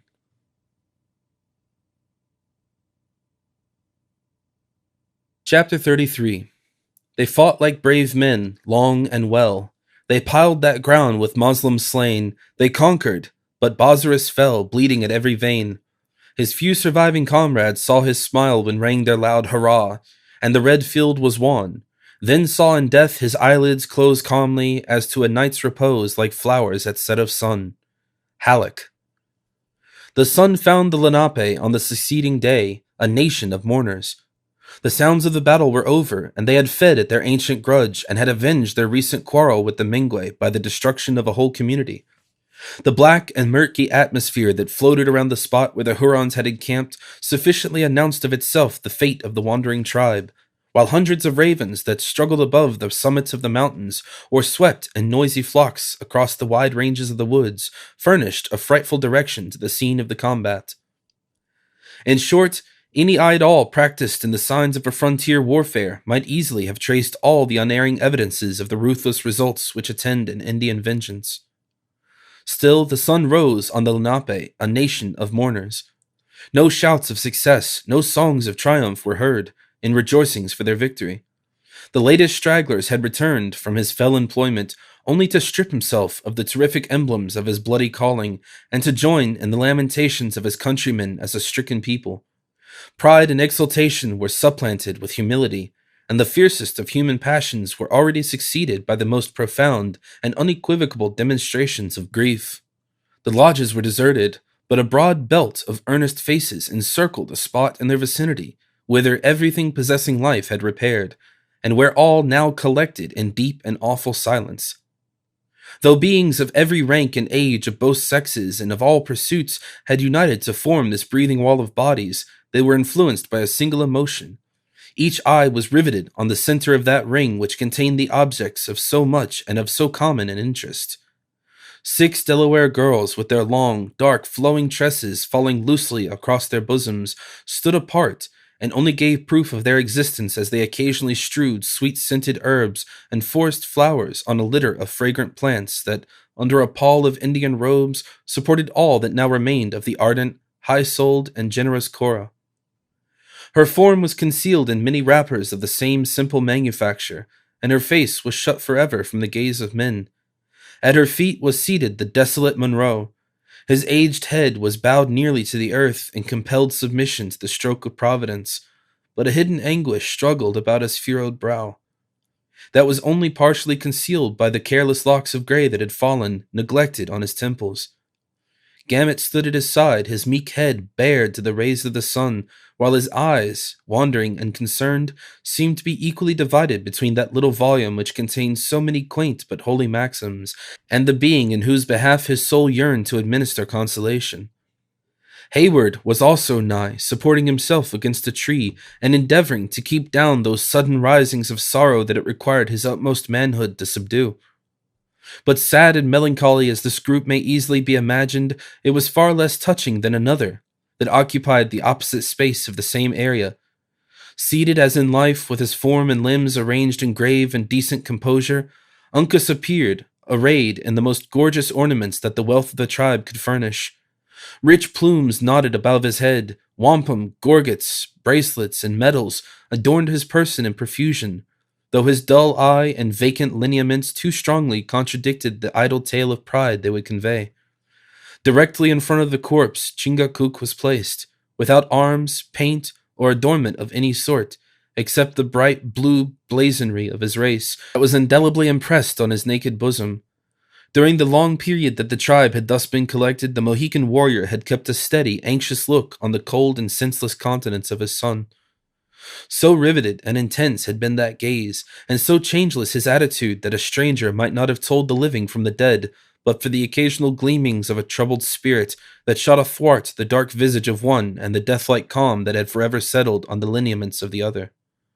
The scout was hard by, leaning on a pensive posture of his own fatal and avenging weapon, while Tamenund, supported by the elders of his nation, occupied a high place at hand whence he might look down on the mute and sorrowful assemblage of his people. Just within the inner edge of the circle stood a soldier, the military attire of a strange nation, and without it was his war-horse, in the center of a collection of mounted domestics, seemingly in readiness to undertake some distant journey. The vestments of the stranger announced him to be one who held a responsible situation near the person of the captain of the Canadas, and who, as it would now seem, finding his errand of peace frustrated by the fierce impetuosity of his allies, was content to become a silent and sad spectator of the fruits of a contest that he arrived too late to anticipate. The day was drawing to the close of its first quarter, and yet had the multitude maintained its breathing stillness since its dawn. No sound louder than a stifled sob had been heard among them, nor had even a limb been moved throughout the long and painful period, except to perform the simple and touching offerings that were made from time to time in commemoration of the dead. The patience and forbearance of Indian fortitude could alone support such an appearance of abstraction, as seemed now to have turned each dark and motionless figure into stone. At length, the sage of the Delawares stretched forth an arm, and leaning on the shoulders of his attendants, he arose with an air as feeble as if another age had already intervened between the man who had met his nation the preceding day and him who now tottered on his elevated stand. "Men of the Lenape," he said in low, hollow tones that sounded like a voice charged with some prophetic mission. "The face of the Manitou is behind a cloud. His eye is turned from you, his ears are shut, his tongue gives no answer. You see him not, yet his judgments are before you. Let your hearts be open and your spirits tell no lie. Men of the Lenape, the face of the Manitou is behind a cloud." At this simple and yet terrible enunciation stole on the ears of the multitude a stillness as deep and awful succeeded as if the venerated spirit they worshipped had uttered the words without the aid of human organs. And even the inanimate Uncas appeared a being of life compared with the humble and submissive throng by whom he was surrounded. As the immediate effect, however, gradually passed away, a low murmur of voices commenced a sort of chant in honor of the dead. The sounds were those worse of females, and were thrillingly soft and wailing. The words were connected by no regular continuation, but as one ceased, another took up the eulogy, or lamentation, whatever it might be called, and gave vent to her emotions in such language as was suggested by her feelings and the occasion. At intervals, the speaker was interrupted by general and loud bursts of sorrow, during which the girls around the bier of Cora plucked the plants and flowers blindly from her body, as if bewildered with grief. But in the milder moments of their plaint, these emblems of purity and sweetness were cast back to their places, with every sign of tenderness and regret. Though rendered less connected by many and general interruptions and outbreakings, a translation of their language would have contained a regular descent, which, in substance, might have proved to possess a train of consecutive ideas. A girl, selected for the task by her rank and qualifications, commenced by modest allusions to the quality of the deceased warrior, embellishing her expressions with those oriental images that the Indians had probably brought with them from the extremes of the other continent, and which form of themselves a link to connect the ancient histories of the two worlds. She called him the panther of his tribe, and described him as one whose moccasin left no trail on the dews, whose bound was like the leap of a young fawn, whose eye was brighter than a star in the dark night, whose voice in battle was loud as the thunder of the Manitou. She reminded him of the mother who bore him, and dwelt forcibly on the happiness she must feel in possessing such a son. She bade him tell her, when they met in the world of spirits, that the Delaware girls had shed tears above the grave of her child, and had called her blessed. Then they who succeeded, changing their tones to a milder and more tender strain, alluded, with the delicacy and sensitiveness of women, to the stranger maiden, who left the upper earth at a time so near his own departure as to render the will of the Great Spirit too manifest to be disregarded. They admonished him to be kind to her, and to have consideration for her ignorance of those arts which were so necessary to the comfort of a warrior like himself. They dwelled upon her matchless beauty, and on her noble resolution, without the taint of envy, and as angels may be thought to delight in the superior excellence, adding that these endowments should prove more than equivalent for any little imperfection in her education. After which others again in due succession spoke to the maiden herself in the low, soft language of tenderness and love. They exhorted her to be of cheerful mind and to fear nothing for her future welfare. A hunter would be her companion, who knew how to provide for her smallest wants, and a warrior was at her side who was able to protect he against every danger. They promised that her path should be pleasant and her burden light. They cautioned her against unavailing regrets for the friends of her youth and the scene where her father had dwelt, assuring her that the blessed hunting grounds of the Lenape continued vales as pleasant, streams as pure, and flowers as sweet as the heaven on the pale faces. They advised her to be attentive to the wants of her companion, and never to forget the distinction which the Monito had so wisely established between them. Then, in a wild burst of their chant, they sang with united voices the temper of the Mohican's mind. They pronounced him noble, manly, and generous, all that became a warrior, and all that a maid might love. Clothing their ideas in the most remote and subtle images, they betrayed that in the short period of their intercourse they had discovered, with the intuitive perception of their sex, the truant disposition of his inclinations. The Delaware girls had found no favor in his eyes. He was of a race that had once been lords on the shores of the Salt Lake, and his wishes had led him back to a people who dwelt about the graves of his fathers. Why should not a predilection be encouraged? That she was of a blood pure and richer than the rest of her nation, any eye might have seen. That she was equal to the dangers and daring of a life in the woods, her conduct had proved. And now, they added, the wise one of the earth had transplanted her to a place where she might find congenial spirits and might be forever happy. Then, with another transition in voice and subject, allusions were made to the Virgin, who wept in the adjacent lodge. They compared her to flakes of snow, as pure, as white, as brilliant, and as liable to melt in the fierce heats of summer, or congeal in the frosts of winter. They doubted not that she was lovely in the eyes of the young chief, whose skin and whose sorrow seemed so like her own. But though far from expressing such a preference, it was evident they deemed her less excellent than the maid they mourned. Still they denied her no need her rare charms might properly claim. Her ringlets were compared to the exuberant tendrils of the vine, her eye to the blue vault of heavens, and the most spotless cloud, with its glowing flush of the sun, was admitted to be less attractive than her bloom.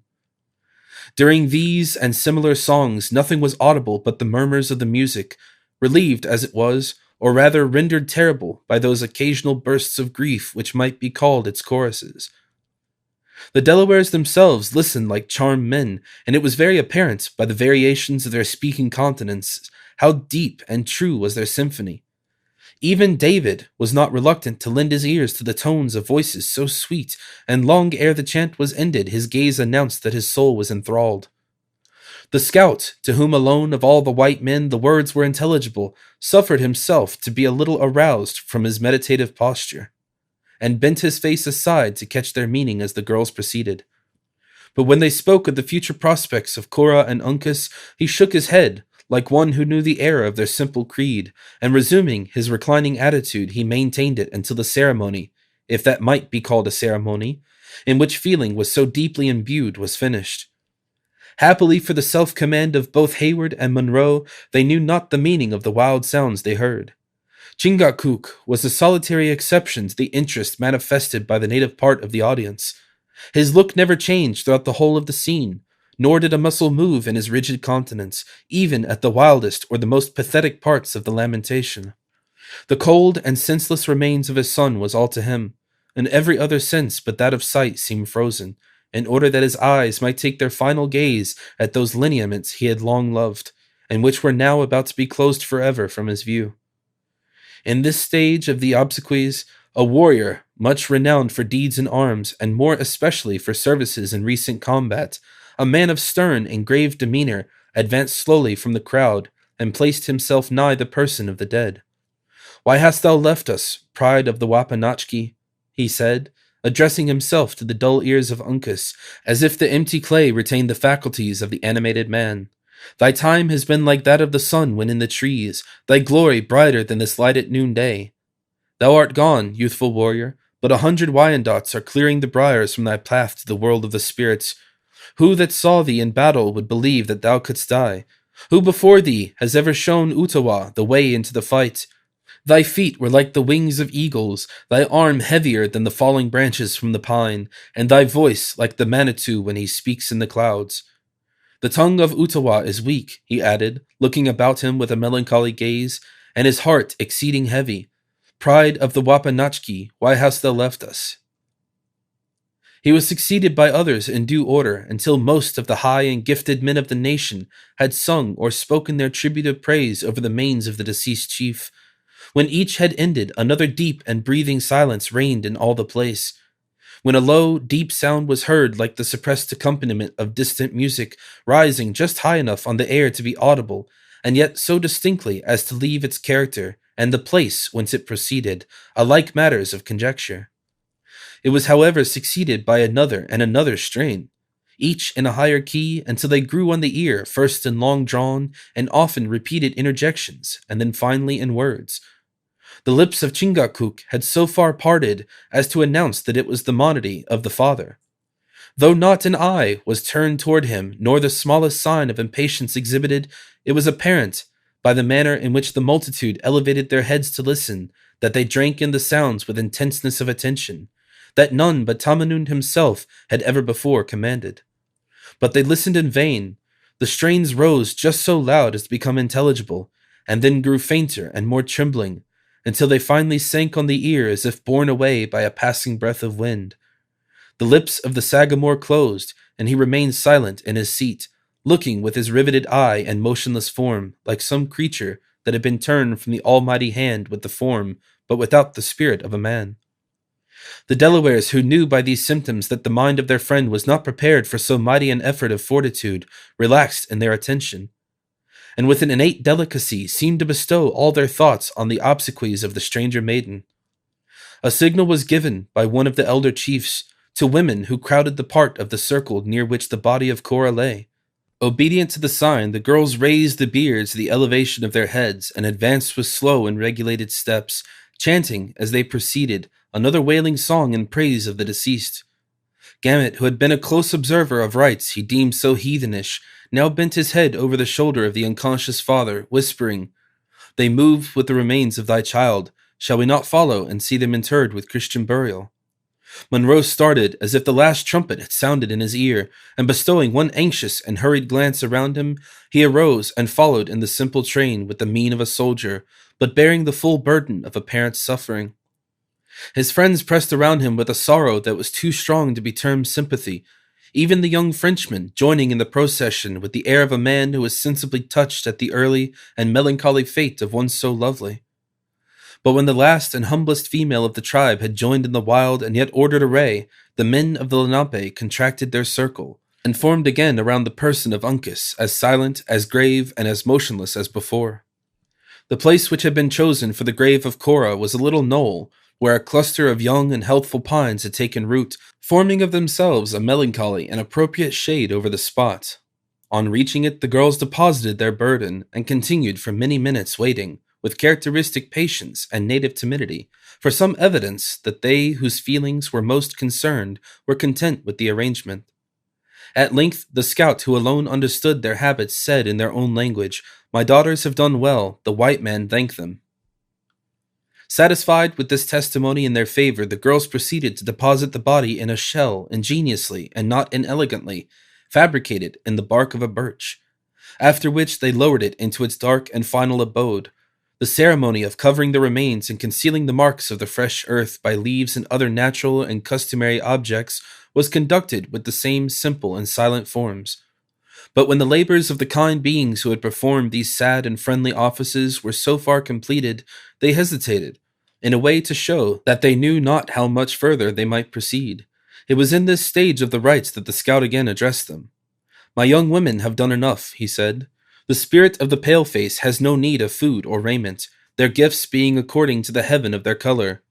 I see," he added, glancing an eye at David, who was preparing his book in a manner that indicated an intention to lead the way in sacred song, "that one who better knows the Christian fashions is about to speak." The females stood modestly aside, and from having been the principal actors in the scene, they now became the meek and attentive observers about that which followed. During the time, David occupied in pouring out the pious feelings of his spirit in this manner, not a sign of surprise nor a look of impatience escaped them. They listened like those who knew the meaning of the strange words, and appeared as if they felt the mingled emotions of sorrow, hope, and resignation they were intended to convey. Excited by the scene he had just witnessed, and perhaps influenced by his own secret emotions, the master of song exceeded his usual efforts. His full, rich voice was not found to suffer by a comparison with the soft tones of the girls, and his more modulated strains possessed, at least for the ears of those to whom they were peculiarly addressed, the additional power of intelligence. He ended the anthem, as he had commenced it, in the midst of a grave and solemn stillness. When, however, the closing cadence had fallen on the ears of his auditors, the secret, timorous glances of the eyes, and the general and yet subdued movement of the assemblage, betrayed that something was expected from the father of the deceased. Monroe seemed sensible that the time was come for him to exert what is perhaps the greatest effort of which human nature is capable.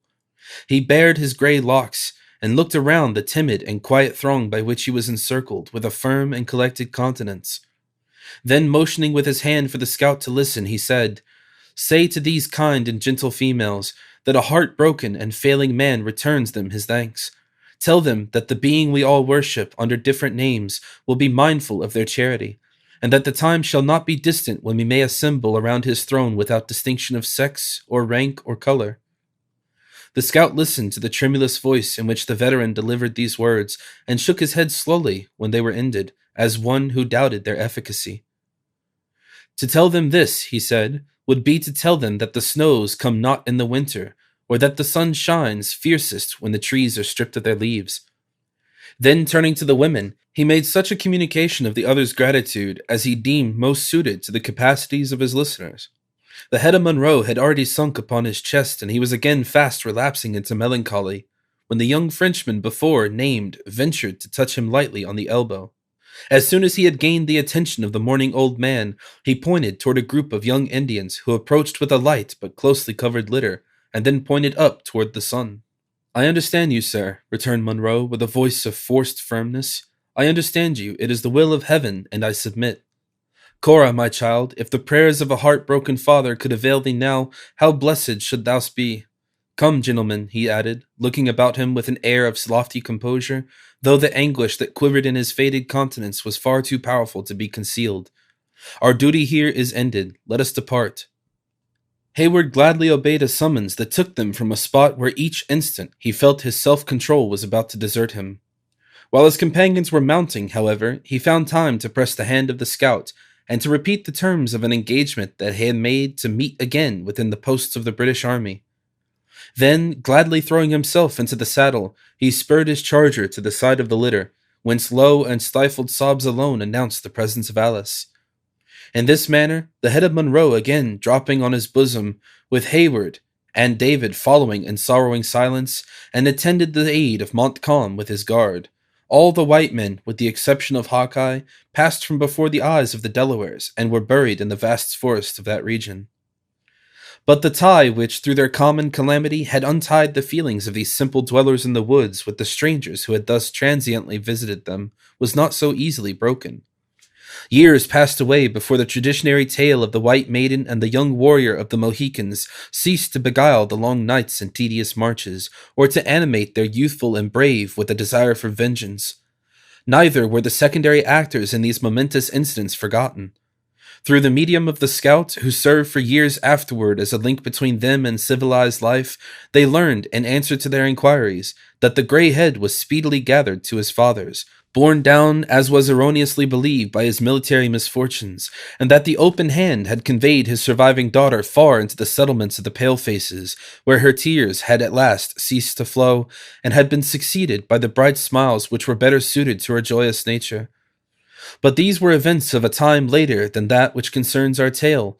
Deserted by all of his color, Hawkeye returned to the spot where his sympathies led him, with a force that no ideal bond of union could destroy.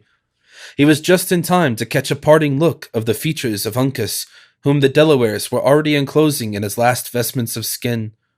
They paused to permit the longing and lingering gaze of the sturdy woodsman, and when it was ended, the body was enveloped, never to be unclosed again. Then came a procession like the other, and the whole nation was collected about the temporary grave of the chief. Temporary, because it was proper that at some future day his bones should rest among those of his own people. The movement, like the feeling, had been simultaneous and general.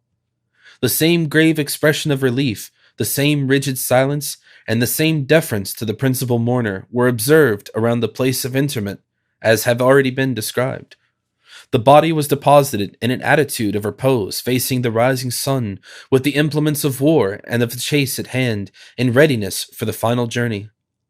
An opening was left in the shell, by which it was protected from the soil for the spirit to communicate with its earthly tenement when necessary, and the whole was concealed from the instinct and protected from the ravages of the beast of prey with an ingenuity peculiar to natives.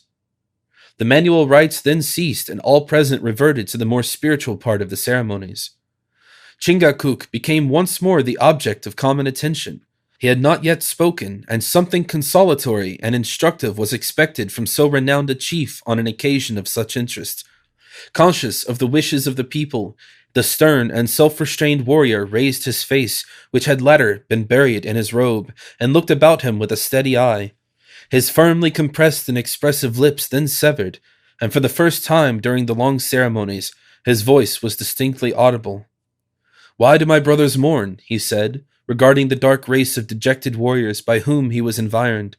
"Why do my daughters weep? When a young man has gone to the happy hunting grounds, that a chief has filled his time with honor. He was good, he was dutiful, he was brave. Who can deny it? The Manitou had need of such a warrior, and he has called him away. As for me, the son and the father of Uncas, I am a blazed pine in a clearing of the palefaces. My race has gone from the shores of the Salt Lake and the hills of the Delawares, but who can say that the serpent of his tribe has forgotten his wisdom? I am alone." "No, no," cried Hawkeye, who had been gazing with a yearning look at the rigid features of his friend with something like his own self-command, but whose philosophy could endure no longer. "No, Sagamore, not alone. The gifts of our colors may be different, but God has so placed us to journey in the same path. I have no kin, and I may also say, like you, no people. He was your son, and a redskin by nature, but it may be that your blood was nearer. But if ever I forget the lad who has so often fought at my side in war and slept at my side in peace, may he who made us all, whatever may our color be or our gifts, forget me. The boy has left us for a time, but Sagamore, you are not alone." Chingachgook grasped the hand that in the warmth of feeling the scout had stretched across the fresh earth, and in an attitude of friendship these two sturdy and intrepid woodsmen bowed their heads together, while scalding tears fell to their feet, watering the graves of Uncas like drops of falling rain. In the midst of the awful stillness with which such a burst of feeling, coming as it did from the two most renowned warriors of that region, was received, Tamenund lifted his voice to disperse the multitude. "It is enough," he said. "Go, children of the Lenape. The anger of the Manitou is not done. Why should Tamenund stay? The palefaces are masters of the earth, and the time of the red men has not yet come again. My day has been too long. In the morning I saw the sons of Unimus happy and strong, and yet before the night has come, have I lived to see the last warrior of the wise race of the Mohicans."